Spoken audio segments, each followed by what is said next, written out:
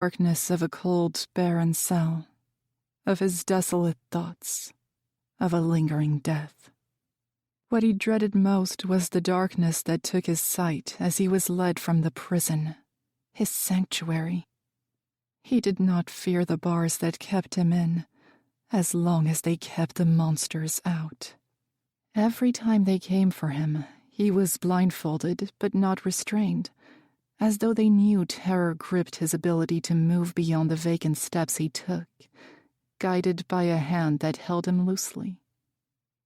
To run or fight, he didn't have that courage, not even when a childhood friend's voice urged a response in him. Nothing was worse than the feeble submission he'd been reduced to. To grapple onto his fading sanity, Reuben thought of Faythe, of his mother, of Jacon and everyone else he left in High Pharaoh.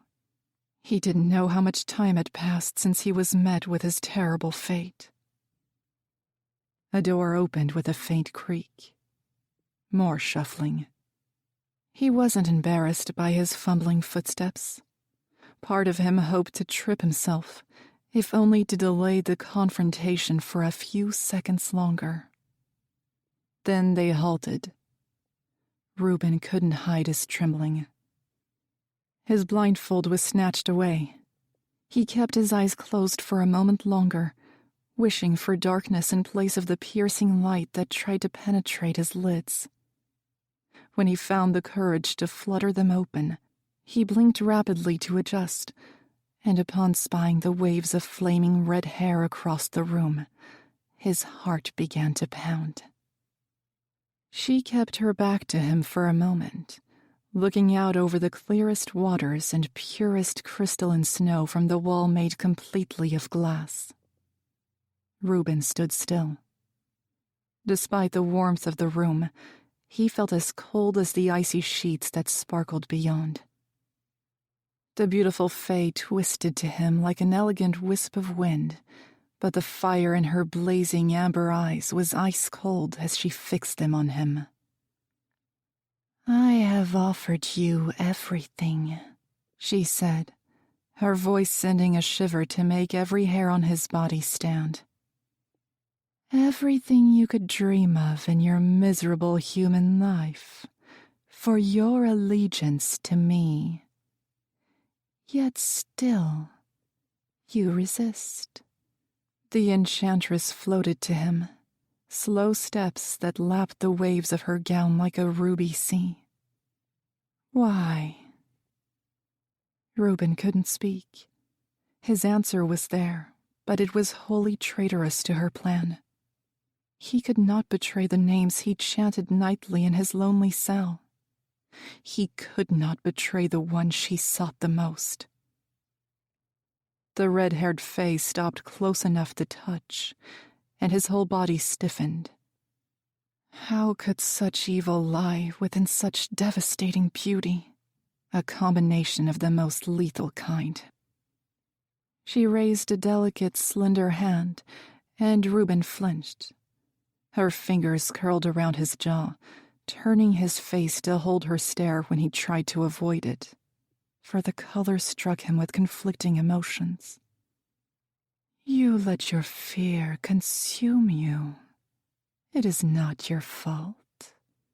Her hand caressed his cheek, a loving gesture that held no true endearment. "I really hoped it would not come to this, Rue."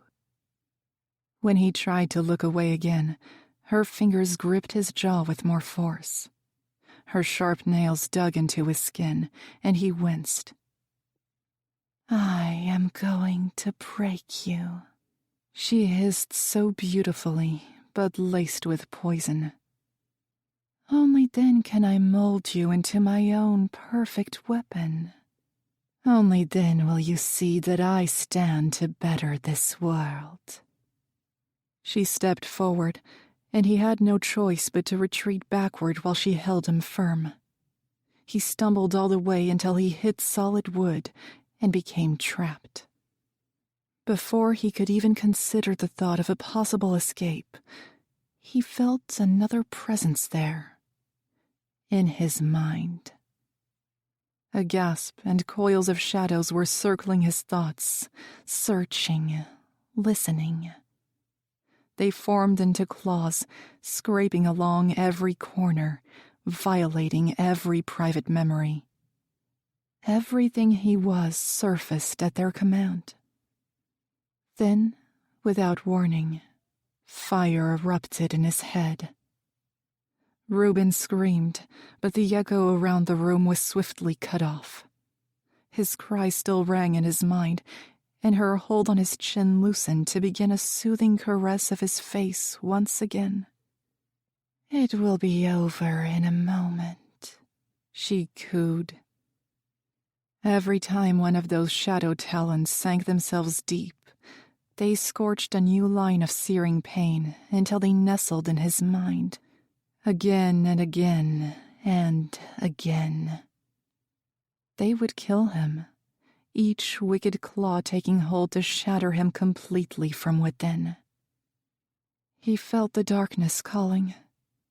This one he welcomed, a darkness so free and final. Just before he could fall into that blissful oblivion, everything stilled. He closed and opened his eyes. Quiet, peaceful nothing.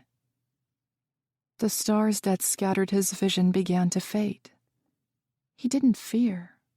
He didn't feel anything. He looked down at the presence in front of him, and she was the most breathtaking thing he had ever laid eyes upon. Fire with the heat of 1,000 suns. He wanted to fall to his knees before such a magnificent creature. As her touch on his face registered, he felt the need to return it. Slowly, his hand raised to cup her cheek, and she smiled. It wasn't sweet or kind or tender. It was pure, blazing triumph. Both her hands laced through his hair and tangled there as she brought her face to his. He didn't object, didn't want to retreat as he kissed her back. He felt nothing from it, but the way she moved was all he cared about. His kiss seemed to please her. When she pulled back abruptly, the curl of her rouge-painted lips was nothing short of devastating. Reuben shivered. "You are mine," she purred. "I am yours." He would kill for her. He would bleed for her. He would do anything for her. Chapter 1. Faythe. As the king's spymaster hurtled through the bright, white hallways, the tapestries and sculptures blurred into waves of deep blue and white. The fast clap of her feet against the marble overtook the tempo of her racing heart. Her lungs burned, breathing uneven and short from the exertion of her sprint. In her urgency, she skidded and twisted around the few servants who littered the hallways. They shrieked, attempting to dart out of her way before she could knock them off their feet, and she called her apologies to them over her shoulder, not slowing her pace at all. The tail of her jacket billowed behind her, along with wisps of her half-unbound hair. With her neck on the line, she didn't have time to consider how frantic she would appear to those she passed. The few guards she came across were halfway to drawing their swords, their fey ears alerted to Faythe's fast thundering footsteps long before she came into view. Upon seeing who was to blame for the commotion, they relaxed, and she winced at their disapproving glares and disgruntled headshakes. She was already running dangerously late, and had decided to take the long route to the council chamber to surreptitiously enter through the back door instead of the front, hoping no one would notice her tardiness, especially not the king of High Pharaoh. Sweat beaded on her forehead, and her breaths cut like broken glass in her throat as she stumbled clumsily around the last corner into the dark, narrow passage that led to where the Lord's meeting was due to take place. Damn rutting spirits, let it be delayed. It was all she could do to keep her jittering nerves at bay. 2 royal guards stood posted outside, and Faythe slowed to a walk as she approached, straightening the jacket of her uniform while regaining her composure. At first, she had felt ridiculous when she was presented with the royal blue and silver accented attire that closely resembled that of the guards. It was far too elegant and formal for her to ever feel accustomed to. The only distinguishing feature the guards had was their shorter jacket and the matching blue shoulder cloak Faythe was spared from trailing behind her all day. "You're lucky. A few of the lords are still to arrive," the guard Caius said. He was one of the friendlier Faythe had become acquainted with during her 3 months in the castle. Younger than most, he was the first in the guard to ease her tensions, and she'd even come to consider him a friend. In fact, she was pleasantly surprised by just how many of the guards had warmly welcomed her into their ranks, albeit she still felt at odds being shuffled among brute warriors. Nothing they could dress her in or title her with would ever be enough to make her blend in, and it had taken a long while to get used to. There was also a large number in the guard who remained uneasy about her presence in the citadel, specifically for her ability, and she couldn't blame them when they avoided her eye. She was only here for her talents, after all, as the king's reluctant spy master. It was only natural to be untrusting of anyone with such a title, and they knew that if the king commanded it, she would be at his mercy to invade any one of their thoughts.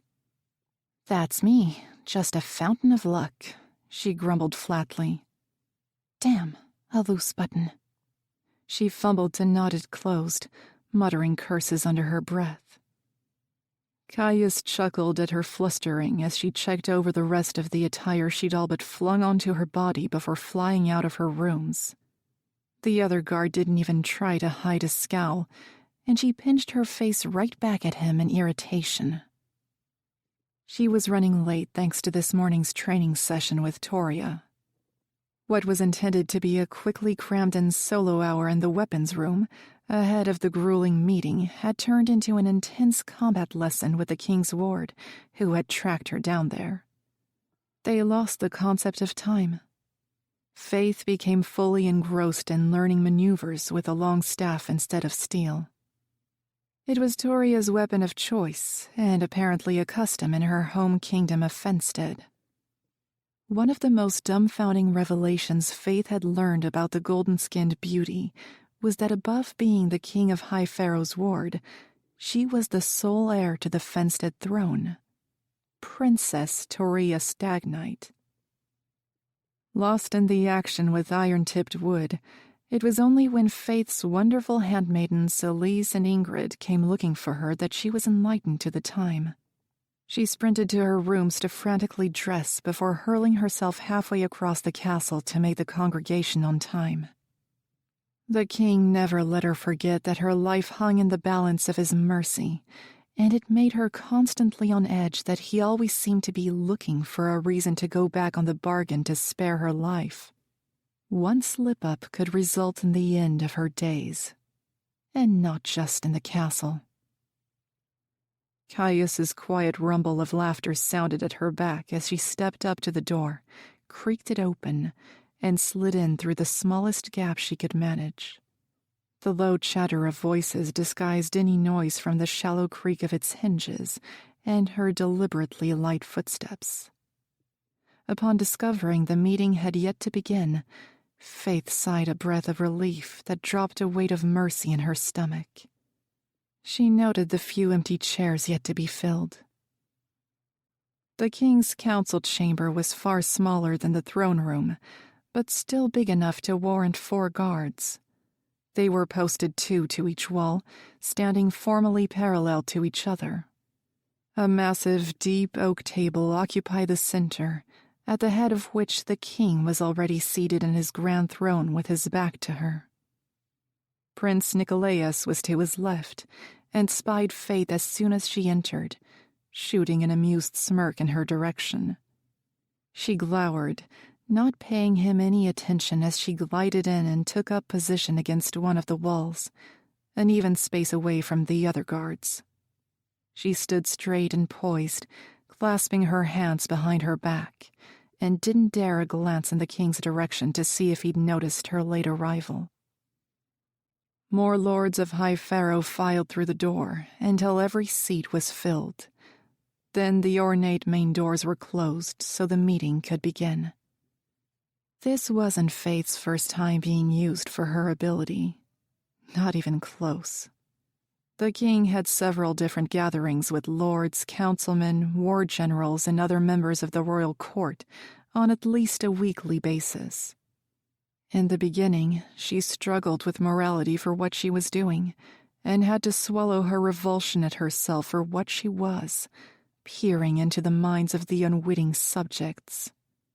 She had learned to live with it by not diving too deep, unless there was threat or suspicion. She had to live with it, and she knew she could shoulder the burden of a tarnished soul as long as it kept her friends safe. Most of the time, Faythe was only forced to listen to her own bored thoughts and the occasional rude remark about the king's actions and strategies. But Orlan would quickly find her of little use if she never reported anything he didn't already know.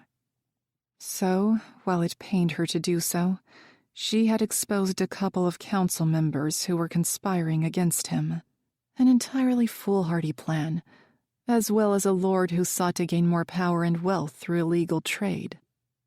She never learned the outcome of their fates, nor did she particularly want to, preferring to remain blissfully ignorant to her third-party involvement in their probable deaths. Faythe had become fully acquainted with her ability, and it no longer doused her with dread to use it. Instead, she harnessed it, became the power that hummed in her veins, far more prominent since those first months of teaching with Nick that seemed so distant now. Her time as spymaster had at least earned her practice and taught her self-control. Collecting thoughts had become like breathing air, and the deeper skeletons those in high places often harbored, they were a game to find, something to offer the tedious meetings a little entertainment. While an ignorant eye would glance over the room and see a gathering of highly respected courtly individuals who carried themselves with an air of importance, Faythe saw what they truly were inside. A congregation of greed, adultery, and spite. There were other stems of her ability she was less acquainted with. Faythe had only been made to use compulsion once, during a vote for the king's proposal to remove the Fey soldiers stationed in the town of Galmire. This would leave the town on High Pharaoh's edge, which shared a border with the conquered kingdom of Dalrune, completely defenseless. The king was many hands short, but with a subtle glance at Faythe, the scales miraculously tipped in his favor. Faythe knew Galmire was a fully human-occupied settlement, which made her part in securing the vote hurt like a painful twist of the dagger, constantly piercing her chest. It was not something she was proud of, but it was certainly not her place to have a voice on any of the matters brought into the council chamber. The meeting was fully underway now, and Faythe had already met the eye of all the lords facing her and captured a glimpse into their minds. It was easy enough to project a thought for them to look at her, and once she caught their eye, she no longer needed to hold their stare. Even when they quickly averted their gazes from the strange human standing in the shadows, she would still be riffling around their heads. They all noted her presence with a curiosity and distaste that was strongly reflected in their thoughts, loud and clear for her to hear. Their obliviousness was too amusing for Faythe to be insulted by their internal slander. The only humans any of them were used to were the ones who kept their goblets topped up. Faythe no longer felt bad for the invasion of their minds, finding most of the lords to be as imperious and arrogant as the king himself. Faythe inconspicuously floated herself around to the other side of the room to stand mirroring her previous position, as she always did, and began probing into the minds of the lords who had been seated with their backs to her. It was deliriously dull, and she was exhausted from her exertion that morning, both in the training room and her wild sprint. Her eyelids drooped a couple of times, and she was jerked awake every time a new voice fought to be the loudest in the room. She didn't pay any attention to the tiresome affairs they conversed, or rather argued about, instead counting the minutes internally with no way of knowing how much time had passed. After what she gauged to be close to an hour, the king bellowed over the petty squabbling of Faythe, silencing the room immediately.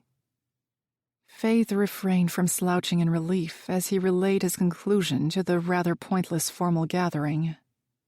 The only time she ever longed to hear the wicked ruler's voice was to signal that yet another exasperating meeting was adjourned. The lords of High Pharaoh stood, chatting idly to each other as they slowly filed out of the room. She watched each of their backs as they exited, far too slow in her impatience. The king and prince remained in their seats, and Faythe didn't flinch from her position until every other noble set of pointed ears had left and the grand doors were closed once again. Faythe visibly relaxed the moment she heard them groan shut, rolling her stiff shoulders before sauntering over to the king. She stopped and braced her hands on the back of an empty chair. "Anything to report?" the king asked, sounding as bored as she felt. She rubbed her right temple. "Lord Devon thinks he's being very undermined, and that his lands are not big enough, if that interests you." The king only scoffed. She went on anyway. "Lord Vactus feels your plans for the fortification's defenses are weak, but he's too afraid to speak out. Lord Folly detests the sound of your voice. The repetition of the word fool was hard to ignore. But you can't please them all, right?" The king's jaw flexed at the insult, while the prince's mouth twitched at one corner, fighting back amusement. "No one's planning or conspiring against you as of late. It's all getting a bit dull, really." Orlon leaned back in his mighty chair, propping an elbow on the velvet-clad arm to hold his powerful jaw in quiet contemplation. He didn't need the grandeur of a throne to assert his dominance as it radiated across the hall, yet she couldn't imagine him seated in anything less. Faythe stayed silent, waiting for her dismissal, which was usually quick. When he didn't immediately relieve her of duty for the afternoon, her stomach started to knot with dread. Orlon took a long breath before he spoke again. "High Pharaoh is to host King Varlas of Olmstone and King Agalor of Ryanel next week. They will be staying with us for 1 week for the king's meetings." Faythe's fingers curled around the wood of the chair tighter out of nervousness. She silently damned the spirits to burn, already anticipating the dangerous proposition that was about to fall on her shoulders.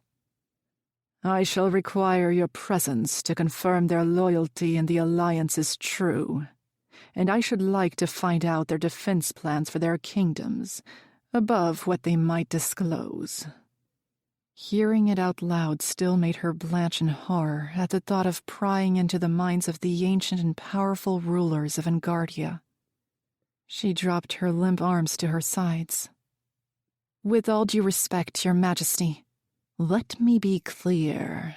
It is not a request," he said firmly, swiftly cutting off her protest. "I hope you have mastered your little mind tricks, Spy Master. If one of them discovers you poking around, make no mistake. I will gladly hand you over to them and deny any knowledge." Faythe swallowed hard, though it did nothing to relieve the dry pain in her throat. King Orlan waited expectantly, and she reluctantly offered a small nod of obedience. A sly, satisfied smile spread wide across his cruel face. The look twisted her gut. Then he waved a lazy hand in dismissal, and she stumbled back a step, bowing her head before twisting sharply to storm for the exit, desperate to leave before the air in the council chamber became too thick to inhale. Making haste through the doors, she remained rigid, marching through the halls while her mind reeled over the insanely daunting task bestowed upon her. She had only just grown accustomed to filtering through the minds of the lords of High Pharaoh, and she had the protection of the king if she happened to be discovered. He would be able to silence any of them to keep his secret weapon from public knowledge. To spy into the mind of another king, however, there would be no salvation if she were caught, and the consequences didn't bear thinking about. Her hands trembled, and she clamped her fists tight, fingernails biting into her palms out of fear and anger. She felt hot and restricted, unbuttoning her jacket in the hall before her rooms, thinking she might suffocate if she waited any longer. She wanted to burn the uniform to ash, the thing that made her shackles as the king's slave visible for all to see. Barging through her chamber doors, she tore the royal blue coat from her shoulders, tossing it onto the bed and untying the top of her shirt to allow the air to breeze across her chest. Hauling open the balcony doors next, she took a long, deep breath of the bitter winter air that had chased away the autumn all at once last month. Winter was always the longest season, but Faythe welcomed the extended nights and chilly wind. The sun didn't shy in the presence of the coldest season, and still beamed its powerful rays down on the marvelous, impeccable city. The reflections off the tall glass and white stone made it a sea of glittering crystal to look upon. Today's sun offered no warmth, but as a tendril of its light fell on her face when she stepped out farther, Faythe closed her eyes at the comforting feeling. When she opened them again, she thought she could feel the ethereal presence that embraced her through those rays, bringing the goddess of the sun to mind. She had not visited Aurealis since her last rocky encounter with the spirit of life. Over 3 months later, that felt like a lifetime ago.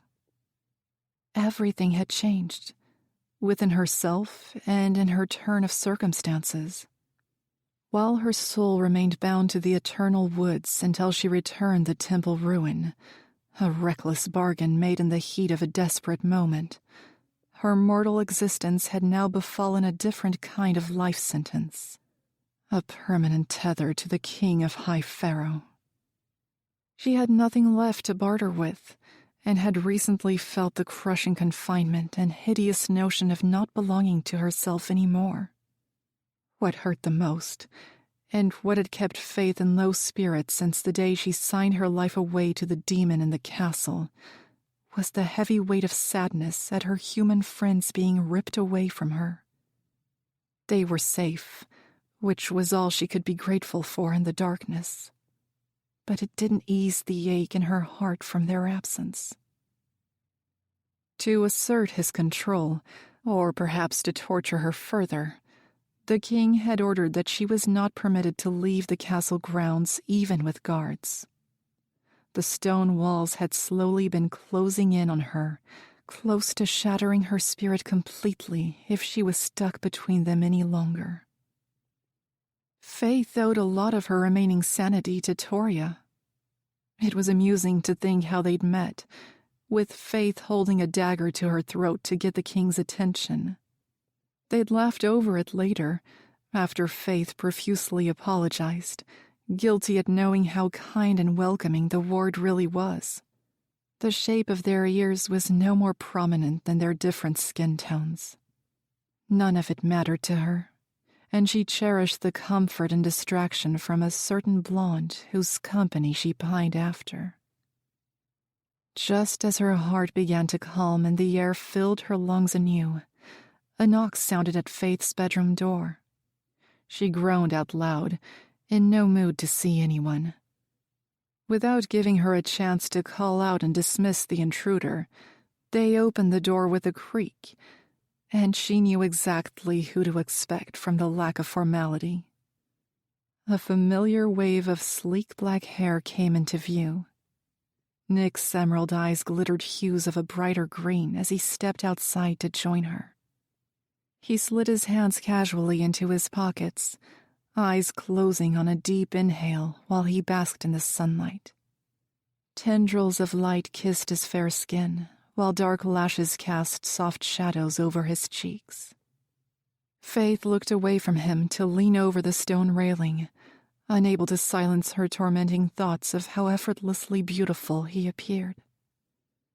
"I thought my father was about to combust at hearing you call him a fool," he said by way of greeting. Faythe laughed through her nose. "I didn't call him anything. He wishes to know what his company thinks. If His Majesty is so sensitive to getting his feelings hurt, he should be more specific about what he wants me to filter out." "While that may be true, you should be careful. He might find your usefulness doesn't outweigh your brazenness." She waved a hand, nonchalant. "He delights in knowing exactly what the people around him think. Good or bad," she said confidently. "Besides, what's trading one life sentence for another if he does find me redundant?" The prince frowned deeply. "Don't think like that." "How am I supposed to think, Nick? I live by his command, and I'll die by it too." "You're not a prisoner." "Because I don't wear chains of iron? The bonds are still there. Don't tell me you've convinced yourself otherwise." His face fell, and she turned back to the city. Her nerves for the week ahead, the looming confrontation with the courts of Engardia, rattled her mind, and she feared she would take it out on Nick if he stayed. "You should go," she said quietly. "Actually, I came to tell you to dress nicely tonight. I'll be back to get you at 9, Nick said, turning on his heel to return to the bedroom. Faythe followed. "Why? What am I needed for now?" she grumbled, crossing her arms. He paused at the door and turned to her with a bright smile. "You didn't think I'd forget, did you?" At her pointed look of question, his grin widened.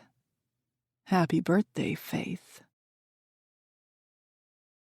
Chapter 2. Faythe. Faythe nervously ran her hands down her white and gold gown, feeling a little overdressed. She wasn't permitted outside the castle gates, so whatever Nick had planned for them must be within the confines of her stone cage. While she was used to being dressed in pretty, ornate gowns to blend in with the ladies of the court, she felt particularly pretentious in the dress that looked fit for a princess. It flowed with her movements, its colors giving her the familiar comfort and illusion of her subconscious mind. Faythe found herself sitting in the white and gold mists of her mind often, reliving better times of freedom in the outer town with the two people dearest to her. It relieved her pain as much as it caused it. Reflecting on joyous memories was also a solemn reminder that she was banned from making any new ones with Jackon and Marlowe indefinitely. The torture of seeing them without physical touch was only made bearable by the knowledge it was a way of keeping them close while they were far. She realized this was the longest time in over a decade she and Jackon had been apart. Faythe felt as if she were missing a piece of herself in his absence. Elise and Ingrid fussed over her hair, styling half of it back in a variety of braids as usual. Pretty as it was, Faythe always looked forward to relieving her head of the tight pressure and letting her fair brown waves loose by day's end. It wasn't customary for ladies of the court to have unbound hair, and she was already a far cry from their elegance and poise without defying that rule. Faythe stared into the vanity mirror, and it unnerved her that she wasn't sure who was staring back. It was her face, but she didn't think it belonged with the diminished spirit inside anymore. The longer she remained a puppet to the king, the more she began to slip from herself. Her thoughts and opinions were silenced in her position of bound obedience. Every time she wanted to scream, cry out, or disagree, it was as if her head were underwater.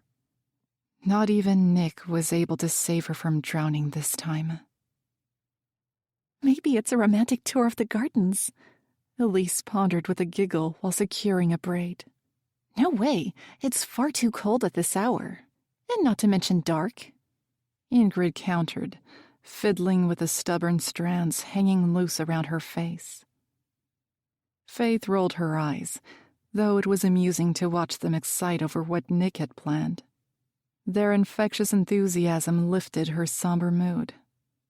I hate to disappoint, but I can assure you romance will not be playing a part tonight, Faythe cut in. She caught the playful discontent in their expressions in the mirror's reflection.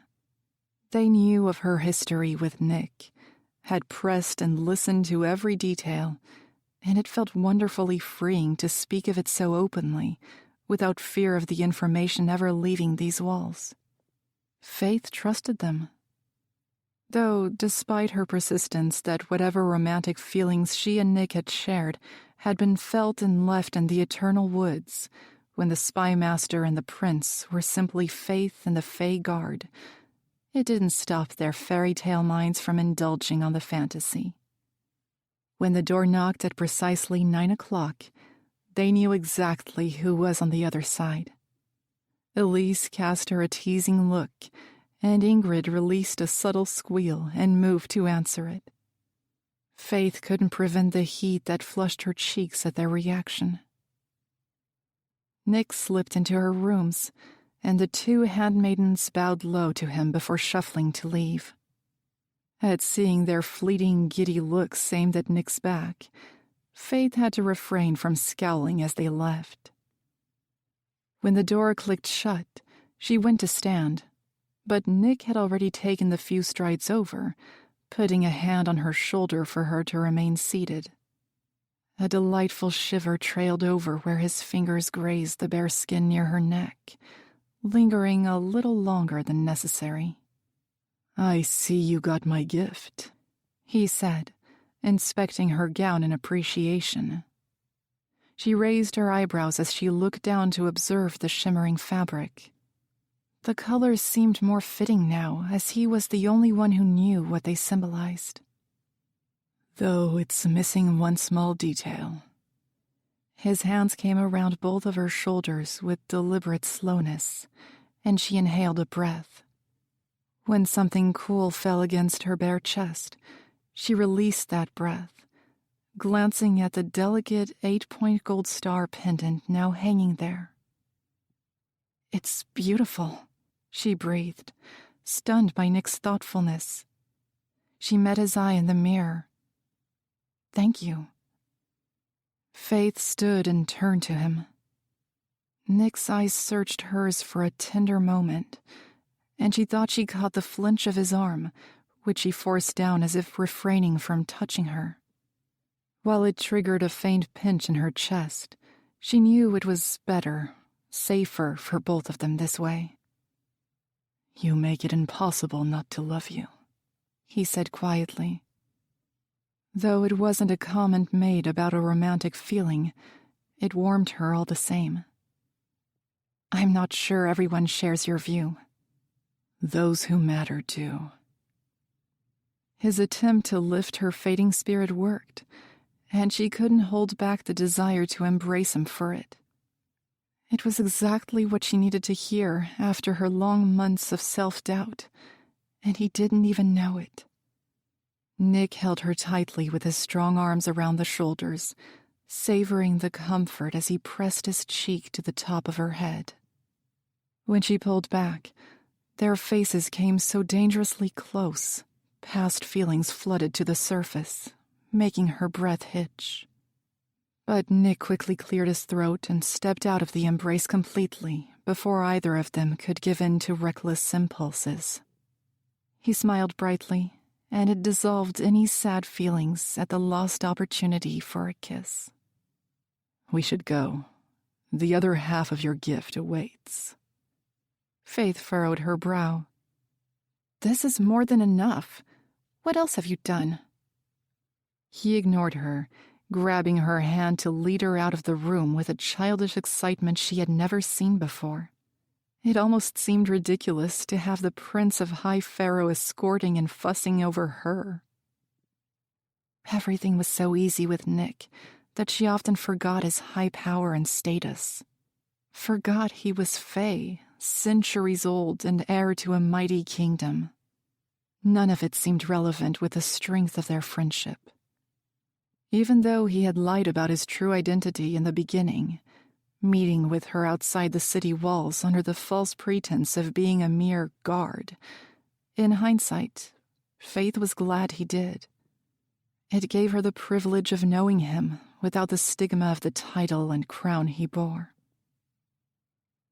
Nick dropped her hand when they emerged into the bright open hallway, falling into a casual stroll beside her and maintaining a respectful distance. In the public eye, they remained little more than strangers.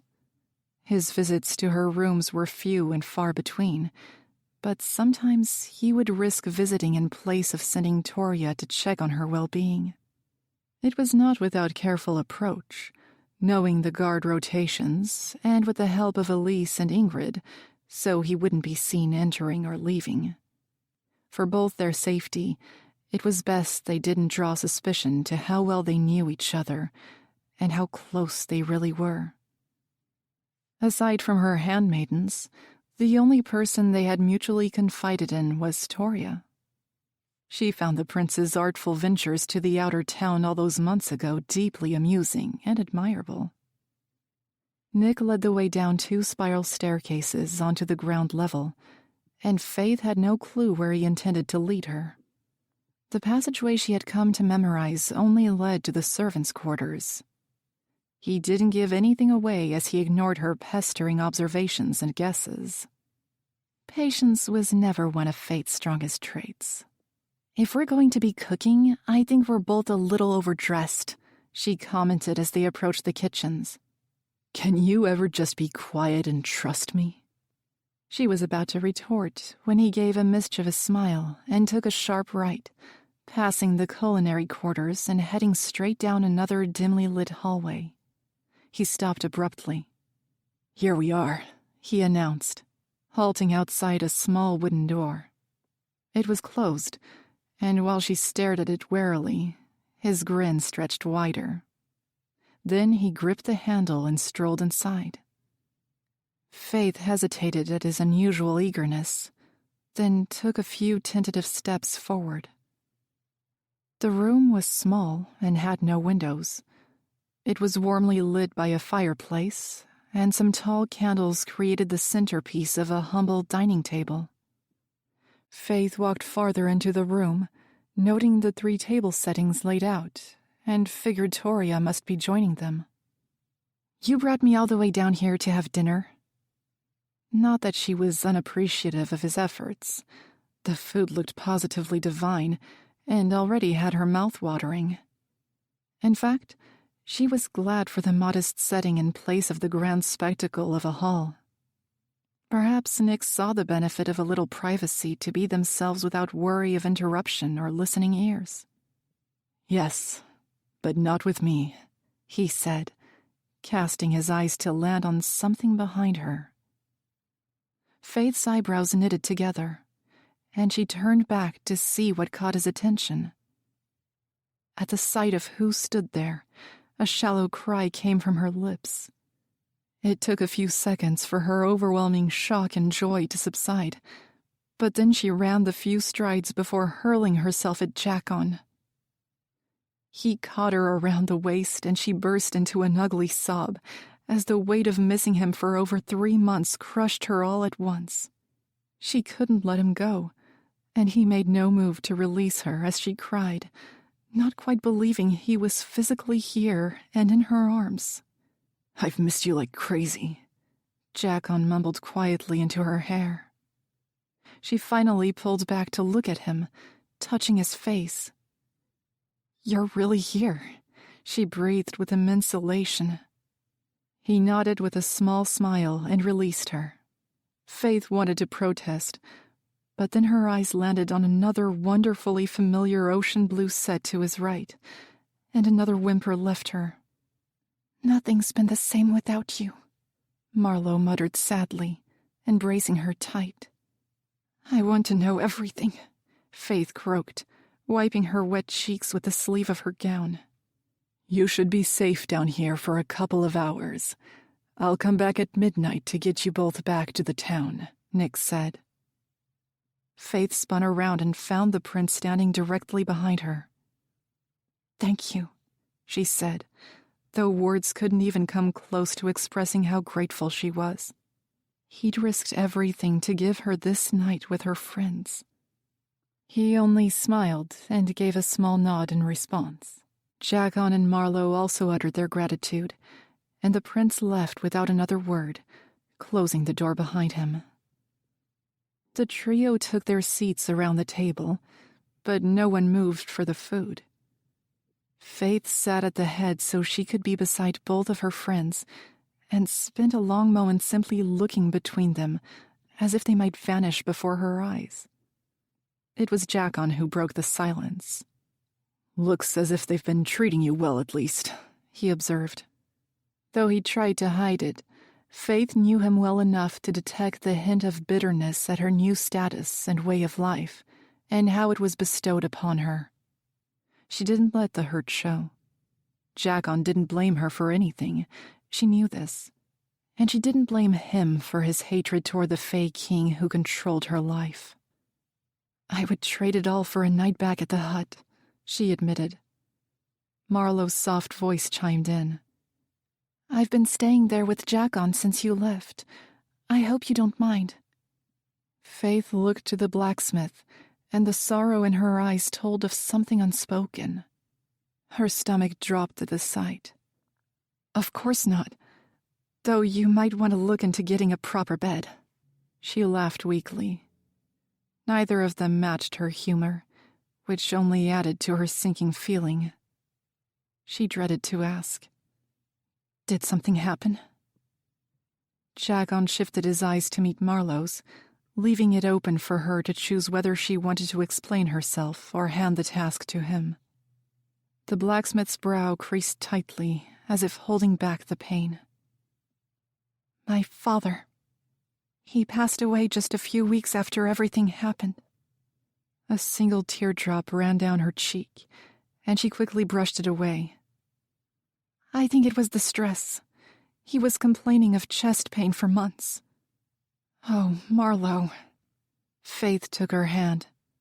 Her own eyes burned for her friend's grief, and also in anger that she had been confined to the castle walls, completely cut off and unaware of Dalton's tragic passing. Marlowe mustered a small smile.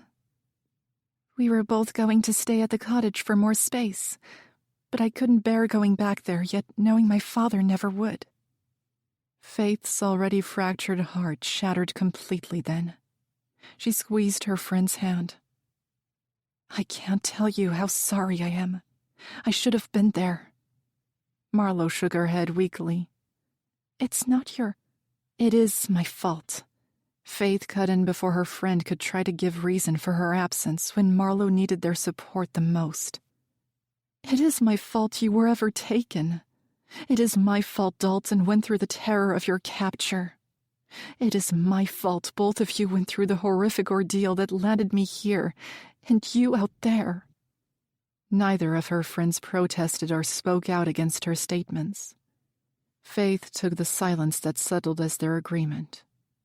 Jackon and Marlowe exchanged a look, something silent passing between them. Faythe had to drop her eyes to her plate, hating the sharp sting that almost made her wince from witnessing their unspoken language.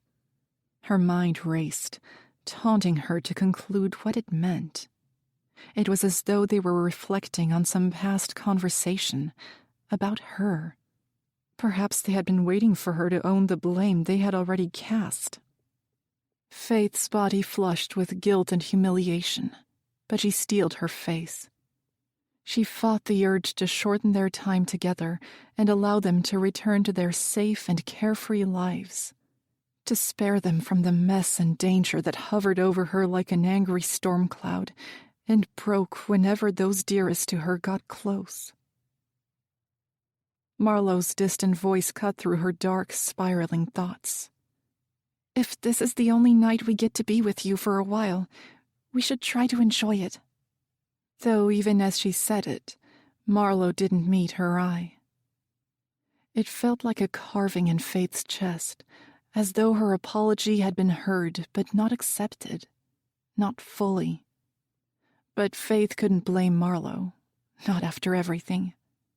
After all, any protest might make her friend's opinion of her even lower. And with the grief of losing her father still fresh, it didn't feel right to beg for Marlowe's forgiveness in that moment. Perhaps it was better to set her insecurities aside and enjoy the moment. There would be plenty of time for self-pitying thoughts when she was alone in her rooms later. Try to enjoy it? Faythe fixed a smile and met her friend's eyes. "I'm with my favorite people in the world, Marlowe. Enjoying your company is as natural as breathing air." She was relieved when their features softened and the tension visibly cleared.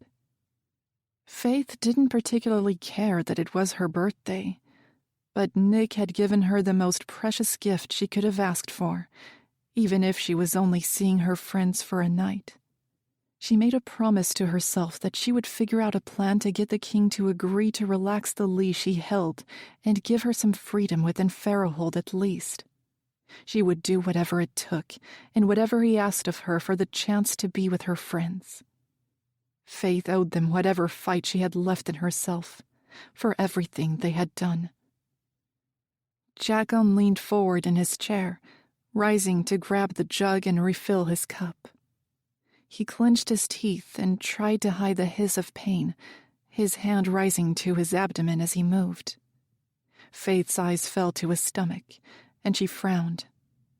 "I thought you were fully healed." She winced at the memory of Jacon's stabbing at the hands of crooks she'd foolishly fought in the cave. She had to swallow the hard lump of guilt.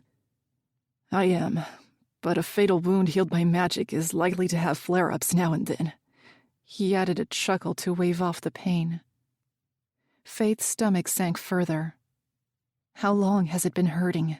she pressed, not convinced it was some side effect when he had assured them it had fully healed months ago without any lingering tenderness. "Not long." "It comes and goes," Marlowe cut in, shooting Jacon a look of apology. "But it's been getting worse lately." Faythe could see the silent scolding in Jacon's eyes as Marlowe confessed for him. Knowing her stupidly selfless and overprotective friend, Jacon would never have mentioned it at all if he hadn't slipped up enough for Faythe to notice. "It's honestly nothing of concern," he dismissed. Faythe gave a pointed look to where he still held his hand over the scar beneath his clothes. She had to focus her mind not to flash back to the image of the dagger protruding there and his blood staining his pale skin. "It doesn't seem like nothing," she accused. He removed his hand from his stomach and waved it lazily at her, reaching for the jug once again and topping up his wine. "I'll live," he mused with a crooked smile. Faythe wasn't so convinced. He was healed by the Eucalypts, by Aurealis's light magic. Faythe's side of the bargain remained unfulfilled, and perhaps this was the spirit's way of getting a message to her. A coil of dark, cold dread knotted in her stomach as a daunting thought crossed her mind. Was it possible for Aurealis to undo the magic of her Eucalypts? Faythe had been content to ignore her unfulfilled end of the bargain for as long as possible. But if there was a chance the spirit held the ability to take back her magic... She swallowed hard and mustered a smile in response to Marlowe as she tried to divert the conversation to something more lighthearted, noting Jacon's discomfort at the topic of his pain. But the air remained tainted, and she wondered if they felt it too. The faint essence that left a friction, a divide between her and her two friends, which she couldn't shake. For the next few hours, they caught up on both the pretentious and painstakingly dull affairs of court life and the same dreary routine of the outer town. Apart from the devastation of Marlowe losing her father, everything was reported to be as bland and somber as she remembered. The young blacksmith had taken over the business full-time and was making it thrive, while Jacon kept his job on the farm, both of them welcoming the distraction from the hollow void that was left behind by Faythe and Dalton's absence. The only time Faythe could muster any positivity in her voice was in speaking of Nick and Toria. She told her human friends all about her Fae companions on the prestigious side of the wall. Part of her wished they were here so she could see all her friends together and damn the social divide. It didn't matter to Faythe, and she was confident they too would forget the physical differences in status that set them apart to find friendship if given the opportunity. She wanted to stay in that small room and talk the whole night away. Then, all too soon, the dainty wooden door creaked open, and Nick entered with a sad look on his face, regretful he was the signal for them to be taken away from her once again. Her heart dropped, and she embraced both her friends tightly, promising she would see them soon. Perhaps it was selfish of her to need them, their friendship and comfort, after all she had done. But until they gave the word they were wisely seeking distance from her, Faythe would harbor that kernel of hope. Hope that one day she could offer them something in return other than danger and misery. Seeing Jacon and Marlowe spark the slowly dying embers within Faythe, and she felt the fire rise, pulsing through her veins once more. In that moment, she struck a private oath that she would not lose herself or allow herself to be tamed, silenced, or controlled within the evil grasp of the king's desires. For her friends, she had to keep fighting. Chapter 3. Nikolaius. Under the cover of darkness, Nick cautiously took a route he was all too skilled at maneuvering through undetected. He didn't forget about the two humans he had the job of leading to safety, and luckily, their dull senses and comparative lack of stealth didn't prove to be a problem in getting to the hidden drain tunnel. Down the dark alley, he spied a figure leaning casually against the wall. Jacon and Marlowe seemed to slow at his back, but Nick detected the stranger as a friend, not foe. Caius peeled himself from the stone with a beaming smile when they approached. Nick had asked the young guard for his assistance specifically, observing how welcoming he'd been with Faythe. That, and Caius was one of the very few in the know about his inconspicuous endeavors into the town through the dark labyrinth below. His loyalty was unquestionable. "Your Highness," he bowed slightly. Nick cringed at the formality, strangely more so in the presence of Faythe's friends. He didn't think they fully forgave him for his months of deceit to her, hiding his true identity while he helped to train her mind abilities. "Thank you for this, Caius. It won't be forgotten," he said gratefully with a hand on his shoulder. The young guard gave a humble nod in response, bending down to haul open the wrought iron seal on the drain hole. Nick turned to the humans, feeling a little awkward that he didn't know how to bid them farewell. It was ridiculous. He was a crown prince, heir to a great throne.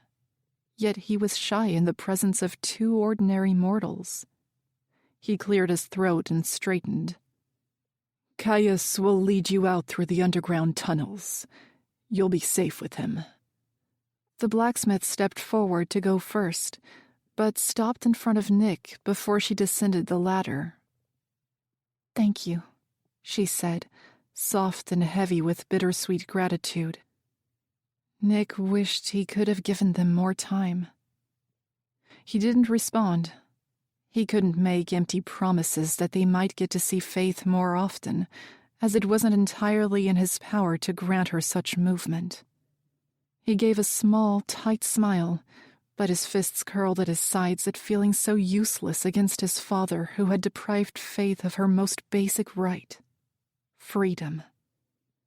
Marlowe crouched, then disappeared down the dark hole. Looking to Jackon, Nick almost recoiled to find him already staring with a contemplative frown. "I didn't want to like you, and I'm still not sure I trust you," Jackon said, using his whole body subconsciously to try to level with him in dominance. Nick had to admire the human for his bravery, if anything, even though his Fey instincts flared at the hint of challenge. "But Faythe trusts you, and that's good enough for me.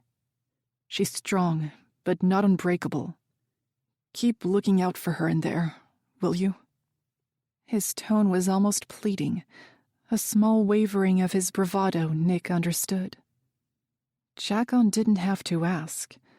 Nick was certain there wasn't anything he wouldn't risk to ensure Faythe's safety against his father's cruelty.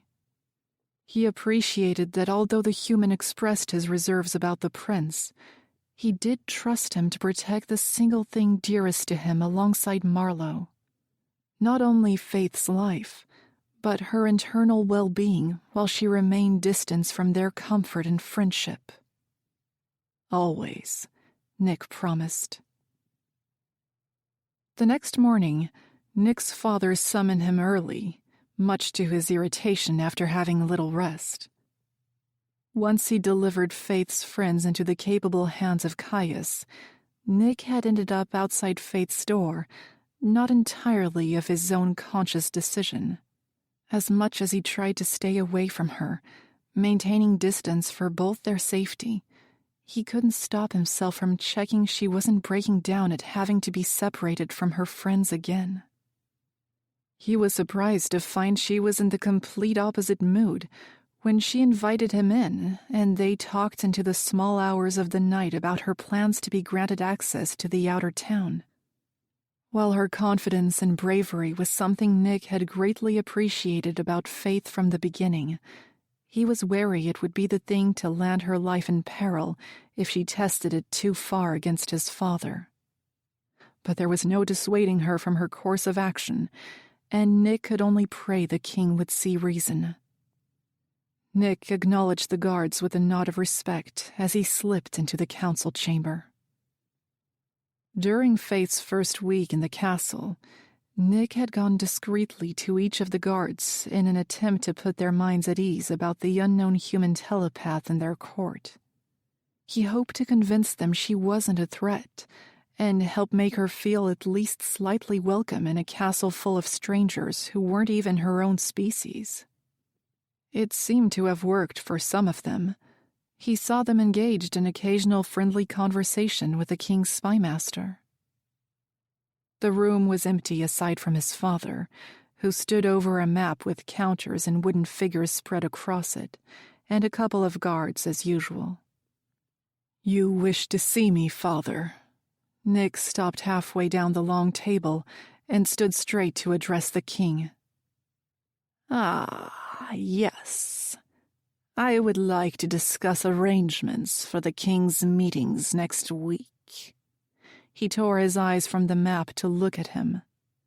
"I've been thinking about propositions for my spymaster." At the mention of Faythe, Nick shifted nervously but waited in silence for him to continue. The king walked a few paces to stand at the head of the table, resting a hand on the back of his throne with a creased brow while he pondered his own thoughts. "Having her in uniform posted next to the guards won't give her the opportunity to engage and gain trust among the other courts. There is only so much she can find out in a few meetings, he said, fiddling aimlessly with the sigil ring on his finger.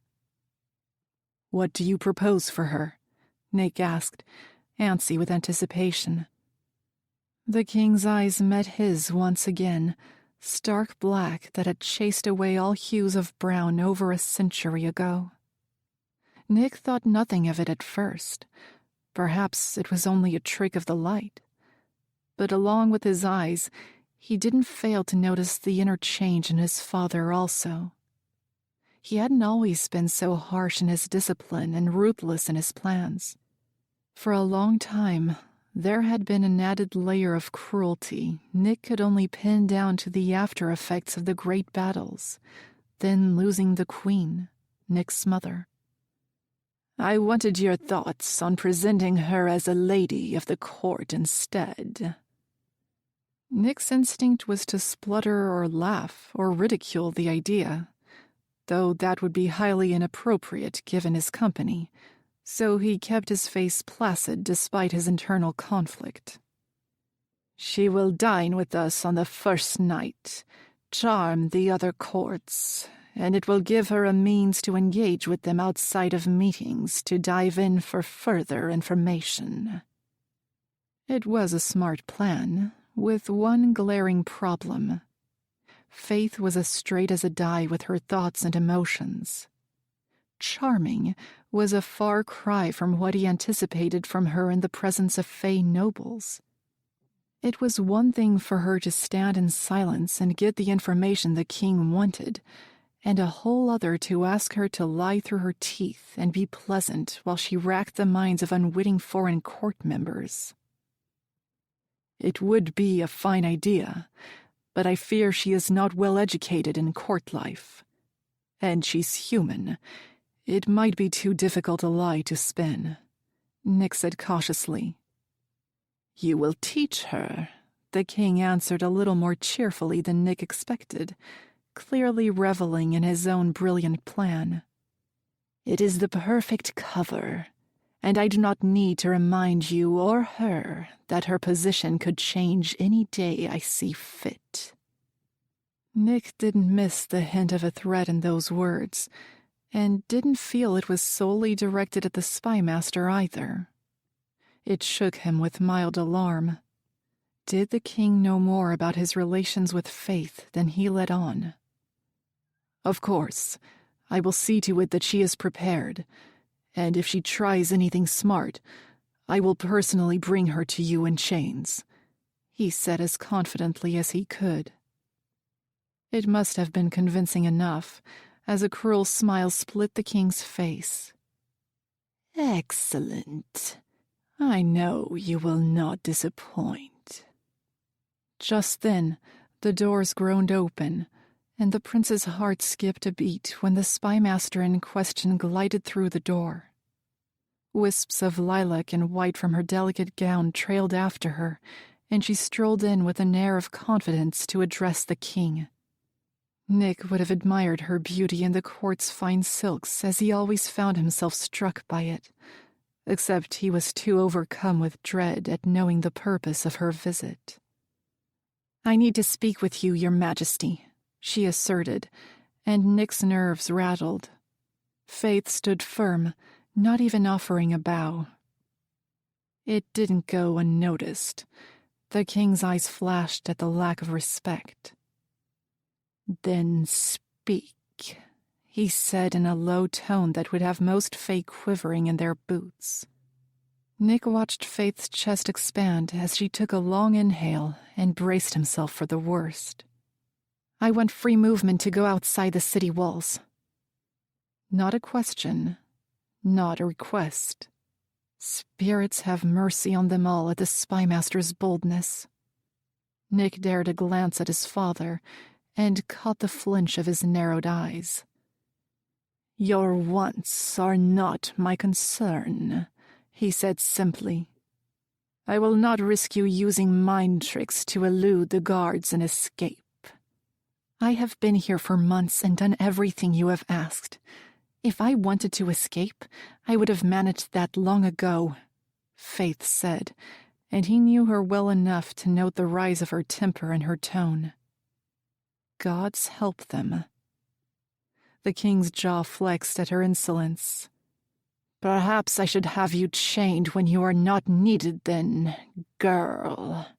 His dominance in the room rose as the king and the spymaster faced off in a lethal battle of wills. Nick wasn't sure if he should admire the human who was brave enough to stand up against a Fey king, or chastise her for her stupidity and complete disregard for her own life. You could have kept me in chains from the beginning, but my cooperation makes things easier for you. Nick could have collapsed at her defiant stance. Even the few guards shifted a little. He wasn't sure who unsettled them the most. The king stepped away from the chair he was leaning on and slowly walked closer to Faythe. To her credit, she didn't balk at the dark force that crept up to her. Instead, she stood straighter and raised her chin. Nick didn't move, didn't even dare to breathe too loud, afraid any interference would be the catalyst for the pair to explode. You forget that you are only alive out of my mercy, girl. You are not irreplaceable. The king's voice rumbled low and deadly. Faythe took a step toward Nick's father, and he jerked a fraction in response to the lamb recklessly approaching the predator who could end her with a single strike. Am I not? She challenged audaciously, and Nick knew that if she made it even halfway through her mortal lifespan with those wits, or lack thereof, it would be a miracle. He noted the twitch of movement in his father's arm as he refrained from reaching for his mighty blade, the legendary pharaoh sword with a griffin-carved pommel, to bring it down on the human right there. I have many skilled night walkers who are not so different from you. The information may come at a slower pace, but do not make the mistake of thinking I won't hesitate to end your pitiful existence. Faythe took another step toward the king, and spirits be damned. Nick had to brace a hand on the table in front of him to stop from lunging over it and placing himself between them. Yes, you do. Your own son is a fine testament to that, she said, but she did not remove her eyes from the king. But can your nightwalkers bring your enemies to their knees before you without touching them? Can they bend their will right before your eyes? Can they reveal secrets and lies straight from the mouth of the deceiver? She tilted her head, as if offering the king a chance to counter her statements. Gods, the woman had a daring nerve like no one he'd ever known before. When the king didn't respond, she continued. Perhaps you want a demonstration. Is the captain available for another show? Faythe glanced around the room, and every guard shifted on their feet, averting their gaze. I will kill you for your impudence alone, girl. Don't overestimate your use to me. Nick didn't doubt his father would hold true to that threat. He wanted to wax sense into her. Picking a fight with the king of High Pharaoh was a whole new level of foolishness for Faythe. I'm bound to die at your hand anyway, by life imprisonment as your puppet or by your sword. It makes no difference to me. The pair faced off for a long moment, and the weight of the thick, rising tension in the room was crushing. To Nick's absolute shock, the king conceded first, though the rage still simmered in the crevices of his face as he turned away from the spymaster and strolled back to the head of the table. He was silent for a moment, and Nick knew the look that glazed his father's eyes, as if he could see the cogs turning in his head. Very well, he said in a calm tone that made Nick tremble. You will be allowed access to the outer town. Faythe relaxed a little in surprise. But But you will go in uniform and as part of the guard patrol. Nick snapped his head to his father at the proposition. The king nodded at his own cunning plan. Yes, this could work to our advantage. You will have your freedom, and in return, the humans will be grateful to see one of their kind has been given such a generous placement within the castle. They will thank their king and know they are not left without a voice in the outer towns. You will be it for them, in appearance. He finished with a wicked smile. Anger was written on Faythe's face at the additional terms to her small dose of freedom. She was to be paraded to her people as a lie. The king had no intention of listening to the woes and sufferings of his human subjects, but her presence out there in a royal uniform would earn him all the favor he needed to keep them quiet and even more obedient. Faythe looked as if she was straining against protesting further, but mercifully, she saw it was the best she was going to get from the king, and nodded once. His father grinned triumphantly, but the grin subsided as he said, "Good. Now get out of my sight before I decide your skills aren't worth that arrogant mouth of yours." The spy master didn't hesitate, nor even glance at Nick as she spun on her heel and the guards opened the doors for her to leave. He didn't take the lack of acknowledgement to heart. As soon as she was out of sight, he physically relaxed, realizing he had been painfully rigid in fear and anticipation since Faythe first set foot in the hall. "I shall leave you to inform her of her new role for the forthcoming week." Nick met the black eyes of the king at the sound of his voice. "She will not speak unless spoken to. She will hold that tongue of hers, and she will not get the chance to undermine me in my own court again," he said in a deadly warning Nick knew was as much for him as it was for Faythe. She would be his problem to handle, and his punishment to face if she stepped out of line. The Crown Prince swallowed hard, but gave his father a firm nod of understanding. Even though he knew the spirits themselves could not tame the fire that burned eternally within Faythe. Chapter 4. Faythe. The day following her confrontation with the King of High Pharaoh, Faythe enjoyed a walk through the castle gardens with Toria, feeling as if a weight had been lifted at her small victory. The king's condition still pierced her heart with another dagger of control. He gave nothing without working it to his ultimate advantage.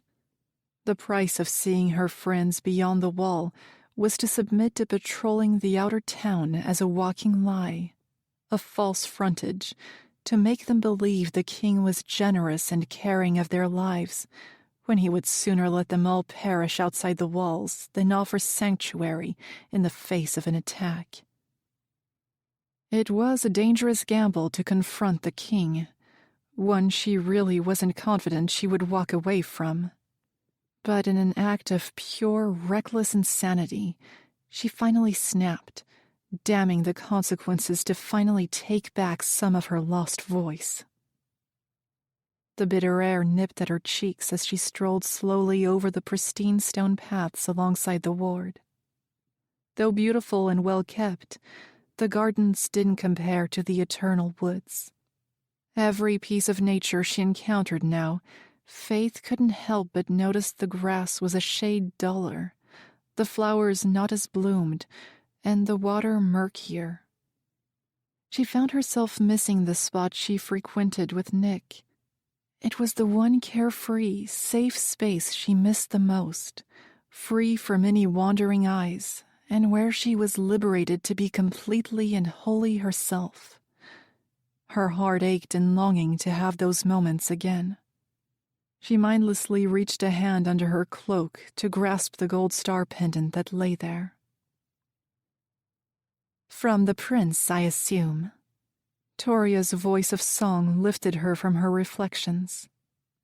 It took Faythe a moment to realize she meant her necklace, and her cheeks flushed. Dropping it, she nodded. A gift for my birthday. The ward smiled warmly. You have his heart, you know, she said casually.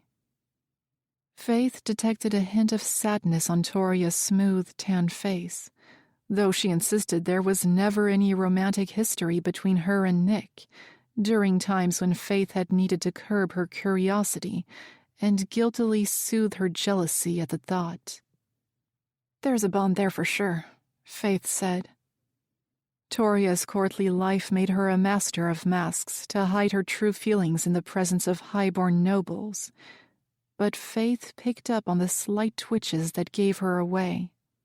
Averting her gaze for a second when she heard something she didn't like was one of them. She added, But it's the same bond I have with my friends, Jacon and Marlowe. Toria's lips curled up a little, but not in happiness. You're lucky to have friends you can trust. Court life can be lonely. I can never be sure which of the lords and ladies want to know me for me or my status as the king's ward. The perfect golden skin on her forehead creased in suppressed sadness. It filled Faythe with guilt.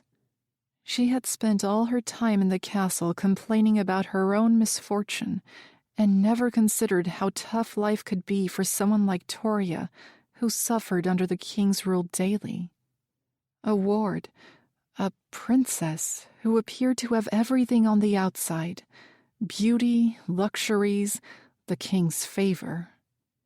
Faythe figured no one realized it all meant nothing without the fruits of life's labor, the real connections made along the way.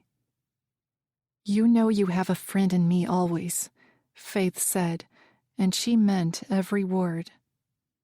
Toria smiled in appreciation. There's something about you, Faythe. I don't know exactly what it is, but it gives me hope for us all. Faythe was about to laugh at the ridiculous compliment, but one look at the ferocity in Toria's face made her nervous smile drop. Her searching brown orbs almost set her in a trance, and she realized they had stopped walking. I'm just a Tyrant King's spymaster, Faythe said, averting her gaze out of shame. No, you are so much more, and you cannot let him break you. From the moment Faythe first spoke to the ward, that night on the balcony when her fate became sealed to the king, she knew Toria was not the simple, polite court lady she had deceived everyone into thinking she was. No. Behind the innocence of beauty, there was a fierce warrior who would bow to no one and stop at nothing to see her kingdom returned to her and her parents avenged.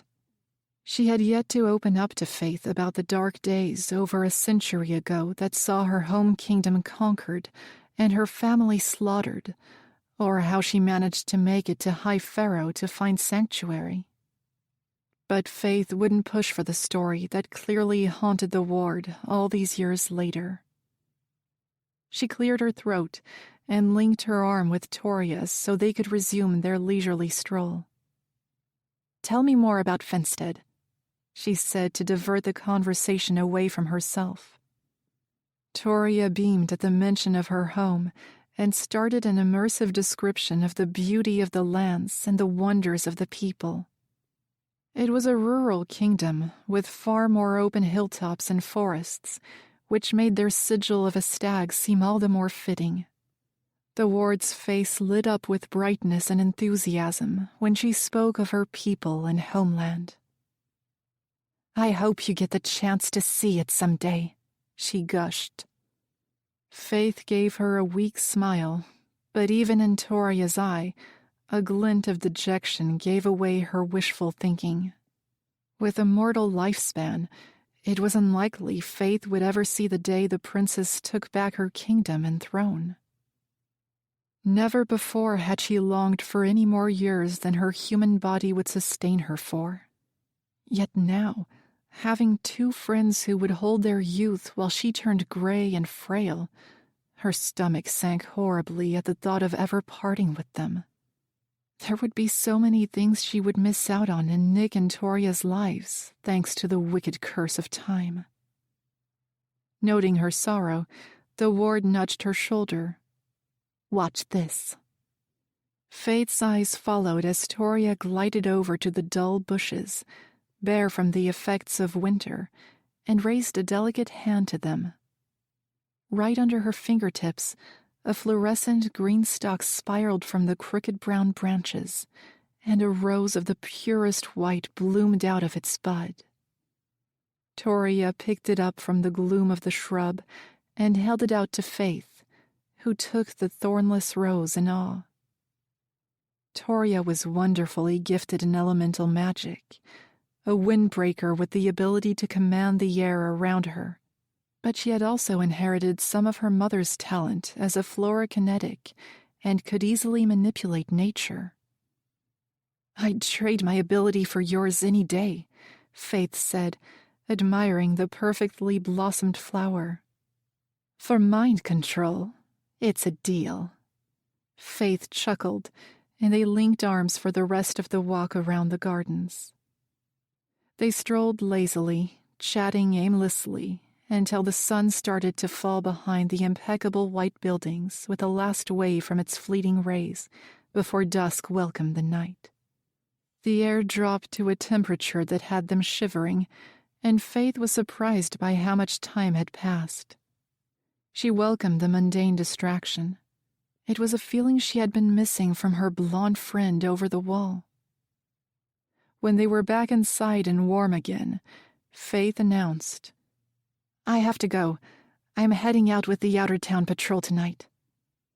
She wasted no time in finding out exactly when the day and night patrols were scheduled to leave each day, and jumped on the first opportunity to see her home again. She made note of exactly who would be given each assignment. A few of the guards were friendlier to her than others, and she had plans to divert herself from the group to see her friends. "Can I come?" Toria asked with a beam of excitement. Faythe raised her eyebrows at the ward's eagerness, not expecting her to be the least bit interested in the dreary town. "Please, I hardly ever get to go outside the city walls." It was an absurd notion that Toria would ask Faythe's permission for anything. She even felt silly for not knowing how to respond, as it wasn't exactly within her authority to tell a princess what to do. Faythe hated herself for even thinking it, and she winced as she said, "Are you sure the king won't mind?" The ward waved a dismissive hand. "He's not my keeper. Besides, he hardly keeps track of where I am anyway." Faythe didn't know the exact relationship between the ward and the king, or why such a cold-hearted male as Orlon would not only offer sanctuary to the foreign princess, but station her as his ward, to be by his side at all times.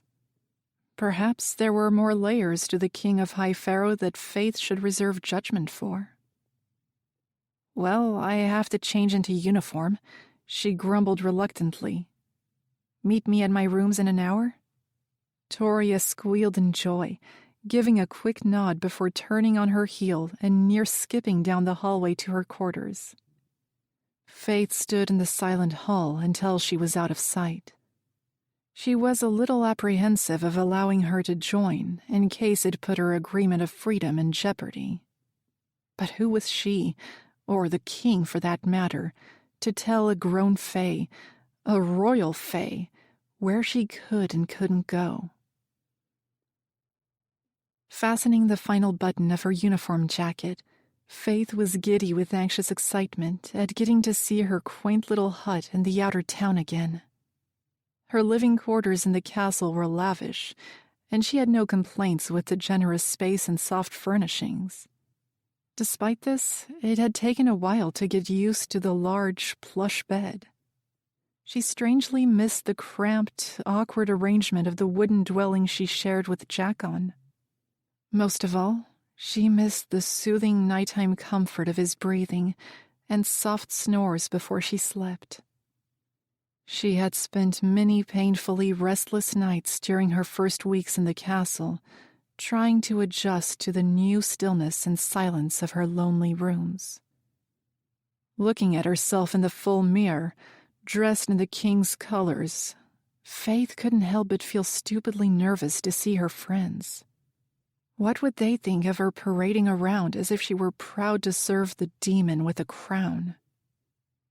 Before she could work herself up and lose her nerve to go, there was a knock at her door.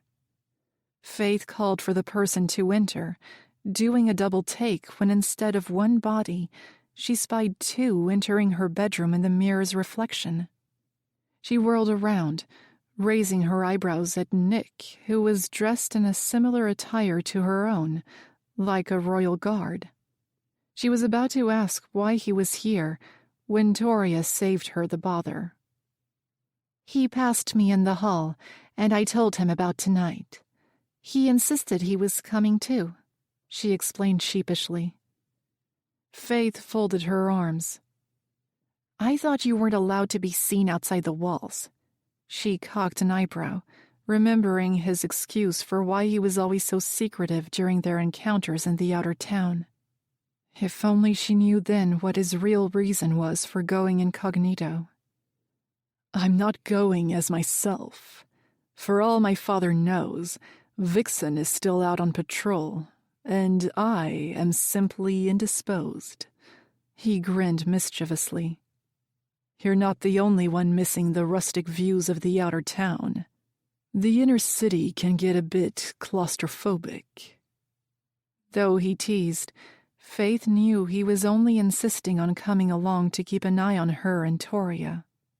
She noticed his overprotectiveness extended endearingly to the princess, too. Sometimes the way Nick looked at Toria, whether the princess saw it or not, held a depth that dropped to sadness in Faythe's stomach. She never gave the ugly sinking feeling a chance to settle. "So you paid off Vixen to cover for you," she concluded. His answering grin was all the confirmation she needed. Faythe huffed. "You've definitely used that trick before. At least now I know how you ended up at the summer solstice bonfires." She shot him a playful, accusing look, while Toria's lips parted in surprise. Clearly, the prince was far more cunning and secretive than even his closest companion knew. Nick had risked a lot to venture into the human town and remain undiscovered. Faythe understood why he wouldn't confide in the ward about those particular antics, at the risk of implicating her too if he were caught. The deviance on his face made Faythe's mouth twitch up in amusement. "That was particularly difficult. I had to come up with a perfect excuse to get out of the solstice ball here at the castle and not have someone come looking for me." He cast a light-hearted smirk at the ward, whose tan cheeks flushed a shade of rose as she quickly averted her eyes. "There's really nothing that eventful out there. I don't know why either of you are bothered." Faythe grabbed her deep blue cloak with the king's sigil of a winged griffin at the clasp across one shoulder, an extension of her prison wear.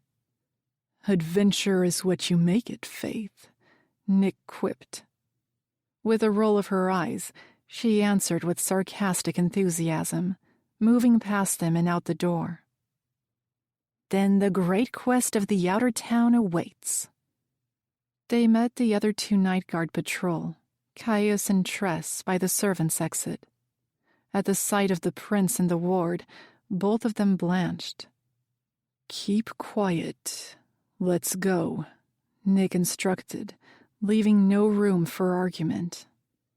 They both hesitated, clearly debating the punishment if the king found out about their added party members. But with a glance at the prince's stern face, they nodded.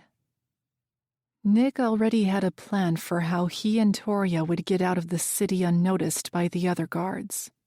through the underground labyrinth. Faythe shuddered at her recollection of the dark, grim passageways she had only ventured through once before, with Jackon, in their reckless, failed attempt to infiltrate the castle and save Marlowe's life. She wanted to slap herself for the brash plan that had landed her in the Netherlord's service. Nick and Toria kept the hoods of their cloaks up, and their heads bowed low, trailing slightly behind the patrol. Once they were through the side gate, the two of them broke off to take the inconspicuous route. They would merge again once in the safety of the outer town. Faythe followed close to Caius, diverting to take the main street out of the city. Only now did she feel riddled with anxiety. She subconsciously adjusted the clasp of her cloak, all too aware of the flood of royal blue. Paired with the rounded contours of her ears, she felt as if even the mortar of the pristine white buildings weighed judgment on her. All of them stayed silent as they marched through the inner city streets, and Faythe was grateful for it. Her throat became hideously dry as she craned her neck to gauge the full height of the dauntingly tall dwellings. She had only ever admired the gleaming city from afar, and never in her lifetime did she think she would stroll so casually across the smooth paths. Her nerves were momentarily subdued by her awe. In stark contrast to the uneven, harsh cobbled streets of her human town, the ground here was level and clean. She almost felt as if she were gliding. Every now and then, she had to hurry her steps to catch up with the guards after she slowed to take in the marvelous beauty. She tried not to pay attention to the few Fae they passed, but her curiosity got the better of her, and she felt her confident poise falter every time she caught their wrinkled glances of distaste and confusion. It made Faythe feel horribly out of place. She wanted to shrink out of the blue attire and dissipate into the wind. She noticed the flickering lapis flames that danced in ornate floating white baskets along the sides of the buildings, something she had found oddly alluring the first time she saw the obscure color of the fire months ago. She turned her head to Caius. "How does the fire burn blue?" He glanced at the baskets. "Fire wielders," he said as if it were the most obvious thing. "They create flames that give off heat, but don't require wood or coal to keep burning. They won't go out without their command." Faythe raised an eyebrow in curiosity at the eternal flames forged by those with the elemental gift of fire. She wondered just how many different abilities there were, impressed by each new talent she discovered. She was lost in this city of magic and perfect sculpture. Not a lick of paint was tarnished, and there were no discarded crates or really anything out of place on the immaculate walkways. It was beautiful, yet artificial. When they reached the wall and stepped under the archway, it was as if someone had snuffed out all the lights, leaving only the dullness of the grim, tattered brown town. However, it allowed the glittering stars to shine confidently against the dark night sky, without competition.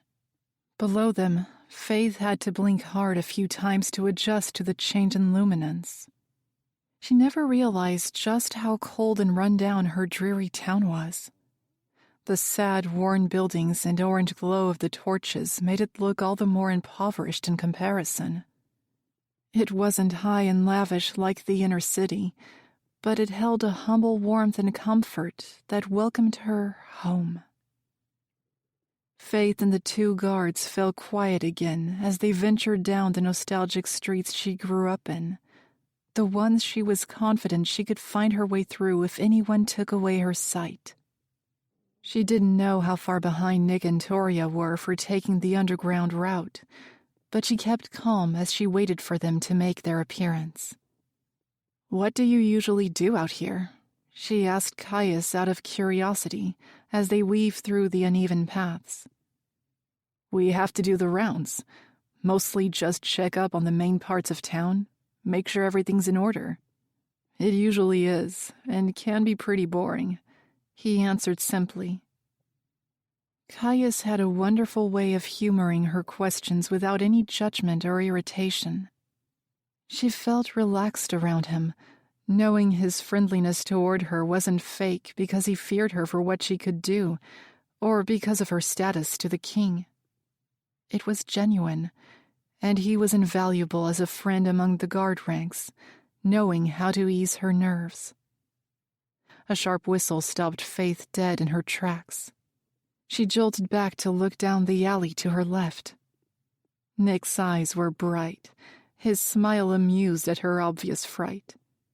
She refrained from whacking his arm in annoyance when he and Toria emerged from the shadows to join them. The prince turned to the guards. "You two carry out your duties. We won't be far, and we'll find you when it's time to go back." Caius's eyes darted between Nick and Faythe, and she could see he wanted to protest. He was likely under strict orders to keep an eye on her at all times. Faythe thanked the spirits for Nick's presence then. He knew her intention was to divert from the patrol to seek out her friends, and his influence took the task of persuasion off her shoulders. Thankfully, Caius said nothing, giving a short nod of understanding. Faythe didn't waste any of the precious time she had been granted. She turned on her heel to take the street to her right with the prince and ward in tow, while Caius and Tress continued straight on. Reaching her destination in a few quick minutes, she paused outside the familiar crooked brown door of the hut, heart wild with nerves, wringing her hands. "What's wrong?" Nick asked softly. She wasn't sure how to answer, caught up in a mixture of joy and sadness at seeing her home that felt strangely foreign all of a sudden. Then, thinking of her two friends inside happily living their lives, which she was about to barge into wearing a guard's uniform, as a completely different person to the one who last stepped inside the feeble structure, she realized she felt guilty for bringing her mess of a life to their door. They could live a perfectly mundane and fulfilled existence without her. It was Faythe's own selfishness that brought her here. "This was a mistake," she muttered quietly. She turned to leave, but Nick caught her by the shoulders. "I don't need your ability to know what you're thinking, Faythe. Don't take that choice from them." Tears nipped her eyes as she met the prince's green gaze and saw the determination behind it. He wouldn't let her self-destruct. "They deserve better." Nick shook his head. "They deserve a friend who will stick by and fight for them. And that's what you're doing by coming here tonight." His hands fell away, and with that, he left her to make her own choice. Faythe slid a look to Toria, who offered a warm smile of encouragement. "I feel as if I already know them from how much you talk of them. It would be a shame not to meet in person now we're here." She mused lightly, but in a way that still left the decision in Faythe's hands, without any judgment. She wouldn't cower, and in that same decisive moment, Faythe banished all thoughts of knowing what was best for Marlowe and Jackon. If they decided they would be better off without her mess and drama, she would respect their choices to lead their lives without her, until they gave the word. She took a deep breath and spun around to the door, rapping her knuckles twice against the wood before she lost her composure. It felt odd to knock, but at the same time, it was no longer her home to welcome herself into. She trembled with anticipation, the coward in her hoping they weren't even home to save her the emotional stress. Then the unchanging sound of the front door's creaking hinges being pulled open revealed the disheveled brown hair of her dearest friend. Jackon stood silent, stunned, and neither of them spoke for a few painfully long seconds. Faythe waited outside the threshold, giving him the chance to reject her upon seeing her attire and company. Instead, he reached for her hand and pulled her into a tight embrace inside the hut. A small sound of relief came from her, and Faythe closed her eyes to savor his tenderness. "Faythe?" At the chirp of Marlowe's voice, Faythe snapped her eyes open to land on the ocean-blue orbs emerging from the bedroom. Marlowe's smile was warm, and Faythe's nerves about seeing her after their last somber conversation eased when they embraced. "How did you get here?" she asked when they broke apart. Faythe glanced behind her at the two Fae who remained outside. She quickly beckoned them in, and they obliged as they all shuffled farther into the hut. The small front room was hardly large enough to accommodate them all. "Well, you know Nick. This is Toria." Faythe introduced them. "I've heard so much about you both," the ward said. Then she looked at Marlowe specifically. "You sound like quite the impressive woman." The blacksmith blushed deep crimson and flashed Faythe an accusatory glance. She simply shrugged sheepishly. It was true Faythe had gushed about Marlowe's many talents and extensive knowledge. "I've heard a lot about you, too," Marlowe said timidly, having never been in front of a Fae female before, let alone a princess. "I'll make some tea. I'd love to hear more. Faythe is a little sparse with the details." The two of them went over to the dainty kitchen, and Faythe's heart warmed at the sight of everyone in the room. Her unbreakable circle of friends. Family. She looked to Jacon and found him observing her royal blue formal attire. She shifted anxiously, glancing down. "A condition of getting to come here." She felt the need to explain herself at his unspoken judgment. Her friend smiled sadly. "I always thought red or green suited you best, but I suppose the blue works," he mused playfully, and Faythe relaxed, relieved he didn't hold any resentment toward her for it. "I wish you didn't have to be tethered to that bastard." Jacon paused, shooting a look at Nick and muttering a quick apology. The prince's jaw flexed, but he said nothing to scold him for insulting his father, their king. Faythe reached out and squeezed Jacon's upper arm. "It's only a job. I'm treated well," she reassured him, even though downplaying what she was really used for twisted in her gut. Jacon knew everything, but she was glad he never brought it up or made her speak of how she was a silent intruder of thoughts. He'd made it clear to her the night of her birthday that no matter what she was forced to do at the king's hand, he would never think of her differently. It was a great relief, but also hideously damning, as she felt his words were preemptive forgiveness should she ever be forced to do something unthinkable. When they turned to make the few strides to the table, Faythe heard Jacon inhale before catching his hand over his abdomen. His rigid posture was a sure giveaway that he was in pain. Her face wrinkled, but she said nothing. Faythe and Toria settled at the small bench in the kitchen across from Marlowe and Jacon. Nick stayed standing, leaning against the countertop behind her, mainly because there wasn't enough room on the already overcrowded bench, but even if he had a side to himself, Faythe knew he would barely get his legs under the feeble table anyway. For nearly an hour, the five of them chatted and caught up on each other's lives, and Faythe relished in the normalcy. It warmed her heart to see both sides of her friends, Fae and humans, getting along so well. It was easy to forget everything that made them different. Wealth, status, strength, poise. Right here in the hut, everyone was equal, and it gave her a new beacon of hope for what the lands could be one day. Faythe was listening to Marlowe tell a story of a particular client she had worked with recently, when she heard Nick shift behind her.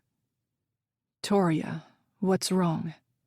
His voice was soft but worried, and he was by her side, peering down at her with a hand on her shoulder in an instant. Faythe's eyes fixed on the ward, who wore a deep frown. "Can you not hear that?" The rest of them exchanged confusion as they looked to each other in question. It was Faythe who said, "Hear what?" The ward slid her gaze to Faythe. "Like whispering, but I can't make out the words." Faythe raised her eyes to Nick, whose concern increased. He shrugged, not having any idea what was going on with Toria either. "We don't hear anything," he answered for everyone. Toria inhaled sharply then, closing her eyes and tilting her head as if trying to tune in to a faraway sound. Nick crouched beside her and took one of her hands. Noting their closeness and the prince's fixation on her, Faythe put effort into ignoring the pinch in her chest. Not of jealousy, but of a sinking loneliness. It didn't get the chance to take root when Toria opened her eyes again, and the next 3 words she uttered chilled the temperature in the room. "The Eternal Woods." Faythe's eyes widened, and she leaned away from Toria. The ward turned her head to look directly at her, which only rattled her nerves further. She shot a quick look at Marlowe, then Nick, the only others who had been to the Eternal Woods with her before.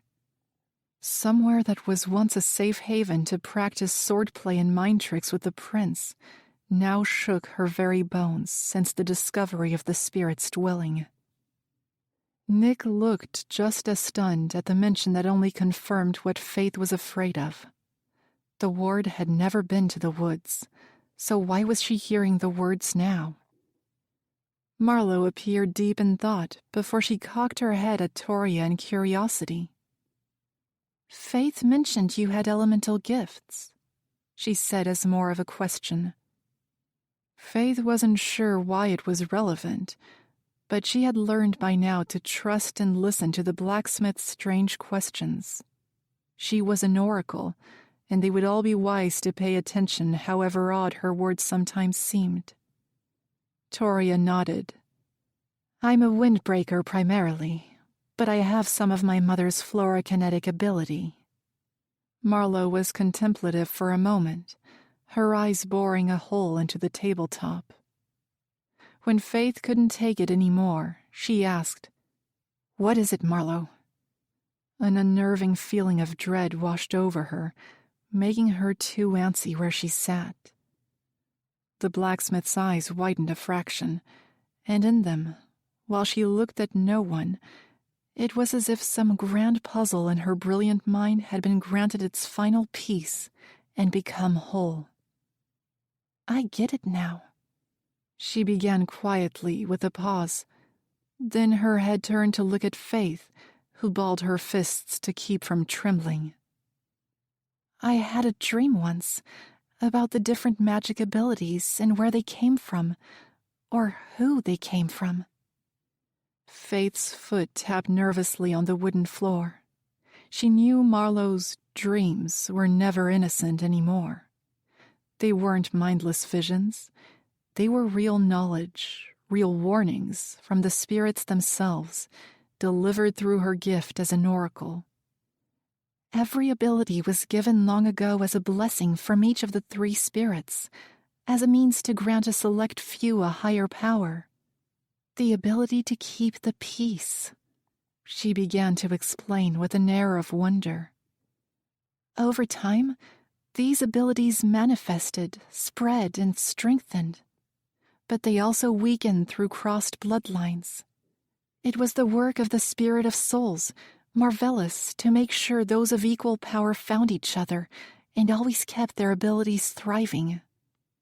When Marvellous left her sacred duty 1,000 years ago, those souls wouldn't always find each other, which resulted in diluted power. The Fae people came to call those who did connect mates. Even those without an ability have an energy within that longs to be matched. Not just a romantic pairing, not just love. Those who connect with their mate, their equal, continue to strengthen their bloodlines as well as each other. Faythe was wholly engrossed in the fascinating story. Though she dreaded the answer, she asked, "What does all this have to do with Toria?" Marlowe took a breath before continuing. The elementals were a blessing for Borealis, the spirit of life. Some part of Faythe knew the conclusion Marlowe was about to draw, but it hit her like a ton weight all the same. "I think her temple calls to you." Only Toria kept her frown of confusion as the rest of them looked between each other in dawning realization. Faythe's hand went to the pommel of her sword, more specifically, the Riscilius, the looking glass. It would be fully charged to see the spirit of life once again, since their last encounter was well over 28 days ago, the time period the stone needed to be strong enough to pierce the veil. She had never fully explained to her friends what greeted her the day the light engulfed her inside the Light Temple, the day Borealis came to form in front of her. The only one who knew was Marlowe. She was too afraid to share the revelations that changed everything. "What else do you know?" Nick asked. Marlowe's face creased as she tried to recall more information. "Those with abilities of the mind, the Nightwalkers like you, are supposedly marvelous blessed." Faythe finished for her, not meeting anyone's eye, though she knew their stares were all fixed on her. She took a deep breath, straightening, and said to no one in particular, "I think I need to tell you what I learned in the temple that night." Chapter 5. Faythe. I saw Borealis. The expressions around the table were a mix of shock, disbelief, and confusion as Faythe dove into her encounter with a spirit of life that seemed so distant now. She shifted nervously under the scrutiny of so many eyes. No one spoke, allowing her to recite the details of what the spirit told her. But Faythe found it difficult to put the experience into words. It all sounded fictitious. Still, she rattled through the brief conversation, which didn't consist of much that even made real sense to her yet. When it came to the part about her father, Faythe took a long pause before saying, "I'm not sure if I believe what she told me." She released a shaky breath. "But she seems to know who my father is." Jagon's shock was the loudest. "Did you find out who he is?" he asked carefully. Faythe shook her head. "Not exactly." She gave a nervous laugh, anticipating what she was about to say would be immediately rendered a ridiculous claim. "She implied he was a Nightwalker, which would mean he is Fae." The room was silent, and all Faythe could hear was the thundering of her own heart.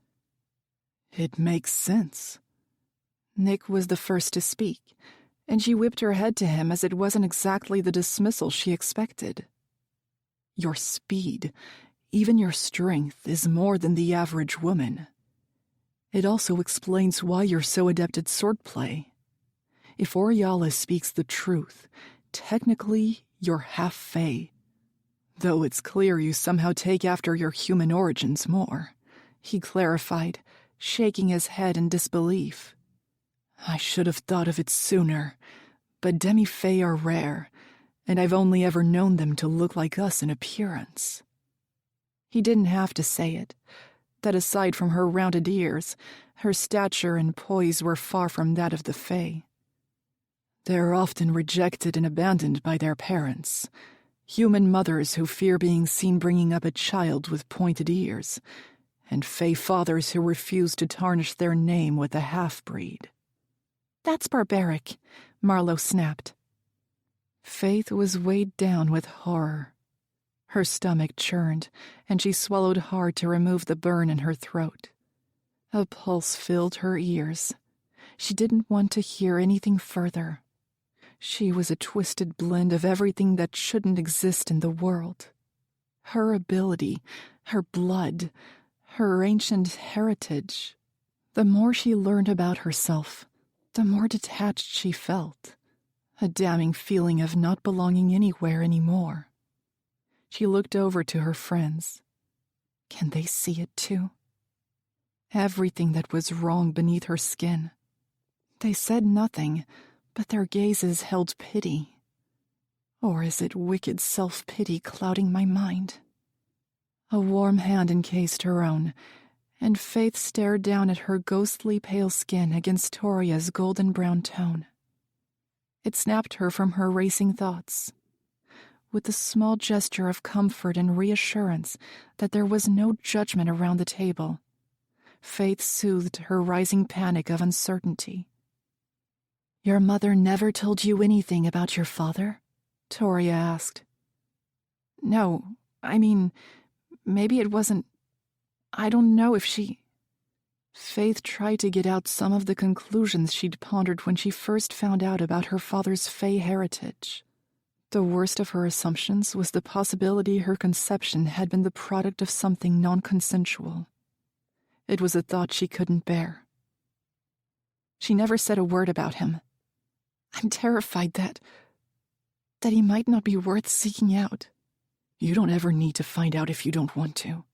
It changes nothing about who you are," Jacon said, soft but fierce. She glanced up to offer him a weak smile.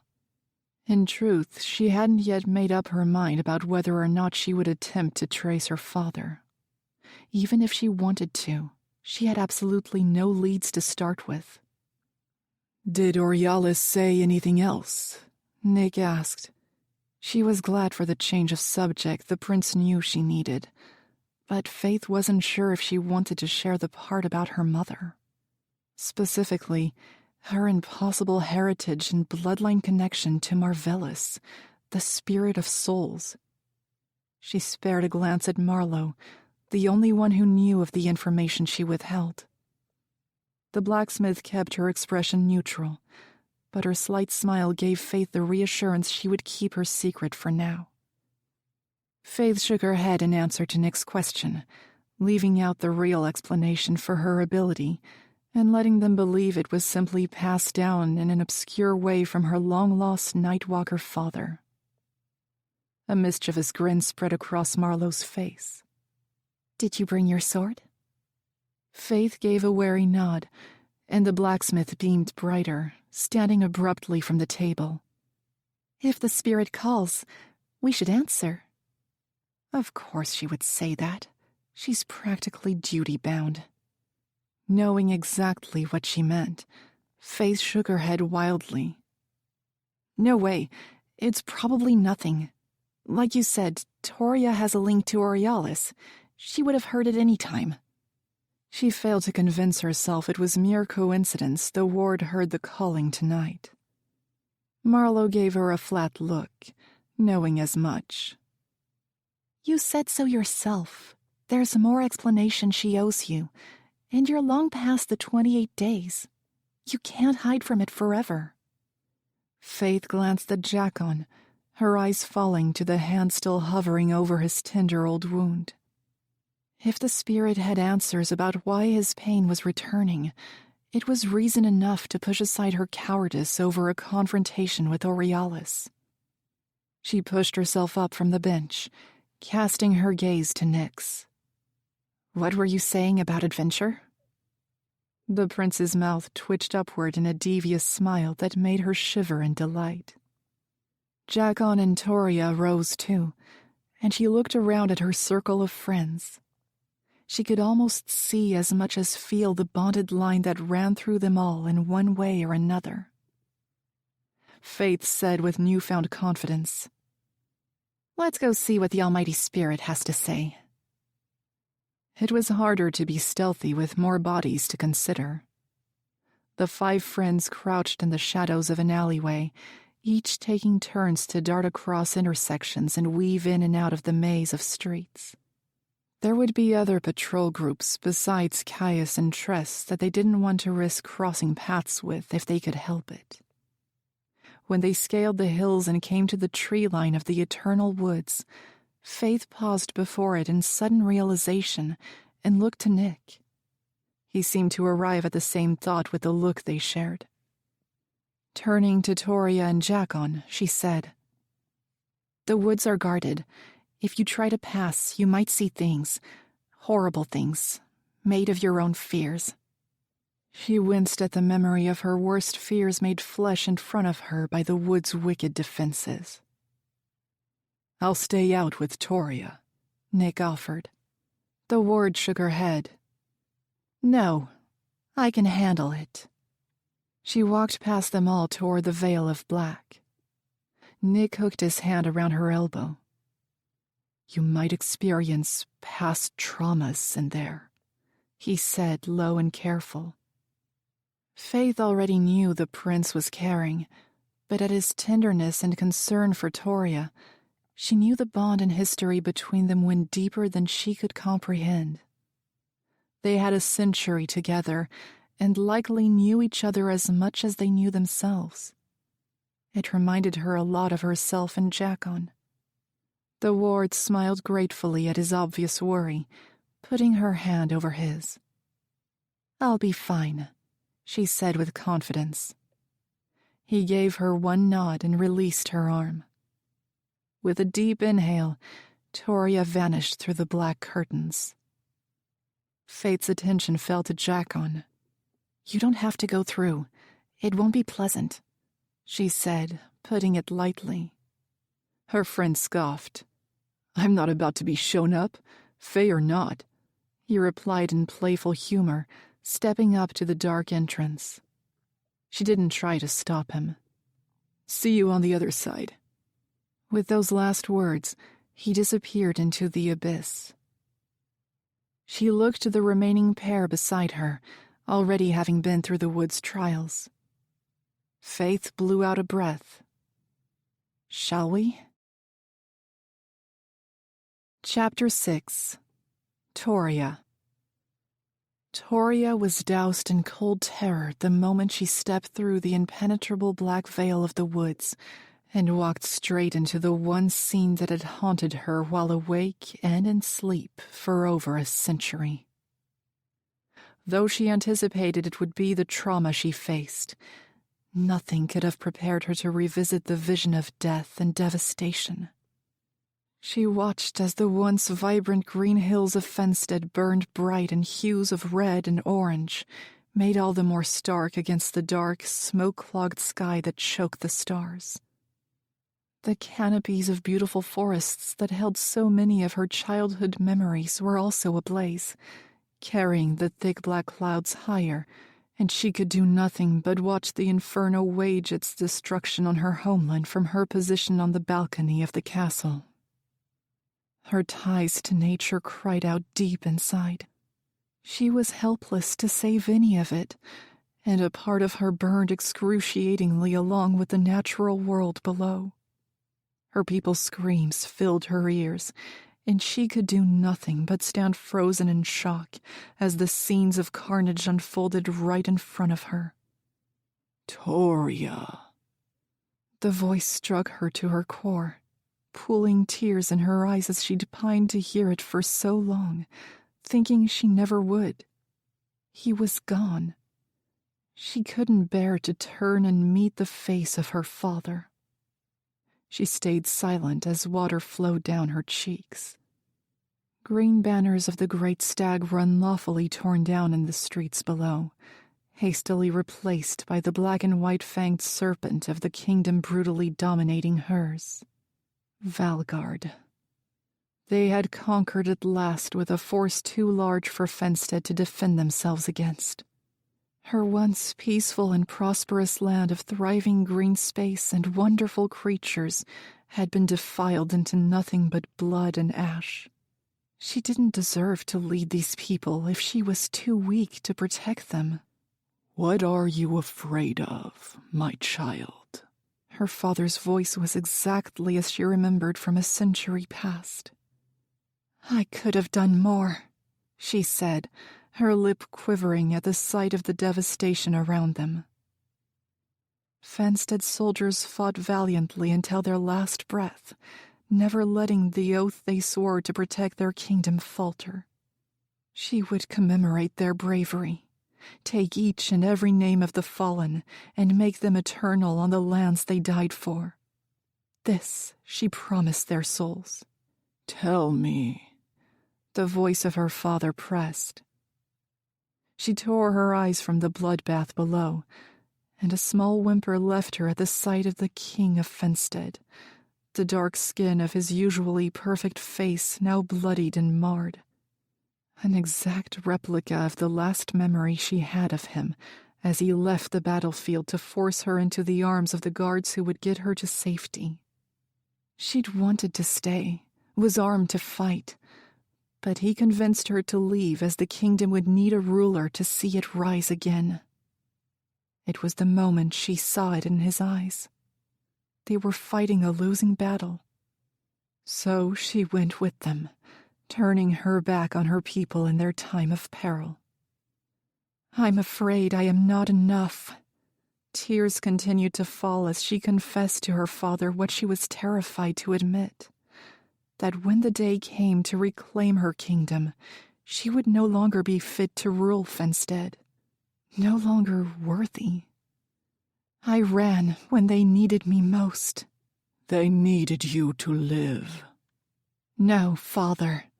They need a ruler who will fight for them, stand and protect them. Someone who will give their life for the kingdom." It took everything in her to tear her eyes from him when all she wanted to do was fall into the arms that always encased her in safety. But she wouldn't turn her back on her people. Never again. "I ran once. I won't ever run again." She faced the carnage once more, calling upon every ounce of her strength and courage. Toria braced both hands on the flat of the stone railing and hauled herself on top in one swift motion. "You are not strong enough. You are not brave enough." The ghost of her father mocked her. She blocked him out. It wasn't his voice, not anymore. She had nothing to prove to him, and everything to prove to her people below. Soldiers and innocents, humans and fae, she would fight with them and fall with them. Toria shook her head fiercely. "You're wrong." She held out her arm, feeling her fingers curl around the phantom wood of her staff. When she looked, it was made real against her palm. Facing the carnage, she hardened her expression and her will, summoning the bravery and resilience that left no room for second-guessing she was her father's daughter. Then Toria leaped. Conjuring the will of the wind to break her fall, she landed without injury on the blood-coated stone below, sending the tail blast of her short tornado to knock the enemy back. She straightened as the rest of the band of soldiers who remained standing all turned to her at once. Angling her staff between both hands, Toria raised her chin, determination sedating her fear. Before they could advance, she felt a gentle hand on her shoulder. She immediately met the brown eyes of her father once more, and she whimpered in relief at the sight. No longer did he wear the fresh scars of war. It took everything she had not to fall into the arms of her mother beside him. Toria choked on a sob at the sight of her delicate, pale face and soft features.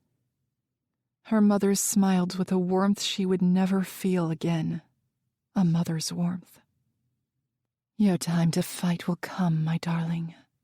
You are ready." Her voice soothed Toria's aching heart, only for a moment. I miss you both so much, she whimpered. Though she knew it was only a vision of them, she hoped their souls could hear from their place in the afterlife. She took a deep breath, wiping her tear-stained face.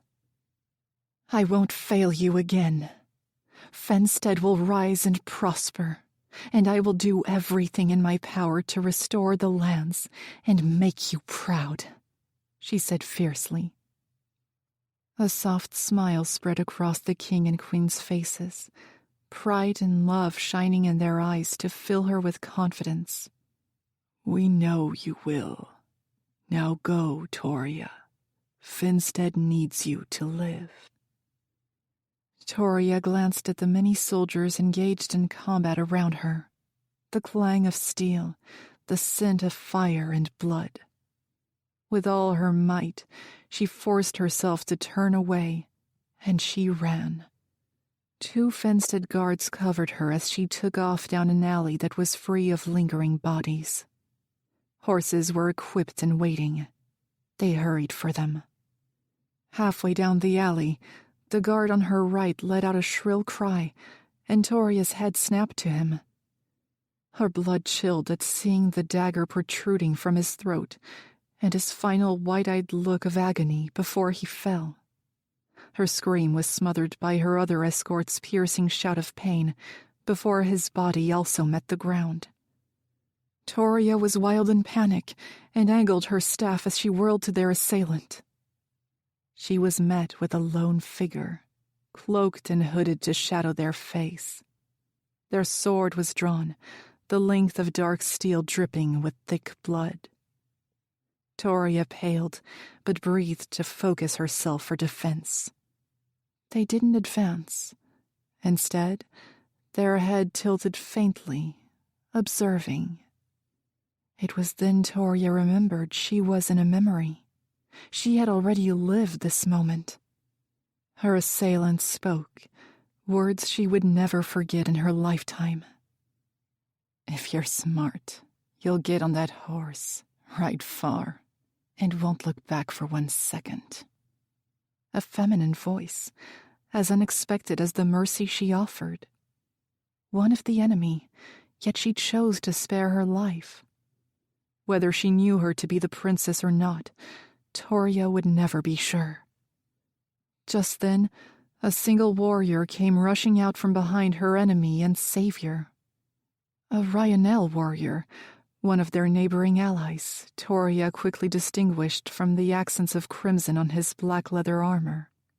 He was battle-worn and tired, with loose lengths of brown hair matted to his fierce but striking face. He halted, and the enemy turned to him. They stared off for a painstakingly long moment. Neither raised their sword. Before they could face off in deadly confrontation, the assailant suddenly turned and moved impossibly fast. The Reylan warrior didn't move as he tracked her with his eyes. Both he and Toria stunned to watch as she scaled the side of the building before disappearing as if she were no more than a shadow.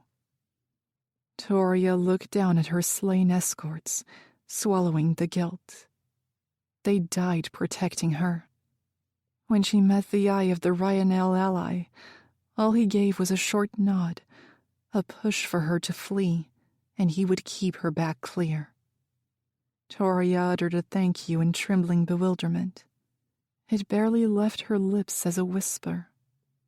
Turning, she shielded her eyes against the pane of white light that opened up before her. She would have her time and her revenge.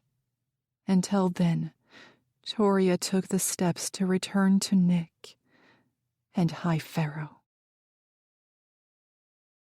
Chapter 7. Faythe. The soothing cascade of water in the glade did nothing to ease Faythe's anxiety as she paced the open space near the lake, chewing at her fingernails. "They'll be okay, any minute now," Nick said.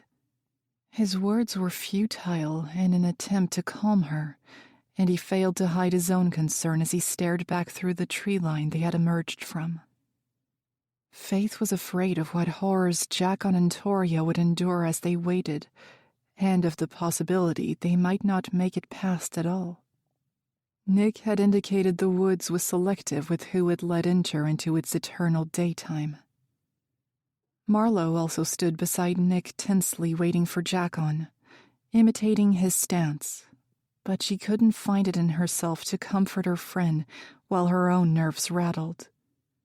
As a distraction, Faythe watched the dance of the glowing eucalypts under the water, reminiscing on better memories when it was just her and Nick as a fey guard. At the sound of snapping branches, she halted her pacing, her head spinning to the trees where Jacon emerged, paler than before and a little bewildered. But he had made it through. Faythe visibly relaxed. Marlowe ran the few paces to him and threw her arms around his neck. When they parted, she reached up on her toes to kiss him. Faythe averted her gaze from their intimate moment, and just as she did, the king's ward also came into view through the tree trunks. Another wave of relief washed over Faythe. They had both made it, and now they were all together in the secret cover of the woods. Nick made the few short strides to Toria and assessed her quickly. Faythe once again felt the need to look away as the Fae talked closely between themselves, deliberately quiet. In her second of loneliness, a stab of sadness hit Faythe's chest. It was gone as quickly as she felt it when she was joined by Jacon and Marlowe, shortly followed by the prince and the ward. She smiled weakly. "Let's get this over with," she muttered, suddenly wanting nothing more than to be in the quiet confines of her rooms. To brood or to avoid the confrontation with Aurealis, she wasn't sure. Everyone followed her lead, though she had never been to the temple glade without the guidance of the mighty silver-antlered stag.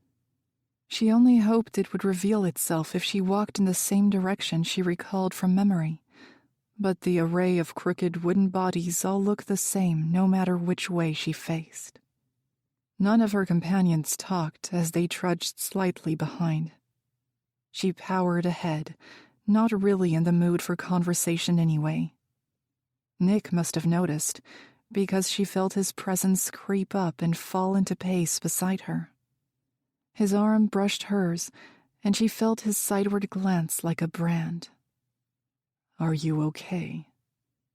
She heard the question as he projected the loud thought.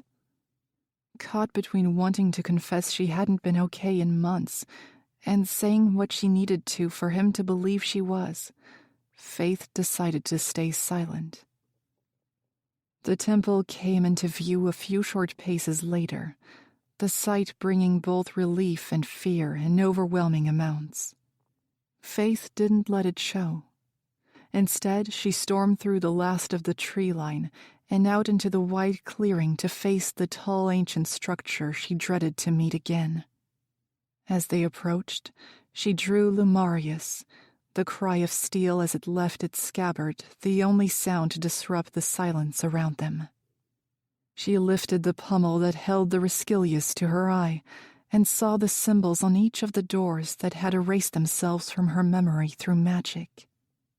She was about to slice down on her own forearm and draw blood to trace the symbols, but Marlowe's soft hand encased her wrist to stop her. "I brought this," she said, holding out a shard of chalk. Faythe gave her a grateful smile, admiring her for always thinking one step ahead. "Thanks," she muttered. Bounding up the steps, Faythe quickly sketched the first symbol on the right door with the white chalk, then hastily drew the second before her recollection of the image could be wiped. As she finished her lazy artwork, the doors groaned open, just as they did the first time she visited with Marlowe all those weeks ago. The sound vibrated through her to rattle her anxiety some more. She had a hideous sense of déjà vu and wanted desperately to retreat and abandon the temple, never return again if she could help it. But she kept her exterior tame, and as soon as Nick pushed the doors further open for them to follow through, She marched in without hesitation. It was exactly as she remembered. Not that she expected anything different when she held the only key to open the temple in her sword. The musty old scent hit her first. It wasn't comforting, like the pages of aged books, but rather dreadful as the smell clung to the ancient bones of the long-forgotten temple. Her eyes were transfixed by the pool of light that beamed down around the center mark like a beacon, calling to her. The symbol of Aurealis. She felt her hands begin to tremble as the nerves caught up with her, perturbed to find out what the spirit of life had to say this time. In that moment, she wished she were alone. The thought made her guilty for wanting to push her friend's love and support away, a self-destructing flaw she didn't think she would ever win her battle against. "This place is incredible." Toria's voice was the first to echo through the silence. "It radiates power." Faythe didn't comment that she couldn't feel it and was pretty sure her companions thought the same. Toria's bloodline was directly blessed by Aurealis. She had a deeper connection to this temple that none of them would be able to understand. Marlowe was already scanning the walls of artifacts, just as she did during her last visit. Jacon stayed close to her side, eyes darting cautiously around the great hall, jerking every time the blacksmith reached for something new. Nick remained next to Faythe, and she noted the worried look in his eyes as they flicked between her face and the stone in her sword that would summon the spirit of life once again. "You don't have to face it alone," he said. She mustered a weak side smile. "I do." His look softened in understanding. She would perhaps get answers that would be difficult to hear. Answers about her father, and she didn't want an audience for it. Faythe walked the few short steps to the center and hesitated for a second outside the circle of sunlight before stepping inside and turning to face the doors. The beam of light was already shooting from the Rescilius in the pommel of her sword, still clasped in her hand. The light shook slightly, and she gripped the hilt tighter, cursing the betrayal of her wavering courage. "We'll be right here for you," Jacon said. She glanced to the side to find her oldest friend watching her. His features were laced with concern, but his presence was a sure, comforting sight. Marlowe also gave her a nod of encouragement, and to her other side, Nick and Toria stood reassuring and calm, like 4 pillars of support to prevent her from collapsing under the weight of her own cowardice. With that thought, Faythe straightened with new confidence, raising the hilt of her sword between both hands and guiding the laser of light it cast across the room to meet its sister stone on the eye sculpted above the temple's exit. As they connected, she closed her eyes. The harsh white light that encased her was bright enough to make her flinch, even behind closed lids, and she knew when she opened them, she would no longer see her friends. "You have returned at last." Though she was expecting it, the spirit's voice still sent a tremor through her like a ghost's kiss. Faythe peeled her eyes open, blinking to adjust to the change in brightness. Then Aurealis's stunning, ethereal figure came into clarity.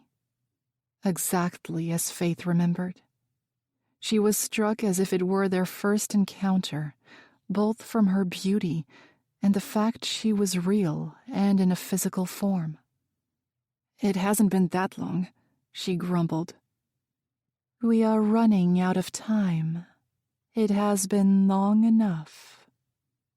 Faythe flexed her fist.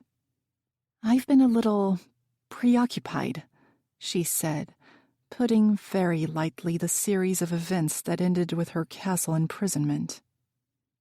"You promised to retrieve something that was stolen long ago from my temple. You have been in the exact location you needed to be to find it. Faythe huffed an incredulous laugh. The ruin. Yes, I know. She shifted on her feet under Aurealis's intimidating and passive gaze. It may have slipped my mind while I was simply trying to stay alive long enough. It wasn't a complete lie.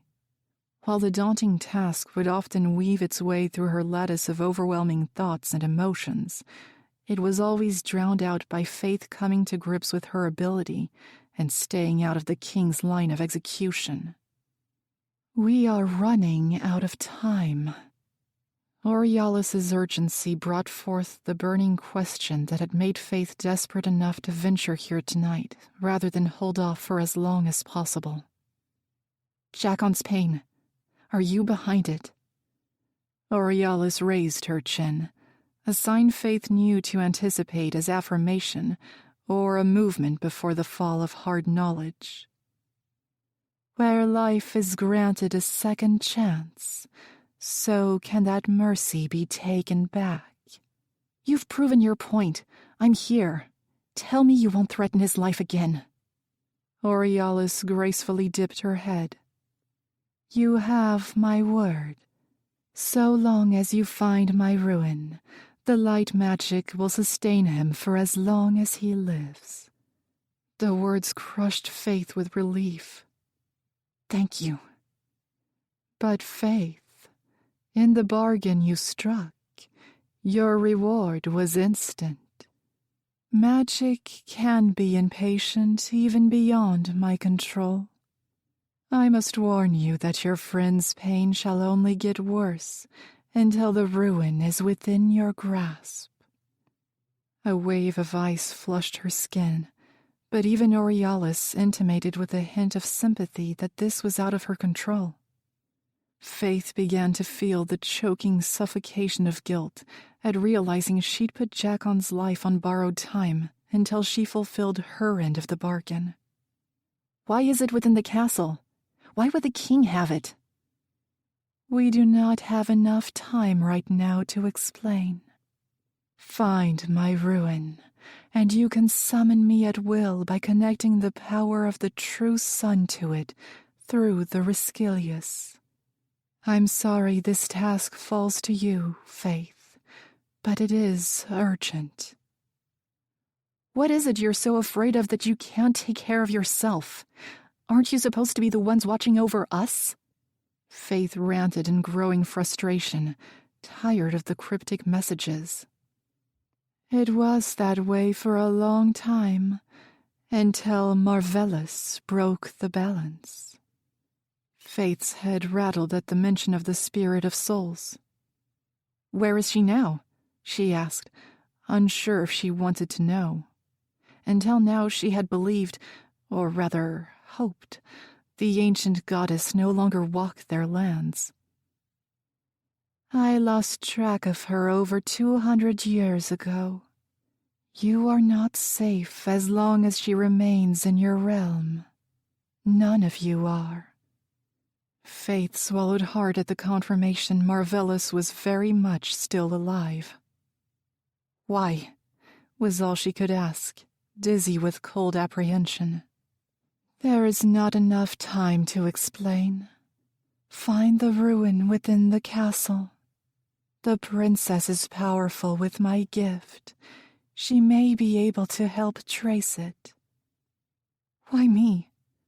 The question was more of an escaped breath of disbelief at her tangled strings of misfortune. With every evil born, a way to destroy it is conceived in turn. It can only be you. But you are not alone, Faythe. Aurealis was calm in her tone, a stark contrast to Faythe's wildly rattled nerves at the riddle. The spirit's image started to fade around the edges. Wait! Faythe called desperately. I came to know more about my father. You will have the answers you seek soon, heir of Marvellus. With those last echoing words, Aurealis was gone. Faythe stood alone within the impenetrable veil of light, completely dumbstruck that she had once again been so distracted by the spirit's own demands she'd received no insight of her own. When the circle around her fell, she made no movement and didn't even register her friends closing in. She stared at the exit in complete exasperation as she took in everything Aurealis had said and how it left her with more questions than answers. This was becoming an infuriating pattern. Faythe! Jacon's voice was the first to shake her back from her reeling thoughts. She didn't look at him, didn't look at any of them, as she stormed out of the temple, sheathing her sword at her hip while descending the stairs. She vaguely heard the series of footsteps following after her and almost felt guilty for her silence, but she needed a moment to calm down. At the risk of releasing her anguish and indignation on them, she figured it would be easier to apologize for not sharing her feelings at all than seek forgiveness for sharing too much. Chapter 8. Faythe. Faythe stood in awkward silence under the intense gaze of her 4 companions, who waited expectantly for her to explain what she had learned from the spirit of life. They'd returned to the hut after a muted walk back. She was grateful no one had tried to make conversation, as it gave her time to sort through her thoughts and make sense of what Aurealis had said, and to calm her anger over what the spirit didn't tell her. Her eyes landed on Nick for a moment longer than the rest. She planned to ask him if he knew anything of the ruin the spirit so desperately wanted her to retrieve, but she found herself doubting whether she could trust him. Not because she thought he would turn her in to the king for seeking out a treasured possession, but because he was his son. While she knew they didn't have the most loving bond, she was afraid to test where his loyalty would lie if it came to making a choice. I made a bargain when I needed the eucalypts to heal you. She glanced at Jacon, wincing at his stiffened posture as he tried miserably to disguise the fact his wound was bothering him. She averted her gaze out of guilt. To get them, I had to offer something in return. I didn't know it was Aurealis at the time. I suppose it didn't matter. But she's calling in my end now. More than that, she's threatening to undo the magic that saved your life if I don't find what she seeks soon. Faythe had to tell them. Her friend deserved an explanation, and to know she was once again the cause of his suffering. She couldn't bring herself to look at him out of shame. The pause of silence in the room was suffocating. Faythe stared at the ground, wishing it could open up and swallow her pitiful existence. Jacon crept up beside her, an arm going around her shoulders in silent comfort. "What is it she wants?" he asked, folding her into his warmth. Faythe's brow wrinkled as she looked up at his brown eyes that held nothing but gentle understanding and a fierce protectiveness. He was fully prepared to dive into the damning pits of the netherworld with her, no matter what. Rejecting his embrace would be an insult to his unconditional love for her, something she didn't deserve after all she'd put him through. Faythe offered a small smile to shadow her dark, growing remorse. "I'm sure you noticed the missing ruin from the podium in the temple. She wants me to get it back." "Did she say where it is?" Toria asked. Faythe glanced briefly at the emerald orbs of the prince to check if he showed any recognition of the item she mentioned, but he looked at her with the same curiosity as the rest of them. She fixed her eyes on the ward. "Within the castle." Everyone's eyes widened slightly, their shoulders slumping at the same time. Nick and Toria looked to each other as if silently communicating their mutual fear and confusion that it was within the walls of their home. Faythe didn't know why the exchange bothered her so much. "It's my bargain. I'll find it myself," she said, dismissing their assistance in tracking it down before it was even offered. To her shock, It was Marlowe who snapped. "When are you going to stop trying to do everything yourself?" The sharp tone was completely out of character for the blonde. Faythe opened her mouth to respond, but the blacksmith continued. "We're not going anywhere, so the sooner you accept our help, the quicker we can get this done. And anything else in future, since, knowing you, Faythe, there's likely to be more situations you'll wind up needing our assistance with." Even the others in the room looked to the soft-spoken blonde, taken aback. Anger wasn't an emotion that surfaced in the blacksmith often, and Faythe recoiled, embarrassed at the jibe. Jackon shifted, an arm suddenly going over Marlowe's lower back in comfort. The movement stirred something dark and ugly from the depths of Faythe's mind. It raced ahead of all kinds of hideous thoughts. All she could think when she looked at them was that Jackon didn't need her anymore. None of them did. A response so cold and resentful burned in Faythe's throat, and she had to bite down hard, teeth clashing to prevent the sour words from spilling over in her humiliation and worthlessness. Without her, everyone would be safe. Both pairs in front of her would be happy. A steel guard built around her mind, sealing her emotions before they could recklessly consume her. Instead, Faythe's face fell hard, blank, as she stared back at Marlowe's frown of frustration, so out of place on her usually cheerful, bright face. At the risk of saying something she might regret, Faythe tore her eyes from the blacksmith without responding and focused her attention on Toria.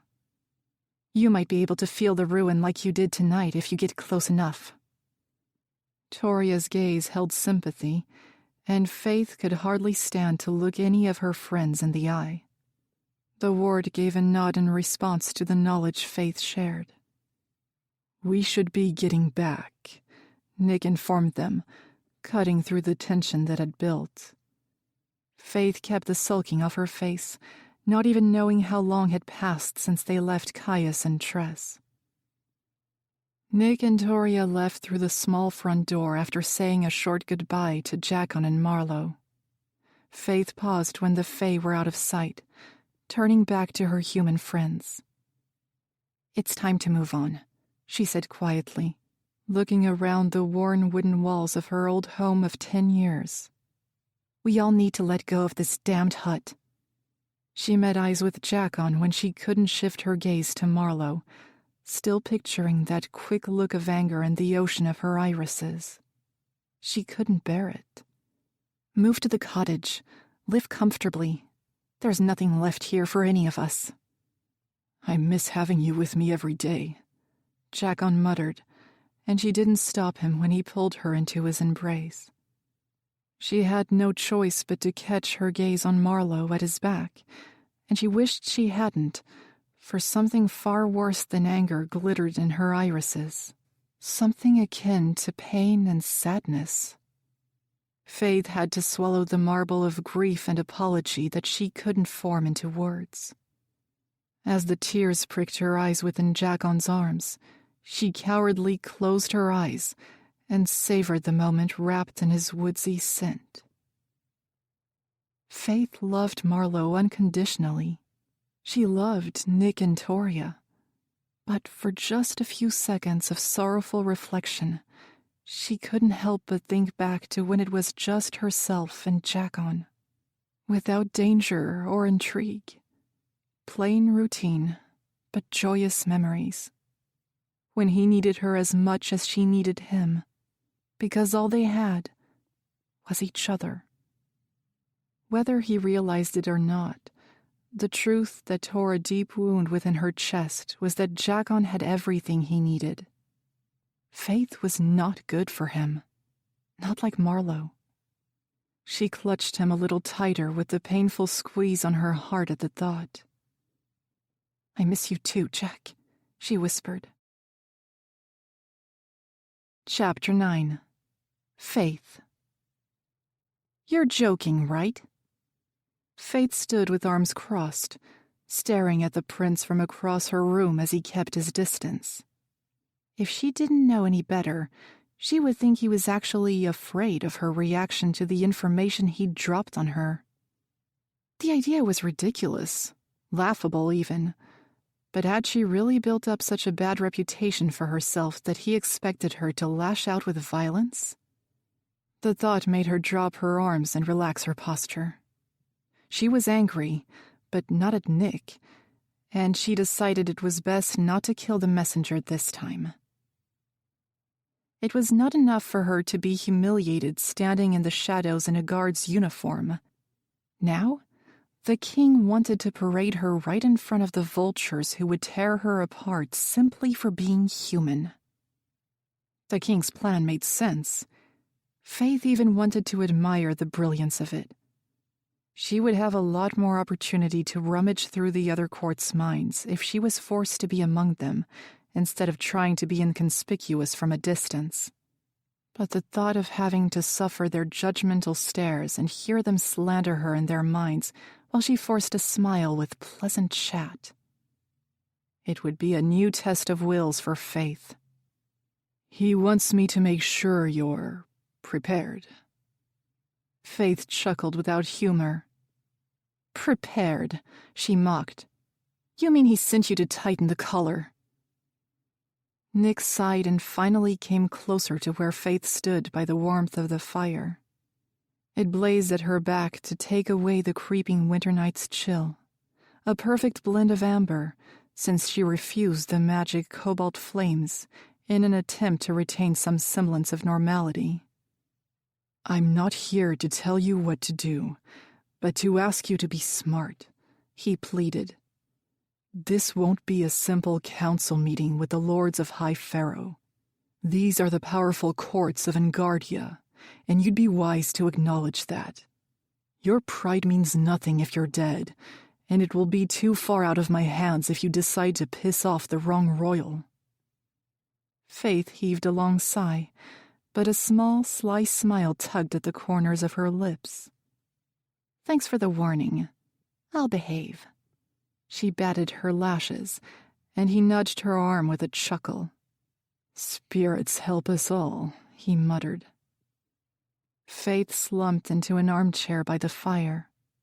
She thought Nick would announce his departure. He never did stay long, but he strolled over and helped himself to the chair opposite her. While she studied the flames in the pit in quiet contemplation, she felt him studying her. After a short pause, she pondered. Has the alliance ever extended to Lake Laria? The question clearly took Nick by surprise. His face seemed to fall in understanding, as if he knew her curiosity about the kingdom was fueled by her guilt over her friend Reuben, whom she'd sent there so many months ago. She'd never had closure on his fate. No. Their queen has always insisted she wants no part in the mainland kingdom's alliance, since it formed after the great battles over a century ago. They vowed to take no side, and have remained free of conflict. Nick ran a hand through his black hair. It's a completely arrogant way of thinking if you ask me, but they're almost untouchable with the defenses of the Black Sea along with their fabled warriors, who have all kinds of water abilities. I guess they believe they'll never need our help, so why should they offer theirs? Their strength and unity. Nick nodded in agreement. Yes, but some prefer to remain ignorant to conflict. If they offered aid, perhaps you all could have come together to fight back by now. It came out as an accusation, and she muttered an apology. Such political matters were outside the prince's sphere of influence. The drop in his expression made her feel guilty for the remarks, as if he agreed, but he also knew there was nothing they could do. Have you ever met her? Faythe asked instead. The Queen of Lake Laria. Her heart drummed harder, realizing she was hoping to receive some soothing information about the ruler of the kingdom she'd sent her friend to as a stowaway. She prayed every day that Reuben was safe. Nick nodded, and Faythe shifted forward in her seat. Her attention peaked. Once, over 200 years ago, when she came to the mainland, I was fairly young. Nick paused. Faythe waited and then realized he was finished speaking. What was she like?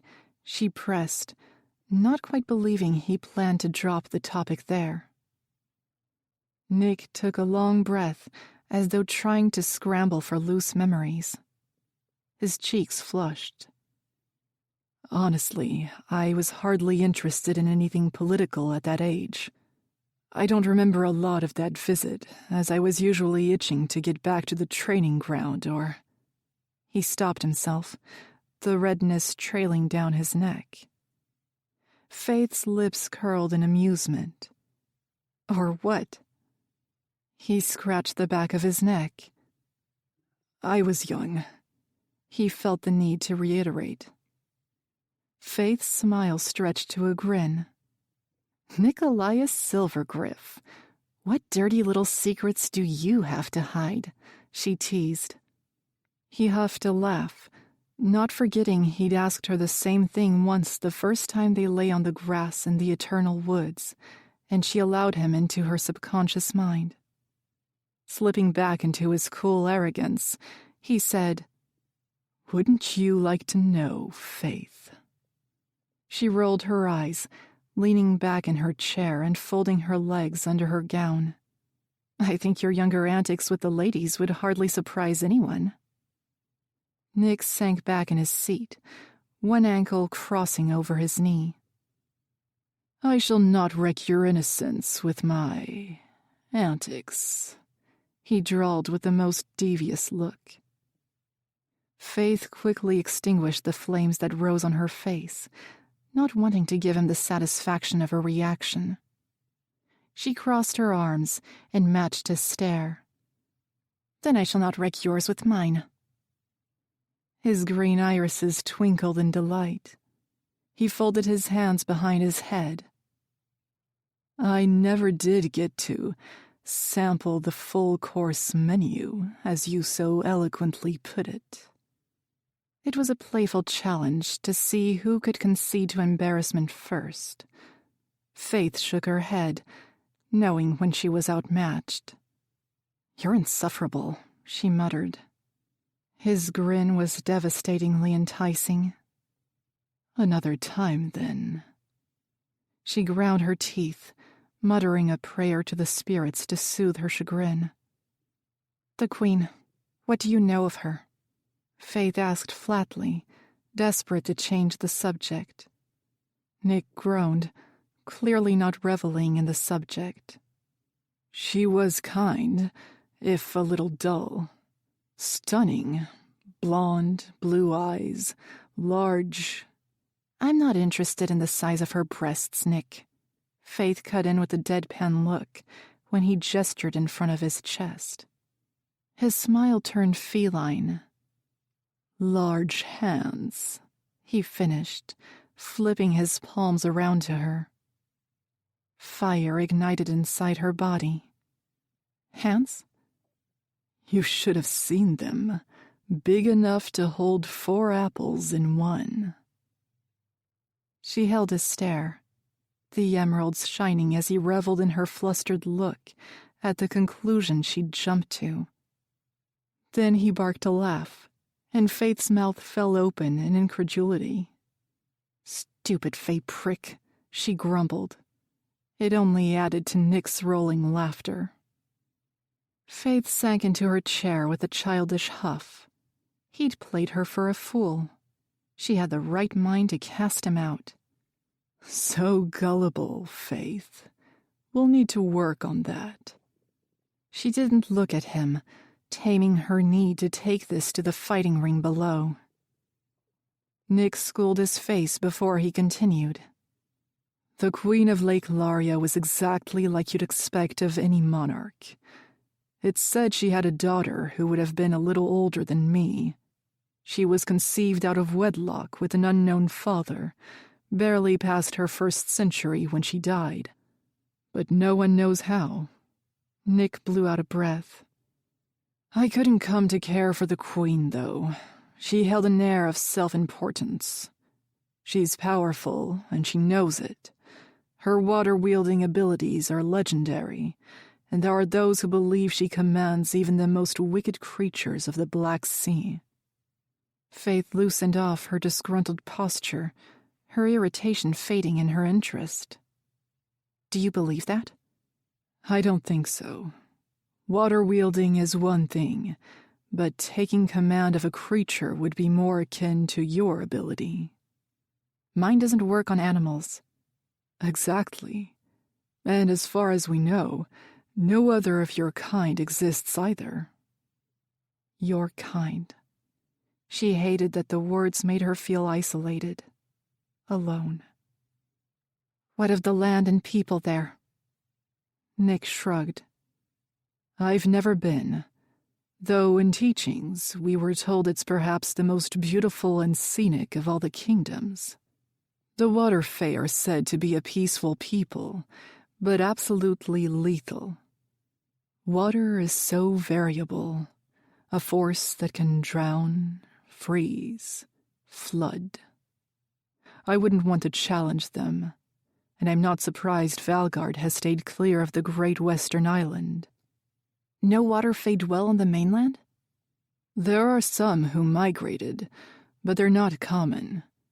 Lake Laria is famously named for its water channels that run throughout the kingdom, as though they were stone paths, like in High Pharaoh, along with various snow-capped mountain ranges. It makes sense they'd want to reside there. Was all Faythe responded, turning to the fire in quiet thought.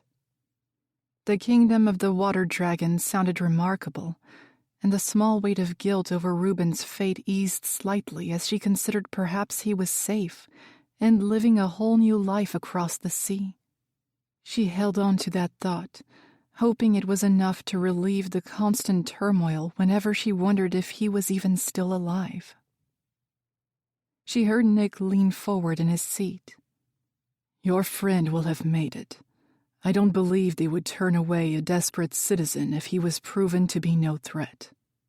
He was never a threat, and should never have been made to feel as if his only option were to flee his home.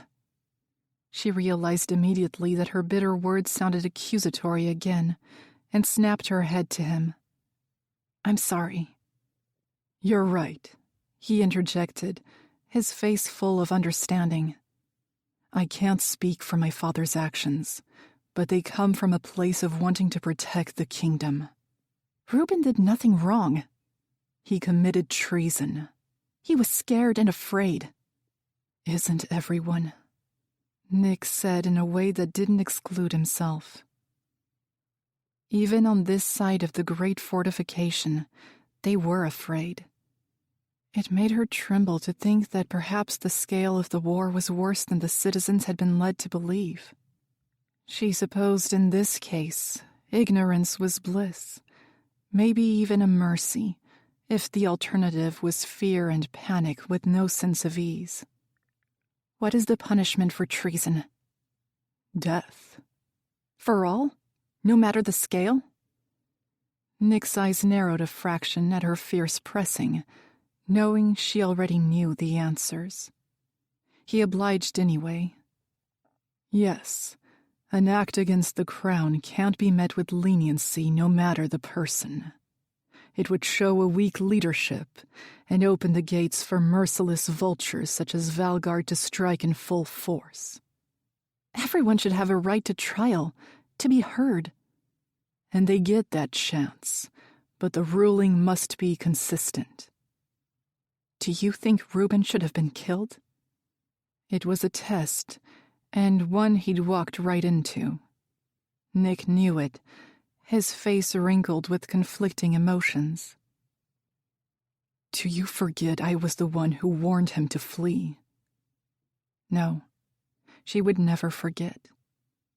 Nick's act of mercy had sealed her view of him before they even got the chance to meet. Those emerald orbs she locked eyes with before they spoke, she knew even then that he was different. Nick was good in every sense of the word. She amended her question. If you were king, would you have ruled his execution? Nick's face looked pained, and for a moment she regretted the question, knowing it weighed with the burden he would one day carry, decisions he would be forced to make. Why are you asking me this? To prove I'm right, to know you're not your father. She didn't voice the words. Faythe didn't envy his position and the fate of a kingdom that would fall to him when he became king. But she also couldn't imagine a more fair and just ruler for High Pharaoh. She shook her head. Never mind. With the silence that fell, Faythe expected the conversation to be over and for Nick to wordlessly take leave. But then he answered quietly, as though his traitorous confession would be swallowed by the crackles of the burning timber they both stared into. No, I don't think I would. Chapter 10. Faythe. The following evening, Faythe dressed in her uniform after the king requested her presence in the throne room. She nervously walked the halls unescorted, her hands slick at her sides as she was not usually summoned on such short notice.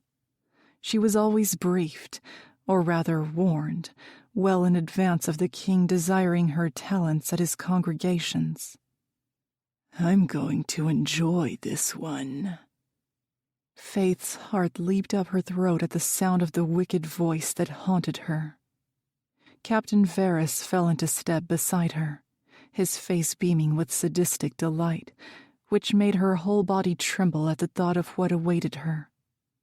She hadn't had many run-ins with the captain since she became a resident of the castle, much to his fury that she wasn't damned to ash instead. She didn't know enough of Varys's routine to purposely avoid him, and wondered if Nick had made sure their paths would cross as little as possible. "Don't you have little girls to go scare?" she replied, hiding her intimidation. He scoffed. "None as amusing as you." "The last time you underestimated me, Varys, you ended up on your knees in front of the king," she stated, deliberately leaving out his title, which she knew he liked to hear to assert his rank. It wasn't wise to poke the bear, but she couldn't deny it was mildly entertaining, despite the fear he struck within her. She didn't have to look at him to feel the ripples of his rage. "Let's see you flaunt your ability once you find out what the king has planned for it tonight," he taunted, his tone playfully dark. She didn't have time to reply as they rounded the last corner to the throne room. The doors were already wide open, with the usual guards posted outside. They didn't even glance her way as she passed, and headed straight inside without a faltering step. Varys steered away from her as she walked a straight line down the great hall. Her pulse picked up speed as she took in the formal setting. Then a feeling of dread struck her heart still. The king sat proudly on his throne, while Nick and Toria sat at their places on either side. There were only two reasons why the monarchs gathered together: for ceremonial events and judgments. Faythe's blood ran cold as she concluded the event's purpose with her first scan of the hall.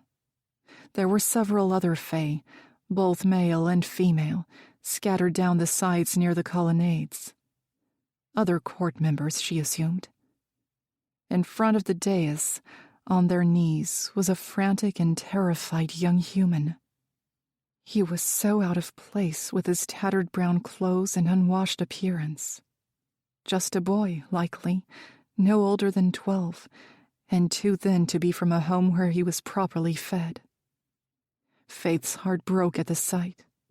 She wanted desperately to go to his aid, but she had to be smart. Causing a scene now would only end badly for both of them, So she passed the human without another glance and came to a stop in front of the king. "Your Majesty," she reluctantly bowed. While she got away without it in close quarters, she knew better than to test her lack of respect in front of an audience. "Everyone out except the guards," the king announced. Shuffling feet and murmured voices sounded around the great hall. Faythe took the opportunity to cast a glance at Nick to see if she could get any hint of explanation, but he refused to meet her eye. Her panic only surged while he stared off to the side with a tense jaw, and she glanced at his white-knuckle grip against the arm of his chair. She tried Toria, who was already staring at her with a disturbingly apologetic look that twisted her stomach. When all that was left were the quiet sobs of the human boy behind, Faythe's ears rang in anticipation. Finally, Orlon spoke again. "The boy has been accused of consorting with Valgard against his king." Faythe swallowed to wet her bone-dry throat. "It sounds as if you have already cast your verdict, Your Majesty. Why am I here?" she asked, struggling to keep her words from wavering. A cruel smile played on the king's lips, and it pierced Faythe with heavy dread. "Did you not say you could make my enemies confess in front of me?" She knew the king to be wicked and merciless, but she didn't take him as one to enjoy pointless entertainment. No, not like Captain Varys, who reveled in such games. She had no choice but to play along, however. It wouldn't be wise to question him. Faythe kept her mask of impassive confidence. "Very well." She turned, and the prisoner immediately locked eyes with her in a silent, desperate plea to the only other of his kind in the room. His relief was misplaced, as he had no idea what she was or what she was about to do, which made her sick with guilt in a damning way she'd never felt before. Faythe pushed her own god's-awful feelings aside and dove into his mind before she could hesitate. His emotions hit her in an overwhelming dose. She had to fight against letting them physically affect her. There was so much fear. Faythe clamped her fists shut and then clenched her teeth to prevent the tears that pricked her eyes. For once, she wasn't sure if it was her own anger or his terror that made her heart pound faster. She tried to keep focused, to find the information the king was looking for and bring it to the surface. But it was a struggle, as the boy's thoughts and emotions were an erratic mess. So she took away his fear. He visibly relaxed, and it soothed his mind enough for her to find her way around clearly. "I'm not going to hurt you," she said into his mind, and his eyes widened as he heard it. "Is there anyone else at risk?" she asked, trying to find something to atone for her actions. If she could save others without the king's knowledge, she could live with a stain on her soul for doing his bidding. "It wasn't Valgard." Faythe tried to keep her face placid as she heard his response, but she couldn't disguise the slight frown that creased her forehead in confusion. "What do you mean?" "They're looking for some kind of stone and wanted us to find it, but it wasn't Valgard's soldiers." Faythe's breathing turned ragged at the information. She didn't want to believe the item that flashed in her mind. Some kind of stone. Suddenly, the Resquilius set in the pommel at her hip weighed heavier. Faythe shook the daunting thought. It couldn't be one and the same. Then who? "Today, spy master," the king drawled, bored. She didn't have much time, but she needed the answer. Faythe trembled with building apprehension. "They stopped us when we were playing in the forest. Their uniforms were all black, but—" "Perhaps I overestimated your ability." Faythe ground her teeth at Orlan's impatient, mocking tone. Holding the boy's stare, she forced the words right from his mouth, exactly what the king wanted to hear, and a detailed recollection of what he'd been up to since the encounter. As a slight consolation, she also used her ability to fool the king by withholding the information about his friends and not sharing his suspicions that the soldiers weren't from Valgard. "Very good," he said in playful malice. Faythe broke the boy's stare to meet the eyes of the king. She had been foolishly naive to ever hope that was all he wanted, a display of talent, and to relish in his control over her, even against her own kind. It wasn't enough, and she heard the command that crushed her spirit and darkened her soul before it was even spoken. "Now, kill him." The boy sobbed loudly. Without Faythe to help, he was out of his mind with fear as the king gave the order. The words rang like an echo in her ears, over and over as time seemed to slow. She wanted to beg, plead, and was prepared to fall to her knees and accept her own execution before she would willingly follow through with such a heinous, evil act. This was a test to see if Orlan held a tight enough leash, the one thing he could ask of her that would solidify her allegiance to him and be a permanent branding on her soul. Faythe knew she had been brought here for a bigger purpose than to show off party tricks and repeat the knowledge she'd likely already gained from another Nightwalker. As she looked down at the helpless, terrified young boy, fated to die regardless of her involvement, it dawned on her. She had to be the one to do it. "Your Majesty, I don't think the task should—" Nick began in an attempt to offer salvation. Faythe wanted to embrace him for trying. "As you wish," she cut in before he could save her humanity. She felt the eyes of all three royals in front of her snap in her direction, but she held only those of the king. Not as an obedient servant, but to show he would not break her. Without another word, she turned back to the boy shaking violently against the cold marble. He began to plead for his life, and she made herself numb to the cries, or she would never be able to carry it through. "And, Faythe, I don't want it to be painless," the king sang behind her. "The punishment for treason deserves to be felt." Her nails cut into her palms with how hard she fought against damning all the consequences and killing the king instead. He no doubt learned to barricade his mind against her, but he considered her no threat with a sword in the castle of Faythe and allowed her to be armed like the rest of the guards at all times. Unknown to him, she was half Faythe, and her reckless, rage-fueled thoughts dared her to attempt the maneuver and plunge her blade through his chest. The king would meet the end he deserved, but not today. Faythe didn't waste any time in seizing the boy's mind once again. She immediately switched off his fear and would take his pain too when the time came. "Who did you see in the woods?" she asked once more, determined to make his life count for something.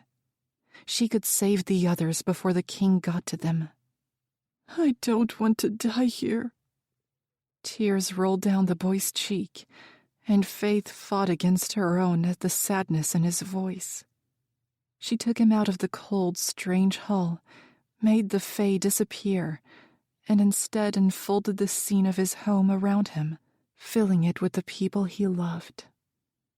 The boy instantly calmed, and she felt his mind at peace as she made him forget where he was and that he was about to meet the end of his tragically short life.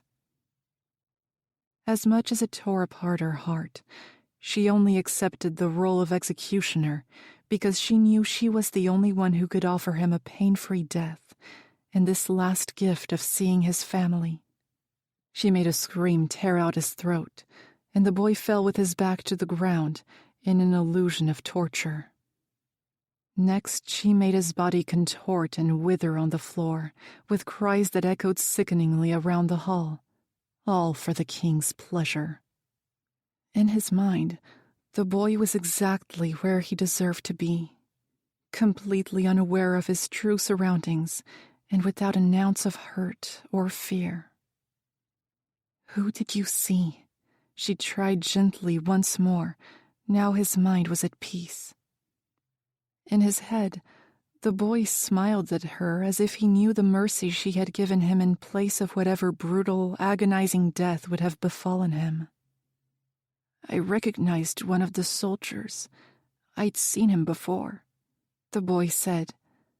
Then he glanced to the vision of a delicate woman. "I can be with my mother now. She has come for me." Faythe looked at the small brunette woman, too young to have had her life taken from her, and realized the boy knew everything he was seeing was an illusion. She had failed to find the detail that gave it away. He was content, happy even, and she supposed her mistake had turned out to be the best comfort she could have given him, showing the boy not who he would lose, but who he would be reunited with. It was not Valgard. The Fae was a guard from Farrowhold. Faythe felt struck where she stood, not sure if she had heard him right. It couldn't be true. All the guards of Farrowhold answered to the king. What reason would he have for killing his subjects if he was the one terrorizing them for information within his own kingdom? It didn't make any sense. But she was in the boy's mind, and would know if it was a lie. His eyes met hers once more, and he showed her exactly who he saw that night.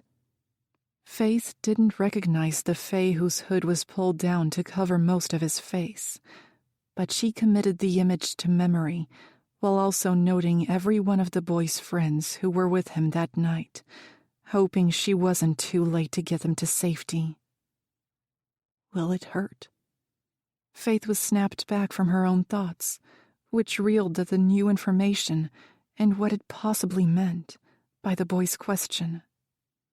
The final task she had to perform once again dawned. She could hardly get any words past the painful lump in her throat, and shook her head, mustering a small, warm smile in her gut-wrenching sorrow. "Just like falling asleep," she whispered. He matched her smile as if in thanks. It only tore her heart deeper. "I'm ready to go now." The boy's mother walked over to him, and they joined hands. Blood pounded in Faythe's ears, sending her pulse into a frantic sprint. She begged for forgiveness within herself, but it did little to ease the dark grasp she felt encasing her heart.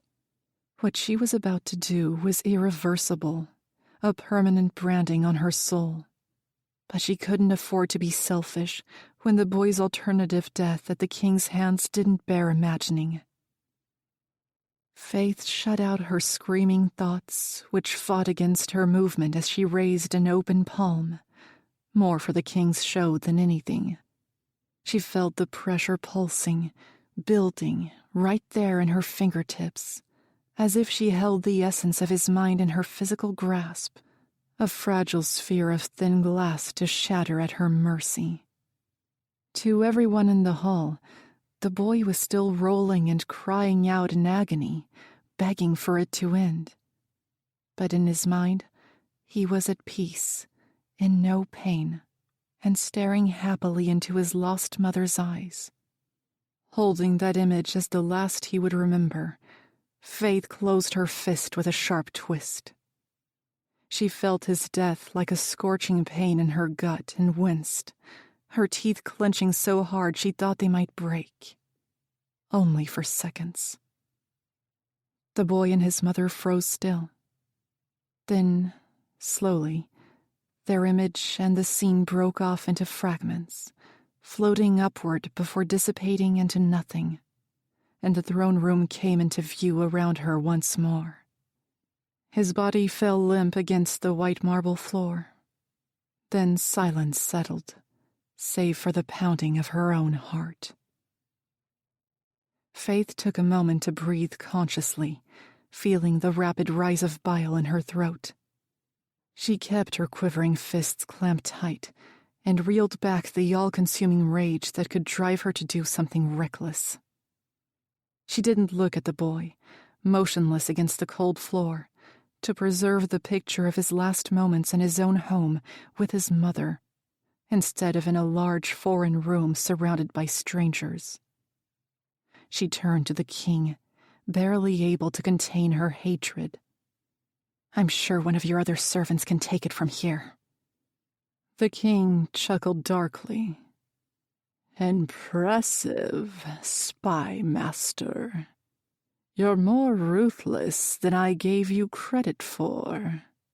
My son may come to learn a thing or two from you." In his twisted mind, it was a compliment. Faythe had never been more disgusted with herself. She kept her face impassive and refused to look at either of her friends for fear of the judgment and horror in their eyes. To them and every guard in the room, it would have looked as if she truly did mentally torture the helpless boy before mercilessly crushing his mind. "If that was all, Your Majesty," she said, monotonous, desperate to retreat back to her rooms before her mask of stone-hearted arrogance fell apart completely. King Orlan waved a lazy hand in dismissal, and she didn't hesitate for a second, spinning on her heel and not daring to glance down. A young boy, one of her people, whose life she had taken. Although she gave him the only merciful end and the last gift of seeing his mother, she felt it. With every new thump of the heart in her chest, she felt the darkness beating with it. Chapter 11. Nikolaius. The echoes of the human boy's screams resonated chillingly in the prince's ears, even after he was granted leave from the throne room, following Faythe's brutal display. He couldn't fault her or judge her for doing what the king had asked. If she refused, Nick didn't want to think about the repercussions of her disobedience. She was already walking a thin line with his father, and perhaps she was starting to come to her senses and see that the only way to ensure her survival was to do as he asked. Her agreement still shocked him, however. Nick was fully prepared to say and do whatever it took to get her out of it.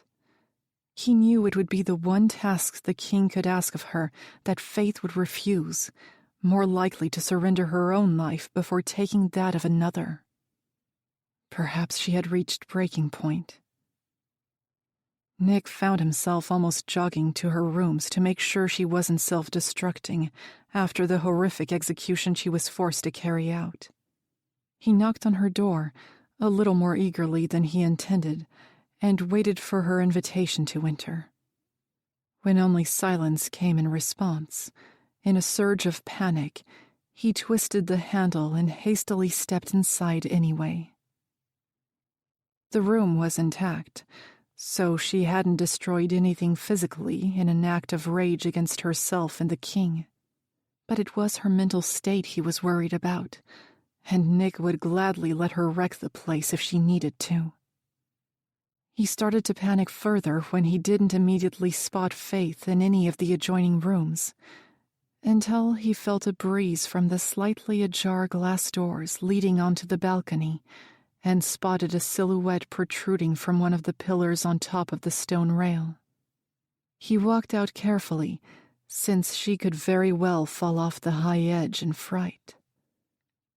Faythe sat with her back against a stone pillar, arms keeping her knees tucked up, while she stared away from him and over the brightly lit city. Night sky surrounded them. It was bitterly cold, even with the jacket he wore, but Faythe had removed hers and sat in only a thin shirt and pants with bare feet. "You'll freeze out here," Nick said quietly, stopping a few paces in front of her.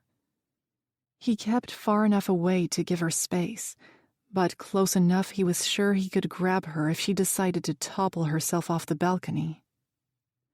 He couldn't comprehend what effect the events of the night had on her, and how sensitive she would still be. Faythe could do the most unexpected things in the heat of her emotions sometimes. She was silent for a while and didn't turn her head to look at him. He cautiously stepped closer. When he was certain she wasn't going to cast him out or do anything foolish, he hoisted himself onto the flat of the stone rail and twisted around to dangle his legs off the edge and stare out over the inner city with her. "He never felt any of the pain and fear you saw," she said, achingly quiet. It broke him to see the suffering on her face. Nick was dumbstruck when her words finally registered. He stared at her with awe and insufferable guilt that he had allowed himself to believe for one moment her golden heart was capable of the brutal murder of an innocent. He realized now that Faythe had given the boy the best possible death with her ability. Though it was a mercy, she would shoulder the burden of that act for the rest of her mortal life. Nick knew this firsthand, as he too had been forced to commit such odious acts at the command of the king. "Then he got a better end than what he would have done without you," he said, but he knew it would do little to console her. It never did for him. He was only young. He didn't deserve an end at all. No, he didn't.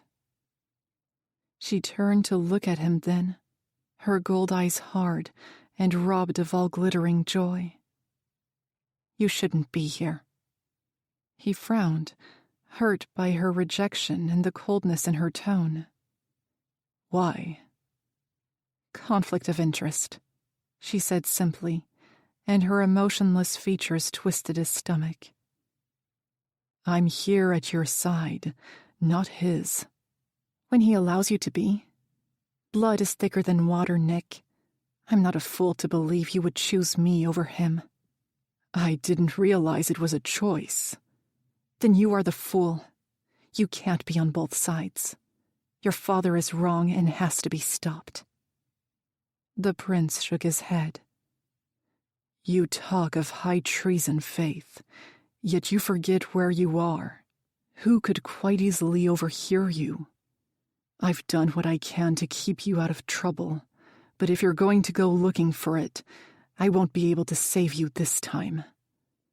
Faythe laughed bitterly. "You've only proven my point, Prince. Now go, like the good little lapdog you are." Nick knew she didn't mean it, not truly. She was hurting, and he couldn't blame her for wanting to project her feelings onto him, for being the son of the king who had forced her to carry out heinous, irreversible acts. Still, he felt a surge of anger at the comment, and pain that it had come from her. He let it simmer before saying, "He wasn't always like this, you know." Nick didn't look at her again as he spoke. Everything changed just before the great battles. He came back from a king's trip to Reylan, and he was never the same. Then the battles happened, and my mother was killed shortly after. I always thought it was a collection of things that turned his heart, he admitted, not sure why it was all pouring out of him now. Perhaps this was his campaign to make her understand why he couldn't turn his back on his father, despite a century of disagreement and hating his new harsh and merciless ruling. "I guess a part of me hopes the father I knew, the one I have better memories with, still lives on in some tangible way." Silence fell between them for a long moment. They both sat in each other's company, reflecting on their own sadness and losses, while they looked out over the city lit up like a river of floating lanterns. "I'm sorry," Faythe said quietly. Nick smiled weakly. "Me too." "You're the king these people deserve, Nick. If I were granted one wish in this life, it would be to live long enough to see it happen." His pride swelled, humbled by the comment, but then his heart fell in sadness at the reminder of Faythe's mortality. As he looked upon her face, he knew his one wish was to see her live for far longer than her human body would allow. Nick held her distant golden eyes and was overcome with a wave of immense guilt. Part of him wanted to embrace her, comfort her, but he was pained with the internal knowledge of how he had taken advantage of her before when she was vulnerable, when she was searching for an outlet, a light in the dark that he wanted to be for her. He had selfishly given in to his attraction to Faythe, even though he'd tried to deny it for her sake. She had become a distraction, an addiction, as he always craved more of her. To know what it felt like to kiss her, to touch her, to know of every strange impossibility that lay within the human. The bond they shared and the love he felt for her was real. That had never been a question in his mind, and it had only strengthened with time. But the romance he'd led her into, he knew even then that it would never last. If time didn't tear them apart, his heart would, for it had always belonged to another, and the truth that churned his gut with self-resentment was that he had used Faythe, used her to feel again when he'd spent decades with a heart so numb. Before Faythe, he had not wanted nor desired any deeper feelings with the courtiers he occasionally gave in to flirtations with. He used them too, but at least they were knowing and willing. Faythe was different. In attempting to protect her body, to keep her from the hands of the king, which she'd failed at too, he'd been drawn to her fierceness and resilience, her strong will and need to protect, even when he tried to keep his distance. Now, when she learned the truth, he feared her heart would be damaged as a consequence of his actions. It was a thought he couldn't bear. Giving in to his desires for Faythe had also done nothing to ease the deep root of pain he felt from always being so close to the one he longed for, but could never have. Nick never believed Faythe and Toria would ever cross paths. Even more, that they would forge their own bond of friendship. It warmed him as much as it pained him to see them together. He'd hurt the princess too. Not that she would ever confess to him through her hardened mask of indifference when it came to any of his private affairs. It was better this way. Better for her to think he held no deeper feeling for her. The soul-deep twist he felt every time he caught that flicker of disappointment in her hazel gaze was bearable only in the knowledge it kept her safe. All he could do was hope that when he did find the courage to bear all to Faythe, she could find it in her heart to forgive him.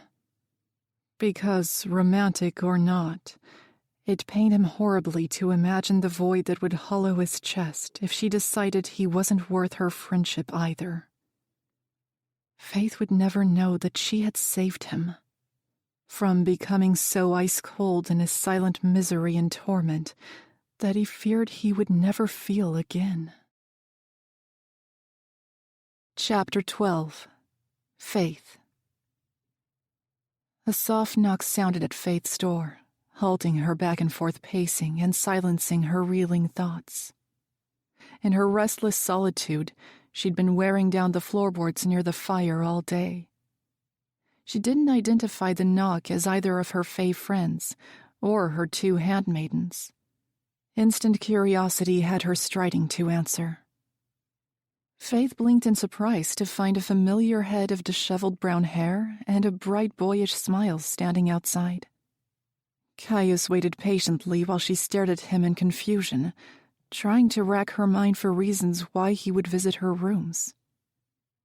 "Can I come inside?" he asked hesitantly. Faythe realized her pinched face was anything but a warm reception. She relaxed her expression and forced a smile to accompany her nod as she stepped aside for him to enter. Clicking the door shut, Faythe turned to him and crossed her arms. "There are no meetings today," she stated. It was near nightfall, too, but it was the only conclusion she could draw for him being here. Caius glanced casually around the room as he walked in farther, and then he turned to her with a soft half-smile. "That's not why I'm here. May I?" He gestured to one of the armchairs by the fire. Faythe nodded and dropped her arms, strolling over as he made himself comfortable. Caius's effortless presence was what had drawn her to him during her first few weeks in the castle. He was warm and kind, and being around him was like being in a constant embrace. Though they had formed a friendship from their posts in the guard together, it was the first time he had come to her directly off duty. He looked from her to the vacant chair opposite expectantly. Faythe didn't want to sit. She had barely been able to sit all day with a storm of thoughts and emotions battering her mind. Yet it didn't look as if the Fey guard was willing to talk until she did. With a suppressed huff, she reluctantly forced herself down. Her knee began an irritating bounce in place of her need to pace. Caius seemed to notice her restlessness, and his face fell to understanding. "I'm sorry for what you were forced to do," he said at last. Faythe had to look away from him, targeting her hard gaze on the amber flames instead, while her lips tightened at the mention of the murder she committed last night. It was the reason she had driven herself from sleep to focus solely on reinforcing the barricade on her emotions that strained painfully to burst. She couldn't afford to break down right now. There was still work to be done, other young lives that could be saved. Caius went on. "I know you won't want to hear this, but it was brave, what you did." He was right. It was the last thing she wanted to hear. Nothing about what she did deserved an ounce of praise. It's not the act, but the intention that separates the good from the evil. Faythe shook her head, wanting to expel his words from her mind. She didn't deserve consolation. She didn't deserve for her actions to be justified. Anger made her surge to her feet. "Didn't Nick send you?" she accused. "No," Caius answered calmly. "Then why are you here?" It was a snap she couldn't bite back, the only way she could get him to see how dark and ugly she felt within. "You've been distant lately, and you haven't accompanied us on patrol for a while." Faythe waited for him to expand on it, finding it hard to believe he was here out of his own concern for her. Why would he care to notice? "I'm fine." He curved a brow, flashing a look at her clenched, vibrating fists. "Really?" "Really," Faythe echoed through her teeth. Caius didn't balk at her dismissal. He folded his ankle across his knee casually. Faythe could only stare at him incredulously and with growing ire. "I want to be alone," she ground out, trying not to release the full force of her frustration on him.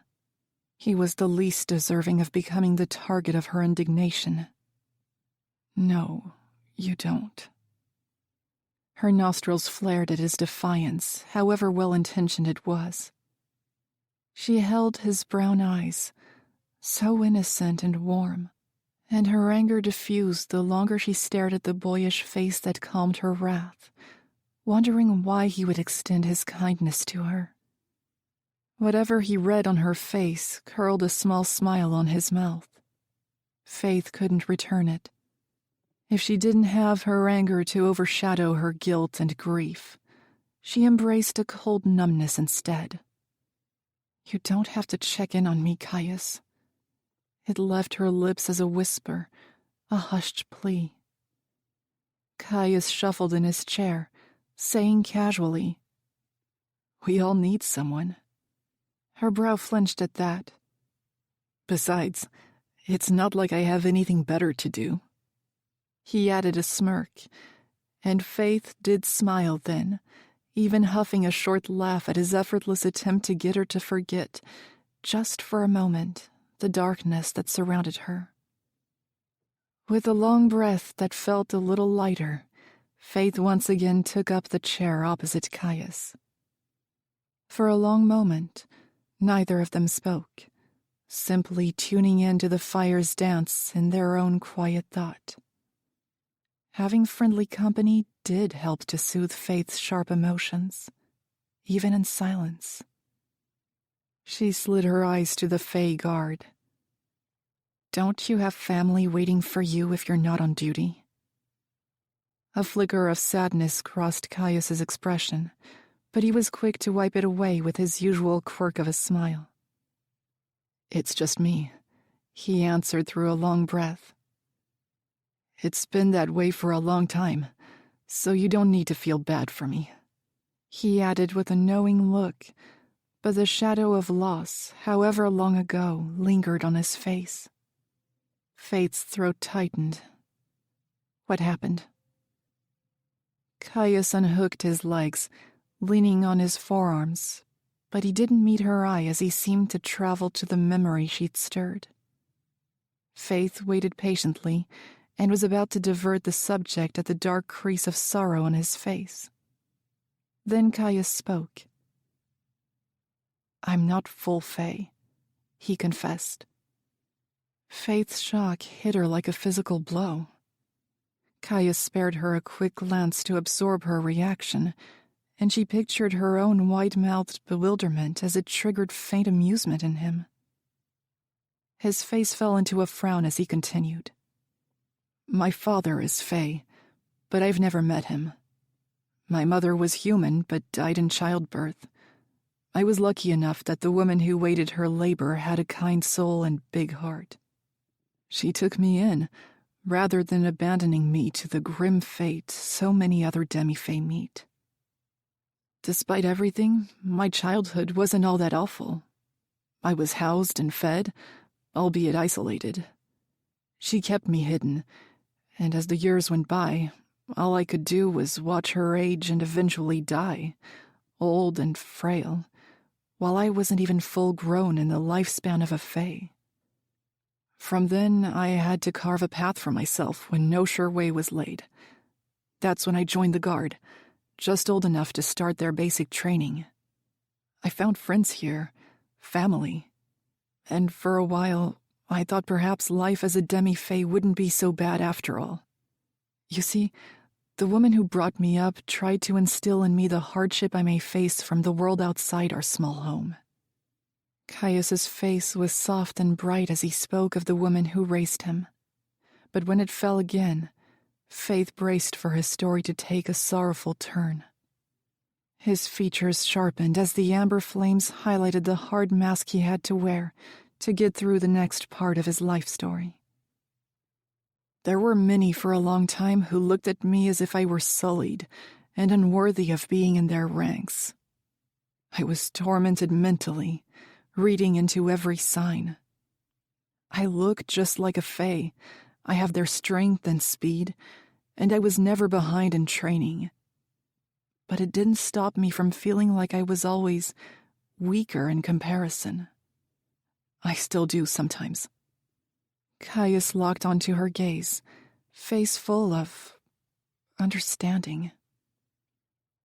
"Even in friends, I thought I saw things that were never there. Hatred and disgust. I was different, and I was almost ready to bow down to that fact and accept it was all I would ever be. Different and unworthy. He took a pause, and hesitation flinched his brow. Faythe kept still and patient, though her heart was splintering. I guess I'm telling you this because I know how it feels. To think you're a burden and unwanted, even to the people who are close to you. It's like we always feel as if we have something to prove, to others, to ourselves. Perhaps in a longing that our twisted existence will count for something in this world. Faythe swallowed, having no words to respond with, even if she could get them past the hard lump in her throat. In the way Caius spoke, connecting them as one and the same though their experiences were separate, she felt a new sense of liberation. To have someone who truly understood. Every dark and desolate thought she'd ever had about herself, Caius had felt it about himself too.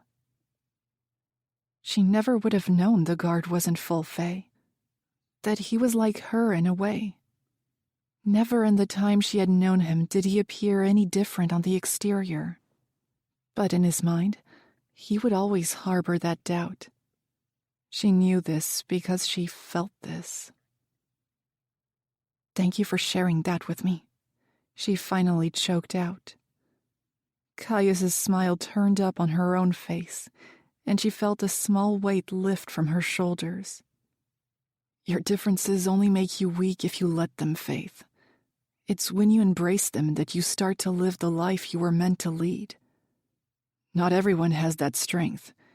He stood, looking down at her with a hint of challenge. I believe that you do, but let me tell you, it's easy to push away those who are there for you. It takes strength to accept help, and even more to ask for it. Faythe stood too, and felt a new confidence curving her spine and squaring her shoulders as she did. In the flare of Caius's eye, it was as if he saw the change within her too. You are the brave one, Caius.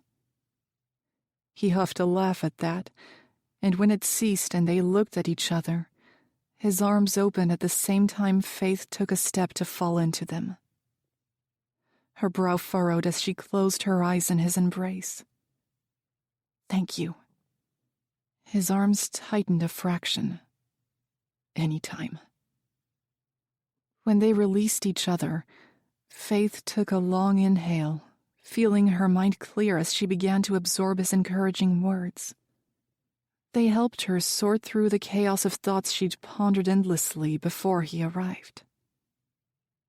The king's meetings were in just a few days, and Faythe couldn't risk frequent absence to get the boys to safety. It dawned on her there were only 2 people she could ask, but after their last rocky meeting, Faythe couldn't stand the thought of bringing danger to Jackon and Marlowe's door, when it was the exact reason she felt the need to distance herself from them. But this wasn't a selfish ask, and when she took her own hideous insecurities out of the mix, she knew both her human friends would want to help if the alternative was letting the boys get captured. What are you thinking? Caius's careful voice cut through her thoughts, and for once she felt liberated to open up about the storm in her mind. If I accompany you on patrol tomorrow night, can you get me to Jackon and Marlowe? Diverting from the rest of the patrol group was easier than Faythe anticipated with Caius by her side. The windows of the cottage her friends had moved to glowed with hues of orange and yellow, signaling they were home and still awake.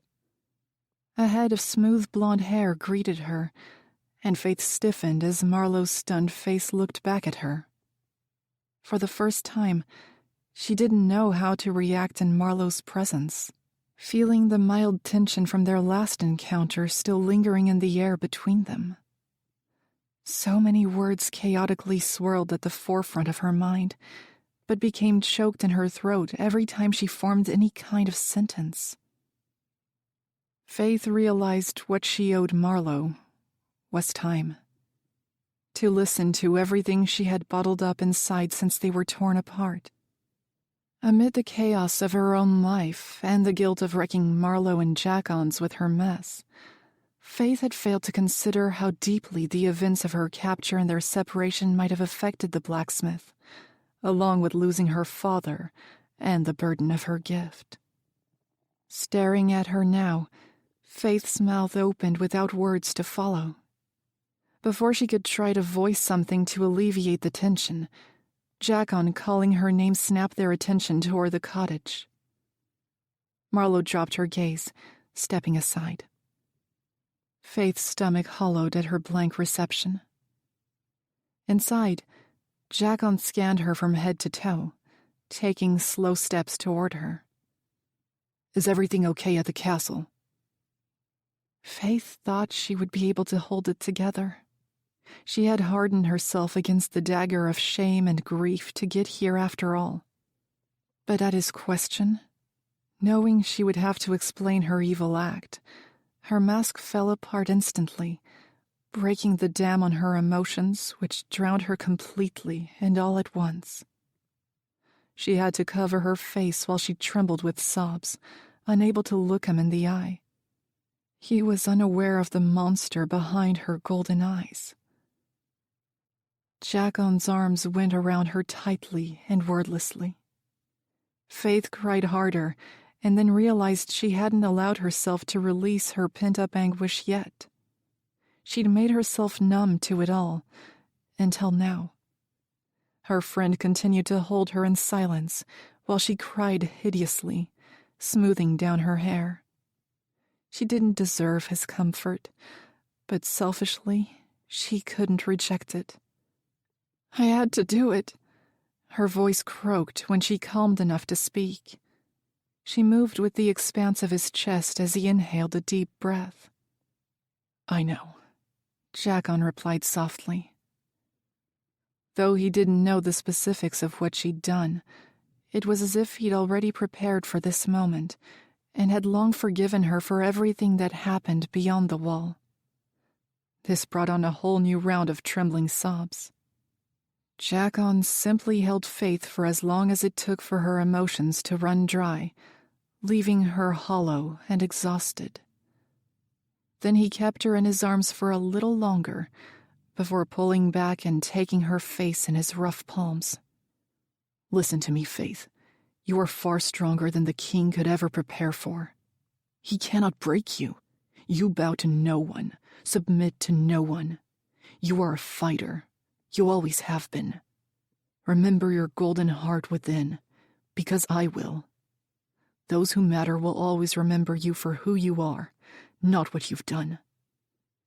Faythe's eyebrows knitted together, filled with deep love and admiration for her friend and his words, which were exactly what she needed to hear.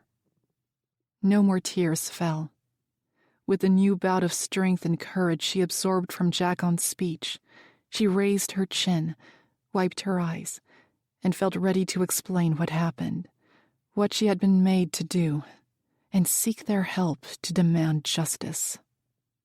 Marlowe fixed them some tea, and they all sat at the small, crooked table so Faythe could dive in deeper and share the reason for her visit. She turned her head and almost did a double take before beckoning Caius over sheepishly. Though she had forgotten the young Fey guard who stood poised by the door, he obliged with a pleasant smile. "This is Caius, a friend," she reassured Marlowe and Jackon as they cast him a wary look. The young guard extended an amiable greeting before taking the seat next to Faythe, who took a deep breath and rattled through the events of the previous night just to get it over with. After her recount of the execution, her role in it, and how she'd only done it to give the boy his only possible mercy, everyone was silent. Faythe couldn't bear it, and quickly continued. "I came because I need your help. He wasn't alone, and the king will find and execute them all if we don't seek them first and get them out of Pharaohhold." She noticed her friends casting a cautious look at Caius once again, and Faythe found herself also seeking to gauge his reaction. She hadn't told him what she had come to do, and if the guard was caught with even the knowledge of her intention, he could be executed for treason. She suddenly felt responsible that she had practically forced his hand. Now he knew her plans, even if he didn't want to, and his only choice was to risk no one finding out or turning her in immediately.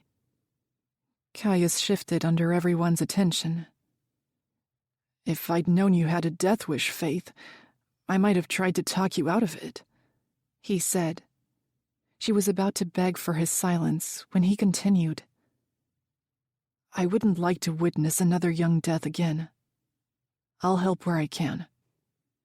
Faythe's shoulders sagged with the reassurance he would remain on their side no matter the risk. She gave him a guilty smile and nodded in appreciation at his offer. Jacques turned to her then, eyes fierce as he said, "How do we find them?" "I recognized one, the Pierre boy. He lives just a few doors down from the hut. He'll be able to lead you to the others." She paused, deliberating. "Though I have no idea what to do with them from there." The look on her friends' faces suggested they were at a loss for further actions, too. It would not be as easy as when they helped Reuben stow away on a ship to Lake Ilaria many months ago. Getting half a dozen young boys to safety, and possibly their families too, would require a much larger operation. To her surprise, it was Caius who offered a solution. "The king has removed the Faythe soldiers from Galmire. They could be safe there." Faythe should have thought of it sooner. She was a key hand in getting the king the votes he needed from the lords to make his forces retreat from the bordering town. "It's worth a shot," Jacques said, giving the Faythe guard a nod in thanks. She only expected Caius to keep quiet about his knowledge of her plans. Yet on his face, she could see he cared about the fate of the remaining human boys' lives. She was grateful for the burst of warmth in her chest that chased away some of the sadness. In the young guard, there was a glimpse of hope for a united High Pharaoh, undivided by race. "There was something else," she began. She wasn't sure if she should share the next piece of information, as she didn't know what it meant. The boy mentioned one of the guards he saw who ambushed them to seek information. He said he recognized him, not as a guard from Valgard, but one from Farrowhold. Faythe cast her gaze to Caius at first, to see if he showed any inkling he might know of any guards under Orlon's command who would be tasked with something unimaginable, something secret. But she felt instant relief as his expression remained just as shocked and confused as her human friends. Caius was a loyal friend and ally, both to the prince and to her. She had no reason to distrust him. "I'll see if there's anything I can find out in the guard," he said. She gave him an appreciative smile. "I know it puts you all at risk to ask, so thank you." Jacques shook his head. "This is our fight, too. I'm glad you came. We'll take it from here on the outside." Faythe had every confidence in them both, yet it still turned her stomach to implicate them with the risk of such danger. "I can get information between you both. It might look suspicious if Faythe is absent all the time, especially when the young ones suddenly go missing," Caius said. She could have hugged him for it. "Thank you. Truly. I wasn't trying to force you into it." Words of gratitude didn't seem like enough, but it was all she could offer for now. Caius waved a dismissive hand, giving her a playful smile. "You didn't. I want to help if I can." With the plan settled and the rest out of her hands, Faythe stood from the table, knowing they would have to get back to the others on patrol before the length of their absence became suspicious. Everyone around the table copied her movement, and she hated that it signaled another goodbye. Faythe spared a single look at Marlowe, hating that time was a luxury they did not have for the unspoken issues that had formed as friction between them. Her distant blue eyes almost made Faythe wince. She looked between her two human friends, alive and happy, and longed for the simpler days when she was a part of their daily lives. Now, it seemed as if their paths had branched off in different directions. Yet Faythe was confident, no matter what separated them for days, months, even in death, they would always find their way back to each other.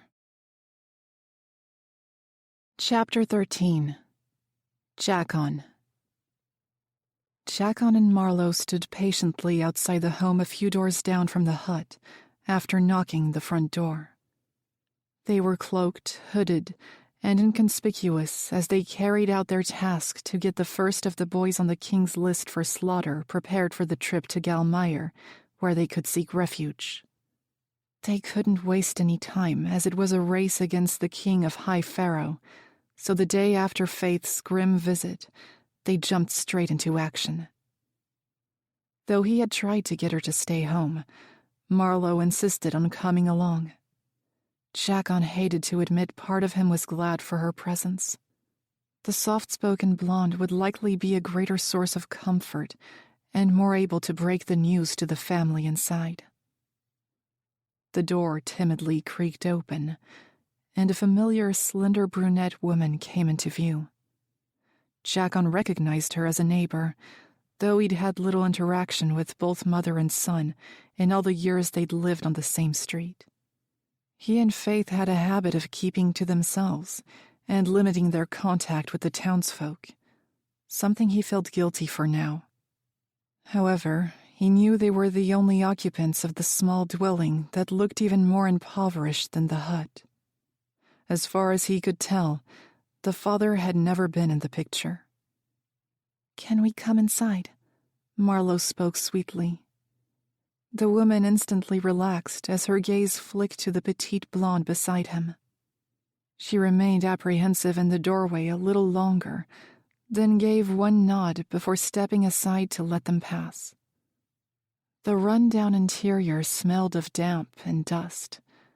Jacon passed no judgment on their poor dwelling, as he knew firsthand the struggles of life in this part of town.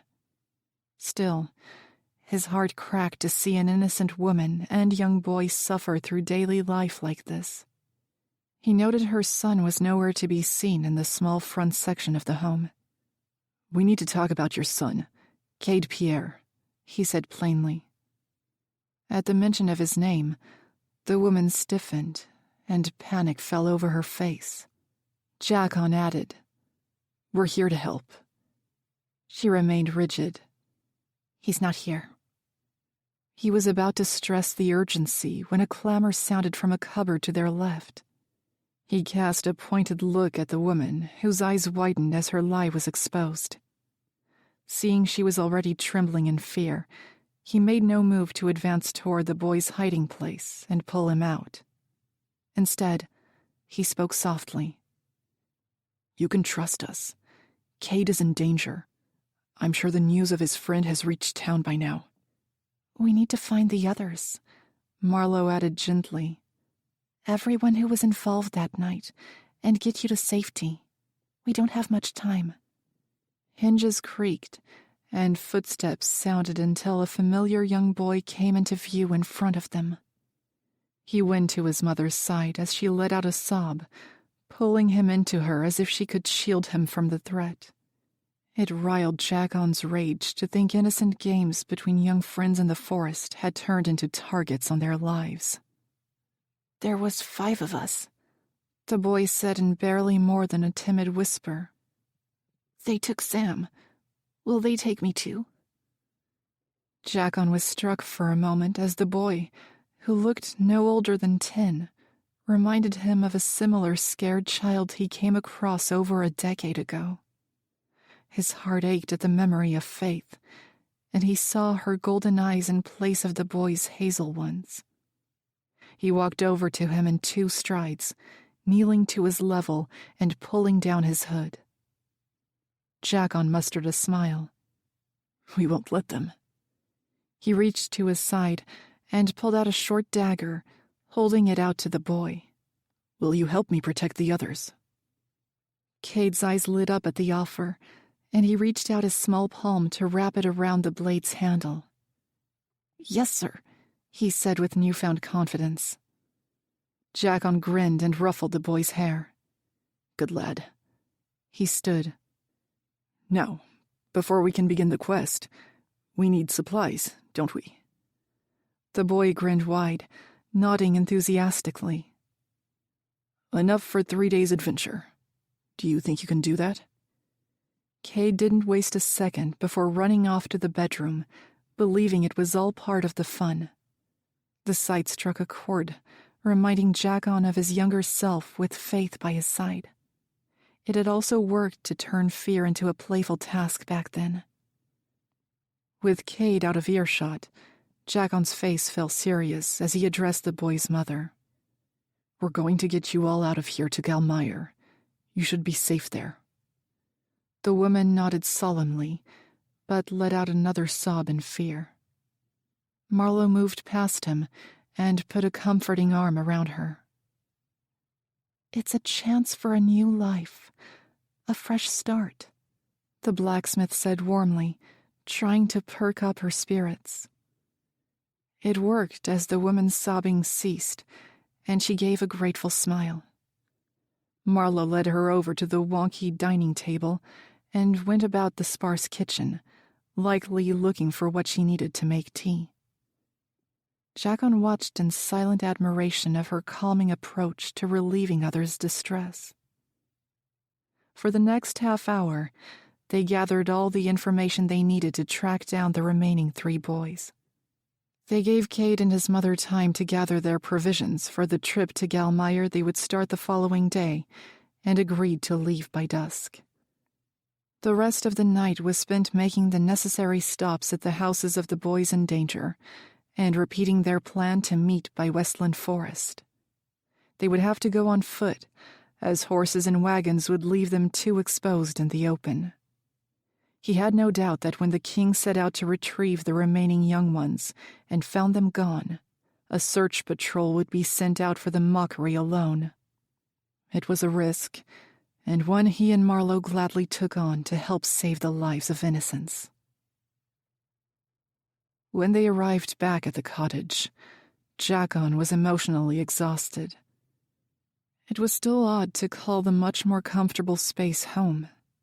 Strangely, he often found himself missing the dreary confines of the hut, but with Faythe's encouragement and Marlowe's persuasion, he reluctantly agreed to abandon the poor wooden structure he'd shared with his dearest friend for so many years. I'm so proud of you. Marlowe's soft voice broke through his thoughts as her slender arms went around his waist and her warmth enveloped him from behind. It was an instant comfort that he eased into, swiveling around to return her embrace. Her petite form fit neatly against his as he rested his chin lightly on her head. You were great tonight, love, he mumbled quietly. She pulled her head back, and he met her ocean blue eyes. It was all you. What you did for those boys. You gave them courage. At the pride in her voice, Jacon's heart swelled. He smiled gratefully, though he didn't believe he'd instilled anything in the young ones, only encouraged what was already there.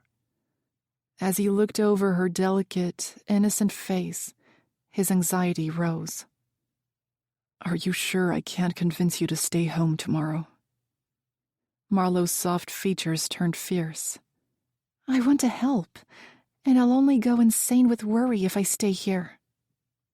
Her warm palm went over his cheek, and he leaned into her touch. I'm not as fragile as you think I am. Everything about her stood to be admired. In a surge of passion, Jacon leaned down to press his lips to hers firmly, almost desperately, as if she could be taken from him at any moment. While he knew she was resilient and brave, He couldn't help the need to shield her with everything he had and everything he was. Their lips moved together in a gentle but claiming kiss, and he felt the urgency in her response. Perhaps it was the lingering threat that would follow them like an eternal rain cloud waiting to break. Even once they got the families to safety, their own minds would never be safe. Marlowe removed her cloak and swiftly unlatched his too, before her nimble fingers set to work on the buttons of his jacket. Their lips didn't break apart even for a second, as his hands roamed the contours of her body, and he relished the feel of her smooth, pale skin after unlacing her dress and letting it fall. They parted only for Marlowe to hoist his shirt off over his head, and then they joined again, Jagon's hands going to her thighs to lift her and feel their bodies press together. Pulling her head back, Marlowe cast a pointed look down at Jagon's abdomen.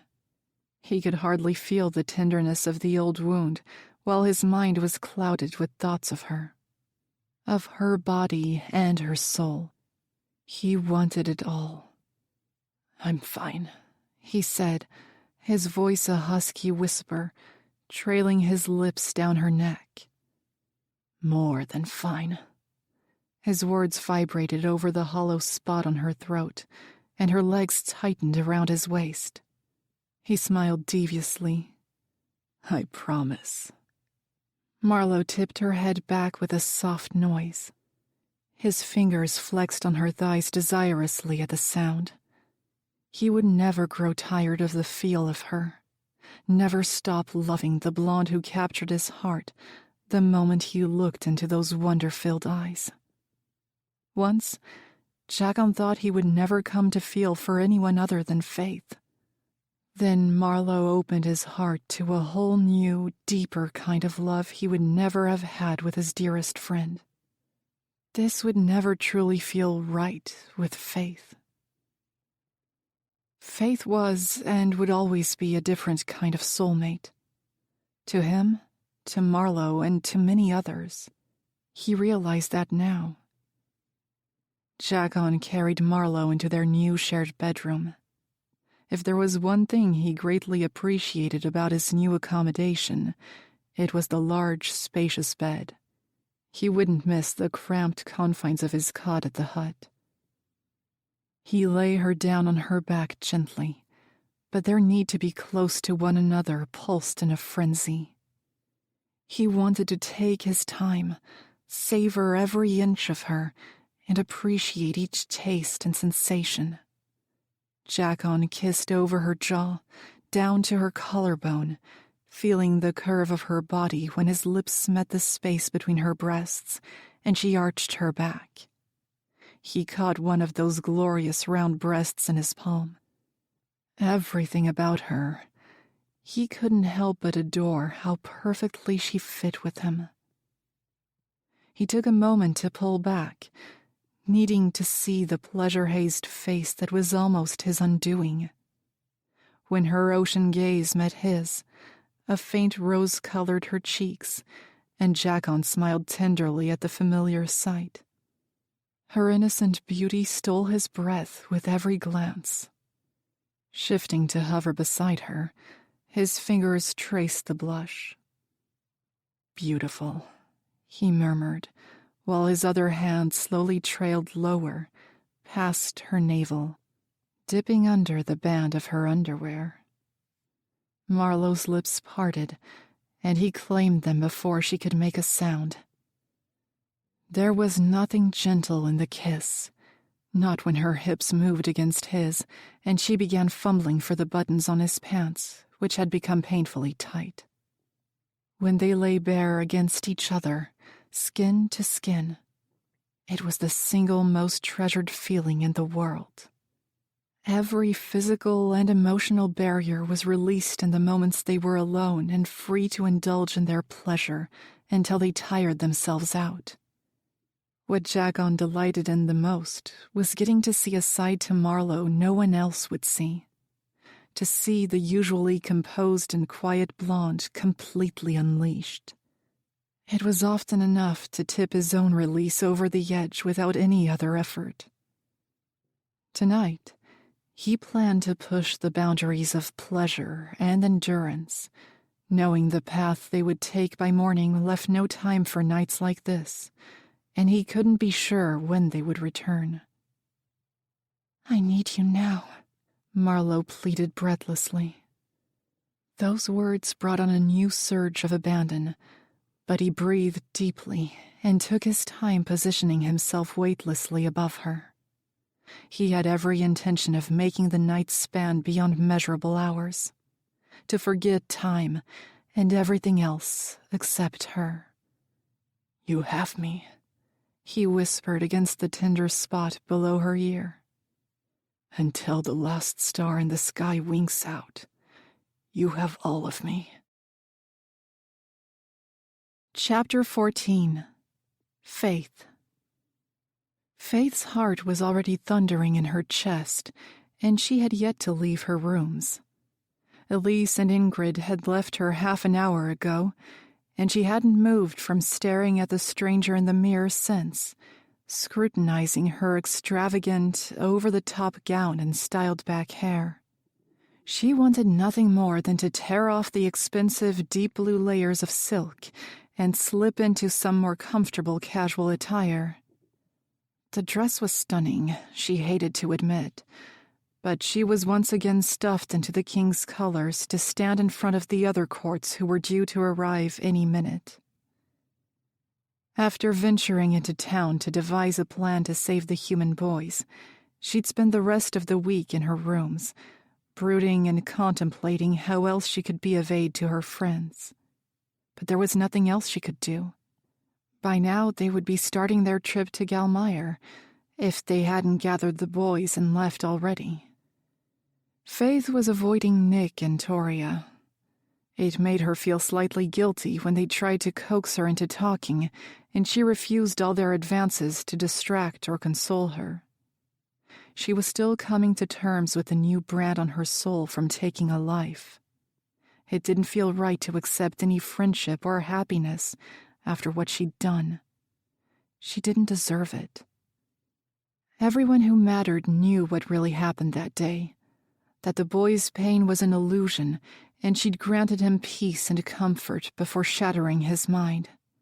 Still, it didn't make her feel any less like the ruthless, silent assassin she had proven herself to be.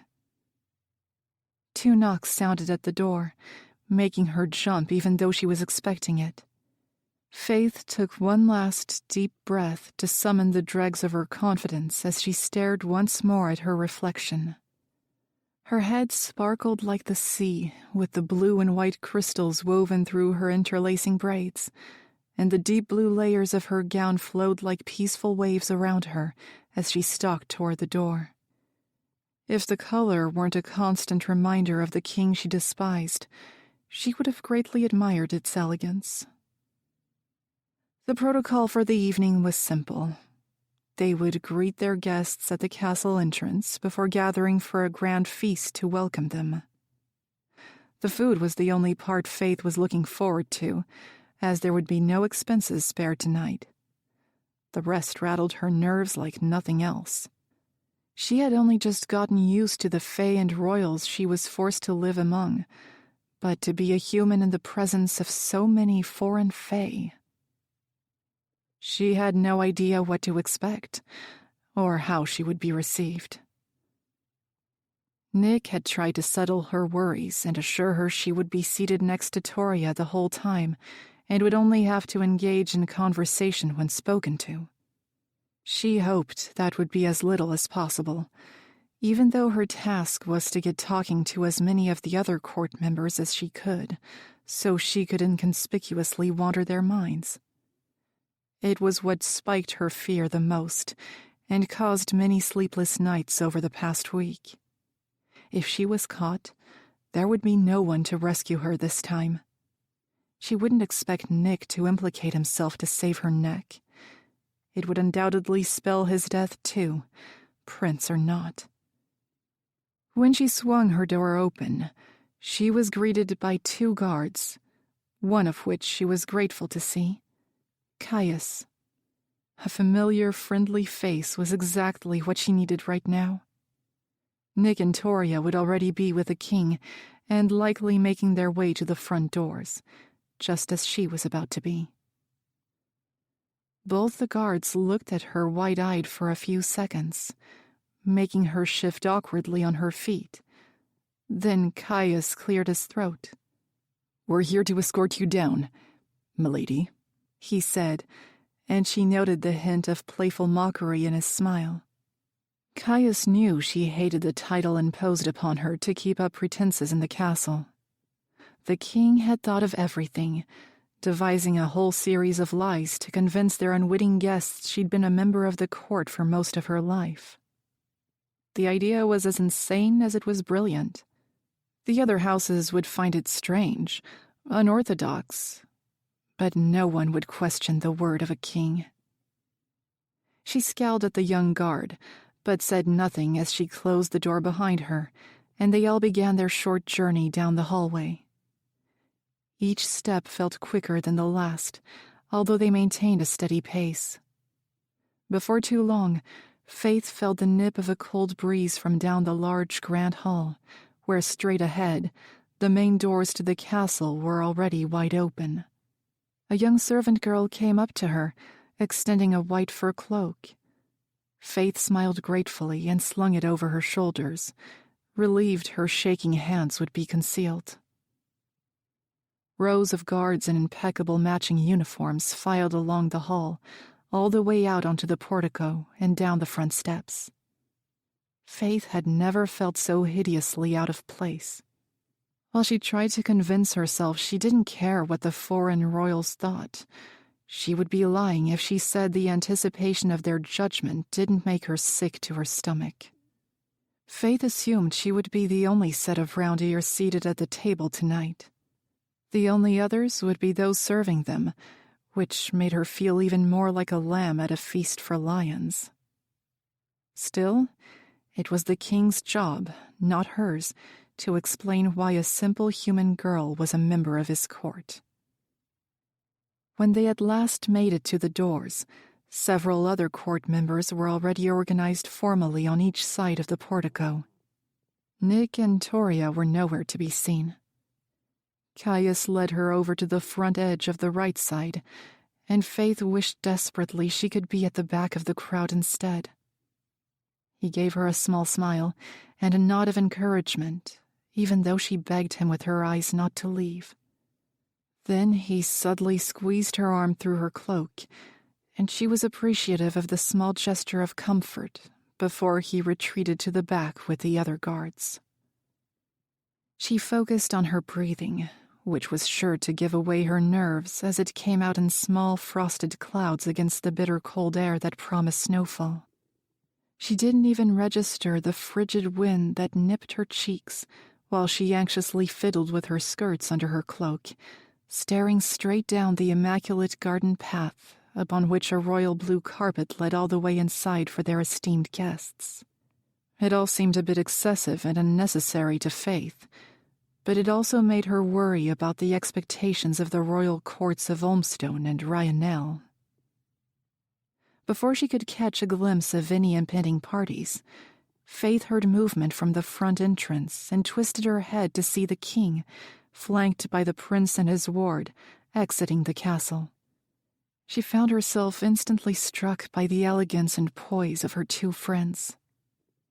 Toria was dressed in Finstead colors. From the sweetheart neckline of her pine green gown, tendrils of deep emerald crawled down to the skirts that flowed like a wave around her, complemented by the embellished collar, which curtained sheer green material over her arms and trailed at her back, leaving the bronzed skin of her chest and shoulders shimmering against the fleeting rays of sunlight. Upon her dark brown hair, a crown of woven silver antlers adorned the lattice of braids. She stood confidently, and it would take a fool not to see her for the great queen she would become to Finstead one day. Nick was also spectacularly dressed in a tailored royal blue jacket with silver embroidery. Badges of the royal sigil pinned a thick cloak to his shoulders, and his own crown glinted proudly against the bold sunset under his sleek, combed black hair. The three royals remained in the center, right before the stairs. Toria was a few short strides from Faythe, and she cast her a delicate smile of encouragement. Faythe returned it, and felt her heartbeat slow a little. There was a short moment of calm before she picked up on the sound of hoofs from outside the open castle gates, striking her heart into a gallop once again. The cavalry came into view soon after, in the form of several horses and carriages, as well as guards on foot. The first to arrive flew banners of deep purple with the sigil of a two-headed wolf. Olmstone. Faythe didn't know much about the history of the land, mostly made of stone, except that it had lots of mountain ranges and little forestry. This she only knew from maps. She knew nothing of what to expect from its people either. While it was rumored to be a rural and peaceful kingdom, it was also said to be divided, with the western side of Olmstone occupied by the savage stonemen. She couldn't be sure if their nickname derived from their appearance or internal nature, or which she feared more. The squeak of the wheels and the clatter of hooves came to an abrupt halt in front of the steps, and Faythe wrung her clammy hands under her cloak. Everyone stood straight and poised in both parties, and she did her best to keep up the same calm, welcoming stature among dozens of immortals naturally graced with perfect posture. A guard opened the door to the largest carriage and placed down a small footstool for the passenger to step out.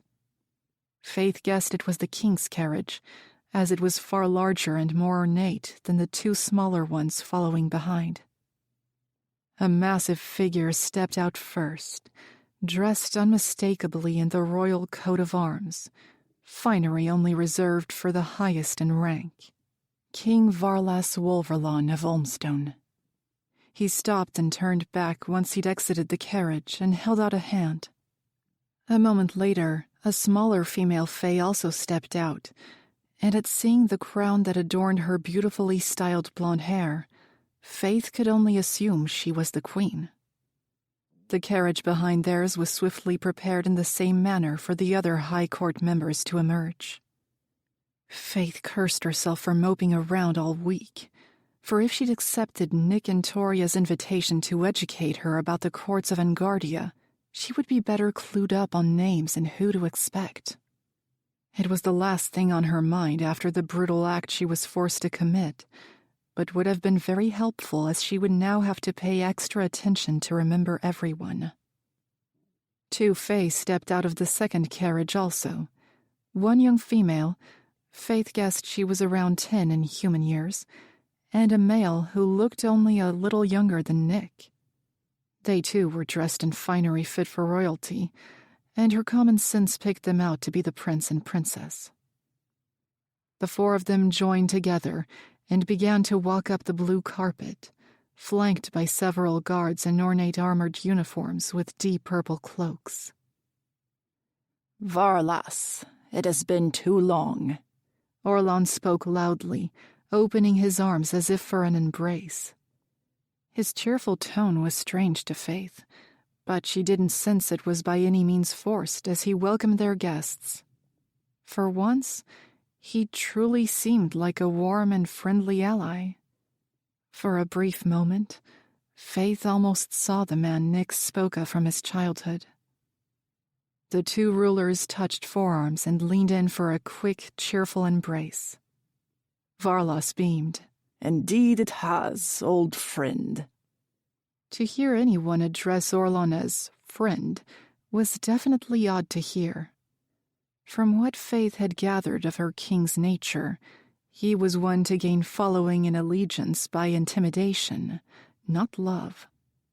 She had to wonder if the king of High Pharaoh disguised his wicked nature in front of those who didn't see him often enough to realize his hidden malice. "Princess Toria Stagnite, you look more like your father as the years go by," King Varlas said with a hint of condolence.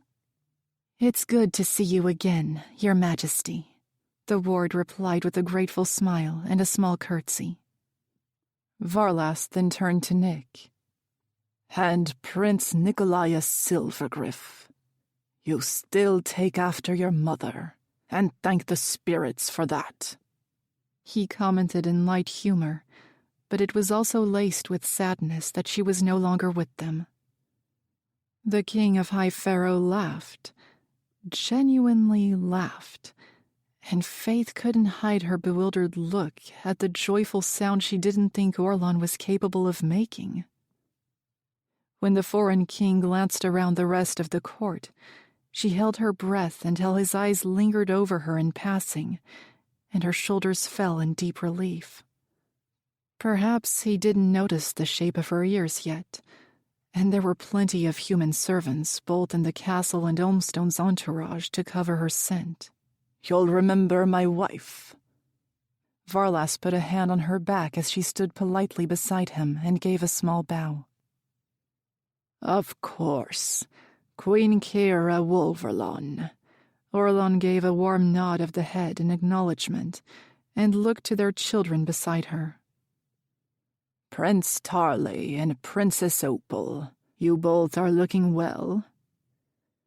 The prince, who Faythe gauged to be around the same age as Nick, was handsome, with neatly combed dark blonde hair and a boyish, soft face. He barely offered a greeting, looking thoroughly unimpressed to be here. The young princess, adorably cute with ringlets of honey blonde hair just like her mother's, grinned in response. Faythe didn't get a moment to settle her racing thoughts and anxiety once the first round of pleasantries was over. The familiar sound of horses' hooves carried across the stone outside the castle gates once again, and when Faythe looked over, she saw the next entourage was far smaller than Olmstone's. There were no carriages this time, only 5 males on top of impressively large horses. They trotted up the path to greet them. She identified them by their dark crimson coats at first, which rushed like a red flood toward them.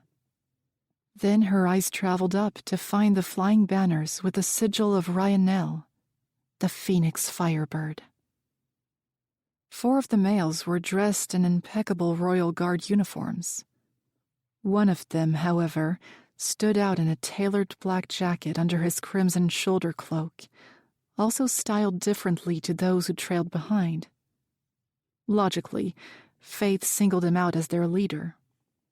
Only he didn't wear a crown of any kind on top of his silver-white hair, bright even from the moment she fixed eyes on him at the bottom of the stone path. They came to a stop behind the Olmstone carriages, and all dismounted in unison, either from subconscious training drills or by some perfectly timed accident. Regardless, they moved as one like a thundering red storm toward the awaiting parties on the portico.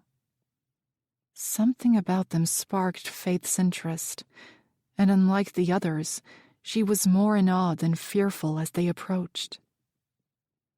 The court of Olmstone stepped aside, and the leader of the Reylan soldiers ascended a few steps with unwavering confidence. "Your Majesties," he said, bowing low. His voice was firm, with a mild accent she had never heard before. It sounded like gravel but felt feather-light, prickling her skin where she stood. Faythe shivered against the cold. "I have to apologize on behalf of King Agalor. As you will no doubt have noticed, he is not in our company. He would have sent word earlier of his absence, but it was last-minute urgent business that made him unable to attend. He sent me in his stead." Faythe flashed a look toward the King of High Pharaoh, surprised to find he was not in the least bit disappointed. At least, if he was, he kept the discontent off his face. Instead, his smile stretched out to a grin. "General Reylan Narrowwood, famous White Lion of the South. Of course, Agalor would only send his best. I don't think I've seen you since the great battles that earned you your name." The general cast a half-smile back at the king, though Faythe gauged it was more as a formality than from any genuine friendliness. Then, as if he knew exactly where she stood, the general's eyes slid sideward to lock directly on her. Faythe's breath caught in her throat as her eyes connected with irises of mesmerizing sapphire blue. He was beautiful, dangerously, alluringly beautiful. She thought she caught a hint of assessment in his look when his brow flinched, but she couldn't be sure from his steel expression that yielded nothing. The few short seconds felt like minutes to Faythe, but he didn't stare at her long enough for anyone to notice the strange exchange. General Reylan Arrowwood appeared to be the same age as Nick, but she could only guess at how many decades or centuries were between them when their immortality drastically slowed their physical aging. He stood slightly taller than the Prince of High Pharaoh, and she couldn't help but admire his strong physique, which made him look honed for the battlefield. She supposed he was. His title gave away as much. Her cheeks flushed, and she had to avert her gaze from the stunning Faythe, mentally scolding herself for reacting to his presence. He was just another highly positioned court member whose mind she would have to riffle through. Reylan didn't look to anyone else but the king, and offered a customary bow to the prince and the ward at his sides. It made her uneasy he'd found her eye among the other court members, offering no one else even a flicker of attention. It would have shaken her, but she remembered it was most likely her rounded ears and human scent that caught his curiosity, and she relaxed. The royals from all courts chatted as they began to make their way into the castle. The two kings and the general led the way, while the others, including Nick and Toria, fell behind a little. Faythe had no idea when to move, and stayed rooted to the spot with the other court members. Again she cursed herself for not seeking out one of her friends to explain the protocol beforehand. Just as she planned to wait until the others followed, or Caius came back to help her, Toria turned and subtly motioned for Faythe to fall into step beside her. Faythe stumbled in her haste to catch up, and likely looked very unladylike as she hurried her step. She muttered a silent prayer to the spirits to help her get through the next couple of hours unscathed. Chapter 15. Faythe. In the great banquet hall, lords and ladies from all courts were already being seated in clusters of their kingdom colors. Toria was the sole representative of her tragically captured lands in green, which left the only missing color from the mainland kingdoms to be Delrune's vibrant amber. As far as anyone knew, the royal court of High Pharaoh's eastern neighbors were all slaughtered during the great battles over a century ago. Faythe kept herself glued to Toria's side, observing the crowd and marveling at the beauty and the diversity of the court members from other lands. Aside from the colors, every kingdom had distinguishing features represented in its people's attire and hairstyles. Olmstone had an earthy appeal with their stone-like textures and tunics and dresses with straight-cut lines, while the Ryanel soldiers wore clean-cut and crimson velvet textures that reminded Faythe of ash and fire, making them a dominant force in the room. High Pharaoh always favored flowing, light fabrics and detailed embroidery that mimic the calm sea, and as for Toria in Fenstead Green, she radiated life and nature with the intricate patterns of her gown. In her royal blue colors, Faythe felt strangely out of place despite having been a citizen of High Pharaoh her whole life. It scared her to acknowledge which of the congregations she was most drawn toward. It had nothing to do with the ridiculously striking Fay General. No.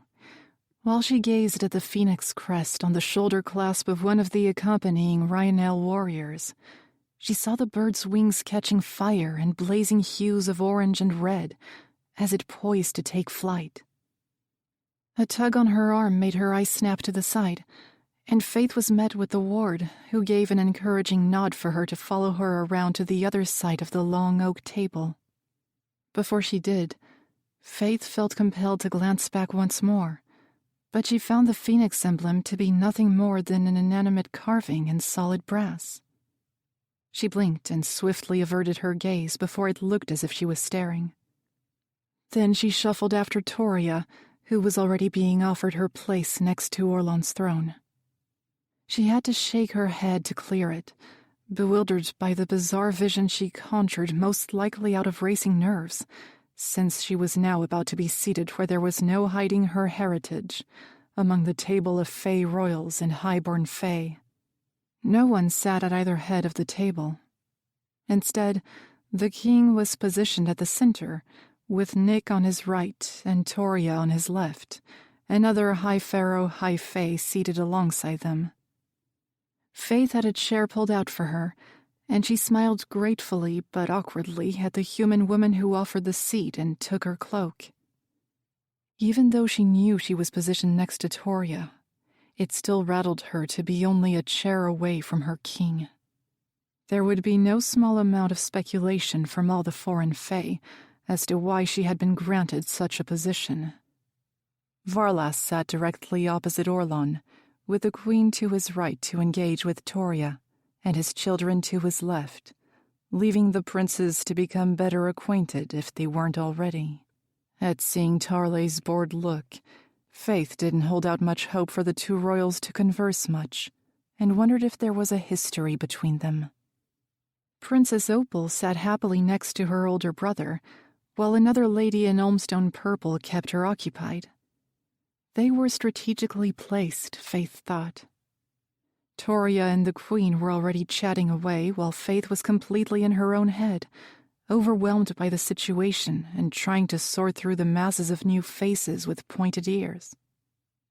She was snapped from her wandering observations when the chair parallel to hers trailed across the stone floor with a groan. When she turned to see who she'd been landed with, she was instantly hit with a wave of anxiety as she locked eyes with a sapphire gaze she failed to shake from the forefront of her mind. The general's eyes already bore holes through Faythe before he'd fully sat down. His look was hard to read as he studied her. Curious, likely, at the unexpected human sitting across from him. But there was something else in his gaze that made every hair on Faythe's body stand on end. She shifted in her seat.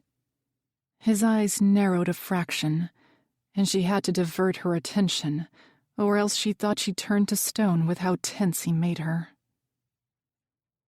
It is my pleasure to welcome you all to High Pharaoh. I look forward to our meetings this week to further secure our defenses and strengthen our alliance. I trust your stay will be comfortable as we have spared no expense or luxury. My home is yours. King Orlan raised his glass, and the other courts followed suit, toasting his words.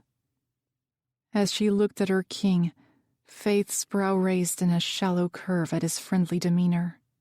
It was completely foreign to her. He was either a spectacular actor, or perhaps Faythe was too quick in her judgment of him. Now we feast in honor of the great houses that have held allegiance for centuries. As one, we will not fall. A wave of arms went up on each side of the table as everyone lifted their goblets in agreement. As one, we will not fall. The room echoed in a cheerful cry. It was a touching moment, and Faythe felt privileged to witness firsthand the close alliance that had kept them safe from Valgard for all these years. The Fae were painted as arrogant and ruthless, but it was not entirely the truth. They too had children, loved ones, and a fierce passion to protect their people no matter what. Chatter fell over the table again as people went back to their individual conversations. Faythe kept silent as directed, but Reylan's stare was far louder than words, even though she refused to meet it. When food was placed in the center of the table, Faythe found her appetite lacking due to her fluctuating emotions, and the evening had barely begun. Everyone else started to help themselves, the room a clamor of voices and clanging silverware. To avoid looking more unseemly than she already did, Faythe reached for her fork and speared a piece of meat onto her plate. The feast went on in full swing. She turned her attention to appear as if she were included in Toria's conversation with the queen.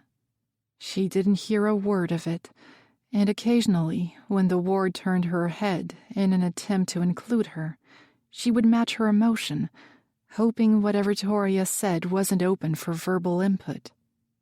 She couldn't focus on anything except the eyes across from her that felt like a branding. The general cast frequent glances her way, holding his curiosity as if he were figuring out a new clue. Every time she met those deep blue eyes, her body flushed at the odd attention. After what seemed to be close to an hour, Faythe idly pushed food around her plate. Her hunger diminished completely at the tightening knot in her stomach. Varlas's voice carried across the table to grab her interest. "I've never known you to be so invested in the humans, Orlon. Now you have one seated at your table." Her heart picked up in a rapid tempo, and she brought her eyes up to meet the King of Olmstone, who peered at her with intrigue. Orlon cast Faythe a bored look. "She is my personal emissary to the human towns. You'd be surprised how cooperative they can be when you invite one of them into your home and give her a title." He chuckled dismissively, and she didn't miss his mocking tone. They talked about her as if she wasn't even in the room, an object rather than a being. Her grip tightened around her fork, and her teeth ground at the insult. She kept her face calm, however, recalling Nick's warning to be smart, and smiled sweetly at the royals in purple who studied her. Varlas chuckled. "How interesting. Like a little pet." Echoes of laughter carried down the table. Faythe tried, really tried, to keep quiet and polite. She barely scraped an hour into the feast before she lost her composure. "If you desire a pet, Your Majesty, might I suggest a hound?" Silence fell, save for the wild throbbing of her heart and the high-pitched ringing in her ears in anticipation of the tongue-lashing she was about to receive for her fatal error. Or perhaps the lashing would come from steel. Nobody addressed a king in such a way, and she didn't doubt the insult struck tenfold coming from a human. In a flash of rage, the words had tumbled out of her mouth faster than vomit, though that too rose in her throat as she waited for the king's command to detain, reprimand, or perhaps even kill her.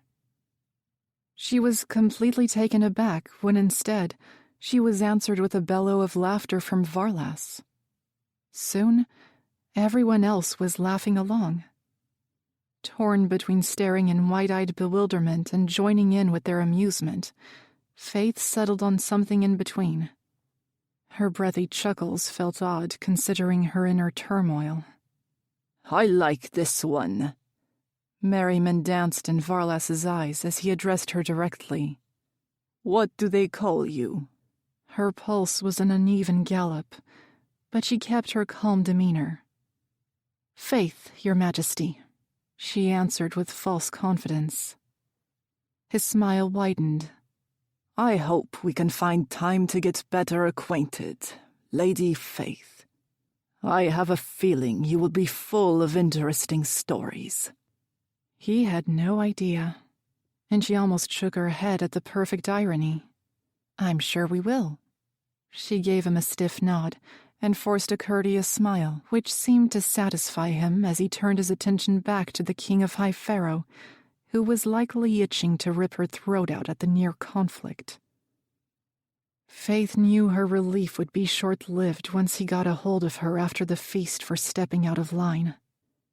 She focused on keeping her breathing regular as she turned back to find Reylan still fixated on her. This time, a smirk tugged at the corners of his lips, disturbing the sternness he usually held. If Faythe wasn't careful, she would end up with another confrontation, as he was starting to work her and had yet to say a word. Instead of voicing her dismay, she decided to get a head start on her work. It was the only reason she was here after all. She stared back and gently tested Raylan's mind for entry with extra caution, straightening her back in the seat when she was immediately met with a firm black barrier. She kept her face mild despite her confusion and surprise. Her first instinct was to assume he was a nightwalker, but none she'd come across so far had such reinforced mental walls since there was no need for them in the daytime, or so they believed. There were always gaps for her to peer into and get what she needed. In fact, she'd only been met with such an impenetrable block once before, in Nick, who was always fully aware of her ability. But it was impossible for the general to know what Faythe was capable of. This didn't prevent the quickening of her pulse. She tried once again to access his thoughts with a bit more pressure. The general's eyes narrowed a twitch, and she recoiled back with cold dread. Did he know what she was trying to do? He gave nothing away as his eyes left her at last, and he casually reached for his goblet, taking a long drink. Faythe wondered why she had been placed opposite him. Even more daunting was the fact it would have been the King of Ryanel himself if he were present. She glanced again at Orlan, looking ever the cheerful host.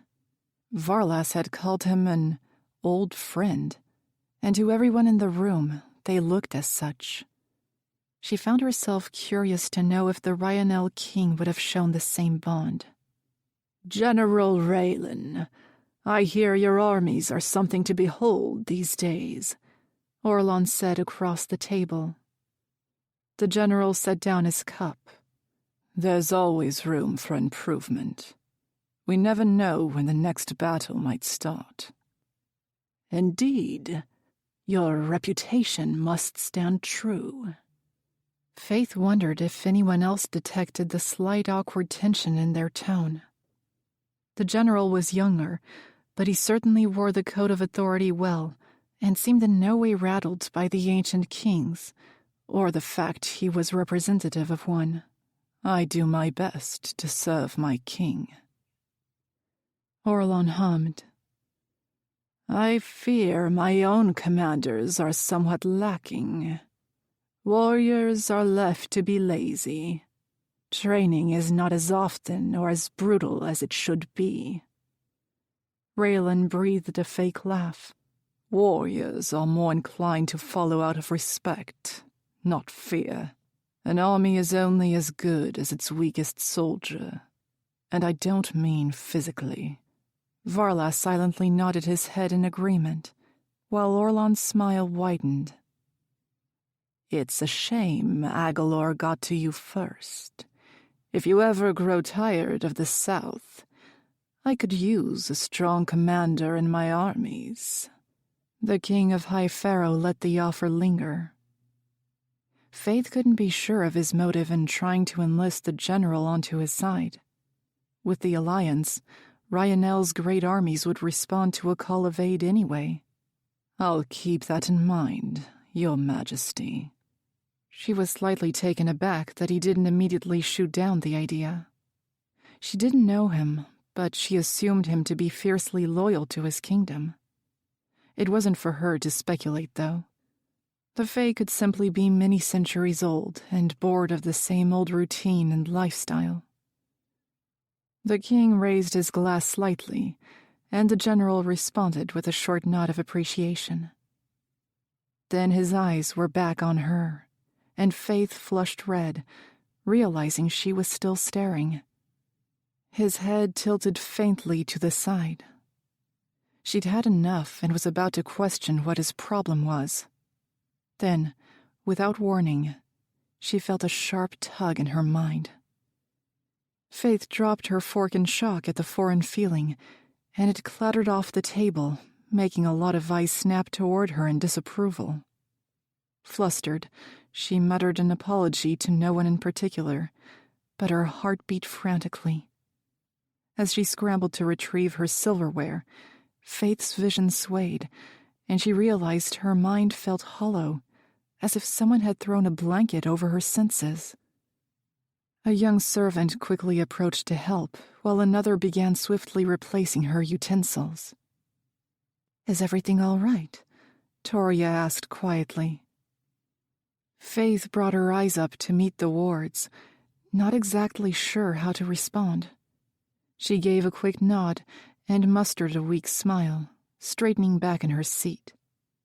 She snapped her gaze to Reylan, but found him looking away for once, glancing casually around the high pharaoh courtiers. She still couldn't figure out what felt missing within herself. Until she met the eye of another Ryanel soldier who happened to be looking her way. Everything was quiet. Too quiet. Then it clicked. She couldn't see or feel anything, even when she tried to brush the surface of his thoughts. Faythe sucked in a subtle breath that cut through her like a spear of ice. There was a time when she wished desperately for this moment, for her ability to suddenly vanish and to go back to being her old mundane, boring self. Now, her ability was the only thing that kept her alive. She despised herself for her invasive talent at first, but had then come to embrace it as part of her being. Having it gone didn't only panic her because she'd be useless to her king. She felt empty without it. When Raylan's gaze found hers again, a weight pressed down on her mind, slowly building in pressure. Faythe's eyes widened, and she threw up her own mental block, knowing exactly what the sensation was. Only, she didn't know how he was doing it. Did he have the same ability? The prospect thrilled her, only in thinking perhaps she wasn't an anomaly in the world. But her excitement was overshadowed by the fear her life hung at his mercy. Did he know about her? It would be her end. He would tell his king, or perhaps expose her before his visit was over. Faythe had to brace a hand on the table to keep from swaying with the waves of anxiety. The temperature in the room rose dramatically, but she knew no one else would feel it.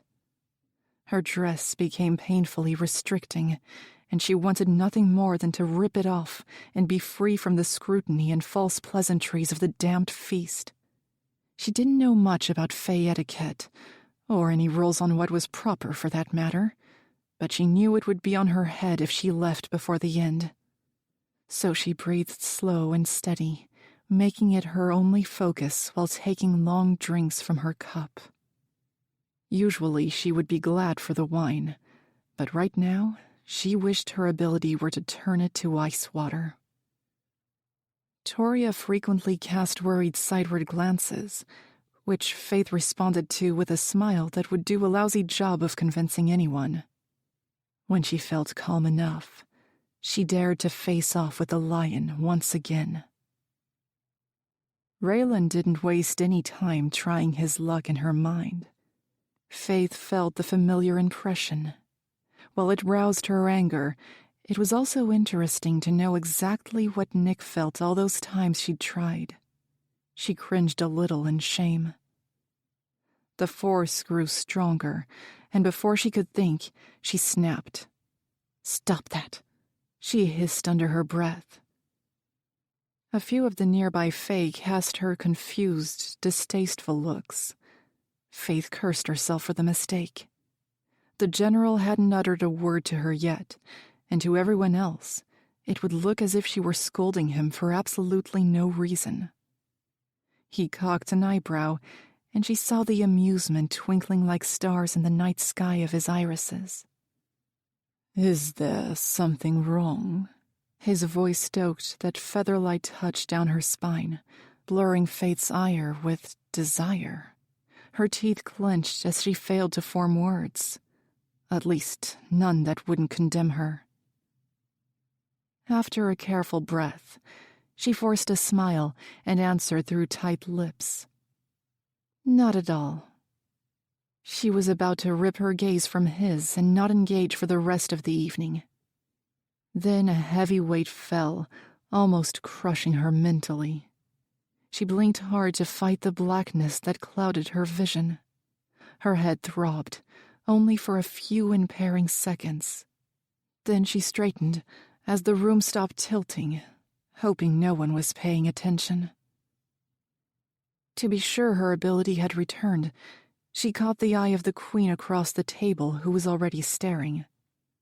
When she glimpsed a few thoughts on the edge of her mind, mostly curiosity aimed at the odd human across from her, Faythe breathed a subtle sigh. It was concerning that she was drawing the wrong kind of attention, but at least she could focus again without the lingering panic. She just had to get through the next hour, survive the feast she had already failed to remain silent and hospitable through as she was ordered. It would be a miracle if she ended the week with her head still fixed on her shoulders. The excited clamor began to calm, the high fae around the table elated and full-bellied. Faythe, however, was beyond bored, and had barely eaten anything thanks to the twist in her stomach from her irritation at Reylan's frequent glances and the fear her ability would go mute again. She wanted to confront the general, demand what his problem was, and settle her giddy need to know if he harnessed a similar ability. But she was at a loss for how to achieve the latter without outing herself. The possibility he already knew terrified her.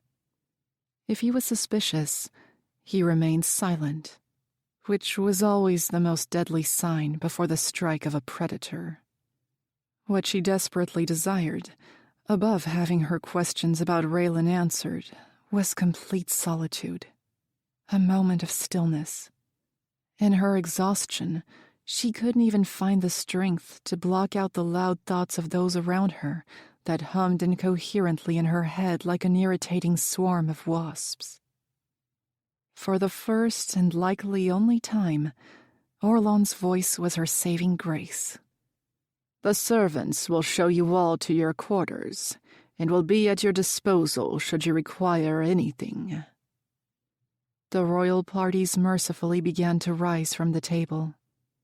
Faythe let the stiff posture she'd endured falter slightly while they were otherwise occupied. "My home is yours to wander freely, and I look forward to meeting formally to discuss matters after your day of rest." Faythe stood too, walking around the table to stand with Toria while they watched their guests exit with a few short words of gratitude. As the Ryanel general bowed in thanks before the king, he cast Faythe one last fleeting look before turning on his heel and leaving behind the sea of purple. She didn't like him, didn't want to like him, yet she cursed the dangerous thrill that caressed her spine at the exchange. When all their guests were out of the hall, including the High Pharaoh court members, the three royal hosts and Faythe were left in an awkward silence. The ward was the first to excuse herself, casting Faythe a tight smile before she was dismissed. Faythe didn't ask permission before trying her luck, and took the first steps toward the door that beckoned her escape. "Faythe?" Orlan's voice sang behind her. She closed her eyes, cursing inwardly as she realized she wasn't going to leave unscathed. She turned around to face him. "You step out of line again, say one thing you shouldn't, and I won't hesitate to cut out your tongue." His threat was clear, and it was far from empty. The mask of the pleasant, cheerful host had completely dissolved, revealing the cold, dark face of hatred she was all too familiar with. Though she trembled inside, she rallied the remnants of her quickly dissipating bravery to respond. King Varlas was not going to be won over by niceties or feminine charm. You told me to get close to them. I saw what would grab his interest, and I did, didn't I? The lie tumbled out of her so easily, she was impressed. She couldn't decide if it was a good or bad thing she was becoming a more efficient liar in the king's court. Orlan's eyes narrowed slightly, debating whether she spoke true or was playing him for a fool. By some mercy of the spirits, he decided not to call her bluff and dismissed her with a wave of his hand. Faythe held poise and refrained from sagging forward in relief. She turned and briskly exited the grand dining hall at last. She was halfway down her second hallway when she heard quiet footsteps catching up to her. She didn't have to turn around to know who it was. You didn't really know your audacious words would be well received with Varlas, did you? Nick accused playfully. She was grateful for the familiar voice she hadn't been able to converse with all night, but didn't look at him as she answered, still dealing with the mental chaos from the night's events. Not in the slightest. Chapter 16. Faythe. Faythe had tossed and turned in her sheets for hours since returning from the feast. She lay in a hot, tangled mess, unable to get her racing mind to settle. Specifically, she worried the Reylan general knew her secret and somehow possessed a similar ability to her own. She'd declined Nick's offer to stay in her rooms in case she needed someone to talk to. She clearly did a lousy job of convincing him she was absolutely fine. She was anything but, and was going out of her mind, wanting to scream out loud with unrest. Finally giving up, she flung back the covers with a disgruntled huff and walked over to the balcony doors for some fresh air. As she yanked them open, the sharp sting of cold hit her like a wave of ice water in her short silk nightgown.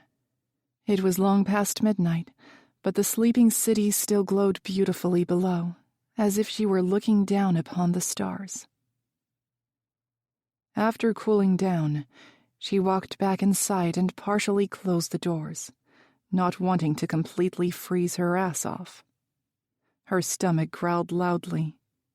She barely ate anything at the magnificent feast, and now she was angry with herself for it, and angry at the annoying silver-haired Faythe general for distracting her so much she didn't enjoy any of it.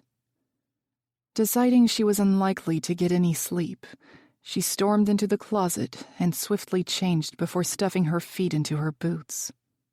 She may as well satisfy her hunger while the castle slept. She could ransack the kitchens for leftovers. She left her rooms cautiously, though it was likely wasted energy in a castle crawling with fae and their heightened senses. Still, she crept as stealthily as she could down the torchlit hallways, darting between the shadows, trying to avoid confrontation with any of the guards should they want to question where she was going. It wasn't as if she was up to no good, but she knew they were under strict orders not to let her out of sight. To their credit, they tried to be subtle, but she always noticed a pair of surreptitious guards trailing nearby wherever she went. At the sound of quiet chatter and light footsteps, Faythe ducked into a dark alcove and waited for 2 fae guards to pass before dipping down the stairwell that would take her to the servants' quarters. When she arrived, she winced as the door creaked loudly and slipped inside. Within the eerie, dark confines of the kitchen, she relaxed, knowing no one would be coming down here any time soon. She wished she'd thought to swipe one of the torches from the wall, realizing she had little light to maneuver. Weak beams of moonlight shone through the line of high box windows along one wall. She would have to make do, and as her eyes adjusted, she could just about make out the different areas and where she would look for food. A large bench held various covered platters, and Faythe began to lift the racks, squinting to determine what was underneath. She could already smell the delectable notes of chocolate before a full cake came into view, and her mouth instantly watered. It wasn't exactly what she had in mind for supper, and she didn't remember seeing dessert at the feast tonight, but she started to crave the sickly sweet pudding as soon as the scent hit her nostrils. Looking around for something to cut a slice, or even a fork to save the hassle, she spied the utensils hanging along a rack by the sinks. Eagerly skipping over, she grabbed both silverware and a plate before turning back to dive in. Straight for dessert. Faythe's heart leaped out of her chest as everything loosely held in her arms clattered loudly to the stone floor. The plate shattered, pieces shooting out all the way to a new pair of boots that now occupied the kitchen. Her eyes trailed upward from them, and if it wasn't for his silver-white hair, stark as the moon, she wouldn't recognize the intruder in the dark. Caught between shock and anger, she could only gape at General Reylan.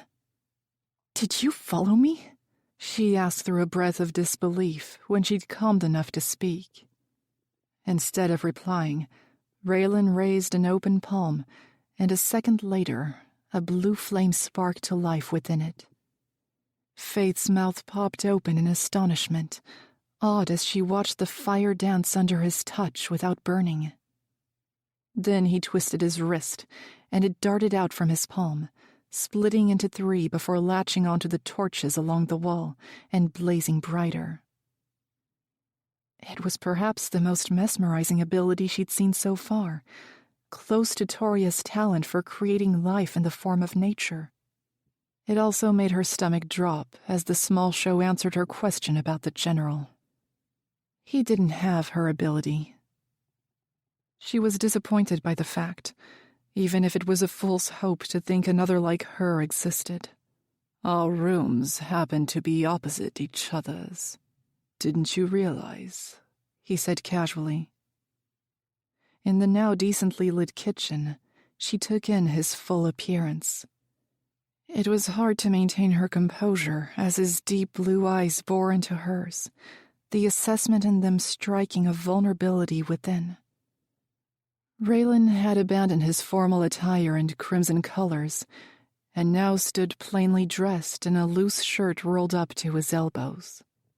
Faythe's attention was grabbed by the intricate swirling black markings that traveled up both his forearms, and she wondered if the tattoos held any meaning beyond decoration. She had yet to meet a fae who wasn't immortally alluring, but Reylan was a particular sight to behold. Perhaps it was his obscure hair color paired with dark brows against faintly tanned skin, long lashes that curved around striking sapphires, his challenging poise. All those things added to his sharp facial features, making him intimidatingly beautiful. He stood with arms crossed, watching her, and she realized he was waiting for her to speak. "I can't say I did," she muttered in her daze, and then wondered why the general would care to notice anyway. "You didn't answer my question." He shrugged, nonchalant. "I heard you leave. I was curious as to what the king's pet would want to get up to at such a late hour." She lost all reason to be friendly toward him at the remark, and clenched her fists in anger. He must have noticed their reaction as he released a shallow chuckle, only adding to her growing ire. "I don't know what your problem is, but you're wasting your time." The general's eyes twinkled in amusement. Leaning back against the counter, he reached for something on the surface behind him that glinted when the torchlight caught it. Reylan flipped the dangerously sharp knife mindlessly in his hand. "I don't have a problem," he trailed off. Each vertical spin of the blade was one miscalculation of balance away from slicing into his palm. Faythe swallowed hard, gauging it wasn't a simple act of boredom. "But you might." His eyes met hers, and the knife stopped turning. His fingers curled around the handle of the silver blade, ending its carousel to point it directly at her.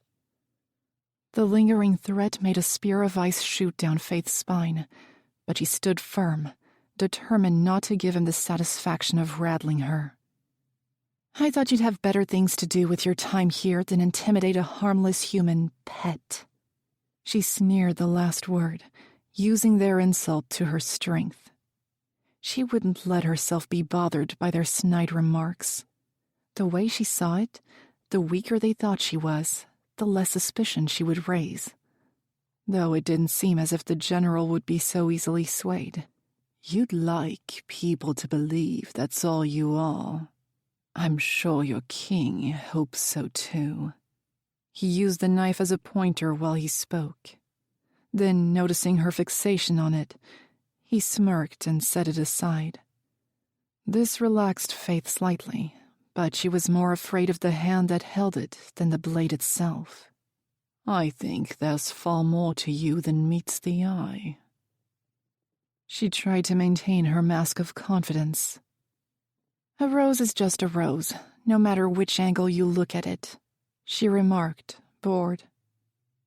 His head tilted in curiosity. "Even nature has its secrets. Everything is not always as it seems." "I'm afraid you'll find things here are exactly the way they seem. I'd hate for you to waste your time looking for something only to be thoroughly disappointed." "I have lots of time. Maybe we'll get the chance to spend some of it together." "I'm sure there are plenty of other ladies of the court who would be more than delighted to keep you company." "And if I don't want the company of any other ladies?"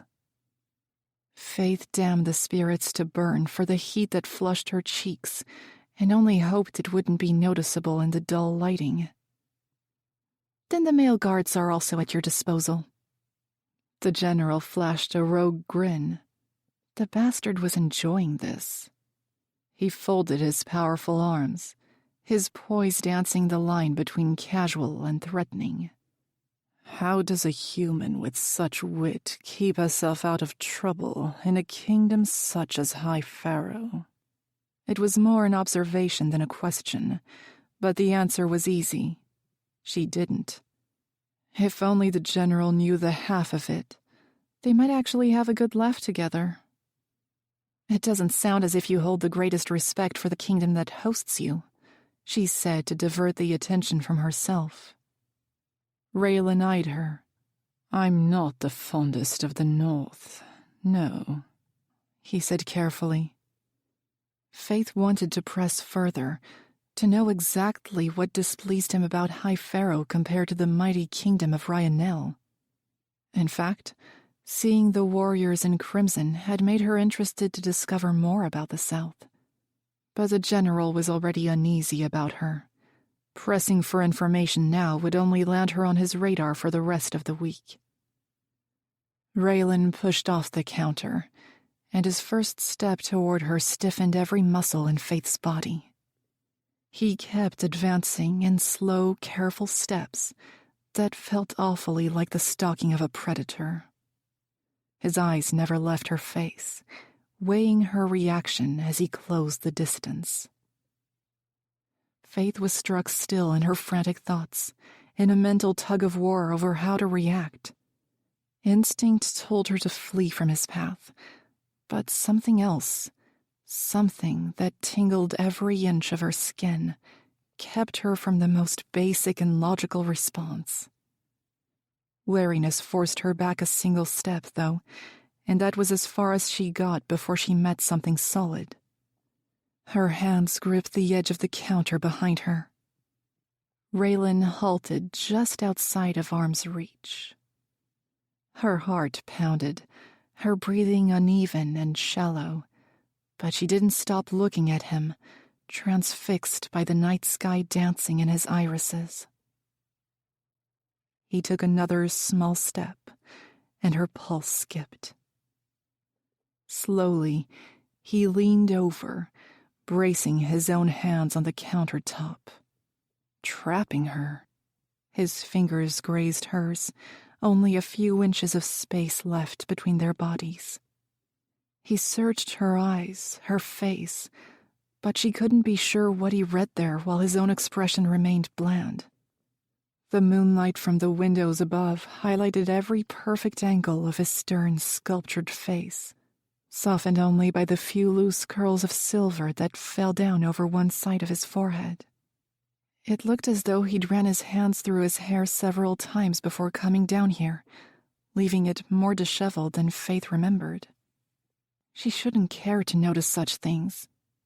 What was worse was that she started to imagine her hands there, wanted to find out if the thick, cropped locks would feel as silken as they looked, woven between her fingers. All she could hear was the hard pounding in her chest as his proximity flushed her whole body with heat. Not the heat of fear, but something far worse. Longing. She didn't know him, and never should have let herself become caged in by his powerful, towering form, unaware of what he was capable of. Something changed in the darkening of his eyes, a dangerous hunger she knew she should run from. Yet in that moment, she could think of nothing but getting closer to him. Whatever Reylan read in her reaction made him inch his face farther forward. Her heart beat a frenzy she feared would break her ribcage, her fingers gripping the wood so hard it verged on the edge of pain. Her spine locked. Wrong. This was so wrong. Scattered words of self-preservation floated into her mind, but not a single protest was strong enough for her to listen. His head angled and dipped until she felt his breath on her neck below her ear. Reylan paused, inhaling a deep breath as if he would claim her, devour her. A shiver formed at the base of Faythe's spine, shooting through every nerve ending in her body and subconsciously tipping her head back a fraction. He stilled, and his breath stopped caressing her skin for a few long, agonizing seconds. Whatever he pondered seemed to pass when his warmth returned, blowing across her chest and trailing inside her shirt in a long exhale. It shivered over every inch of her and pebbled her breasts. Faythe only hoped he wouldn't glance down far enough to notice it under the loose shirt she wore without undergarments. "You're not afraid," he said, his voice grating on every cell along her collarbone. Faythe swallowed, finding it difficult to form words in her dry mouth. No. Not a whole lie. She was afraid, but not for the reasons he expected. Reylan paused in contemplation. Both of them remained so utterly unmoving it built coils of tension in Faythe's stomach. She wondered if he would make contact as the near touch of his body, his mouth, inspired a thrill that hummed in her blood. "You should be." Alarm rang out, and though her mind was clouded with the effects of his closeness, it seemed he too was distracted enough that he didn't pay notice to her hand, which had slowly been inching back, hoping to find the small but sharp carving knife she spotted before. Feeling the cold wood of the handle, her fingers gripped it, and in the same breath she brought it to his throat. "So should you." Reylan didn't so much as flinch, not a single flex or flicker. His head slowly pulled back to lock onto her gaze. Faythe held her hand firm, applying slight pressure to his skin to stifle her own trembling. It was a reckless move, but as she acknowledged before, she couldn't be sure what he was capable of, and figured it was better to be at least somewhat armed. A slight curl disturbed his straight mouth. "It's not often I'm caught out by something unexpected," he said, blade moving against his throat with every word. She wasn't sure if it was a compliment. It was clear he was unfazed by her feeble threat, as though she were holding a spoon, not a blade to his neck. She almost flashed her eyes down to check it wasn't. Unexpected, but foolish. Before she could detect even a slight shift, Reylan moved faster than she could blink. One hand lashed out to grip the hand holding the blade. The other seized her loose wrist, and she was whirled around so fast her vision swayed when she stilled again. Her breathing was hard as she processed the maneuver, her back flush with his front when he pinned her arm across her abdomen. His warm hand encased her fist, resting the cool length of the blade against her own throat. Realizing she had been so easily compromised flared her humiliation. Faythe clenched her teeth, knowing she was completely at his mercy. A single second was all it took for him to effortlessly overpower her. In a flash of sheer will laced with fear, she attempted to bring her foot up to where she knew she could instantly incapacitate a man. He sensed it too, shifting out of her way before hooking a long leg around both of hers to prevent a second attempt. "Are you quite done being violent?" Faythe stilled, knowing her struggle would be wasted energy against his stone grip. Though he didn't move, nothing about his hold on her was even mildly tight or painful. "Are you quite done being an arrogant prick?" He snickered a laugh that rumbled faintly through her, despite her head just meeting his shoulder. She couldn't decide if she enjoyed the sound or wanted to take the knife to his throat and cut it out. "I'm going to release you," he said, but he didn't immediately move. "You'd be wise not to try that again." Reylan pulled away from her at once, taking a long step back. Cold air wrapped around Faythe, snapping her back into her senses. Her face, body, and mind blazed with bewilderment. Flustered, she twisted toward him, the knife still clutched in her grip while she tamed the anger that rushed through her. "Brave of you, but your close defense could surely use some work if you're going to go pulling knives on those who are leagues above your physical strength." His head tilted as he observed her, studied her, as if she were some foreign object he'd never encountered before. It only strained the tether on her violence further. "Though I do admire you for trying. You had me worried there for a second." There was nothing condescending in his tone, and no arrogance either, as his features softened around the edges slightly. "I doubt that," Faythe ground out. Their stare-down only intensified. "You should leave." Reylan didn't immediately move. Instead, he assessed her for another irritatingly long moment. Her eyes blazed into his, anger rising with each second he spent reading her, because she had no idea what he was seeing. Then he turned, nonchalant, as though the close encounter never happened at all. "As you wish," he said plainly. When he got to the door, he paused in the frame before turning back. "How old are you?" She wasn't sure why it mattered, or would even slightly interest him. Not in the mood to string out another round of questions, she answered. "I just turned 20. His eyes narrowed a fraction, but she couldn't read the expression that crossed his face at the knowledge. Then it was gone, replaced by the same impassive calm. "I'm sure we'll be seeing each other again soon, Faythe," he said with a lingering promise, before disappearing out the small wooden door he had to duck down to fit through. She hated her body's reaction to her name rolling off his tongue, smooth as a lover's caress. Alone again and bemused, with a heart still thrumming wildly, Faythe found her appetite completely gone for the second time that night. Chapter 17. Jack-on. Jackon hid under the cover of green and brown foliage as he scouted ahead for the Faythe patrol. The coast was clear, though he wasn't foolish enough to start walking around without caution. The Faythe could creep up on them a lot faster than any of their human senses were able to detect.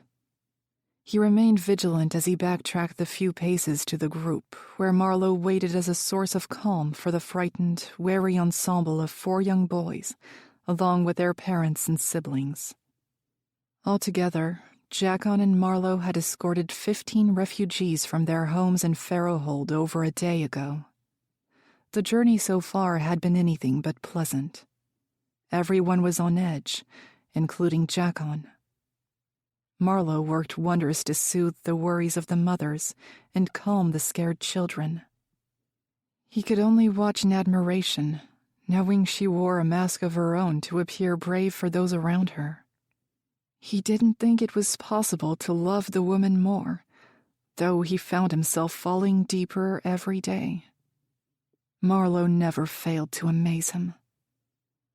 Her face displayed instant relief when she spotted him, and she walked a few paces away from the group to meet him. "Everything's clear. We should get to the halfway point by nightfall if we keep moving," he told her. She nodded and gave a forced smile. He wanted desperately to console her worry, and it pained him he had no idea how to. On the road, everything was uncertain. The days dragged out far longer than they should, and they had 2 more to go before they reached Galmire. No one could rest for fear of being tracked down or discovered. Looking over everyone's grim faces, Jackon felt hopeless. Just then, his ears picked up motion from behind. He looked in panic to Marlowe first, who was already wide-eyed at having also heard the rustling of distant leaves. Jackon held a finger to his mouth as he motioned with his other hand for everyone at her back to stay still. His heart thundered in his chest as he slowly reached for his sword and silently pulled it free of its scabbard, though he knew it would be useless if they were about to be confronted by a band of Faythe guards, or even one for that matter. Regardless, he vowed to protect every soul behind him with his life if need be. He took one soundless step forward, then another. The disturbance got closer, louder. The Faythe had every ability to maneuver undetected. It was a slight relief to think perhaps the intruder didn't know of the humans they were about to run into. They might still maintain the small advantage of surprise. The bush directly in front of Jackon shook as someone made to pass through the small gap.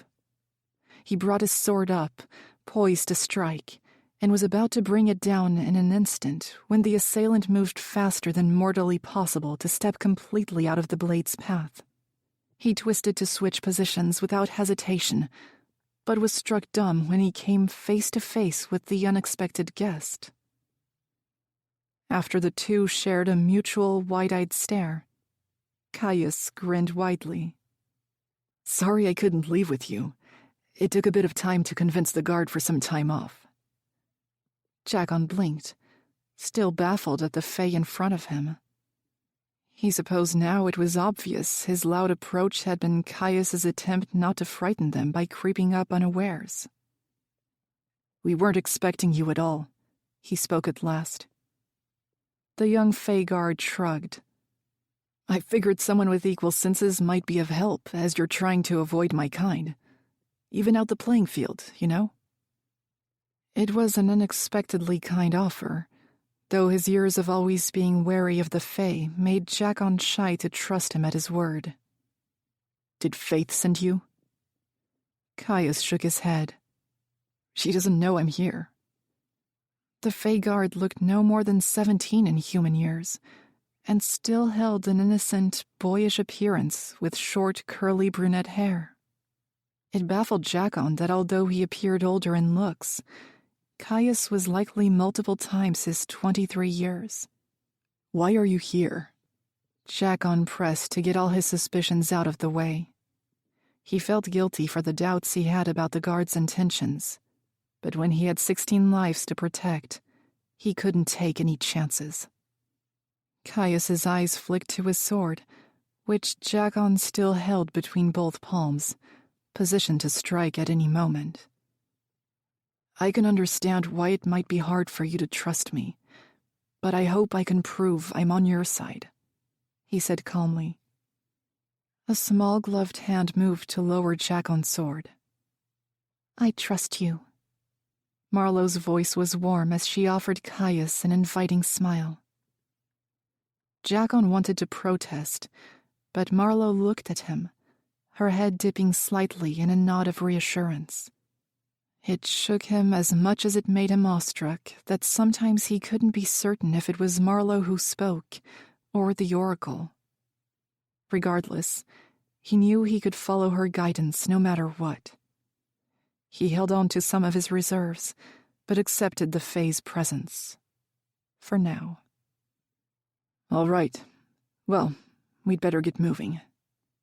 He didn't sheath his sword, but didn't raise it again either.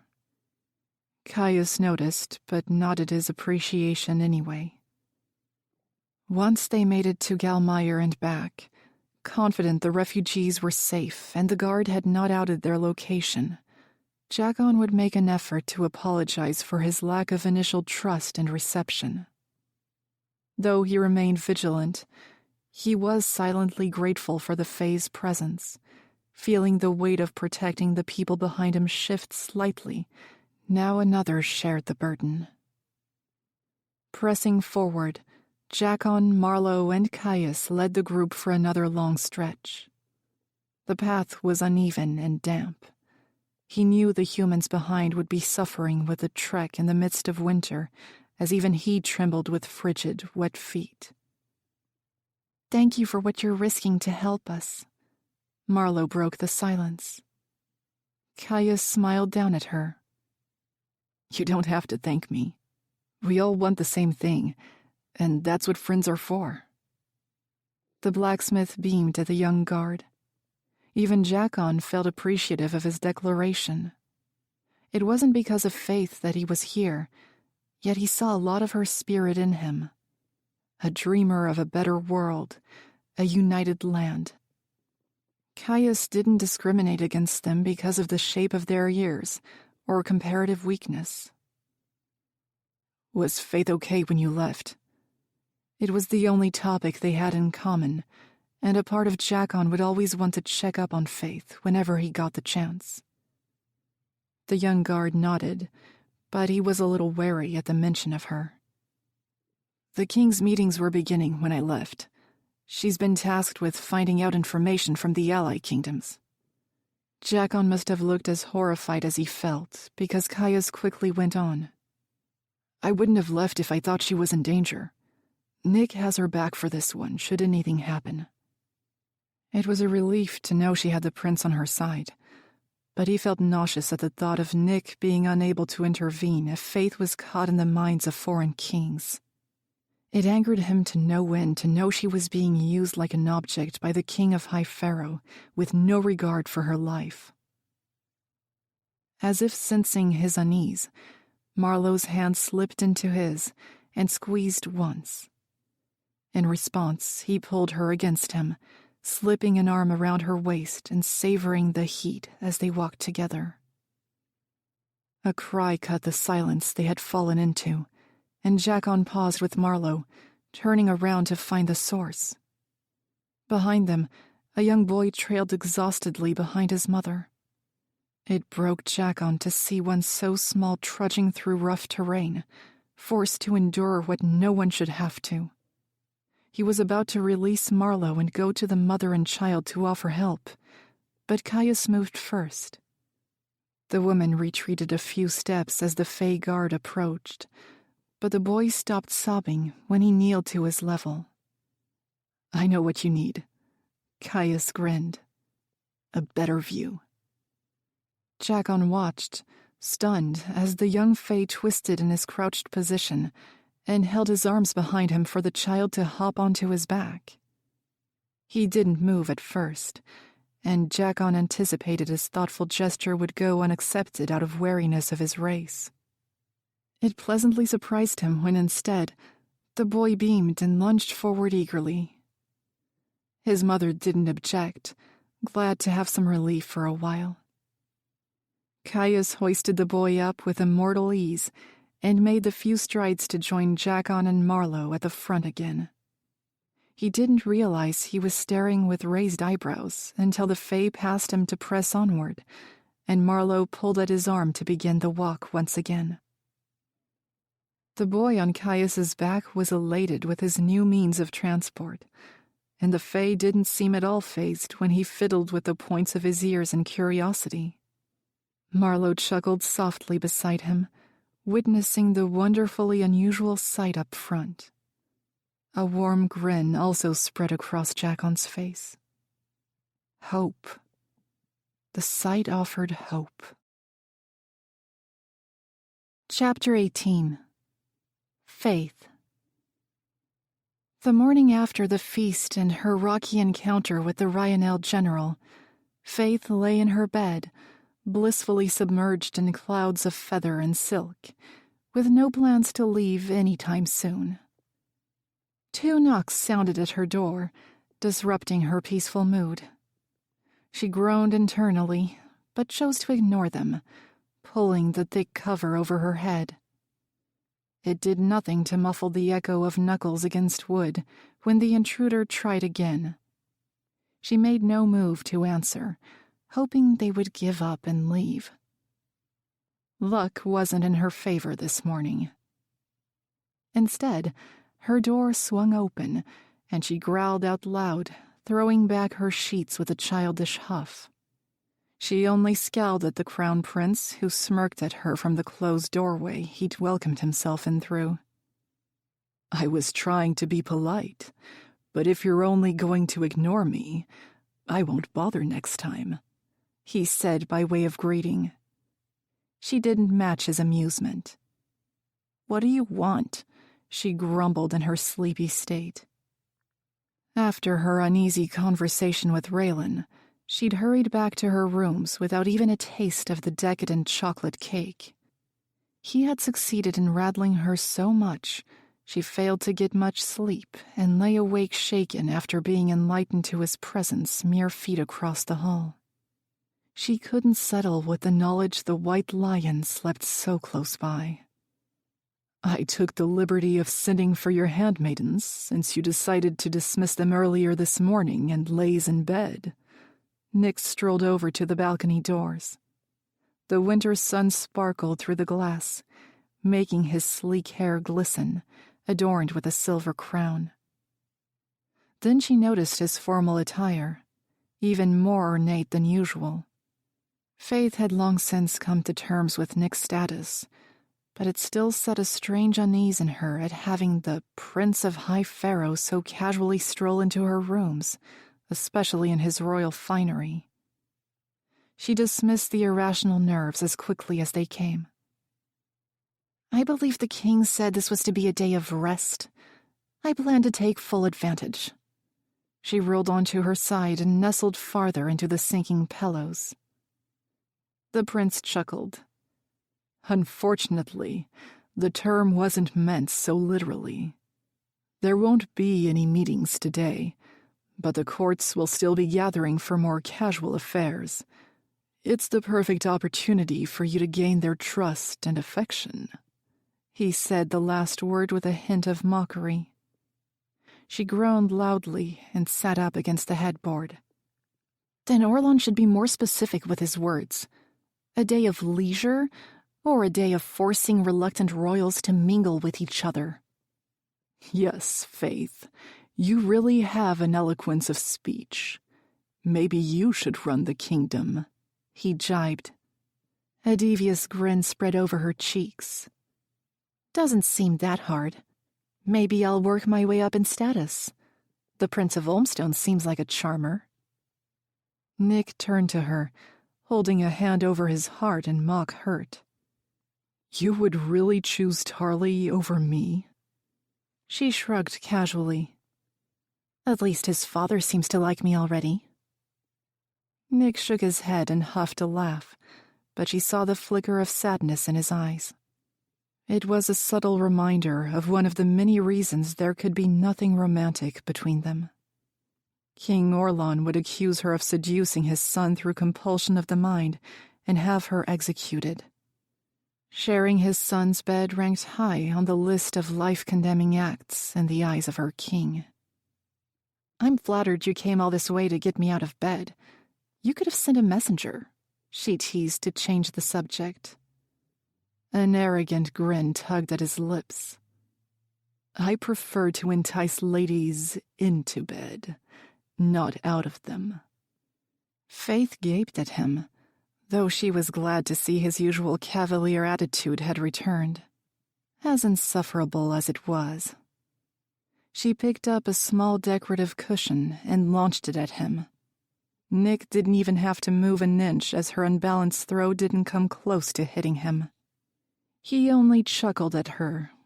Then his look fell serious with a furrowed brow, killing her retort as the shift in mood rallied her anxiety. "Actually, I came to warn you." Faythe kept quiet. "I didn't get the chance to last night, but you need to be wary of General Reylan." At his mention, Faythe fell cold under the thick blankets, shifting to sit up straight in anticipation. "He seems pretty harmless to me," she muttered, failing to add confidence to her words. Nick shook his head. "His ability, it's extremely rare and variable." Faythe's eyebrows knitted together in confusion. She knew fire could be unpredictable, but the prince's warning seemed too laced with concern for that to be the only danger. She didn't mention she'd already caught a glimpse of his magic during their unexpected late-night encounter in the kitchens, for risk of it sounding like a far more scandalous meeting than the slightly hostile run-in it was. "I'm sure it's nothing I can't handle." It was false arrogance, and she only said it in an attempt to settle the prince's worries. Nick smiled, but he was far from convinced. "He has a mind gift of sorts." Faythe's heart increased in tempo, and she had to draw back her covers, feeling her body flush in fear. What Nick implied didn't make any sense. She saw the general conjure bright blue flame right in front of her eyes. There are other abilities of the mind? She dreaded to ask, hating that her voice dropped. He nodded. "Nightwalkers are the most common. Raylan's ability is more like yours in a conscious sense." Nick stopped his pacing in front of her bed, and she gripped the sheets beneath her a little tighter. "Truthfully, I don't know the specifics of how it works, but he's able to sense others' abilities around him, and take some of them for himself. Temporarily, I believe." Faythe blanched, but the prince didn't seem to notice. "When I saw him arrive, I was worried he would find you out immediately. But I've been watching him closely, and so far he hasn't appeared at all suspicious, thankfully. I can only guess that by some mercy of the spirits, he can't sense it in a human." Nick finished with a breath of relief. Faythe, on the other hand, was overcome with apprehension and had to force down the nausea that stung her throat. Her mind reeled and her gut twisted as she recalled what happened at the feast. The momentary loss of her ability, and if what Nick said was true. She put effort into keeping her face placid. She wouldn't tell the prince she was almost certain Reylan already did know about her, deciding she had to confront him for herself first to find out the extent of what he knew, or assumed. The killer question, the one that speared her chest with more dread than relief. Why had he kept quiet and not turned her in already? Outing her ability would gain him favor with Olmstone and grant him great merit with his own king for the rare discovery of a human spy. She trembled with fear to think he might be holding on to the knowledge for some greater unfailing. Well, I'm sure I'd be hanging by the gallows by now if he did, so I think I'm safe, she lied. She was anything but, and had long forgotten what safety truly felt like, walking a thin tightrope over the netherworld since she first set foot inside the castle. Nick didn't seem convinced either, but before they could say another word, a knock sounded at her door. The prince made the few strides over to invite Elise and Ingrid into the rooms, and kept the door open to take his leave. Just remember, Faythe, you are a lady of the court. Please try to act like one. She darted for another cushion, lifting it in a feeble threat. Nick's rumbling laughter was the last thing she heard before he swiftly maneuvered out of range, then out of sight completely as the door clicked shut behind him. Elise and Ingrid stood together, wearing Cheshire Cat grins. Faythe flushed hotter as their giddy looks of excitement spoke of romanticized thoughts. They went about the room as usual, falling into idle chatter. "Did you see the general from Reylan?" Elise asked with a squeal of delight. "Of course she's seen him. She was sat across from him." Ingrid turned to her with an envious, dreamy stare. "What was he like?" Faythe rolled her eyes, rising from the bed and heading into the closet. She was desperate for them to drop the subject that filled her gut with anxious knots. "Irritating," she mumbled.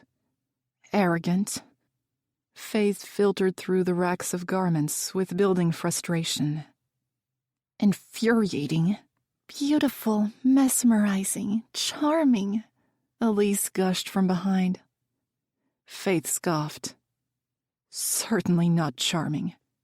"Tell us everything," Ingrid squeaked. When she turned from her sifting, she beckoned both handmaidens into the confines of the closet, beaming bright with girlish excitement. "I brought you both chocolate cake," she diverted quickly, needing a moment to calm her flushed body from their playful jesting. "From the feast last night. It's in the dining room." Both their eyes lit up, and Faythe shooed them away to change despite their protests to help and listen to her gossip. In solitude, she tried to extinguish the flames on her face at the thought of Reylan.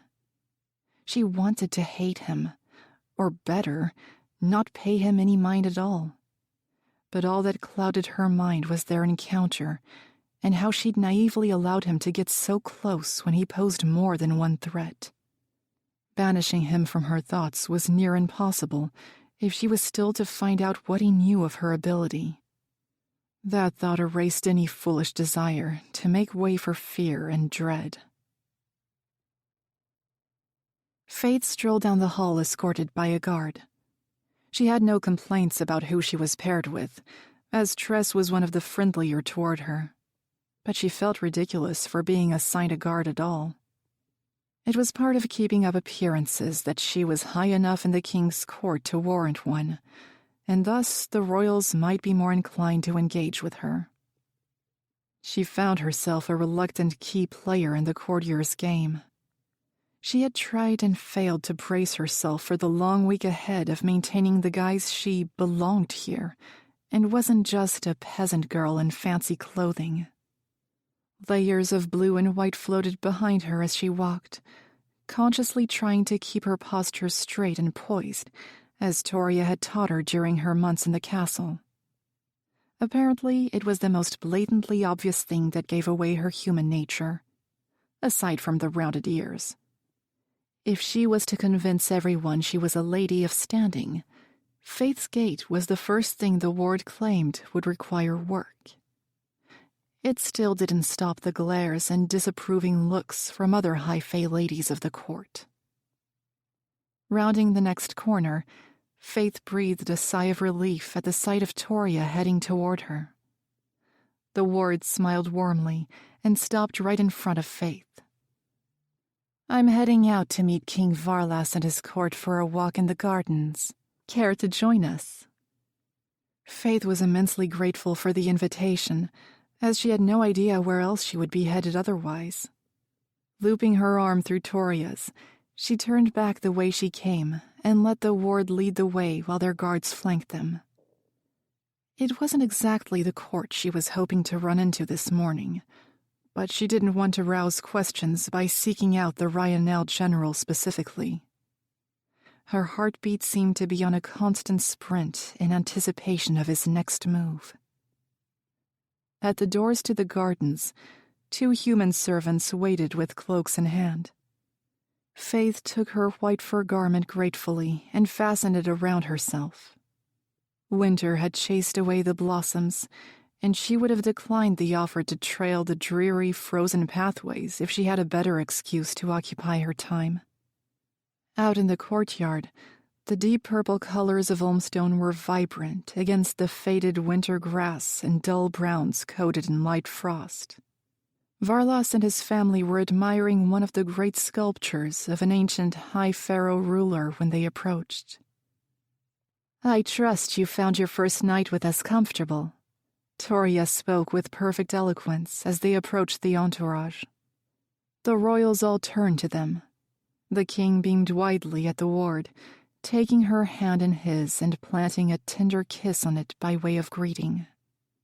"Indeed we did. High Pharaoh never fails to disappoint, though there is one presence that is always greatly missed when these events take place," Varlas said with a hint of sadness. Toria squeezed his hand that still held hers. "My father would be proud of the alliance we have all worked hard to maintain. Peace was always his greatest desire." Varlas gave a knowing nod. "And he will be proud when we take back Faythe and crown you as its queen, Lady Toria," he answered with a father's warmth. Faythe didn't know much about the history of the kingdoms and their relationships, but it was clear Olmstone and Faythe must have been close allies even before the great battles, as the grief and loss were evident on both their faces. Then the king's eyes flicked to Faythe for the first time, sending her heart leaping up her throat. "I am glad you could join us, Lady Faythe. I'm intrigued to hear more about you." Faythe mustered a sweet smile through her inner turmoil. "Of course, Your Majesty. I could not pass up the opportunity to learn more about the land of wolves and stonemen." Varlas grinned, and it loosened off her nerves slightly. "I'm sure we'll have plenty of stories to exchange." Faythe smiled kindly, reining back the seed of disgust that grew at knowing her mundane and impossible stories were completely warped with falsehoods. A past with no merit, no excitement, and worst of all, no truth was all she could relay to him.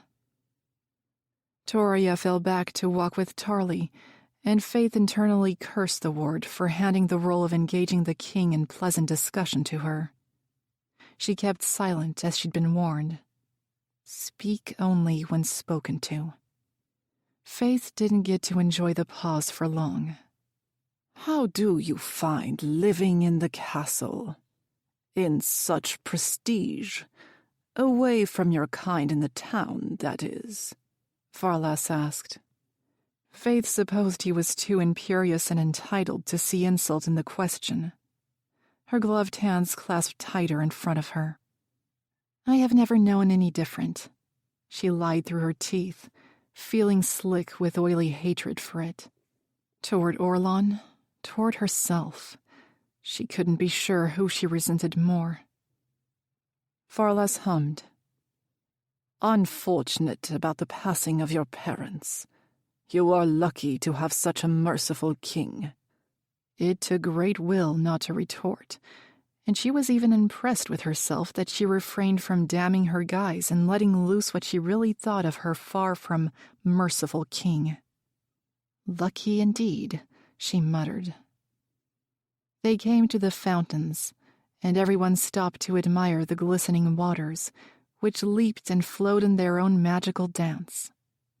Faythe looked around the ensemble. Everyone was conversing among themselves, occupied, and her heart picked up tempo. It was the perfect opportunity to pry into their ally court's minds while they were preoccupied. Toria spared her a quick glance, and Faythe almost missed the subtle nod of her head while she engaged the royals in a story. She hadn't the faintest idea what the ward spoke of, as her own thoughts were in a frenzy at what she was about to do. Toria knew it, and was helping by keeping them distracted. A small relief, but it wouldn't save her if any of the court happened to feel her probe into their minds. She moved inconspicuously to be in a better position to catch the eye of her targets, and tried the guards first, in turn catching a glimpse into their thoughts, which were solely laced with disinterest at all things political. They offered no insight, and she was confident none of them were high enough to be confided in about any sensitive affairs. Faythe tried the queen next. Her pulse was erratic as she made quick work of maneuvering through her surface thoughts. She found nothing. In fact, it was possible Kira was involved even less than the guards in the politics of their kingdom. While she thought it strange, Faythe didn't waste any time dwelling on it.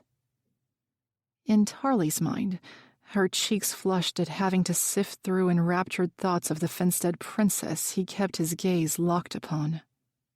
While his adoration for Toria was sweet, Faythe felt horribly guilty for trespassing on those private feelings. She dove in deeper, searching for any information on his kingdom, and found various council meetings and such like, similar to the ones she was forced to attend in High Pharaoh, but nothing to indicate any ill will or out-of-the-ordinary defense strategies she thought would be alarming to Orlon. She retreated from his mind with a small frown. Her face quickly fell when she went to catch the eye of her final and most daunting subject, only to find Varlas already looking at her. Faythe went rigid to her core to stifle her trembling. She didn't have a choice. She had to do this. When he looked away, she stepped into his mind, remaining there while his eyes left her.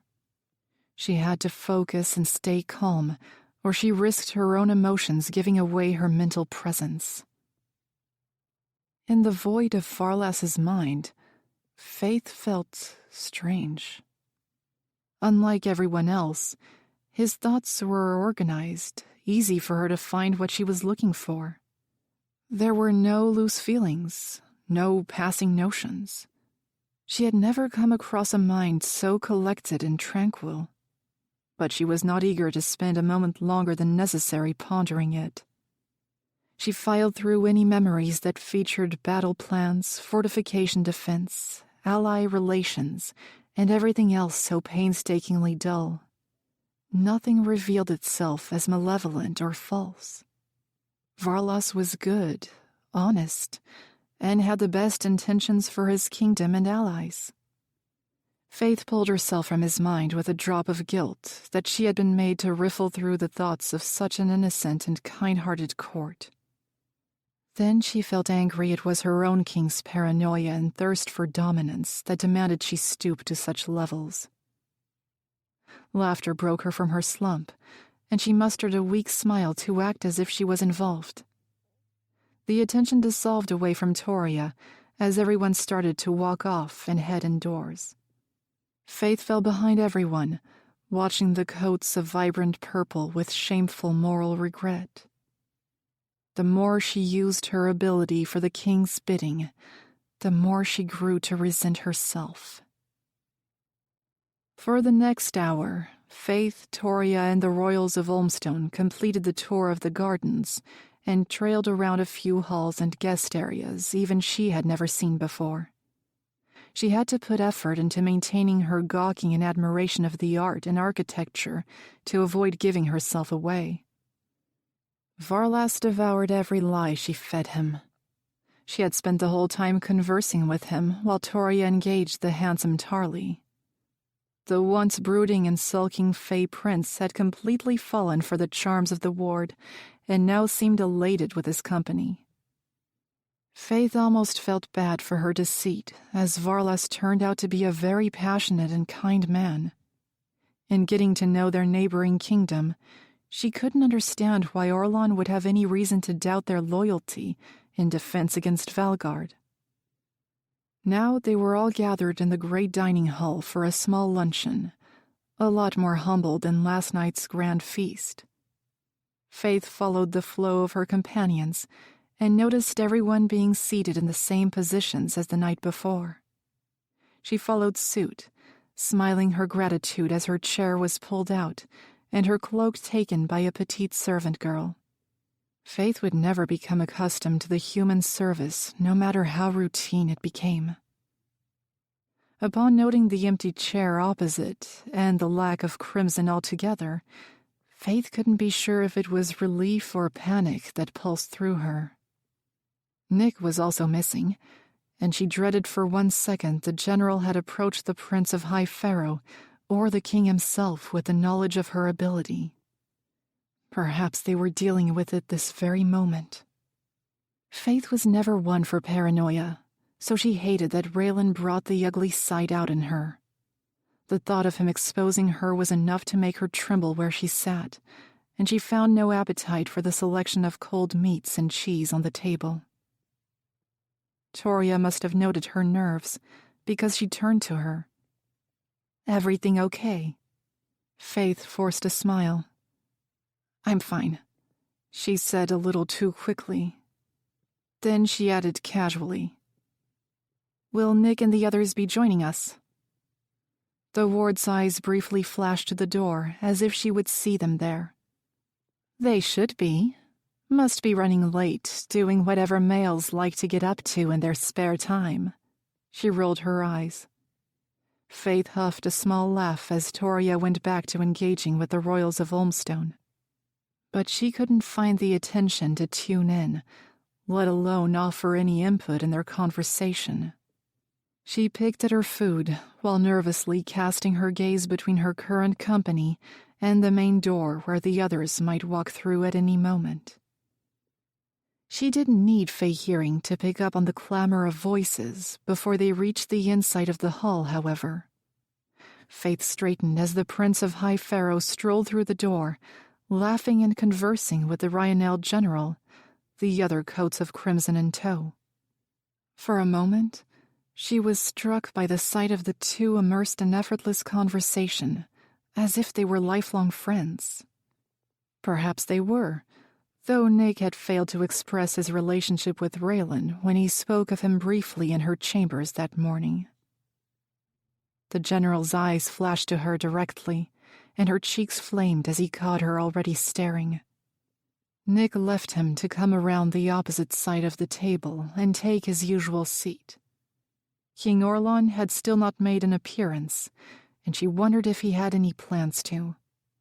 She certainly had no complaints if he didn't. When Raylan's seat was offered to him, he took it gracefully, keeping his eyes fixed on her like a lion stalking its prey. She swallowed hard, hating that he had the influence to rouse such trepidation in her. She had a feeling he'd be keeping her on edge all week if he didn't take the opportunity to fold the hand that would seal her fate. Perhaps he found some sick satisfaction in watching her squirm at his mercy. "You missed out on an entertaining hunt. General Reylan showed us all up with his impressive longshot with a bow." Nick's voice sounded over her thoughts as he spoke to Varlas. The king cast the general a look of approval. "Is that so? I hope we get another chance to come along before week's end." Raylan's only response was a nod of promise and a pleasant, if forced, smile. She wondered if any of the others recognized his lack of want to be here. In fact, she found him to be even worse at subduing his true feelings than she was. Only his life didn't depend on mastering the facade, she supposed. Faythe had no idea how she would get the general alone to confront him, as he seemed to be in quite high demand. "I am sad to have missed it also," Faythe blurted before she had the time to think it over. Or is it not something us ladies can find sport in? All eyes landed on her, and she had to resist the urge to shrink back in her seat. The King of Olmstone curved a curious eyebrow. Not traditionally, no. Faythe said, reaching for her cup as a casual gesture to hide her stage fright. Traditions need to change, or we shall always be stuck in the past. She dared to lock eyes with Reylan while she drank. He watched her intently, a hint of wicked amusement fighting to disturb his stern poker face. Inviting herself to the hunt wasn't exactly alone time, quite the opposite. But it was another opportunity to keep a close eye on him. King Varlas nodded respectfully. Wisely said. I look forward to seeing you in action then. When everyone's attention had dispersed, the thought dawned on her. She was an awful hunter. What was worse, she had hopeless aim with a bow and had never even ridden on horseback before. Faythe tuned out of all conversation after her impulsive statement, eager for the gathering to be over so she could retreat back to solitude and work out the mess in her head. The most concerning thought was that the week had barely begun. Chapter 19. Toria. Lady Toria. The king's ward snapped her head back to the Prince of Olmstone. Her cheeks heated as she realized she had missed what Tarly said completely. Even more embarrassing was that he followed her line of sight and caught on to exactly who had distracted her. Prince Nicolaus sat across the room, engaged in conversation with the Ryanel general and his companions at a table farther down the games hall.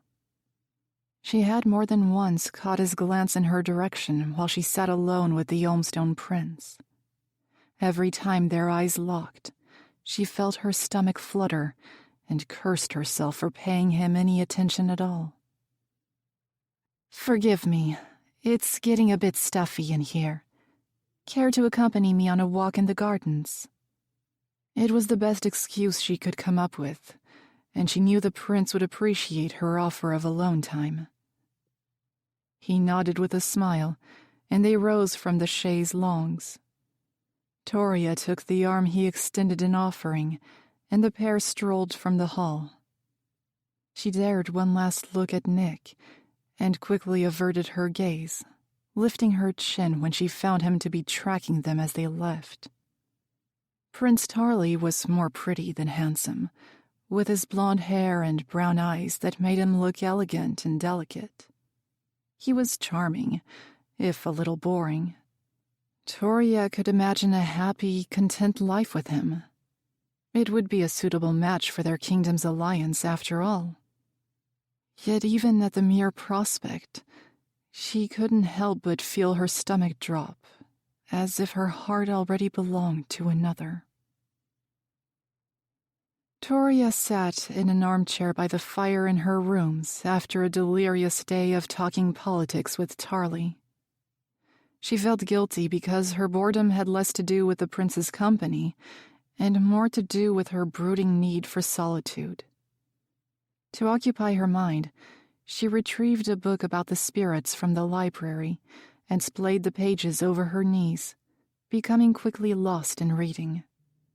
She had been alone in her rooms for over an hour since supper with the Prince of Olmstone, and she was glad for the peace. Since their guest's arrival, Toria had not resisted any offer to spend time with Tarly. She knew it was in her own best interests to explore the possibility of the match that was obviously favorable with his father and King Orlon. Love? Well, she supposed that was always destined to come second to duty with the role she was born into. Her parents were not mates, but had learned to find deeper feelings. All Toria could hope for was the blessing of the same when the day came for her to sacrifice her hand for the good of her kingdom. She tried not to dwell on the idea, feeling her mood grow somber every time she did. As much as she was grateful to the king of High Pharaoh for opening his home to her in a time of desperation, she didn't like that it now seemed as if he held her fate in his hands. As if her choices weren't always entirely hers to make, and this was only now coming to light as the price of his refuge all that time ago. She refused to be anyone's property, and only explored the union with Tarly for herself with her own kingdom's future in mind. 5 knocks sounded at her door in a specific short sequence. She pictured the familiar face and head of inky black hair before he twisted the handle and welcomed himself in. After over a century of living in the same castle, Nick and Toria had settled into a natural routine with each other and quickly abandoned all formalities and etiquette when it came to visiting each other's rooms. She'd arrived a broken female, having lost everything. Nick was the single thing that kept her together and brought back her will to keep on living. Then, when the prince lost his own mother, she was right there for him, as he had been for her. They were undeniably bonded. "What are you reading?" he asked by way of greeting. She knew he wasn't really interested in the pages on her lap as he took up the armchair opposite. "A volume on the spirits, to see if there's anything I can find out about the ruin," she answered anyway. Nick braced his forearms over his knees. "Good idea." Toria waited patiently, watching while he stared at the cobalt flames in silent thought. When he didn't explain his visit, she asked plainly, "Why are you here?" His emerald orbs turned back to her. "Do I need a reason?" he countered, and she caught the note of hurt in his tone. She took a long breath. "We have guests. You know it's not proper for." Nick cut her off with a single dry laugh. "Is this about Tarly?" It was horribly out of character for him, but her temper flared at the insinuation. "That is none of your business," she said firmly. He straightened. "He's only interested in you for the prospect of gaining a foothold in your kingdom." Toria slammed her book shut, also sitting upright. "I don't need you to look out for me. I know what I'm doing." "Do you? Flaunting yourself around him like some possession to be won." She shot to her feet and cast her arm toward the door. "Get out." Nick rose from his chair, but made no move to do as she commanded. "I only came to warn you." "Is it really so inconceivable that someone might actually like me for me, and not just for political gain?" Nick scoffed. "In the game we play, I'd expect you not to be so naive." He may as well have struck her, as his words and bitter tone stung far more than a physical blow. Her eyes burned, but she would not let a single tear pool to the surface. "You really are an asshole, Nick. You can bet as many court ladies as you like, yet when I get the slightest bit of attention, I'm being reckless. It's a new low, especially for you." The prince's expression shifted from quiet agitation to guilt that she was right. She was unpleasantly surprised when his sour side took precedence. "Just don't come knocking on my door when the realization sets in." With that, Nick stormed out of her rooms, closing the door with more force than necessary. Toria remained where she stood, completely stunned by his outburst that was so unlike the gentle prince she knew. When his last words sank in, within the arms of solitude, she allowed the tears to form and fall. Her heart ached as she climbed into bed, where she finally gave in to the sadness and frustration that had been crushing her just for one night. With the new dawn, she would rise and put on her mask of contentment once again. Chapter 20. Faythe. Faythe was as stealthy and alert as a hawk as she left her rooms after midnight while the rest of the castle slept. She was too aware of the general who dwelled in the rooms opposite and was mindful of his fey hearing when she snuck out. Though she expected most to be soundly in bed by now, it hadn't stopped him from following her on his first night here, and she didn't want another encounter like that where she was headed. It was coming up to the 4th day of High Pharaoh playing host to the other kingdoms, and her self-invitation to join the royal courts in a final hunt had not been forgotten. They scheduled it for the last day of their stay, and Varlas had indicated his excitement over her presence more than once in the couple of days she'd spent with him. This left Faythe only 3 days to familiarize herself with a horse and a bow. It would be to her eternal humiliation if she couldn't even mount a horse, never mind ride one. So her destination for the night was the stables. She figured now was the perfect time. Even though her body and mind longed for restful sleep after endless days of court chatter and pleasantries, she knew no one would be around to notice her obvious inexperience with the large beasts. Faythe was jittery even thinking about trying to mount a horse, when it could easily trample her or throw her a mile if it felt like it. She had been a fool to include herself in the event in the first place, but she couldn't back out now. She made it through the castle and out of the servants' quarters without being seen by a single guard, and kept the hood of her black cloak up as she scurried through the grounds toward the stables. The night was eerily dark and bitterly cold. A torch would be an obvious giveaway, but she longed for the light and warmth of one. The moon was bright, however, illuminating enough of the space that she could make out the individual horses as they shuffled around in their stables. They were magnificent creatures, huge and dominating, yet beautiful and calm. One in particular poked its giant head over the wooden gate at her approach. She was struck by its dark perfection, allured as it stared back at her, stark black all over that blended into the darkness of the night. Except it stood out with eyes of glacier blue, and Faythe felt herself drawn to the fantastic beast.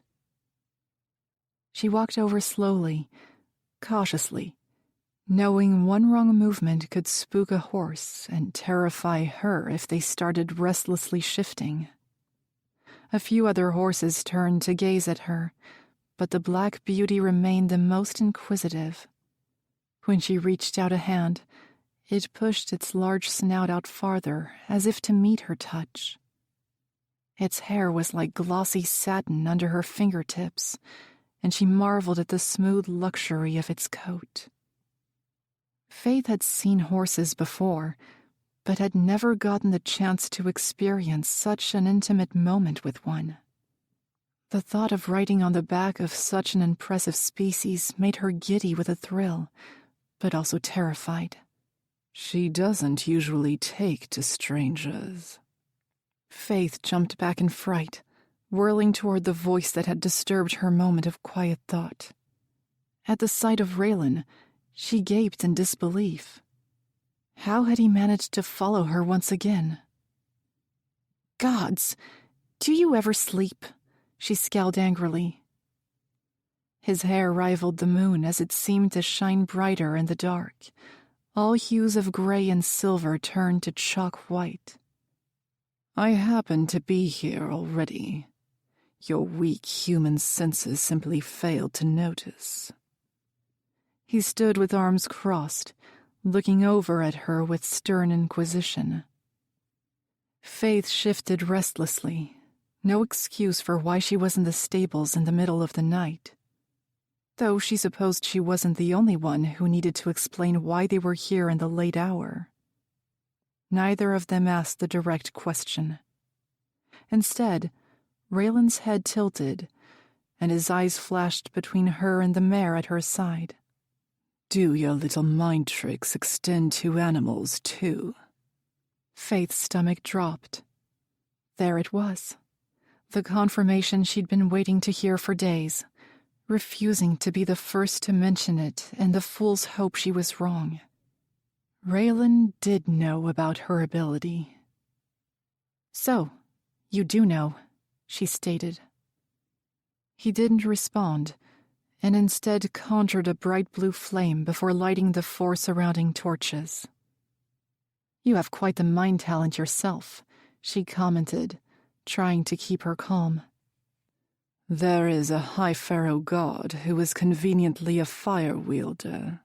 He won't even miss the kernel of power I borrowed, Raylan said as he admired the dancing flames. It filled Faythe with questions about how his ability worked, as she'd felt the complete loss of hers the first night. As if knowing what floated in her mind, Raylan continued. Your particular ability was quite fun, if a little heavy. Having all that power to reach into a person's mind and take whatever you want, to be able to kill with one thought. He took a subtle step toward her. Faythe couldn't be sure if intimidation was his game, or if this was his attempt to better gauge her reaction. She remained impassive externally. Why haven't you told anyone? She dared to ask. A cruel smile curled at the corner of his lips. Who do you expect me to tell? It was a taunt. He delighted in having the upper hand, believing Faythe was a mouse in his trap. It made her fists curl to consider herself as such. The king? I don't suppose it matters which one. Raylan huffed a single laugh, eyes twinkling in amusement. What would be the fun in that? Faythe turned even colder and was glad for her cloak to hide her slight tremble. Something in the gleam of his look made her fear the general's idea of fun more than the repercussions of being turned in. Why didn't you tell me you knew sooner? Raylan shrugged casually. You didn't tell me of your ability. Why would I expose mine? She didn't answer. I assume the prince warned you. He does seem to have a particular affection for you. It wasn't a question, and Faythe noticed his eyes flash to her chest, where Nick's gift, the necklace, lay even though it was concealed under her cloak. She didn't want to ask how he knew of it. What do you want? She asked, temper rising at his arrogance. He had her, and he knew it. His eyes hardened then, amusement disappearing in an instant. I want to know how a human girl comes to be the king of High Pharaoh's spy. I'm not a girl, she snapped. And I'm no one's spy. Raylan's eyes narrowed, and he took a step forward to close the distance between them. Faythe held firm against the white lion who promised a swift death if he found her to be even a slight threat. He assessed her with a fixed stare for a moment longer before speaking again. What if I said you could trust me? Faythe blinked in surprise, her brow creasing in confusion as he skipped from foe to friend, the contrasting twist almost giving her whiplash. I'd say you wouldn't trust a lion with a lamb. I think you're hardly as feeble as a lamb, despite being human. You're wrong. Am I? They stared off in challenge, the intensity growing electric between them. When Faythe could no longer stand the hum of the phantom current, she broke first. King Orlan will vow to have no knowledge of my ability. You can out me. I suppose it might win you some favor with your king for a rare find. Either way, I'm already dead. The general hummed, unfazed. I didn't take you for one to give up so easily. If you expect me to grovel at your feet for my life, you'll be greatly disappointed. Now that would be a sight. But no. He took a few more steps forward, reaching a hand up to stroke the great black beauty's mane. Faythe tried not to pay his closeness any attention, but she couldn't ignore the shallow fire inside at his proximity. I expect you to own what you are and fight for yourself. So far, all I've seen is a submissive pet to the king who holds her leash, cowering at the slightest threat. His eyes met hers again, stars dancing in them from the infusion of moonlight and flickering flame. Faythe frowned, taken aback. It was not what she expected from the Reylan general. Someone who held her life in his hands should he choose to share her deadly secret with those with the power to put her down. Yet instead, it was almost as if he was helping her. I don't have a choice, she said lamely.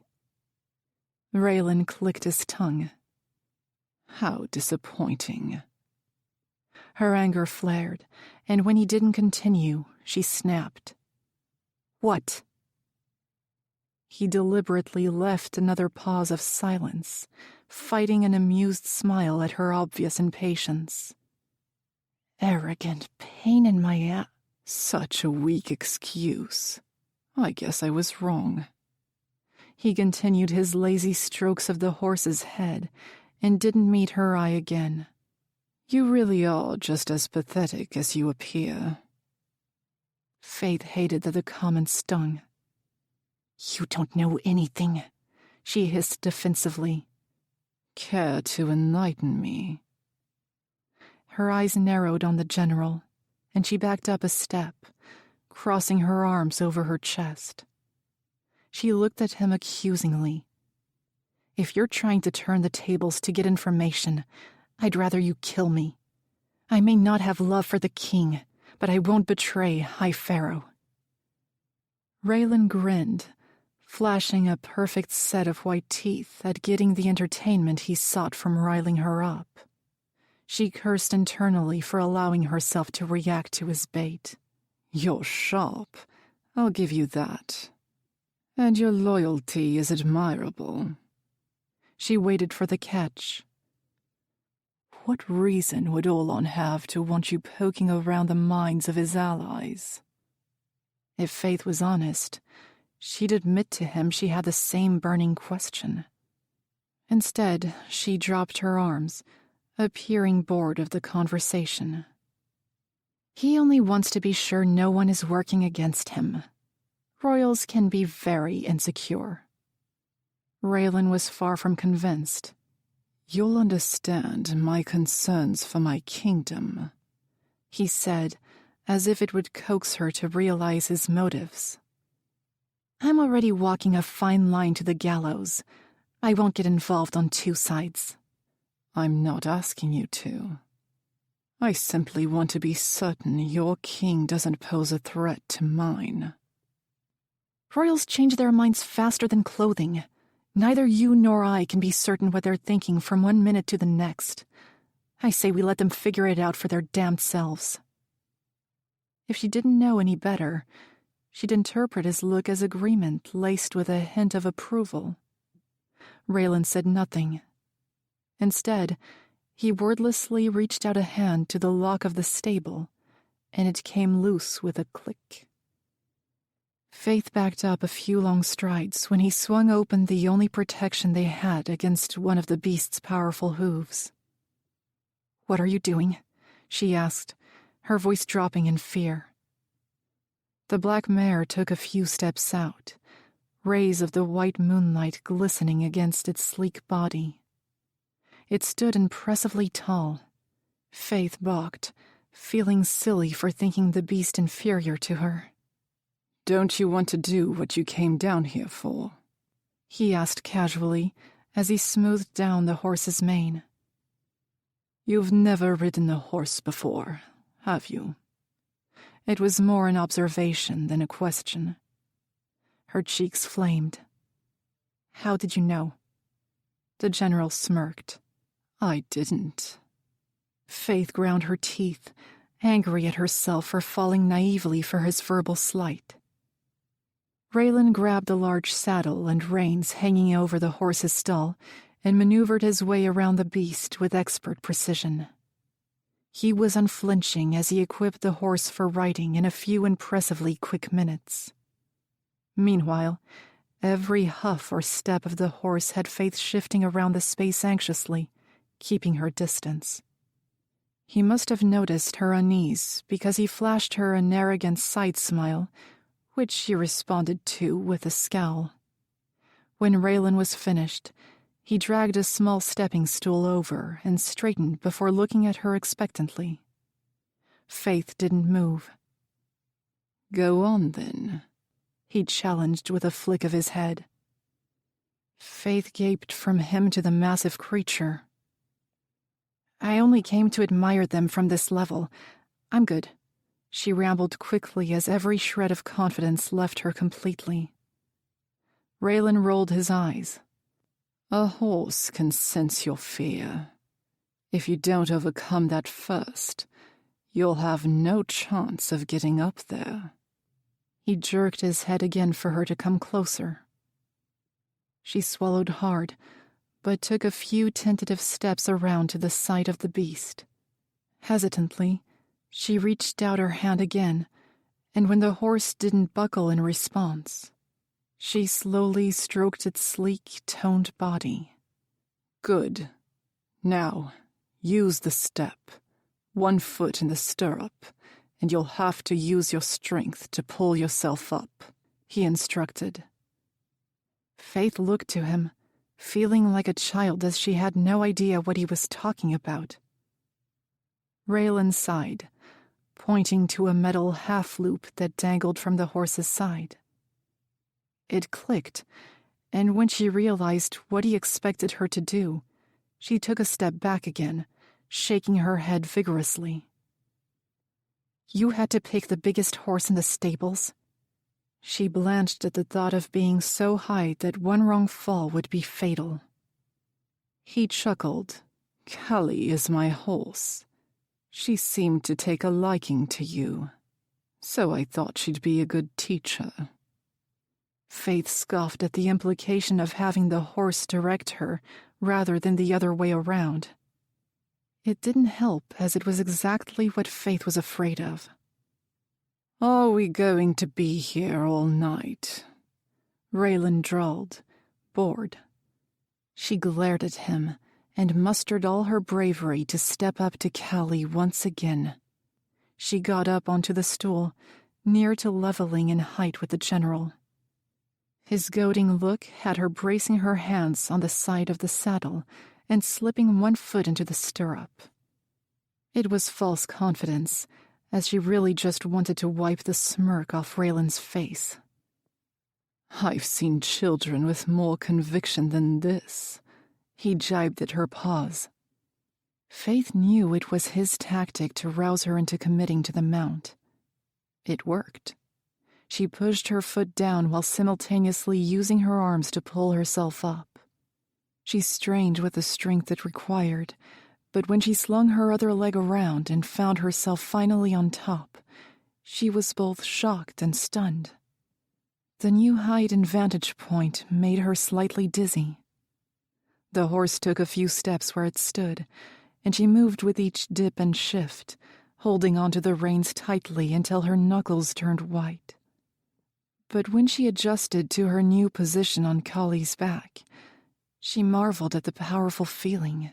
"Not so hard now, is it?" Reylan quipped. She ignored him, running a hand over Callie's neck in silent thanks the mare hadn't immediately launched her from the saddle. "It does make me wonder. Why invite yourself to a hunt you have no interest or experience in?" Though he said it with casual curiosity, Faythe detected a hint of suspicion and accusation in his tone. "Who said I have no interest?" "You females get to have all the fun," she answered loosely. She didn't think it satisfied his inquiry, but he said nothing more about it. "Going for your first ride in the dark is probably not the best idea," he said instead. Faythe didn't even expect to get on top of a horse, never mind ride one out for a canter. "At least I know which way to face."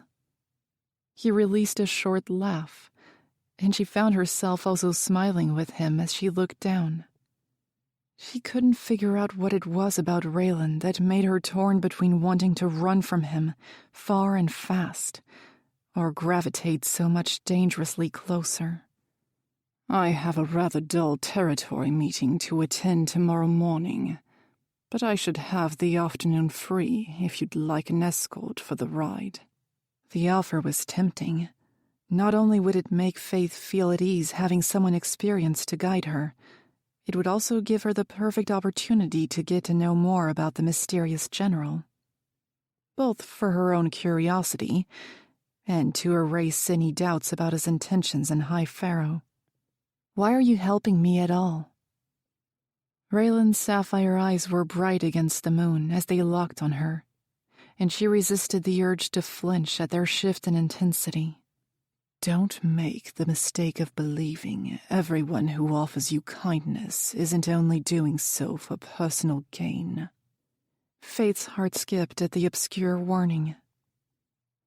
"I think I have that covered with my particular talents," she said warily.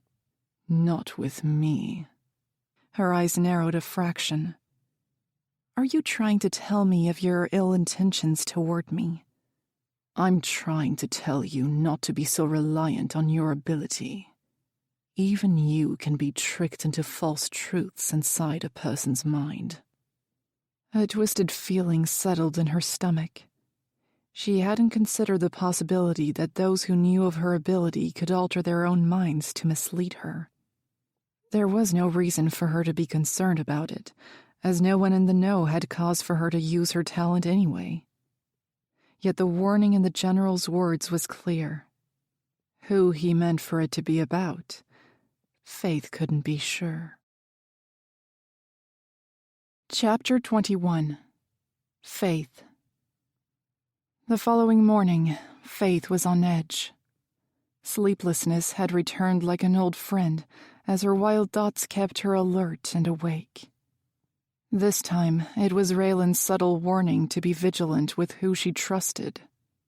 It was ironic she would pay his warning any notice, considering he was first on her list of those to be wary of. It was completely illogical and brash that she should trust him in the slightest, but in her gut, the twisted feeling he'd left her with wouldn't subside. Elise and Ingrid had left hours ago. Faythe was fully dressed for the day, opting for riding leathers for her afternoon with Reylan later. She'd spent hours pondering the possibilities of who had cause to alter their thoughts specifically to elude her. If it wasn't Ryanel, there was only one party left, one she didn't want to believe harbored a sinister side, considering their warm reception. Olmstone. Suffocating between the walls of her rooms, she found her way to the castle library. A few of the scholars cast disgruntled looks at her invading presence in their ambient space, but she ignored them. She wasn't even sure what exactly she was looking for. She strolled aimlessly through row after row of impossibly tall bookshelves. The scent of old books, like chocolate and musk, filled her nostrils, and she breathed deeply, savoring the safe and comforting smell. Then one set of books caught her eye. They stood out for their size and gold-embossed spines. Royal Histories and Lineage. She stopped before them, running her fingers along the titles on the sides. Pulling one free, Faythe walked over to a table before placing the large volume down and opening it onto no page in particular. Dust caught in her throat, and she coughed, fanning the air around her to catch a clean breath.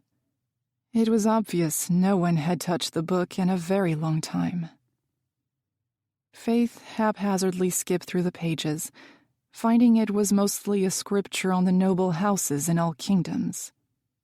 Flicking forward some more, she paused.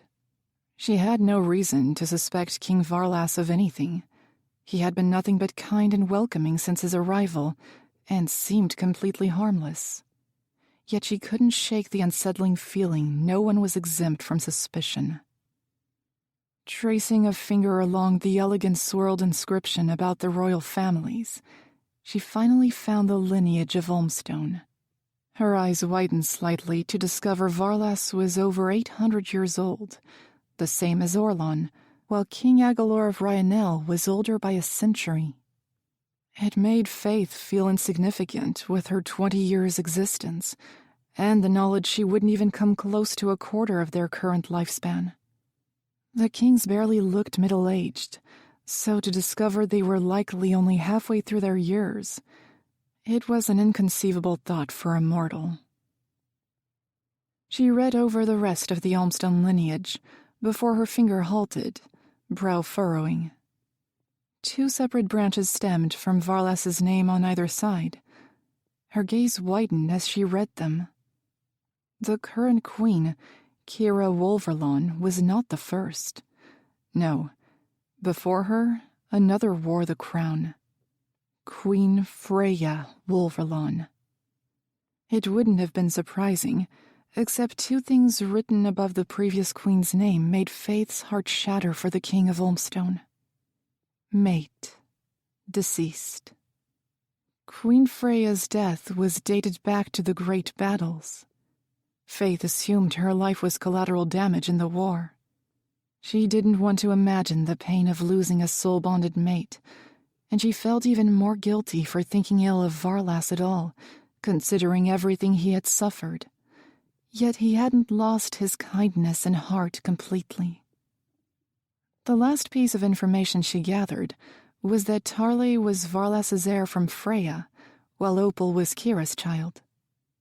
The prince's lack of warm reception and general sour mood felt all the more justified now she knew the truth.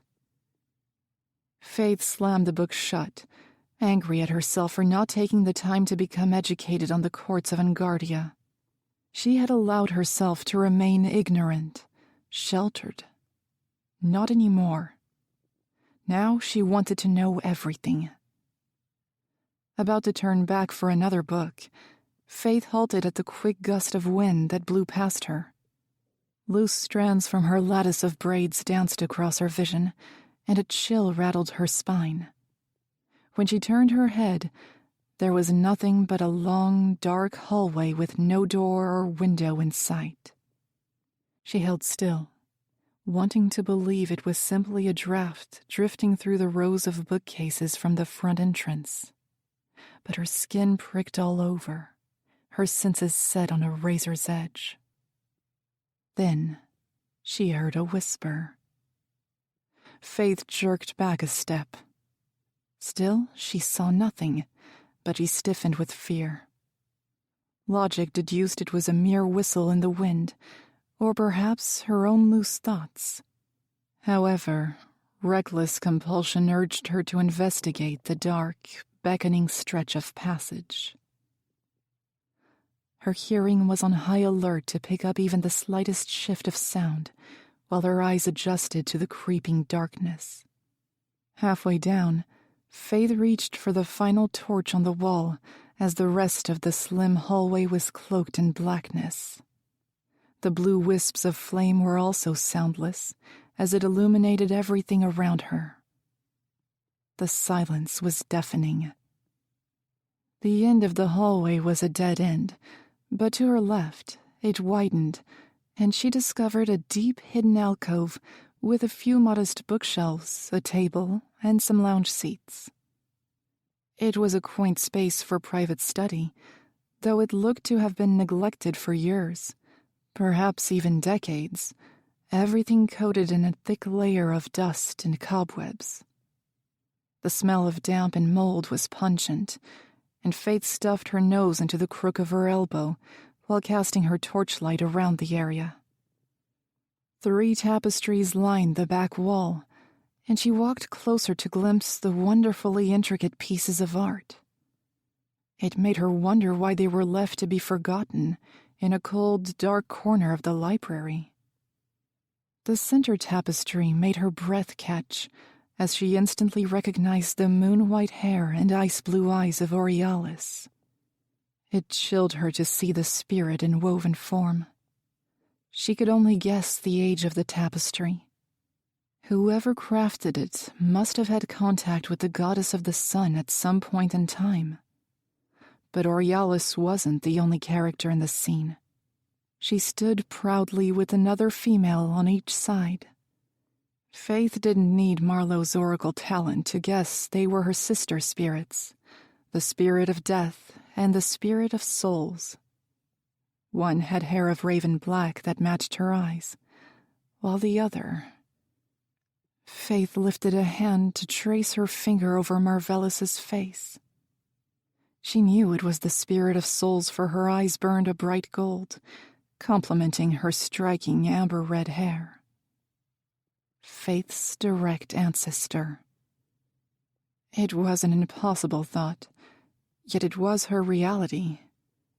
Part of her wanted to remain in denial of the fact, but now, seeing the ethereal beauty with eyes almost identical to her own, she couldn't deny her ancient heritage anymore. As much as the picture fascinated her, it also shook her to her core at the coincidence of seeing them here, seeing them now, when she was tasked with finding the spirit of life's ruin. Behind them, their symbols were woven in gold over the solar setting they represented. Marvellous against a striking 8-point star, Aurealis against a beautiful wavy-rayed sun, and Dakotas against a flawless half-moon. As she continued tracing the lines in awe, a flicker of movement caught Faythe's eye. She turned her head to the edge of the tapestry, but everything was perfectly still. Just as she was about to tear her gaze away, the cloth rippled again, so fast she would have missed it if she blinked. Hesitant, Faythe raised a hand to grab at the corner, and before she could lose her nerve, she whipped the tapestry back.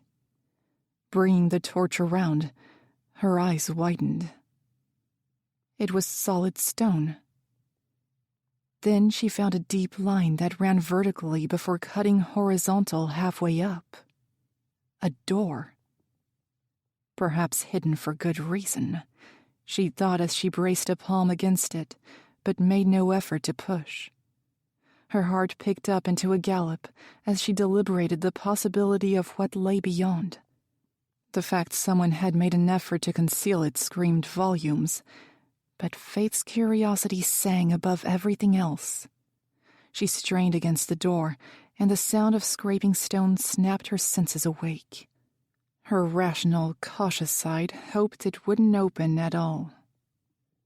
Not wanting to cower out, she pushed again until it opened inward enough for her to peek inside. She listened first. Silence. A good sign, she hoped. She transferred the torch into her right hand and eased it into the forgotten passageway. Nothing revealed itself aside from a long void of black. Anything could be down there. It would be reckless and foolish to wander a seemingly abandoned passageway in a castle she had only vague knowledge about. Yet it was as if something coaxed her into the obsidian unknown. Faythe threw all caution to the wind and slid through the small gap she'd opened, letting the tapestry fall behind. She remained vigilant as she took tentative steps forward, straining her hearing so she might pick up on the slightest hint of movement that would alert her to any impending danger. But as a silent assassin herself, she knew stillness could also be deadly. Both the path backward and the way forward were cloaked in darkness, with only the blue flame casting an orb of light around her. Her mind screamed at her to turn back, but her feet pressed forward, almost of their own accord. After a short while, Faythe came to a junction. In front of her were two separate hallways. She was about to decide on the right-hand path out of unexplainable intuition, until she heard a faint echo from the left. Alert chose for her in her need to discover the source of the traveling murmur. As she inched toward the sound, she knew exactly what she heard. Voices. She was relieved it wasn't some foul, lurking creature, but it made her panic surge to think she could be close to getting caught. The king had warned her thoroughly about wandering anywhere she wasn't permitted. Her steps were silent, and she pressed her body closer to the wall, ready to abandon the torch and retreat at the first sign of anyone approaching. She came up to the end of the hallway that turned off to the left, seeing no flickers of light except from the flames she held. Not taking any chances, she set the torch on the ground before reaching the corner and pressing her back flush to the wall. She held her breath, slowly dipping her head around enough to catch a glimpse of the voices that grew louder. To her shock, no one was there.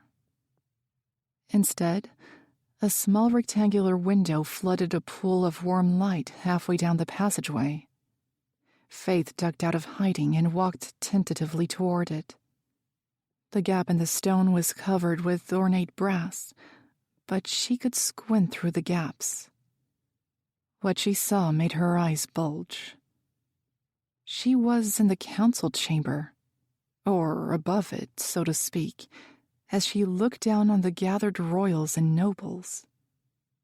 The territory meeting Reylan mentioned was fully underway.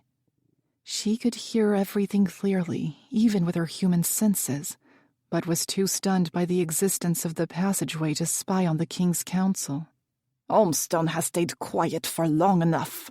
Fenner was taken from us. We want it back. Varlas was firm as he addressed the Ryanel general sitting opposite. It wasn't like him to use such an aggressive tone. Faythe supposed she still knew little about him, and Raylan's words from the previous night rattled in her mind louder than before. The longer she remained in the castle, the more she came to realize kindness was often self-serving. Court was a game, and its players were smart, cunning, and masterfully deceitful. She'd seen a glowing example of the excellent charade before, with her own king able to switch between his true malicious nature to wear a mask of pleasantry when it was called for. Perhaps Varlas wasn't so different to his lifelong friend. As much as she wanted to deny it, Faythe was already sadly disappointed she had been misled by Varlas's niceties. The only question that remained, why bother with her? Raylan's stern look was intimidating. Fenner has been under Ryanel jurisdiction longer than you've been king. It will remain so long past your reign. Even Faythe recoiled at the way the general replied to the king of Ormstone, as if he wasn't likely twice Raylan's age and superior in status. Presumably, acting in place of King Agalor granted him equal rank during his stay. Ormstone grows smaller with the stonemen occupying the passes. There is simply not enough territory for my people. Ryanel has no right to that land.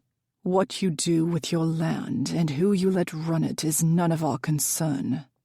The borders remain.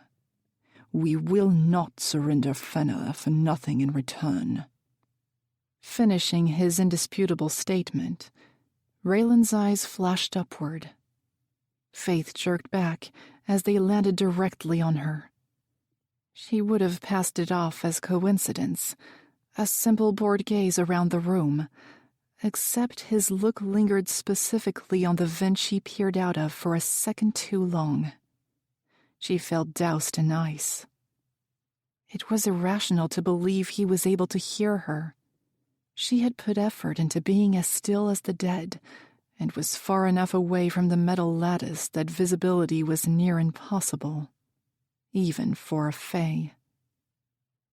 She shook the thought as Raylan's eyes returned to the king in front of him. Faythe could feel the tension rising in the room. Orlan's voice sounded next. "I think it remains to be negotiated," he interjected as if to calm both sides. "There is nothing to negotiate," Reylan said coolly. Faythe's eyes widened at his misplaced courage. Going head-to-head with powerful royals was never a smart choice. Then again, Faythe supposed it was hypocritical of her to scold him for it. Varlas slammed a fist on the table, rocking the few goblets of water as he seethed. "You have no authority to say that." It was a side to the king Faythe had never seen. She was a fool to think he could be any different, his sudden short temper reminding her a lot of her own cruel king. Reylan didn't balk. "I speak for Ryanel." She didn't know if she wanted to admire his boldness or cringe at it. The King of Olmstone braced his hands on the oak table and rose from his seat to stare the general down. Raylan remained unfazed by his attempt to assert dominance. Instead, he leaned back casually in his chair, and Faythe imagined his cool demeanor riled the royal even further. "Agalor cannot be too concerned with current affairs if he sends his dogs to speak for him," Varlas hissed. Raylan took the insult, rising slowly from his seat to level with the king in a deadly stare-off. Faythe's heart was erratic in her chest at the growing suspense. She had no love for anyone in that room, yet she found herself rooting for the phoenix against the two-headed wolf. The general's voice was lethally calm as he said, "I'll ignore the disrespect just this once, King Varlas. And I don't mean toward myself." He stood proud in his colors of crimson, black, and gold, and Faythe could see exactly why the King of Ryanel entrusted him to act in his place. Even she felt mildly intimidated by the White Lion, despite not being part of the congregation below. Raylan went on. "So far, you have made demands, but no offerings. The borders will remain." His closing statement left no room for argument. Varlas flinched as if to retort, but it was Orlan who cut in. "Perhaps we shall save such matters for when Agalor himself can be present. As I'm sure you can respect, General Raylan." She didn't expect her own king to be the voice of reason, but it seemed to work, for Varlas straightened and decided against pushing the matter. The general gave one short nod at the decision to postpone the obvious conflict, something it seemed was a long-standing negotiation between Olmstone and Ryanel. "Then we are done here for today," Orlan concluded. The phoenix and the wolf stared off for a moment longer as everyone else started to rise from their seats. Then, for a brief second, Raylan's eyes once again drifted upward to land on Faythe's inconspicuous position. She recoiled, pulse racing at the possibility he knew she was there the whole time. It would only add to his suspicions about her, as he would no doubt assume it was by Orlan's command. When his eyes fell back down, he moved from behind his seat to take leave. Faythe held back her small gasp, knowing exactly where he would be headed next. To the stables, where they had agreed to meet yesterday. Like a rodent outrunning a flood, she scurried back down the passageway. She swiped the discarded torch that still burned a bright blue and ran, not bothering to even try being quiet, as it was clear now the passageways were long forgotten and unused.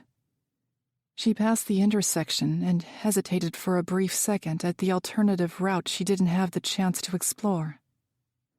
Considering the hideout she'd found, She could only imagine what else might be down there that could be useful. It would have to remain to be discovered, for now. "You're too tense." Faythe couldn't argue with the Ryanel general's observations as she sat on top of a large brown and white stallion. She must have looked as rigid as she felt.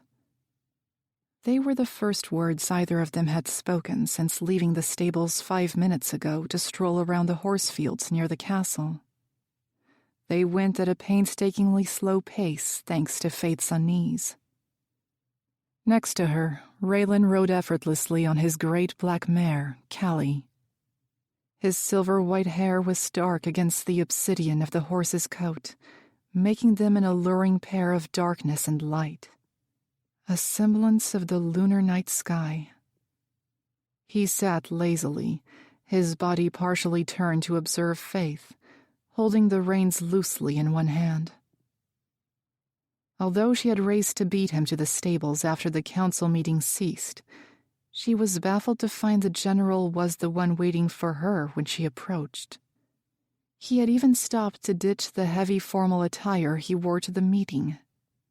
Mercifully, he didn't seem apprehensive when she turned up. She felt confident he didn't really catch her in her hiding place, as she would expect him to call her out and solidify his claim that she was Orlon's cunning spy. "Riding requires trust on both ends," he continued coolly. She hated to admit Raylan's calm voice worked wonders to slow her racing heart. A voice that could both inspire strength and invoke fear given the situation. She relaxed her shoulders and loosened her vice-like grip on the reins. After another minute, realizing she wasn't about to be thrown from the saddle, a small, triumphant smile tugged at her lips. She actually enjoyed riding. Sitting high above another walking creature, it was a powerful notion. Faythe looked to Reylan. "Why do they call you the White Lion of the South?" she asked, more as a distraction than anything else. He huffed a laugh. "You don't miss much, do you?" Faythe didn't respond. "During the great battles, I borrowed the ability of a shapeshifter for long enough to turn myself into an abnormally large white lion and take out a significant portion of an enemy legion." Though he passed the story off nonchalantly, Faythe gaped a little. She had never seen a shapeshifter before, and blanched at the thought of the Fae beside her having the ability to switch forms into something that powerful and terrifying. It brought forth another burning question. "How does your ability work exactly? I mean, you said the fire wielder wouldn't notice the power you took, but the first night at the feast, you took all of mine, didn't you?" He cast her a sideward glance, and she could see he was deliberating how much he could trust her to share. "I can sense an individual's ability from across a room, what it is, how powerful they are. And I can take as much as I like. Temporarily, of course." Faythe stayed silent, soaking in the information. "You can imagine my surprise at sensing you, a human, with more power than anyone in the castle, and you don't even realize." Their eyes met, and Faythe swallowed hard at the intensity in the general's look. "I've never come across anything like it in my 400 years. So I took it all just to experience it fully. I've taken complete abilities before and been able to hold them for days. But yours, it was draining. I don't think I could have harnessed it for even a day. Not all of it, anyway." Faythe broke the stare to look ahead. She felt herself sway a little, and couldn't be sure if it was from all the revelations or the horse's uneven trot. First of all, Raylan's age surprised her. A century may not be much in the lifespan of a Fae, but considering he appeared no older than Nick, Faythe didn't expect the age difference. Second, it unnerved her greatly to hear him speak of her ability. He sensed its full extent when she barely knew what that was. She took a deep breath to calm her mind. Can you only use one ability at a time? I can hold several in smaller strengths. My record is full, during the great battles and others. It comes in useful to have so many options to call upon. But the more I have, the quicker I burn out. All magic has its limits. If it didn't, I'm sure we would have all destroyed each other by now. We're not far off. No, we're not. Before the heavy mood could settle, Faythe said, "So you're a magic thief." Reylan chuckled, deep and genuine, and Faythe cursed herself for delighting in the sound. A mind-seer, he corrected her. I've only come across a handful of others in my lifetime. At least he had a term to describe what he was. Faythe couldn't decide if it was liberating not to be categorized, or if it made her feel even more alienated from the world. People must fear you, she wondered, being able to strip them of their abilities. Reylan studied her as if gauging whether she spoke of her own fear for what he was capable of. She didn't know why it pained her that he seemed to expect her to fear him, but not out of want. Those who don't know how it works or aren't strong enough to block me. Yes, they can be unreceptive of my kind. For a moment, Faythe felt connected to the general in some despairing way, as if they both understood what it was like to be outcast, different from any conformity that left people no choice but to bow to fear of the unknown. He seemed to read the thought in her expression, adding, There are usually two types of people. Those who fear power, and those who want power. We're often judged by what we are, rather than who we are. Faythe said nothing, though his words struck a chord. What she had come to discover about the general was that he was a puzzle of broken pieces. But it was on purpose, for even if one attempted to figure him out, he held the missing shards buried deep. He didn't care what people perceived him as without those pieces. Faythe found herself admiring him, maybe even envying him for that trait. At risk of allowing her guard to slip, she diverted the topic. How does someone block you? Again, Reylan took a deliberate pause, but seemed to decide she wasn't much of a threat. Abilities like ours, like the Nightwalkers, can always be blocked. We don't attack physically. We go for the mind, the most powerful weapon of all. It has the capacity to defy us from taking what isn't ours if the host is aware. He explained, holding her stare.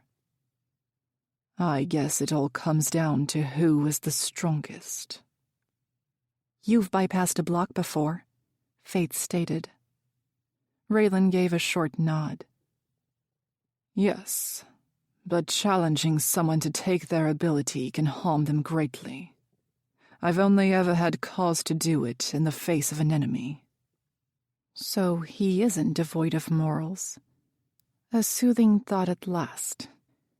Faythe doubled back to something that grabbed her curiosity. How do you know when you're close to your limit? His eyes narrowed a fraction, and for a moment she worried she'd pushed too far for knowledge and exposed her lack of it. While she could feel his swirling essence of suspicion, her tension eased slightly when he continued to answer. It takes time and practice to recognize it. Those of us with abilities can push our physical bodies past their limit of harnessing power, and it can kill us. Think of it as nature's failsafe to stop us from destroying others or the world. Use too much of the power you've been blessed with, and it will consume you. There is no switch off, no plug to pull to make you unable to call upon your magic anymore. You have to recognize when you've depleted your well, reached your own limit, and know when to stop. Faythe shuddered involuntarily at the notion. It made sense, and part of her was relieved to discover her magic wasn't limitless or unchallenged. But it also terrified her that she didn't have a clue about her own restrictions, and might one day push herself beyond capacity without realizing. She didn't respond, staring directly ahead, pale-faced in her cold dread. Reylan pulled at his reins, and Callie came to a stop. Faythe's horse walked a few more paces before she mimicked his action and halted in the same manner. Her heartbeat spiked as she waited in giddy anticipation for his reason to stop. The general walked Callie a few more paces until he stood horizontal in her path. "Who are you really, Faythe?" She shifted in her saddle at the question. Despite the cold winter air and her fear, her body flushed with sticky heat under his interrogation.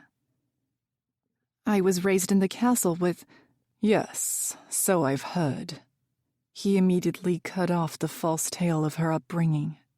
"But that's not the truth now, is it?" She swallowed hard, coming up short of convincing ways to back up the story of her childhood. When she didn't respond, he continued. "A human girl raised in a court of Fae and High Pharaoh, yet she can't ride a horse, doesn't have the etiquette of a lady, seems to have every god around her on edge, lives within the guest quarters, and has no idea about her own abilities' extents and limits."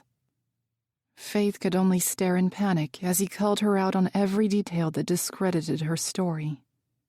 While she thought she had done a commendable job of blending in and remaining inconspicuous, Raylan's eagle-eye observations had picked up on everything. He knew the lies, but not the truth. "Who I am is none of your concern," she said coldly. "It is if you're a threat." Her lips curled up in amusement. "Careful, Reylan. You wouldn't want people finding out the great Ryanel general is quaking in his boots over a mere human girl." "You're not just any mere human girl, though, are you?" "Am I not?" she challenged. His eyes flashed, and she couldn't be sure if it was in delight or warning. "It's not I who should be careful, Faythe." She dismissed him with her eyes.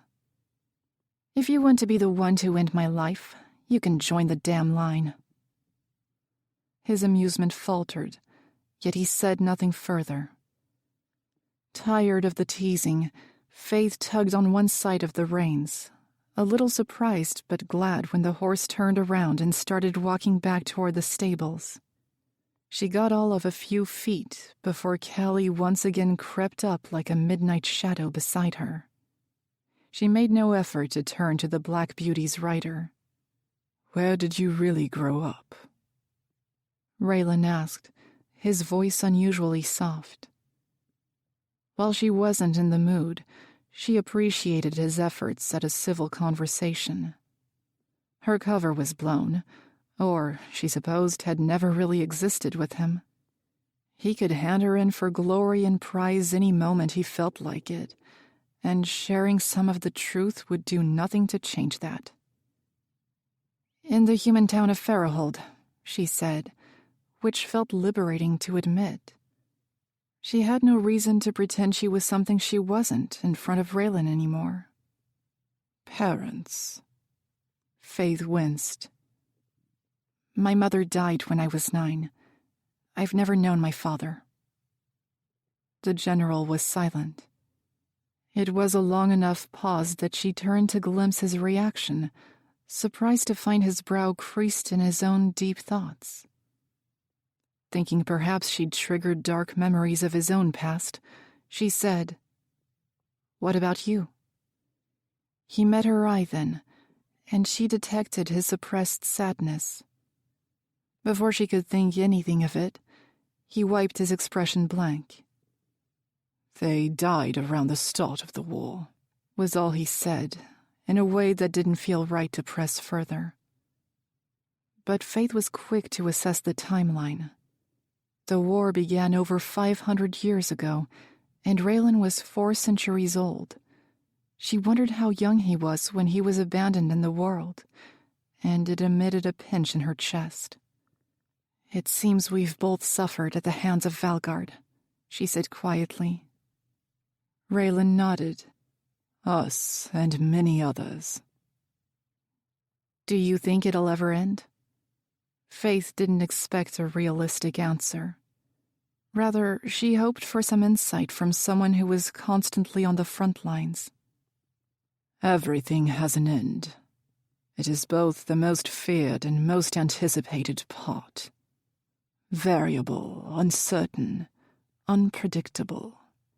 There are 2 sides, those who are fighting to live and those who are fighting to conquer.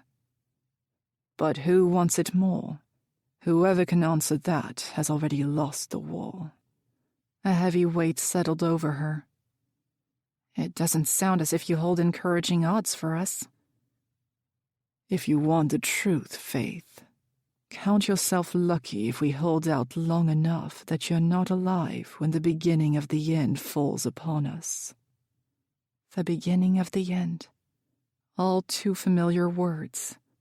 Faythe's hands trembled on the reins. Even though he spoke as if it wasn't her fight, simply a waiting game to see if she would die before the worst came to pass, Faythe didn't see it as such.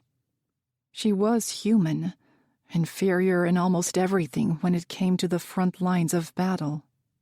Yet she had never felt such a burning need to do everything in her power to fight back. While she could, while she was still alive, she knew she would give everything she had to stand up against the forces that threatened the balance of her world. Maybe it's time to strike back instead of waiting like sheep for slaughter. It came out as a bitter accusation, but it was not Reylan she directed it toward. She knew nothing about the tactics of war or the alliance, nor the formation and number of the kingdom's armies. But she felt a sudden rush of frustration that nothing was being done to counter the threat. In her lifetime, there had been no retaliation, no uprising, no talk of avenging the centuries' worth of death and destruction at the hands of the enemy.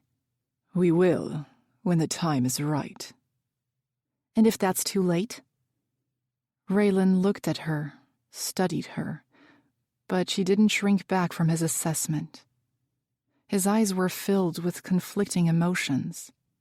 She couldn't be sure what he was thinking, but nothing about the look felt condescending to her as a human who knew nothing and should have no input on the movement of war.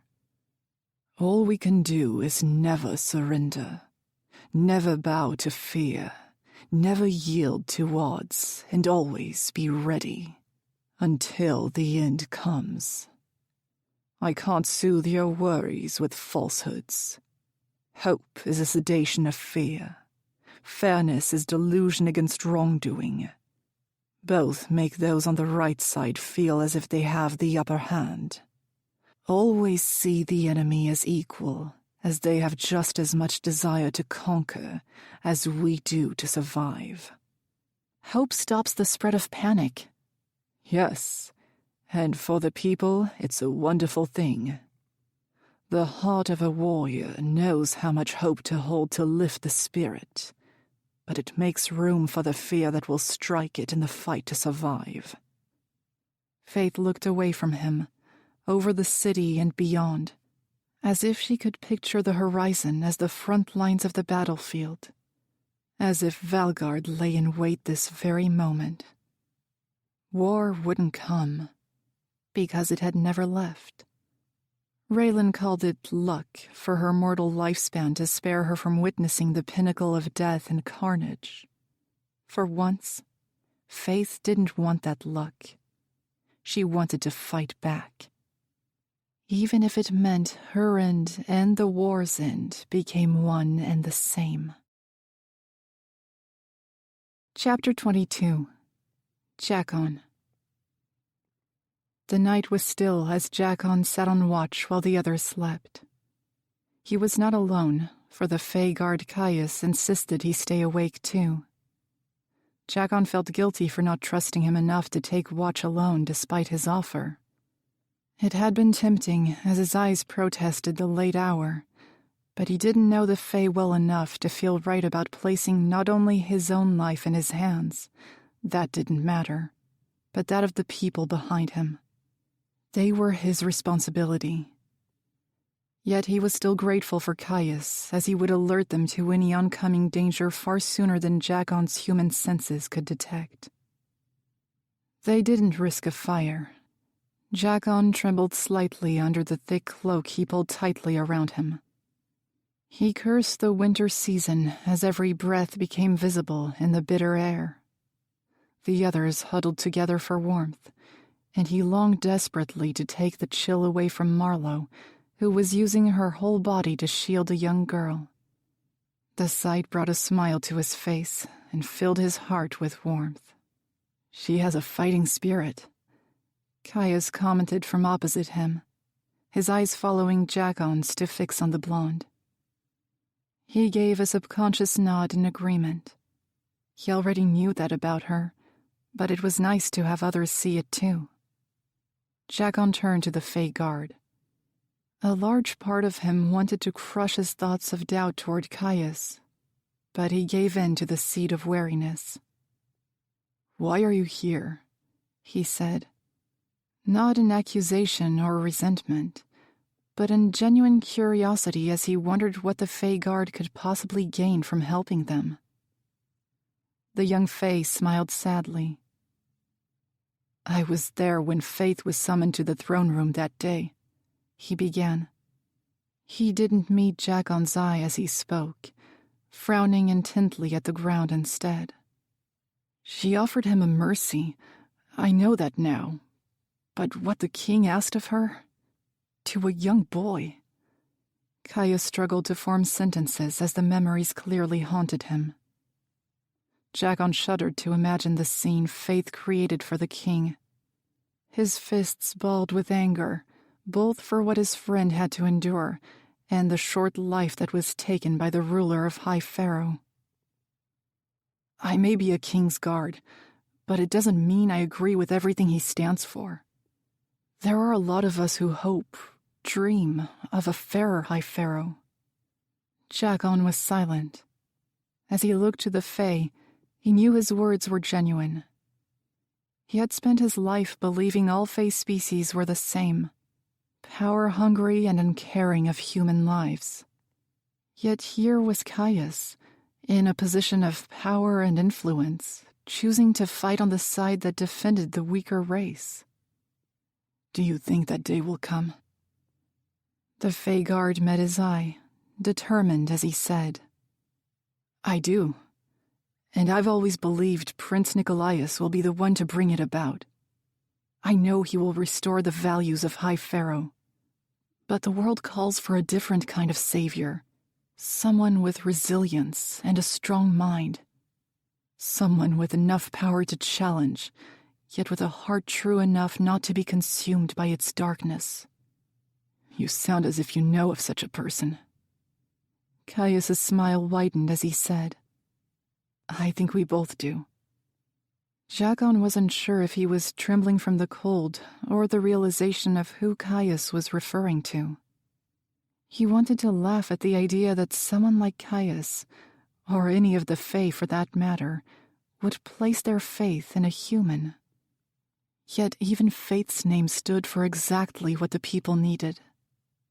"You can't expect the fate of the world to depend on one girl alone," he said quickly, almost offensively. Though she was now a woman and no longer lived by his side, he would always feel an overwhelming need to protect his dearest friend. She's not alone. Jakon was about to respond when the Fey guard snapped his head to the side, tuning in to something his human ears couldn't hear. Jakon's hand went for his sword, but Caius raised a hand for him to be still. He obeyed, though his heart thundered as he waited for the guard's next signal. It bothered him to depend on another for guidance, but considering Caius might save their lives with the early warning of any impending threat, he tried to be grateful. "Fey Patrol," he whispered. Caius's eyes shifted to the pile of soundly sleeping humans, and Jakon saw the panic in them. Though he still couldn't hear a sound, the Fey's reaction made his blood turn cold. He had no idea how close they were, or if they would be able to get everyone into hiding before the patrol sensed them. His voice dropped low as he turned to Jakon. "You need to get everyone off the main route. You'll have to head north. It will add a day or two onto the journey, but they won't bother checking the long way through Spring Hill. Wake them. Make sure everyone is silent. If I can hear them, they may very well hear us too. What about you?" "I'm going to try to divert them. And if they suspect you..." Caius shrugged casually, but his grin was confident. "Make sure my heroism is remembered, will you?" Jakon didn't have time to protest before the guard darted into the forest with feline precision. Though Caius said it in humor, Jakon muttered a silent prayer to the spirits to keep him safe. Then, not wasting a second, he stealthily went to wake Marlowe first. Chapter 23. Faythe. Everything was still. Everyone was quiet. All Faythe could hear was the hard beat of her heart and the faint array of woodland murmurs. The Fae picked up on something she didn't, and the general beside her knocked an arrow into place with expert stealth and laser focus. She held her breath, watching intently and following his fixed line of sight. Nothing revealed itself to her human senses. Instead, she admired Reylan's powerful, unwavering hold. His calculated breaths frosted clouds along the length of the arrow in perfect intervals. His eyes were wide and still, tracking without a single blink. Then he let his arrow fly. It soared impossibly fast, and Faythe lost track of it in an instant.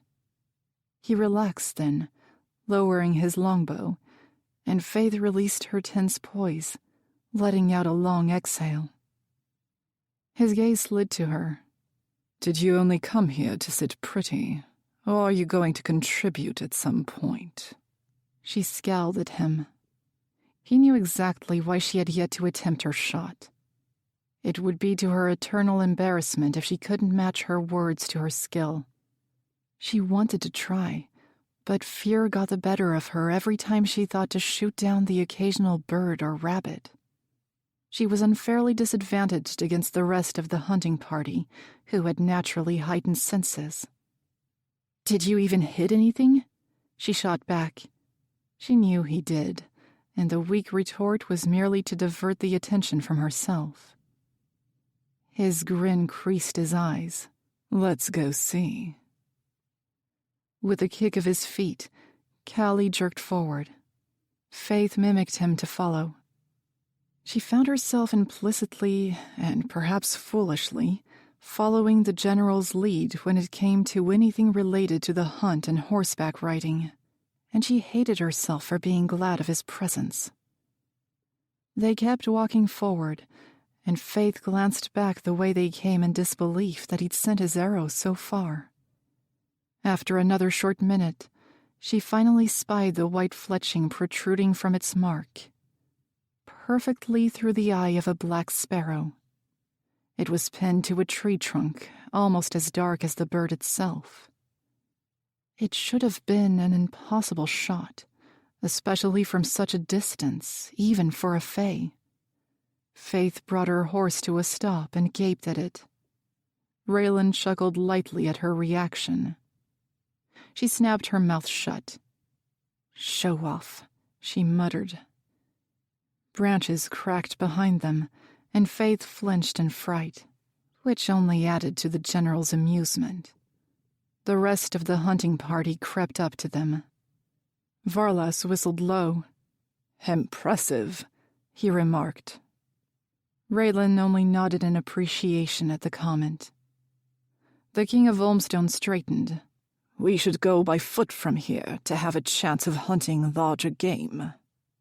Everyone seemed to agree with his plan and didn't waste any time before starting to dismount.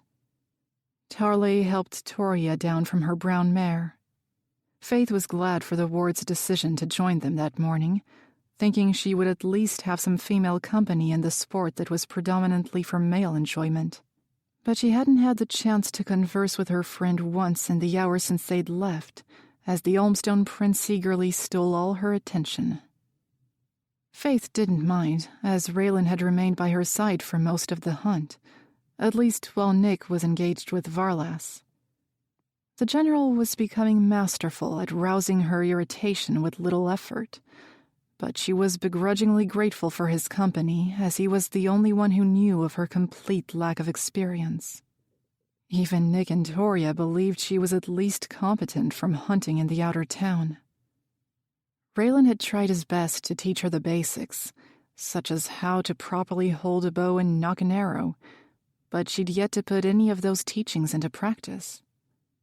Mercifully, he didn't taunt or judge her for it, and she was surprised by his patience.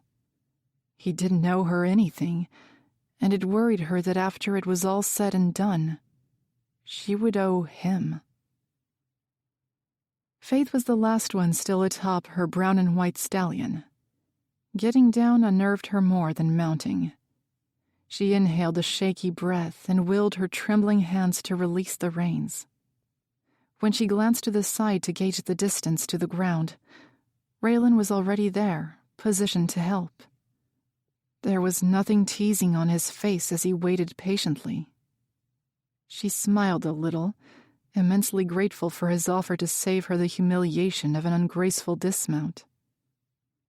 With new confidence that he was there to catch her, she slung her leg over to one side. His hands went to her waist then, and she braced against his firm shoulders. She couldn't be sure if her thundering heart and the flush of her body were from her nerves or Raylan's touch. Heat rose up her spine to color her cheeks. She used little effort as he took most of her weight to guide her down. His hands didn't linger when her feet met the ground, but he took a moment longer than she expected to step back. Sapphire blazed with gold for long enough the two colors were at risk of fusing to forge something. "Perhaps in pairs we will have better luck scouting something larger." Varlas's loud voice stole their attention, and Faythe felt Raylan's stare break like something physical. He moved to put a few feet of distance between them as the Olmstone King's eye flicked up to the speared bird. Then they fell to pin Faythe directly, and her heart skipped a beat. "Faythe, care to join me?" She didn't know why he'd singled her out of the group of highly skilled hunters. It rattled her awfully, but declining his offer would be a grave insult. Reluctant, she smiled sweetly. "As you wish, Your Majesty." A slow grin curled on his face. Instead of encouraging her with warmth, it inspired a sense of trepidation. Her eyes flashed to Reylan, then Nick, then Toria, none of whom expressed the alarm she felt. She followed after the King of Olmstone, who was already making haste away from the group, and didn't glance back at her friends or the general. Chapter 24. Nicolaius. Nick all but stormed through the forest, uncaring of the branches that cracked beneath his feet or the foliage he rustled in his wake. His mind was reeling, a loop of tormenting thoughts infusing with his anger from no justified cause. If you're attempting to scare off the wildlife instead, I'd say you're doing a fantastic job," Reylan remarked. Nick paused in his tracks, in no mood for humor. They'd walked in silence for so long that he'd almost forgotten he wasn't alone while he battled with the chaos in his head. After Varlas paired off with Faythe for the rest of the hunt, Tarley was swift to attach himself to Toria's side and eagerly steal her away. The unease Nick felt at seeing the king disappear with Faythe was completely overshadowed by gods. He didn't even want to acknowledge the dark feeling that coiled in his gut and flared his ire when he saw the beaming smile on the princess's face at the chance of some alone time with Tarley. Jealousy.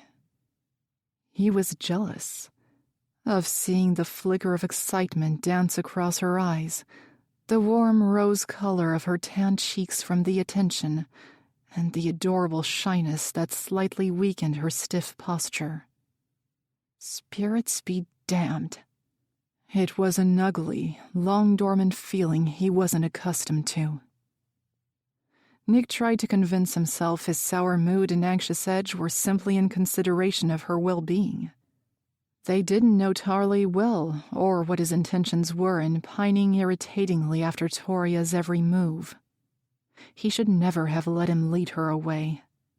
His gloved hands tightened into fists, and the thought of taking a swing at the delicate prince was a darkly pleasing desire. "Something on your mind?" Reylan went on, stopping beside him. A longbow dangled in his grasp. "A certain fenced-edge princess, perhaps." Nick whipped his head toward the general, quick to rally a defense. "You've always had a keen intuition, but your observations are wholly off the mark this time."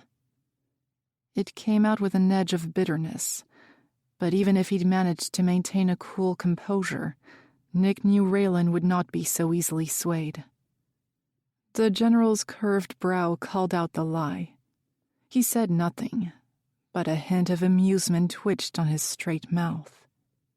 "Are you even going to attempt to shoot anything with that?"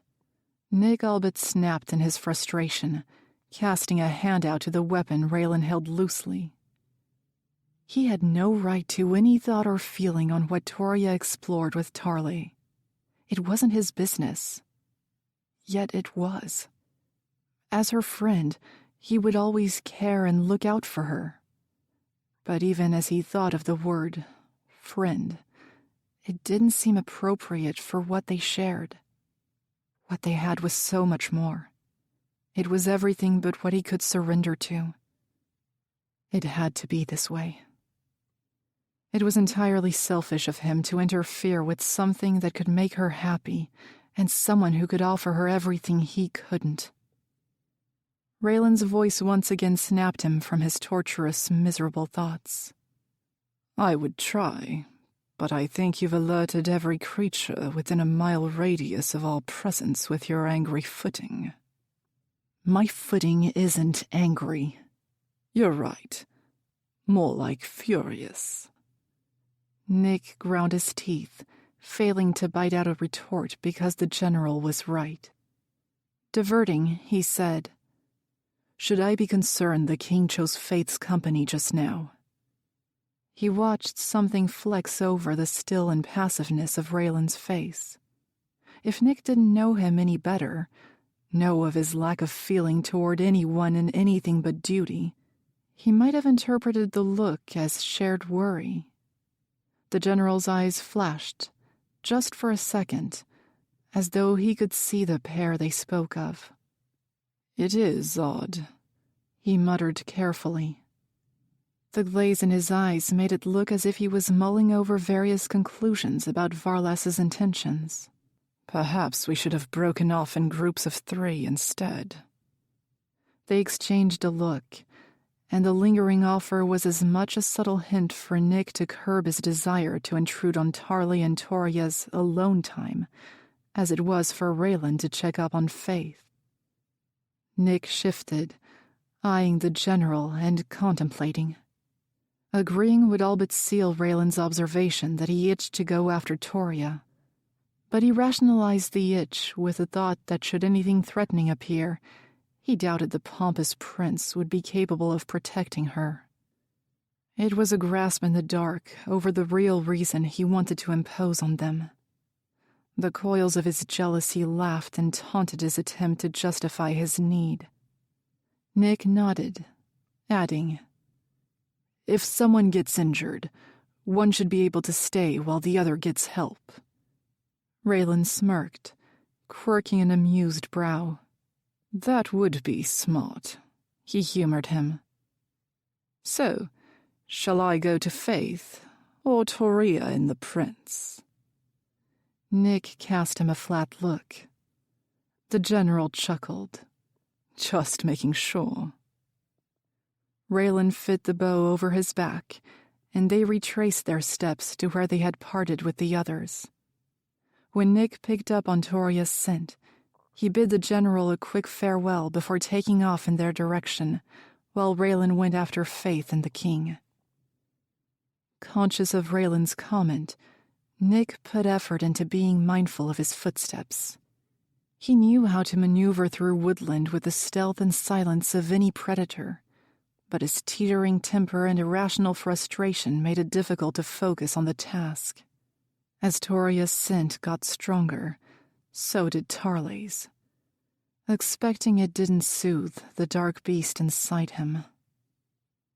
Nick slowed his steps as he picked up on the sound of their voices, not exactly low and discreet for hunting. He spotted the flicker of movement, and he couldn't stop himself when he halted and kept cover behind a thick trunk. Observing them felt wrong, but he didn't care in that moment. Not when his anger completely diffused into something that wrenched in his chest instead. A sharp pain, then a hollow, tunneling void. The princess leaned against the trunk of a tree, and the prince stood over her, a hand braced by her head. Toria chuckled at something Tarley said, and the brightness on her face, caused by him, twisted the phantom dagger that pierced Nick's chest at the sight. Yet he couldn't look away, even though a voice begged him to turn around, to relieve his sinking pain and let her have this moment of happiness she deserved, that he couldn't give to her.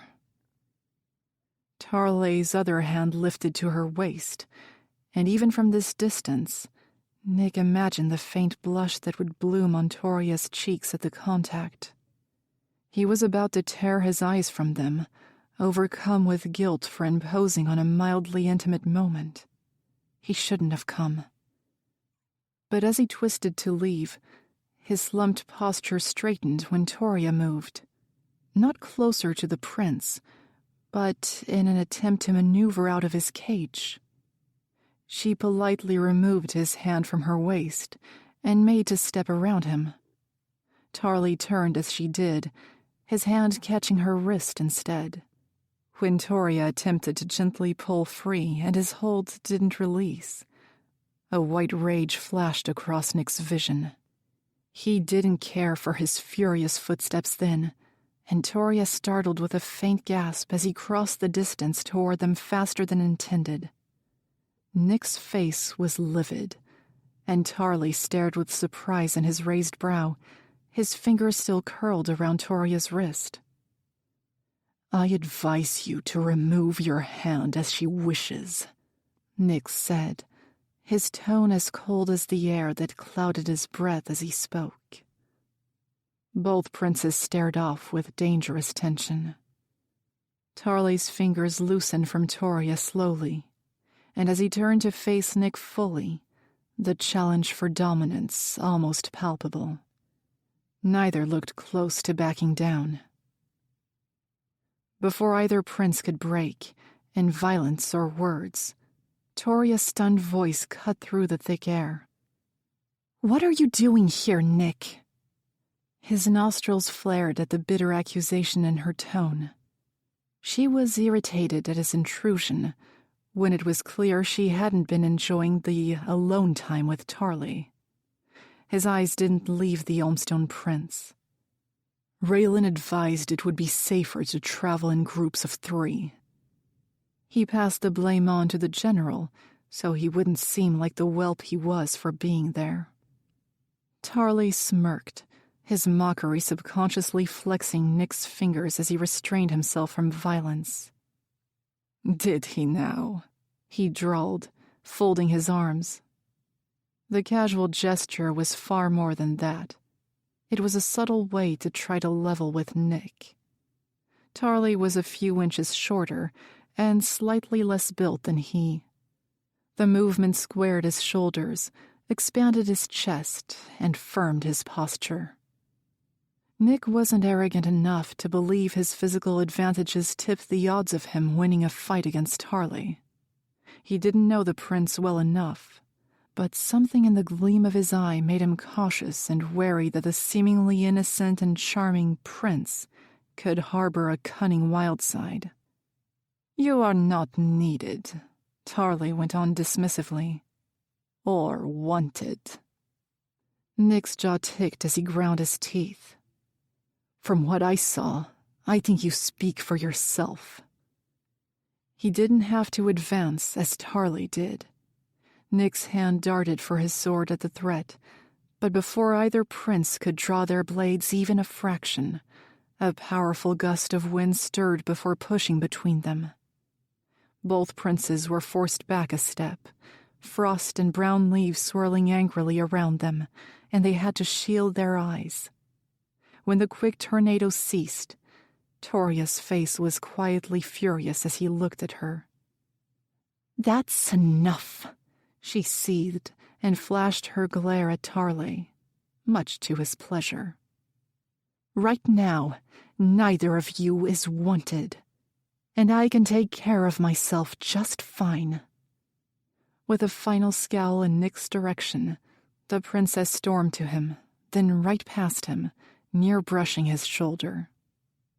On instinct, Nick was about to go after her, but he detected a movement from Tarley that had him whirling back with a dark look of warning. He took a moment to assess the Elmstone prince.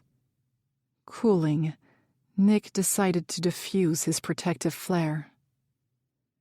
"Go to her," Nick offered, even stepping out of his way.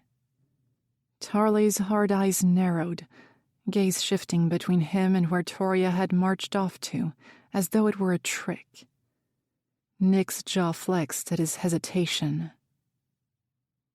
"Just know she isn't pleasant and content all the time like the front she's forced this past week. While you have yet to see it, she is not idle, and she is certainly not silent." "Am I supposed to be afraid of her?" Tarley sneered. Nick's fist twitched tighter. That pretty face wouldn't be so if he got his way. "No, not afraid. But she is a queen while you are still a prince. Don't forget that.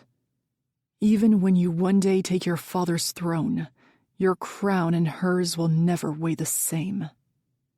He saw a flash of something akin to dark rage in Tarley's eyes. Admittedly, it took Nick by surprise. It was gone before he could think anything of it, replaced by the usual disgruntled reception as he backed down. Nick turned to go to Toria, but Tarley called at his back. "And you think your crown will?" He stilled, irritation and disappointment stirring a chaos of emotion he wanted to unleash on the prince behind him. Because if that was all he had to say, Nick didn't believe he would ever be worthy of her. If it were me who was entertaining the prospect of ruling by her side, I would not be thinking of her crown and mine as different. Tarley scoffed. "That is a fool's romantic idealism." "That," Nick corrected calmly, "is how equal and fair leadership is formed." He didn't wait to hear if Tarley would respond to his condescension. Nick took off after Toria without another thought. He didn't know why he said those words. It wasn't his place nor concern to have an opinion on their match. But at seeing Tarley had yet to glimpse the surface of Toria's anger and was already cowering, it made him flare with wariness over the prospect. Nick loved her anger, loved when she fought him and when she defied him, when she didn't hold back any emotion. He would always weather her storm, no matter how destructive it could become. His steps quickened to catch up with her. Though he had no doubt she could take care of herself, the thought of her wandering the woods alone flared his protectiveness and had him jogging until he spied the brown waves of her hair over her emerald velvet cloak. When he reached her, Nick's hand caught her elbow. Toria whirled to him, yanking her arm free and taking a step away. Nick didn't have a second to react, as in the short minute she'd stormed off, it seemed her anger had boiled to rage and targeted him all at once. A raw emotion he so rarely saw in the cool, collected princess. "Why would you do that?" Despite the wrath that shook her voice, her eyes glittered with pain.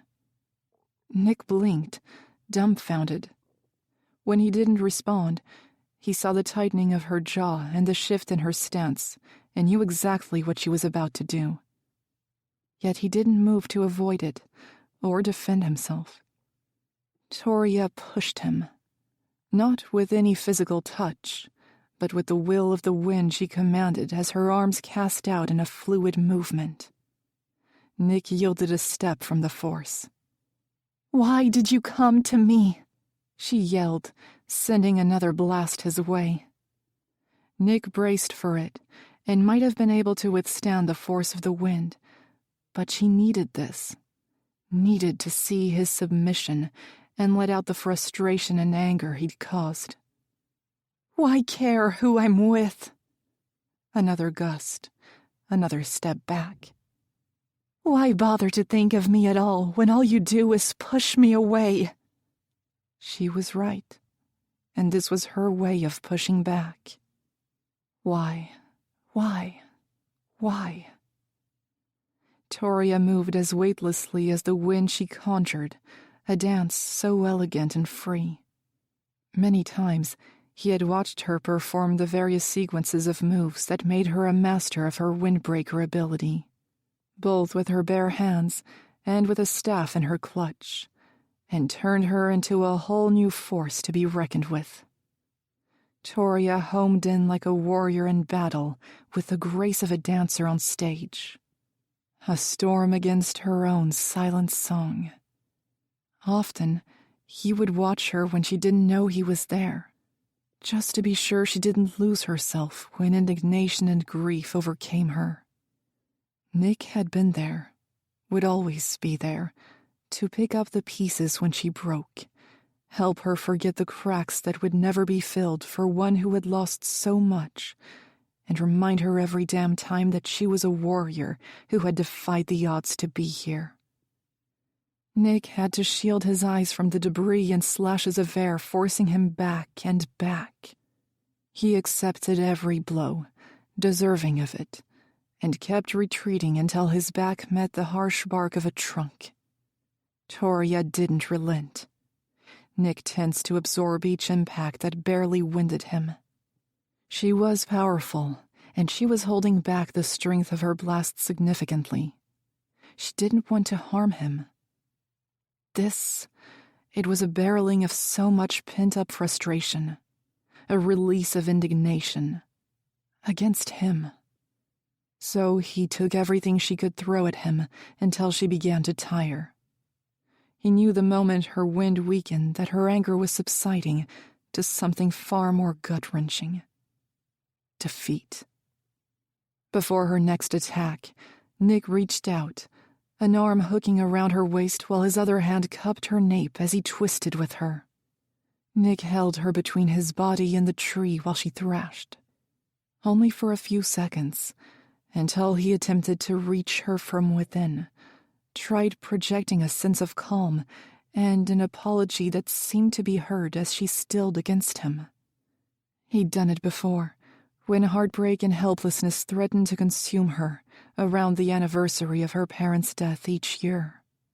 It calmed her then, as it did now, some invisible, unspoken language they had formed between them. He couldn't be sure how many seconds or minutes or hours passed as he simply held her while she curled into his chest. Both of them breathed hard, allowing their pulses to steady and giving them time to collect their thoughts before they could speak. Nick idly stroked her hair, not even aware of it as he tuned in to her quickened heartbeat against the faint murmurs of the winter woodland. He didn't know what to say to the questions she'd thrown at him. Nothing sounded justifiable. He should have let her be. "I'm sorry." It was a pathetic response, but it was all he could find in him.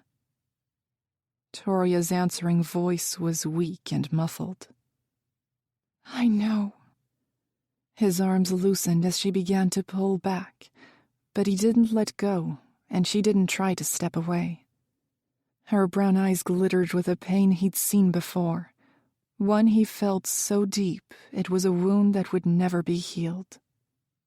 Because it was a pain he had only ever seen caused by himself. Nick's hand raised, unable to stop himself as he took her cheek in his palm. Her eyes closed briefly as he did, and she leaned into his touch.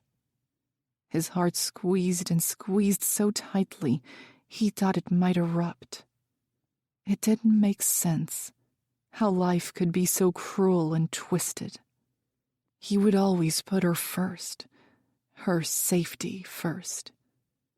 And for that reason, despite the hard thrumming of his blood and the flash of his eyes to her lips that made him want to feel them against his so desperately in their closeness. "Let's get you back," he all but whispered, letting his hand drop. Toria nodded, but her expression was solemn, and the fall of her disappointment was a weight he would never get used to carrying. Their hands brushed, and he couldn't help it when his palm slid into hers, their fingers intertwining so naturally it didn't feel wrong to want to have this moment. This one small piece of closeness that held no expectation. Both of them stared down at their joined hands, and he planned to keep a hold of her for as long as he could before they inevitably found company when they reached the castle grounds. But he didn't even get that short amount of time he desperately craved. Branches snapping had Toria ripping her hand from his, which Nick felt in his chest as though she had clutched and torn his heart instead. He detected exactly who the invading force was by the stiffening of rage that curved his spine. As he turned, the Elmstone prince came into view, stopping a few paces away. "Wind tantrum's over for now," he remarked in poor condescending humor. Nick took half a step, but didn't get to strike the bastard when a hand curled around his bicep. "Nick, don't," Toria warned. His eyes snapped back to her, and she flinched. Actually flinched. Immediately, his wrath cooled completely at the flash of fear in her eyes.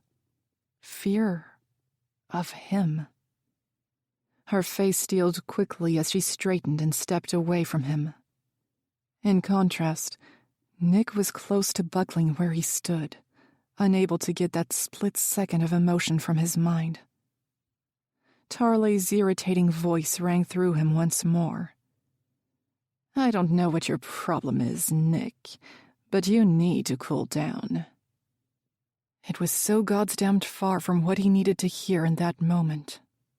Nick targeted his gaze of cold anger at the prince and took the few steps slowly to close the distance, almost going to pass him. But Nick halted at his shoulder, and his voice dropped low. "I may not be able to hurt you here, but when you sleep, well, who will know? I can find out everything that makes you weak, every fear, every transgression, without you ever knowing I was there. I can bring forth your most tormenting thoughts, nightmares so vivid you'll awake in your own piss.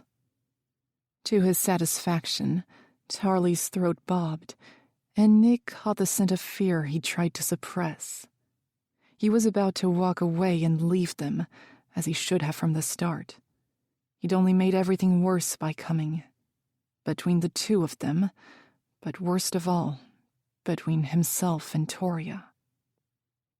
Yet he couldn't fight his need to turn back to her.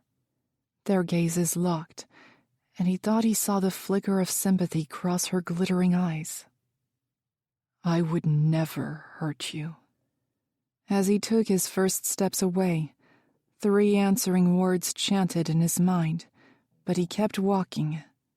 His feet guided his numb body, which had nothing to do with the winter chill.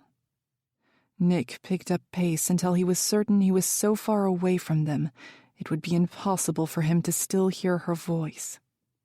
But those words echoed loud and clear, over and over. He couldn't be sure if they were even spoken out loud, but it was her voice. Her quiet, broken voice. 3 words he would always carry the burden of, because spoken or silent, they were true all the same. "You already have." Chapter 25. Faythe. The spymaster and the Wolf King walked in silence for a long stretch. Faythe's anxiety built as she cast frequent glances back, trying to keep a mental calculation of how many steps away from the hunting party they'd ventured, until she considered them too deep into the woods for it to matter. Her senses were balanced on a sharp edge, and it shook her to think it had nothing to do with the wildlife they were trying to be stealthy for. Finally, Varlas halted, motioning for her to do the same while he slowly dropped to a crouch behind a tall bush. Faythe saw it then, a striking stag with powerful antlers. For a quick second, her breath caught as she envisioned the eerily similar mythical beast of the eternal woods. Except it was clear the stag ahead was perfectly mortal and real. "This one is yours," the king barely whispered. He held out a longbow and an iron-tipped arrow.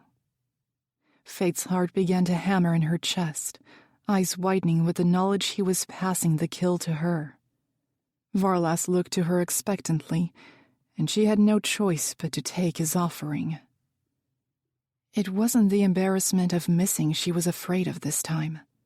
As she looked to the beast, peacefully unaware of the predators who lay in the shadows as it fed on the frost-tipped grass, she didn't want to be the one to take its life.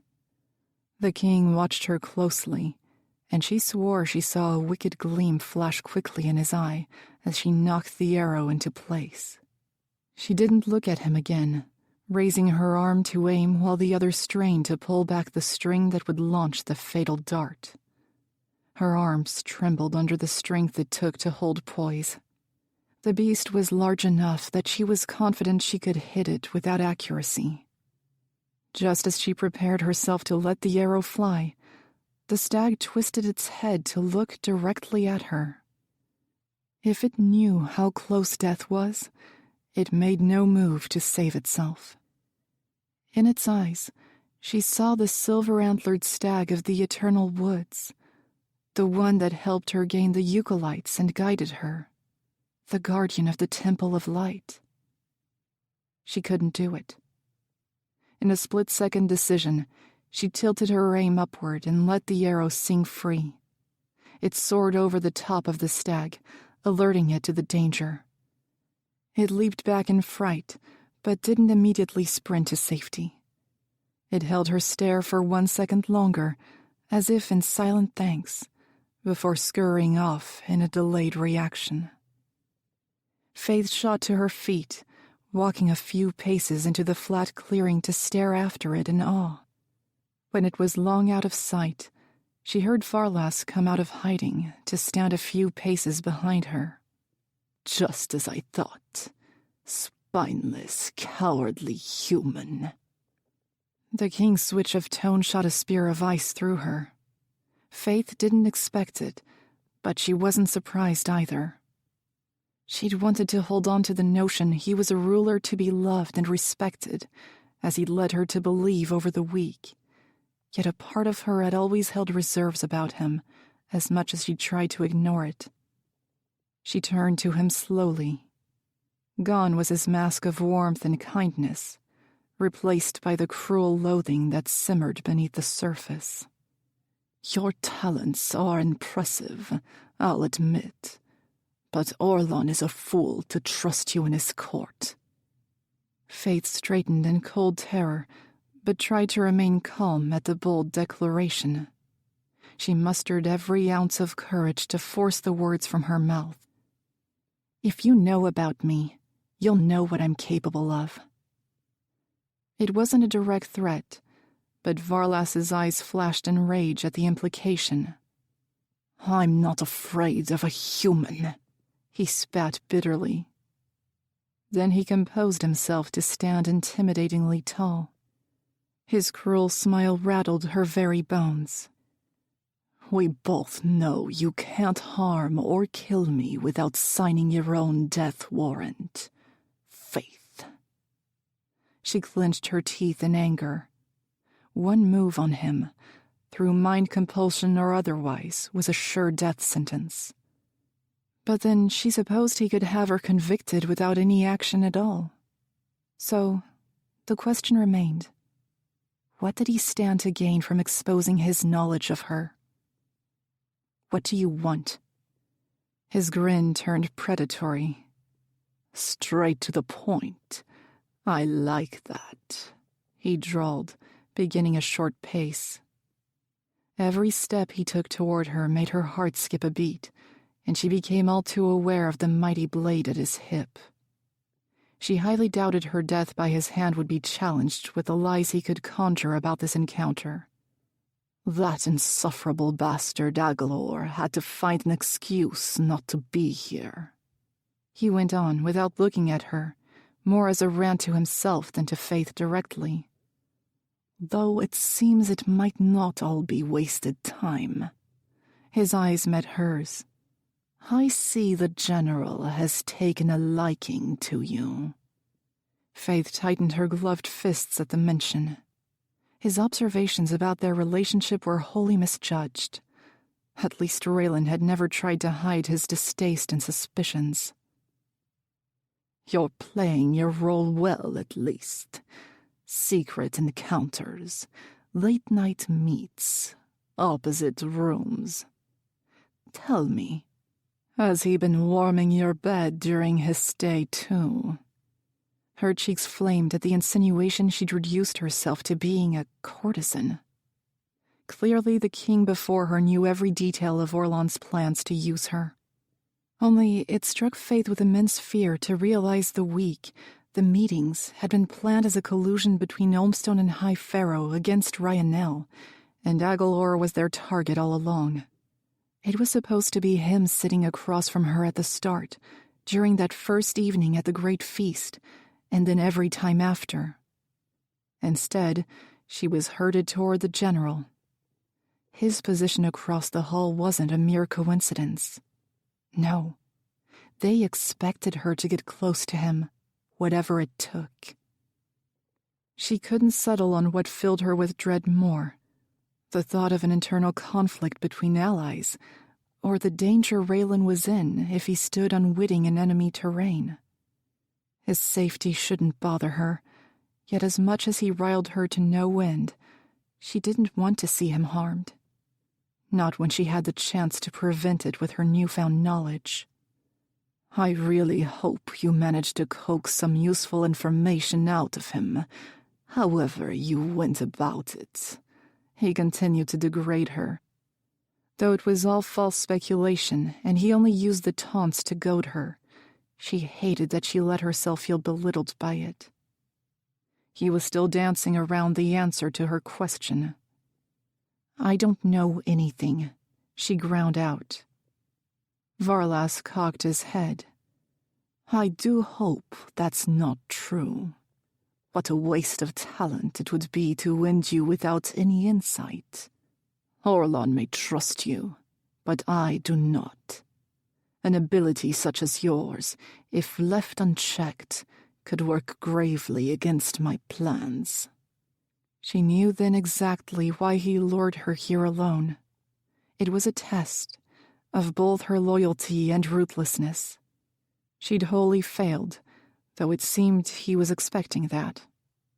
Varlas was a man of little patience and sought answers from her without the need to involve Orlan. Then he'd dispose of his spy master out of paranoia she could be used against him. "What do you want from me?"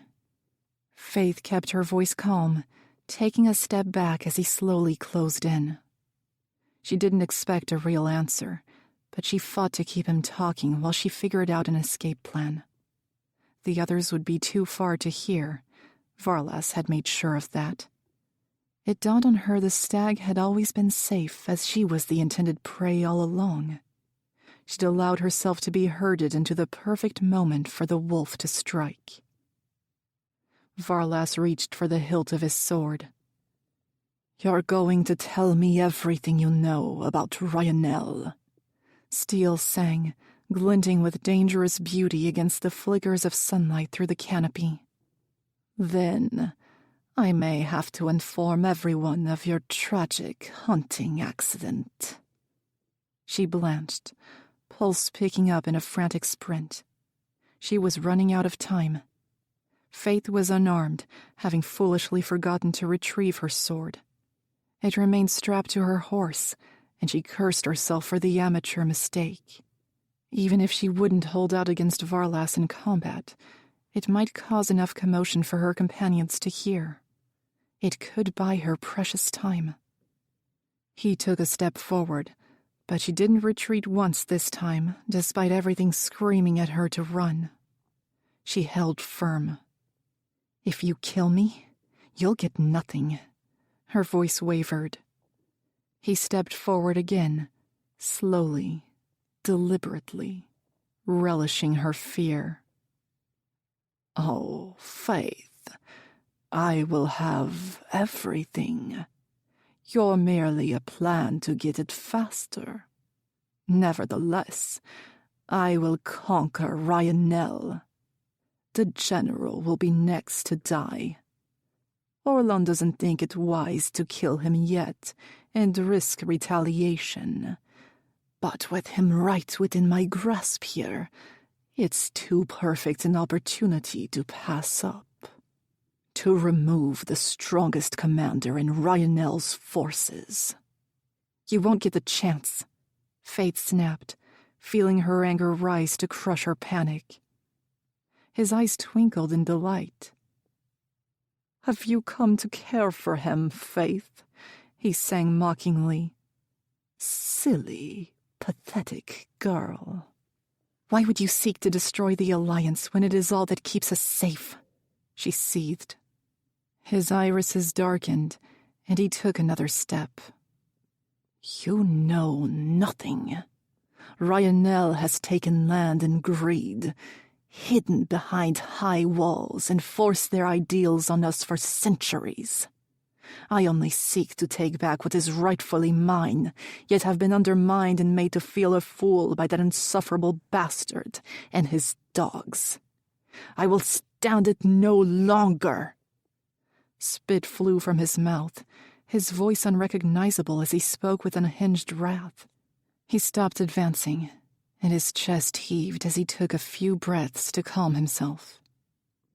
Then he rolled his head, squaring his shoulders, and poised his sword. "I did like you, Faythe, and thought you would make a fantastic ally. But I was right. Your heart is too soft. You don't see that we stand to be stronger with Agalor removed and Reylan under our command." He braced both hands around the hilt, lifting higher. Faythe's eyes remained on his, even though she trembled, wanting to track the looming steel. "I'm sorry it had to come to this, truly. But I cannot have you running off to warn the general. And I won't risk you siding with him now you have inevitably discovered my plans. Varlas raised his arms a fraction higher, poised to take her life in one swift movement. Faythe cursed the spirits, cursed the world, cursed all the damn kings to burn in the nether for eternity. Reaching into his mind, she shattered his weak mental barrier and seized control. The fall of the blade halted. His fury knocked into her like a physical blow. She gasped and swayed, adjusting her footing before she could straighten from the impact. She commanded him to drop his sword, then his arms. His face contorted in savage rage and disbelief. She tried to maintain her composure, but her mind became a chaos of clashing emotions, his and hers. The nerves and fear, they were her own, from having no plan for how she would keep her life after committing the worst crime possible. High treason. "You're going to die painfully for this." His voice rattled menacingly in her mind, and she resisted the urge to retreat at the ripples of hatred and malice that flowed through her.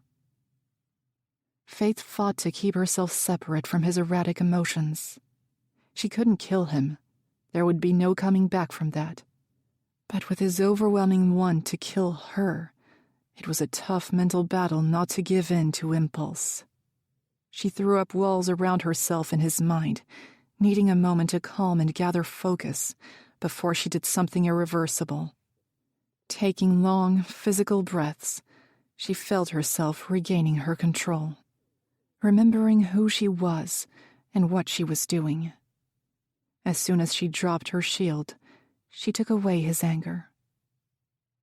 Faythe soothed the wicked storm of hatred into a tranquil river of peace.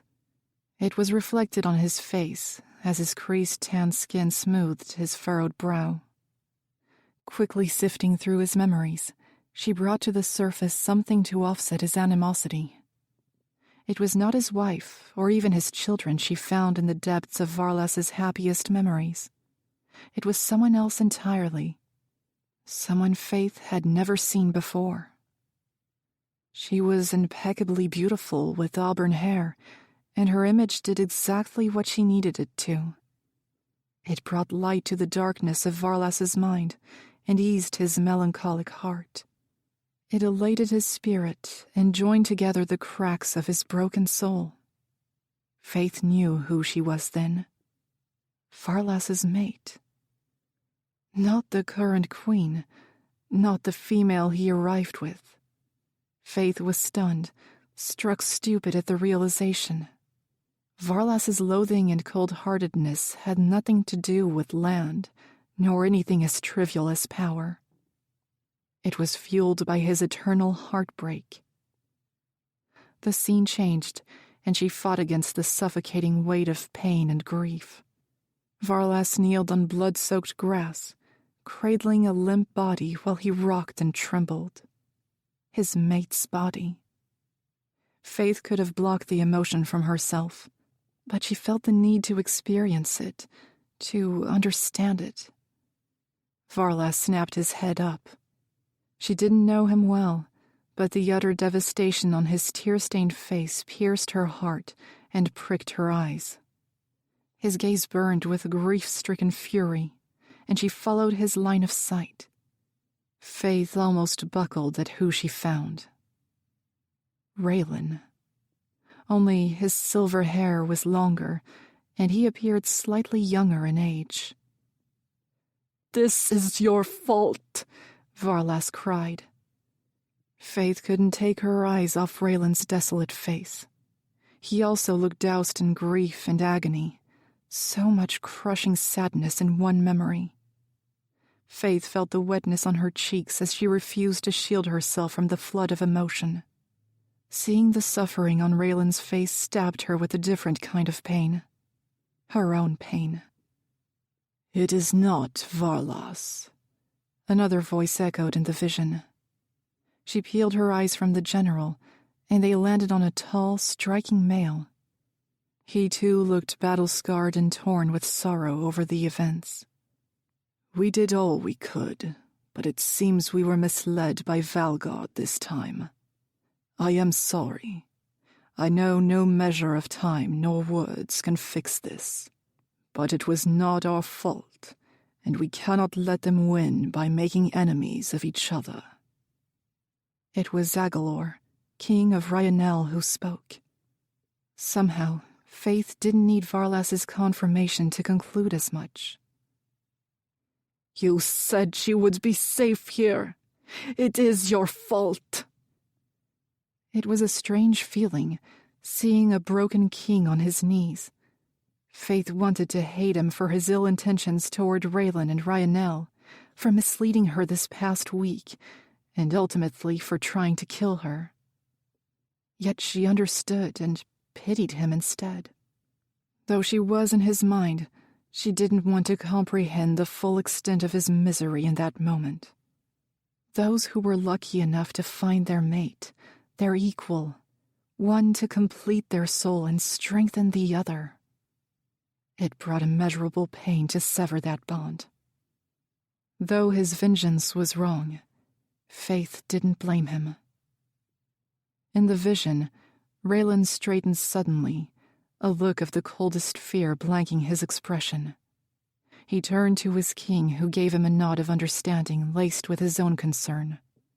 Then Reylan twisted on his heel and took off running. Faythe couldn't take any more.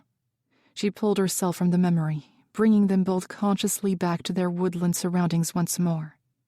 She kept control of Varlas's movements to keep him still, but she faltered as her dull headache manifested to a throb that began to pepper her vision. "I'm sorry that happened to you," she said in barely more than a whisper. "I'm going to kill you," he seethed. She shook her head. "Waging war won't bring her back. If you attack Ryanel, they win. Falgard wins." It came out as a plea, as she was desperate for him to see reason. "Agalor was too invested in protecting himself, his own kingdom. He left them as good as undefended there with an incapable general. Reylan allowed himself to be distracted by a small force of soldiers, leaving my mate and others without enough protection in Fenner. He failed to disperse his forces accordingly and see the ambush, the trap that was laid for them to be pulled away from the town of innocents. They were slaughtered, every one of them, including my Freya. He deserves to pay for what he did, and Agalor will pay too for being unfit to lead. Ryanel will thank me for removing him from power." "I can't let you hurt him. I can't let you start an internal war." Varlas chuckled darkly. "How dare you speak to me as if I require permission from a cowardly human? You cannot stop me, Faythe. It is already in place, and you were simply a means to speed up my intent to strike. As soon as Orlan finds whatever it is he claims we need to make it swift, Ryanel will fall to me." There was no reasoning with him. The king's course of action was set, and there was no dissuading him from it. She couldn't unchain the reaction set in stone the moment Varlas lost Freya and cast the blame on Ryanel. In the present, she had a choice to make. Varlas wouldn't let her live, not with everything she knew. Faythe remained in control of his mind, but not for long. Raylan's caution on limits rang chillingly through her head.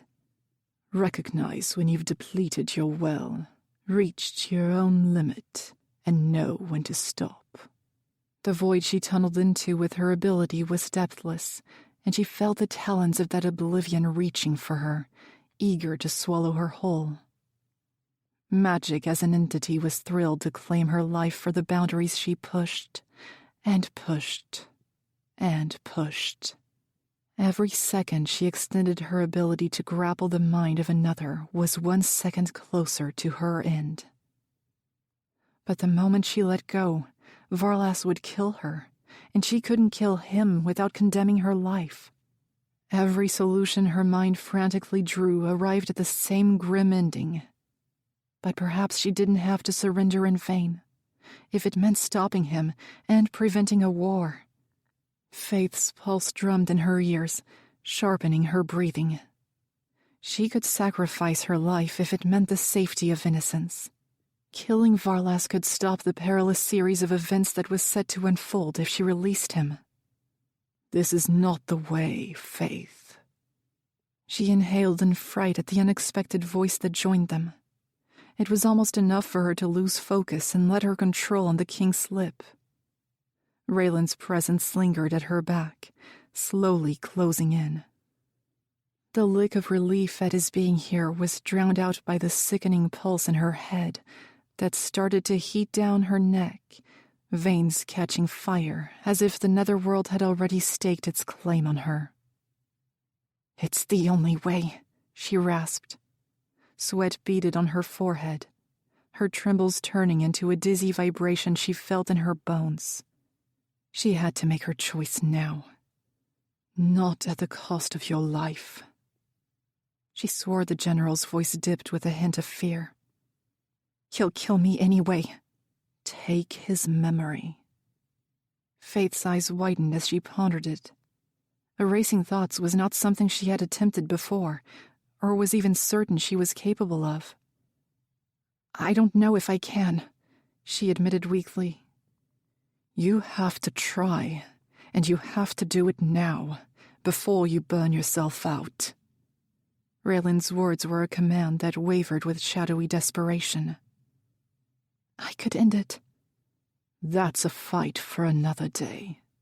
It is not your role to prevent it." He was right. This wasn't her.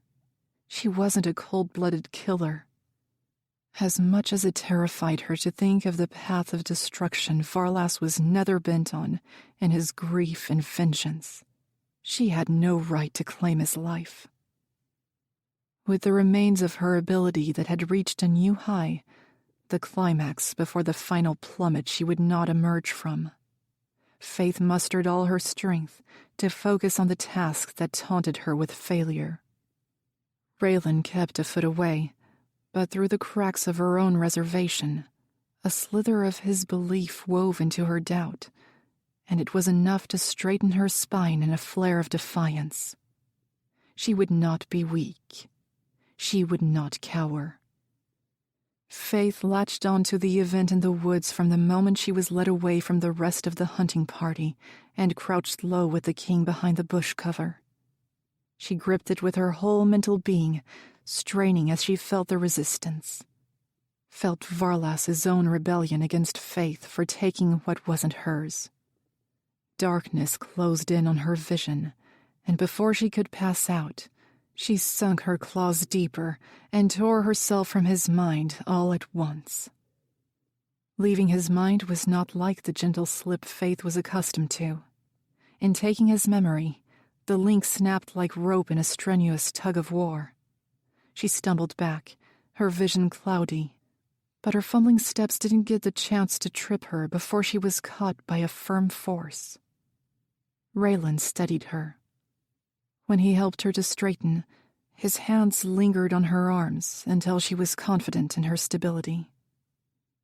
She would have thanked him, but her uneven breaths and dizzy bewilderment left no room for coherent thought.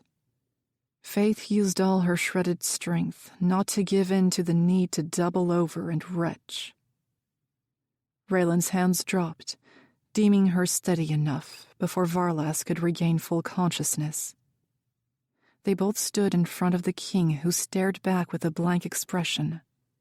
Faythe focused on her deep breathing, trying unsuccessfully to disguise the violent tremble of her body, while they waited in cold anticipation for his reaction. The murmurs of the woods were completely masked by her erratic heartbeat as she tracked Varlas's every flicker of expression, looking for the slightest sign she had failed.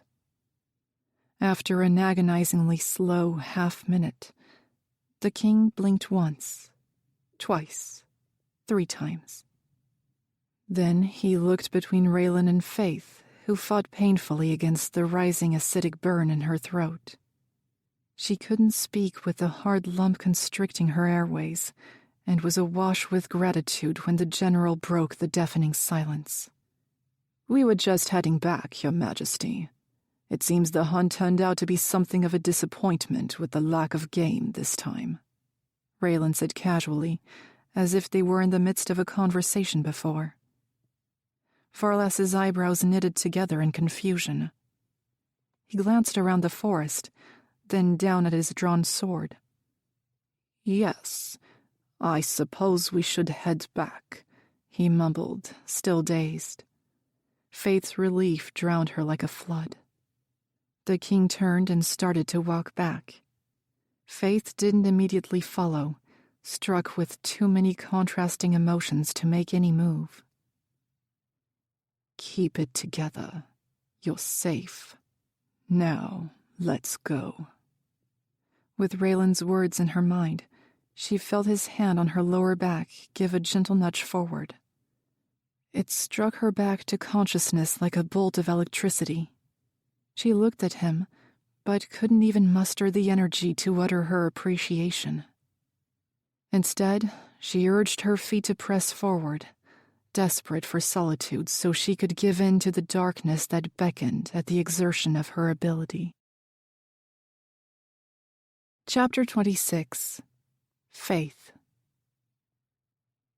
Bursting through the door to her chamber, Faythe didn't have the energy to cast out Reylan when she felt him follow her in. She wanted to be alone, to rest as her mind and body called for, but the events in the woods with the King of Ulmstone rattled in her mind, and she knew the general would demand answers to what happened before he arrived as her savior. "You have to leave," she said before he could ask anything. "What is Varlas planning?" On her retreat back from the forest, Faythe had started to put together the pieces to help her make sense of the chaotic week. Everyone seemed to have their own agenda, and Reylan was no different. His fixation with her, his unexpected appearances, it was all a ploy to point her in the right direction. All this time, he'd had his own silent suspicions, not about her, but about the King of Ulmstone. She hated that it stung to think he was using her all along. "You knew Varlas wanted to get me alone, that he would threaten me for information he thought I would get from you. You knew all this time and were playing both sides." Faythe kept her voice low, but she let her building rage seep into her words. Reylan didn't bother to deny the fact, or try to apologize. "You used me," she laughed bitterly. "You're just as cunning and deceitful as the royals. You wanted me to get inside his head, get whatever knowledge you thought I could gain, with no regard for my life." "That's not true," he cut in sharply. Then he straightened, his face sympathetic but not remorseful. "We have long known Varlas is holding a grudge, only I didn't realize the true extent of what he was willing to do. I need you to tell me, Faythe, everything you found out." She shook her head in disbelief. "You're just like them, you know? The position suits you well." His jaw flexed with impatience. "You have to recognize, we all on the same side, you and I." "There is no you and I," she shouted in exasperation. She wanted to trust him, believe he could be different from the kings, but he was no better than them when it came to manipulating her for his personal gain. She felt the deceit like a twist in her chest, but she pushed it to the side, smoothing the sharp edges of her fury to say, "I can't help you, Reylan." She wouldn't be the catalyst for this war. If Ryanel knew of the impending danger, they might move to strike first. No, she had to figure out a way to stop it at its source. Perhaps Nick could help dissuade his father from aiding Varlas's path of vengeance. Ulmstone wouldn't strike out on their own. Disappointment and ire flashed in the general's eyes. She was about to retreat from the threatening change in his demeanor, but before she could move a step, he advanced faster than she could blink. Her back crashed against the wall while Reylan held her firm, pinning her arms to her sides, making movement impossible. She didn't have the chance to make a sound or attempt to maneuver free, because a sharp pull on her mind made her cry out loud. A hollowness settled in, and she immediately knew exactly what he had done. He had taken her ability. All of it. She couldn't throw up her mental walls in her state of shock, and she gasped when she felt him invade her mind, swiftly taking control to halt her so she couldn't move physically or throw him out mentally either. It was a sickening, helpless feeling as she remained paralyzed within herself, while Reylan took what he wanted. She was completely at his mercy. Less than a minute felt like a lifetime. He retreated from her mind all at once, taking a long step back. Faythe gasped, doubling over and spluttering as she tried to process the quick ordeal. She had her physical free will back, but there was still something missing. He had yet to return her ability. Faythe snapped her head up, eyes livid. She would have shattered through his mental walls no matter what it took if he'd given it back. But she was useless against him without it, and he could very easily stop her in a million possible ways before she tried to attack. Her hands trembled in unhinged fury at the violation. "How dare you?" she seethed, her voice as sharp as a knife's edge. Reylan didn't flinch at her tone, which only enraged her further. "I only saw what I had to, nothing else," he said calmly, as if he hadn't infringed upon her thoughts and memories, crossing the one line there was no coming back from. "You're as wicked as the rest of them, General Reylan." "Faythe." "The king will kill you for this, though I'd very much like to do the honors myself." "You wouldn't get 2 steps to the door before I stopped you." He meant by means of taking her life. Her hands twitched in a wrath with no end as she realized he was right. Without her ability, she was exactly the weak, feeble, useless human she appeared to be. "You got what you wanted. Go ahead," she challenged. Raylan's eyes twitched in conflict, and it was enough to fill her with confidence that for whatever reason, he wouldn't kill her. Without warning, a crushing weight fell back on her mind. It completed her as much as it crushed her, and she braced a hand against the wall while she adjusted to the return of her ability. She was incapacitated long enough that Reylan could have certainly made a swift exit before she struck his mind. "I'm not your enemy," he said quickly, anticipating her intent. Faythe hesitated. A destructive hurricane wrecked her thoughts. The reckless, unhinged part of her wanted to screw the damned consequences and retaliate. But she felt the chaos calm as she took a breath that allowed her to deliberate and see reason. Harming Reylan would only satisfy her selfish desire for petty revenge, and it seemed inconsequential in the face of all this. His methods were wholly wrong, but his intentions were for the good of his kingdom. Reylan was many things, but he was not self-serving. Her anger diffused, leaving only exhaustion and sadness. "You don't even deserve the energy it would take to be considered my enemy. You are nothing to me," she said coldly. "I hope you're praised for your deception, turning the suspicion from yourself to get what you want. Your king will be proud." "It wasn't my intention to deceive you, Faythe. This is bigger than us, and much worse than I thought." "You're right. It is bigger than us. Knowledge is power, General. I only hope you know what to do with it." She knew the condescending remark should have earned her a swift death, but though she saw his eyes flash, he didn't threaten her. "Leave High Pharaoh. Tonight. And don't come back. Orlan will be expecting information from me. I won't hesitate to spill everything about you if I see you again." Reylan looked as if he wanted to argue, but decided against it as he turned to take his leave. Just before he reached the door, he turned back to her. "Many more innocents could have died without your help," he offered quietly. It wasn't to justify his actions, but rather to console her worry about the possibility of an impending war. "It's not enough," she muttered. His look was grave. He said nothing more. The click of the door behind him echoed in her ears and was felt in the pit of her stomach. She wanted to despise him for what he'd done, but instead, all she felt was hollow. Chapter 27. Faythe. Faythe stood on the balcony in her rooms, staring at the sun-kissed sky that rained glittering rays over the city below. But she didn't bask in its beauty. Instead, her mind was elsewhere. She looked beyond the stone buildings, as if she could see the duo of lunar night riding off in the distance. Yet she knew the general would be long outside of Farrowhold by now. She didn't know why she cared.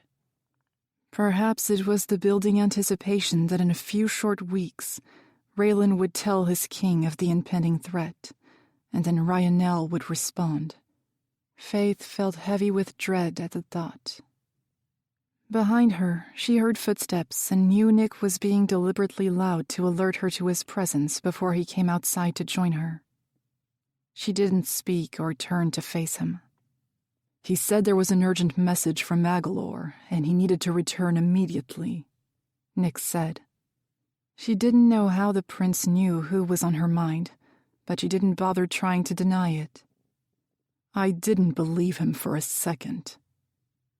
Faythe closed her eyes for a moment, taking a deep breath. She had spent the whole night awake, pondering what to do with the information on her end while Reylan rode off to make counterplans within his own kingdom. She knew what she had to do. Turning to face the crown prince, the only person whose powers of persuasion could possibly alter the king's movements, she said, "There's something I need to tell you." Faythe told him everything, starting from how Reylan knew about her from day one, and ending with what she knew about the King of Olmstone. At the mention of his father's involvement, Nick's face was unreadable. Faythe felt guilty for dropping the burden of knowledge on the prince, but he deserved to know, and was perhaps their only chance at getting the king to see sense. "It can't be," were the first words he spoke in response. "What reason would my father have to help Olmstone? We have no quarrel with Ryanel." Faythe didn't want to add insult to injury, so she refrained from voicing her own hatred toward the Fey ruler of their kingdom. "They have an agreement. High Pharaoh aids Olmstone, and in return, Varlas will answer to Orlan. No matter the ask, no matter the reason, he gains power." Nick shook his head. "I don't understand. Power. It has never been his goal. Never. Loyalty and courage have always been our values. To abandon the alliance now." His hands clenched into fists, and she could tell he was desperate to hit something. Not wanting to be in the way, she shifted a step. Nick calmed in response, realizing his rising temper. Faythe sighed at his broken look and approached him, taking his hand. "You can help to stop this." The prince held a look of defeat. "I don't know if I can," he admitted. "Together," she promised. His emerald eyes met hers, and she longed to take the pain from them. The betrayal he felt from his own father. He forced a smile, though he likely knew there was even less she could do to stop the events than he. "Varlas and my father are meeting as we speak, privately." It should have made her tremble to think of the two kings possibly detailing plans of an attack, but at the spark of an idea, a cunning smile tugged at Faythe's lips instead. Nick's brow furrowed at her response to the news. She grinned wider. Fancy a bit of eavesdropping. The prince and the spymaster were as silent as mice creeping down the dark, secret passageway in the library. It solidified Faythe's assumptions it was long forgotten, when Nick was equally awed at the discovery of the hidden labyrinth. When they made it to the fork in the path, Nick paused to examine the hallway she had yet to venture down. Faythe was taking steps toward the other when Nick snapped his attention back the way they came. Her heart battered her chest at his sudden alarm, and she too spun around to follow his gaze, but couldn't hear what his face senses picked up. She was about to toss the torch she held and duck into hiding, but Nick raised a hand, and she paused. He visibly relaxed, then huffed. Faythe kept her sharp edge of caution, still unaware of what he had heard. Her rigidness loosened off in relief as soon as a familiar face emerged into the blue light of her torch. She could only stare wide-eyed at Toria. "How did you follow us?" Faythe asked. The ward shrugged. "I picked up on your scents in the library, which is a strange place for Nick to be at the best of times."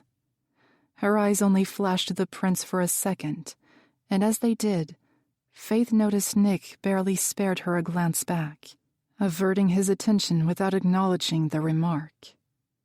It was unlike him. While they had yet to say a word to each other directly, the tension between them made Faythe shift awkwardly in the silence. It didn't feel right to pry about the friction. She cleared her throat, saying to Toria, "I suppose I should fill you in."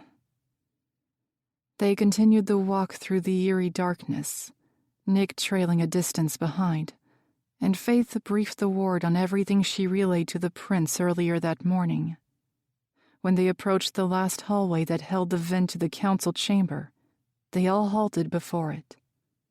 Nick drifted past them both to look first. As faint light illuminated his features from the room below, she saw his face plastered with shock.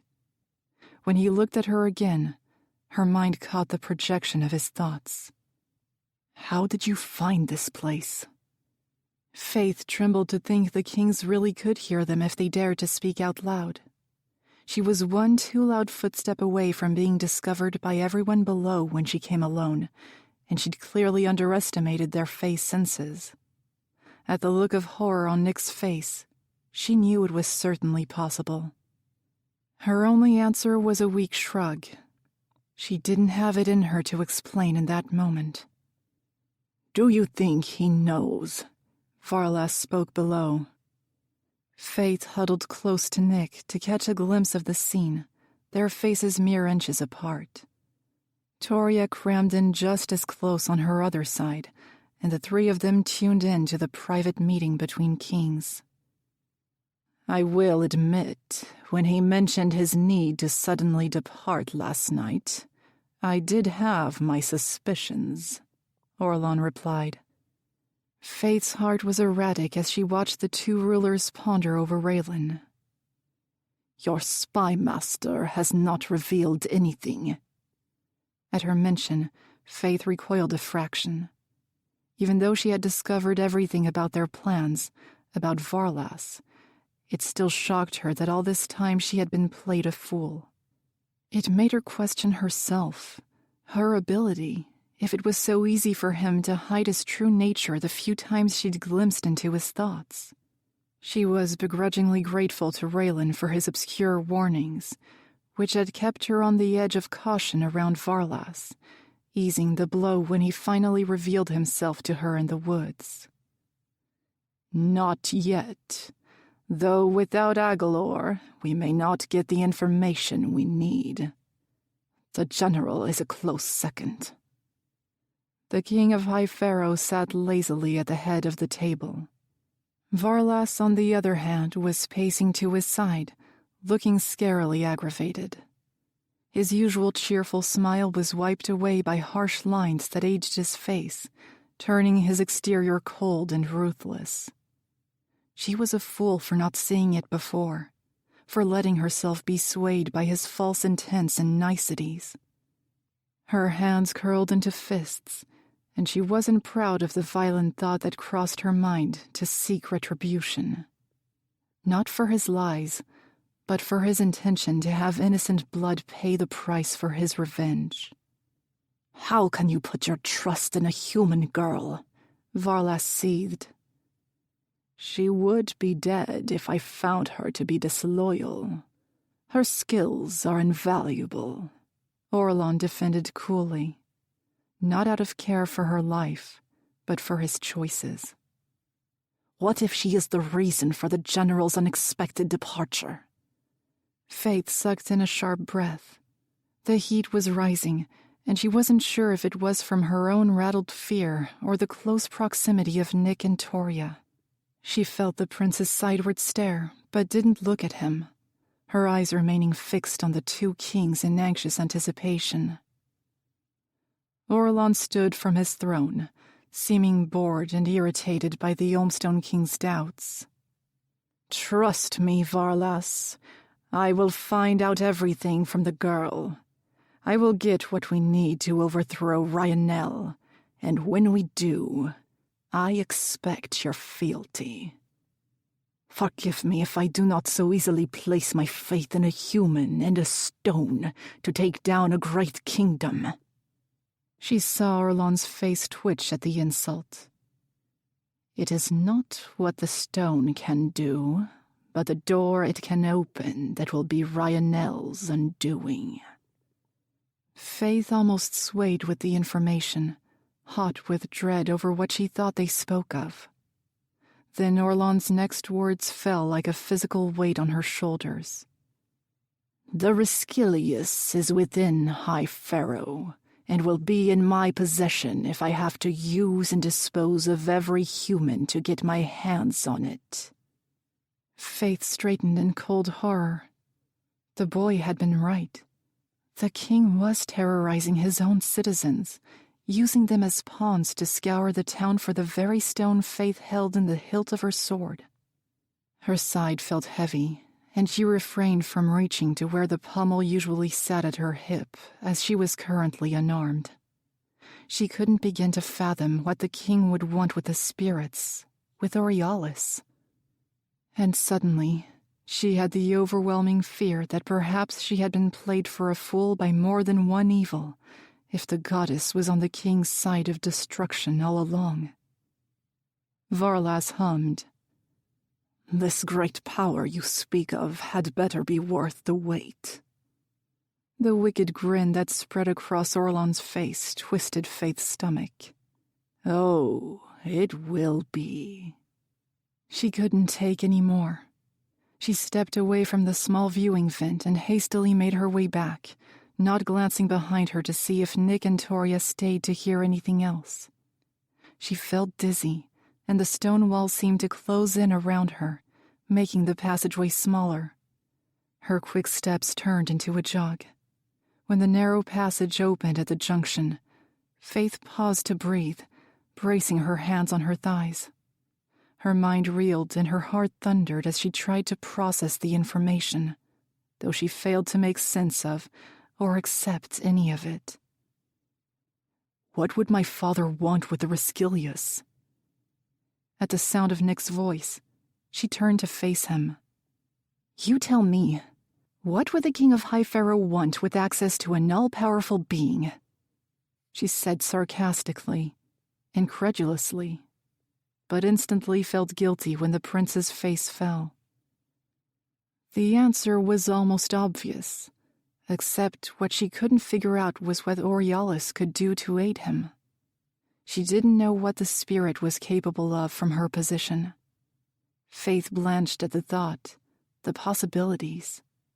An unearthly weapon might be just what the kings needed, not only to tip the scales, but for full annihilation.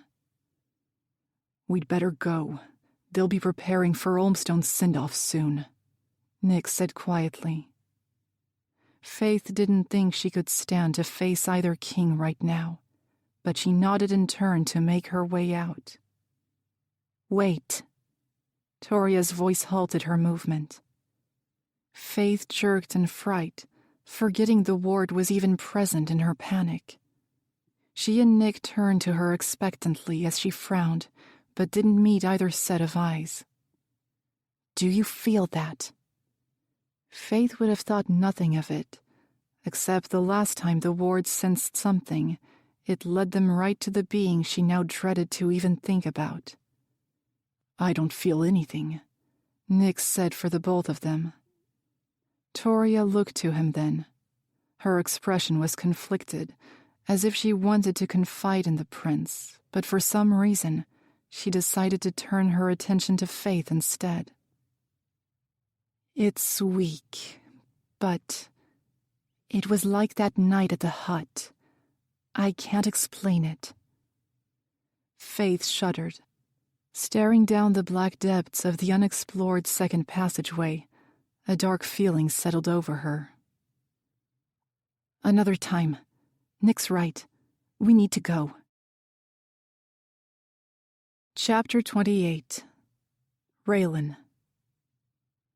The general rode like a midnight storm, making the trip back to Ryanel in 10 days rather than the minimal 14 it usually took.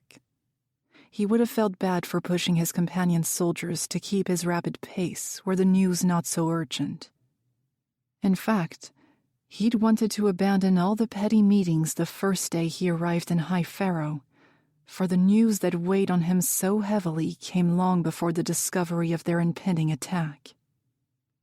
Ryanel had suspected the attack already, and confirming it was Raylan's main task during his week with the ally kingdoms, though he supposed the term was no longer appropriate as they sought to overthrow his homeland. It wasn't a surprise, and he knew it wouldn't be to his king either. But at least now they could strengthen their defenses according to the information he got through Faythe's thoughts. The woman struck a chord of familiarity within him. He had been unable to get the bright gold eyes out of his mind since he first set his own upon them. Their likeness he assumed he would never see again. Reylan didn't falter a single step as he dismounted Callie and stormed his way into the castle. The crimson tapestries brought comfort and pride. He had grown sick of the royal blue of the north. Guards opened the doors long before he approached, and none dared to stop him for idle chat, which he was sure his face warned against. Every Faythe soldier and guard in the kingdom answered to Reylan, as there were none he didn't outrank, but the respect and loyalty was mutual. It was how it always had been, and he was confident their armies were stronger for it. While twilight diffused the sky, there was usually only one place he would expect to find his king. No guards were posted outside the doors to the glass garden. Through their transparency, he spotted the king at the far end by a cluster of white rose bushes. Reylan slowed his pace and entered gently, still making enough noise for the king to detect his presence. He stayed silent as he approached. One of his large hands held a small bloomed rose still attached to its vine, and Reylan knew the symbolism. It represented a different form of delicate flower that was once his world. The glass garden remained thriving, even long after its original owner abandoned it.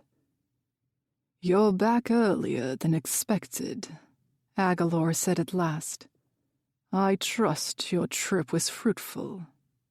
His brown eyes shifted from the rose he let fall and landed on the general. It wasn't often Reylan lost his nerve, but he cursed his own cowardice in that moment. "It is worse than we feared. Orlon and Varlas have allied together, and I fear they are working on something bigger than we anticipated to try to take us down." He started with the news the king was expecting, mostly to delay the harder conversation he had spent the whole journey going over in his head. The Phoenix King hummed, not appearing the least bit concerned as he turned back to the rose bushes. A lot of the time, Reylan admired the ruler for his cool indifference toward difficult situations. However, centuries by his side had taught him that while the king's exterior remained calm and collected, inside, the wheels to his brilliant mind were working overtime with information. After a short pause, the king said, "I assume they bought into the story of my unforeseen absence." A cunning smile twitched his lips. Reylan huffed a laugh. "They were not best pleased. You would have enjoyed the look on Valas's face at the news." Agalor Ashfire was no fool. He had spies in all corners of the 3 ally kingdoms. The discovery of the King of High Pharaoh's new spy master had not come as a surprise to Reylan when he arrived, as part of his mission was to snuff them out and dispose of them. Orlon couldn't have such a weapon at his disposal. Agalor was not about to risk exposure to an ability like that. Yet nothing could have prepared Reylan for who he was sent to execute. "And you took care of the situation." Reylan shifted, and for the first time in centuries, he feared the king's reaction to his more imminent news. He took a deep breath, ignoring Agalor's words to say, "We need to talk about Liliana." There was no answering his question without it. The new rosebud under the king's fingers crushed together as his fist enclosed around it. Reylan swallowed hard. "I told you never to speak her name again." Agalor's voice was low, lethal.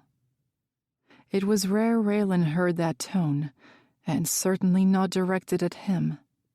But the king's response was expected and justified in his heartbreak, so Reylan didn't balk. "You know I would not if it wasn't important," he responded calmly. The king met his eye, and the sorrow in them made him feel awfully guilty for being the one to open an old wound. It would crush him to reveal the part that would really damage the king's spirit. Agalor hesitated, as if he didn't want to ask, but needed the answer. Did you find her?" At the slight flicker of hope on his face, Raylan's answering look became solemn. He shook his head. Agalor's expression fell, and he was about to turn away when Reylan blurted, "But I think I found her daughter." The king halted, but didn't meet his eye again. "She married, then? Good." His words rang with heartbreak. "No, I don't think she did." His forehead creased in a hard frown, eyes glassy as he waited for Reylan to explain further. The general took a long breath as he tried to recall the mental conversation he'd conjured on his way here. It was wasted energy, as every bastard word on the subject deserted his mind. He grasped frantically at loose sentences to form some kind of explanation. "It was her eyes at first. The brightest gold. There was no mistaking them." The king's face twitched in sadness at the stirring up of old memories. "Then, when I got close enough, Liliana's scent was there. Her daughter lives in the castle." Reylan paused to gauge the king's reaction, but he gave nothing away as he stared blankly. "And her mother." It pained him that his king couldn't even bear to use her name. He had hated it for a long time and swore never to mention the human woman again, the one who stole his king's heart and took it with her when she left in the dead of night without warning or explanation. Only a note telling him not to seek her out. Agalor didn't obey her wish at first, spending 5 years sending out bands of soldiers to search the kingdoms for her. When she heard of it, she sent him another warning that she didn't want to be found. Reylan greatly admired his king for remaining strong and focused for his kingdom, though his heart was clearly in pieces. He knew firsthand the ache of losing one who was as good as a mate. Although Aguilar's falling in love with a human had caused a political stir, he couldn't blame the king's heart for it when he watched how passionately they cared for each other and how equal they were in power. Her mortality was simply a cruel twist of nature in an otherwise perfect match. He couldn't look Aguilar in the face as he said, "I didn't learn much about her, and didn't know her well enough to press further, but she claimed her mother died 11 years ago." When he dared to look, the king was emotionless. Reylan took that as a worse sign than any outburst of anger or sadness. "Why are you telling me all this?" Aguilar's calm tone shook his very bones.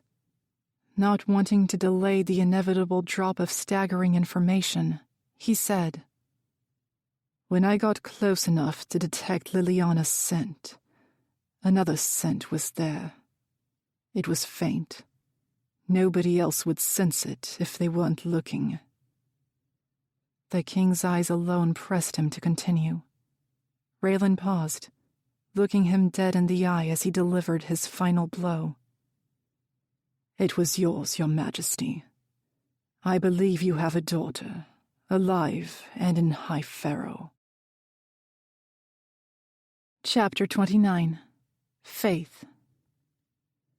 Being requested in the council chamber rattled Faythe's nerves to new extents, as if she always had something to fear or hide from the king of High Pharaoh, and was one summons away from it being her last. She had every reason to be on edge today. The king was even more unpredictable than she could have possibly imagined.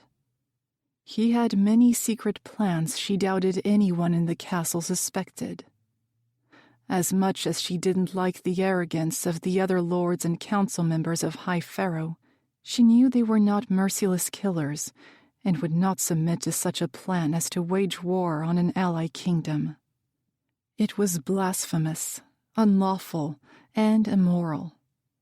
It shouldn't have shocked her that the king was capable of such an act, but admittedly, a part of her longed to believe the prince, that perhaps Sorlon still held love and mercy in small doses.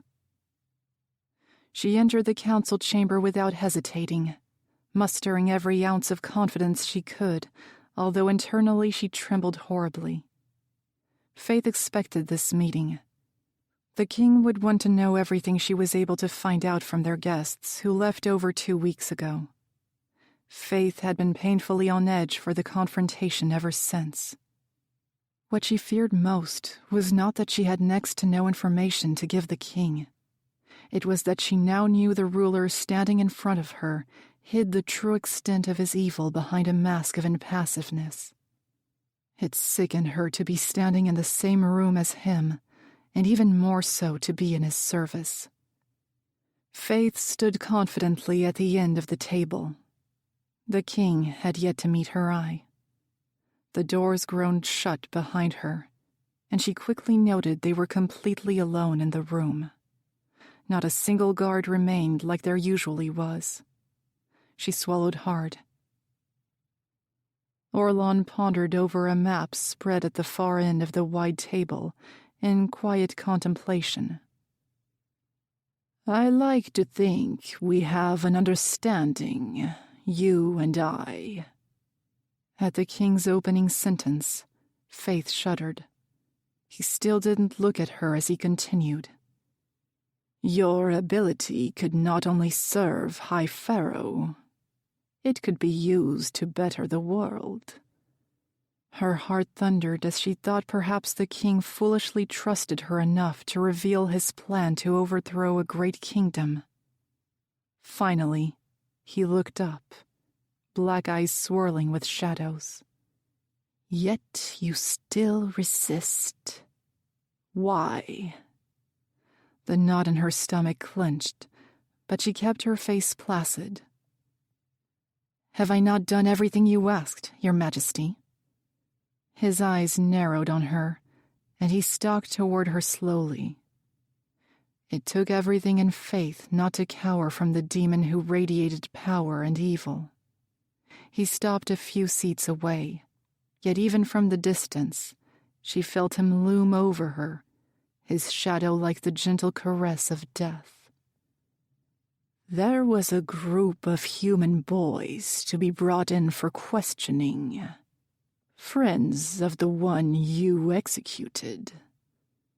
Faythe's teeth ground at the comment.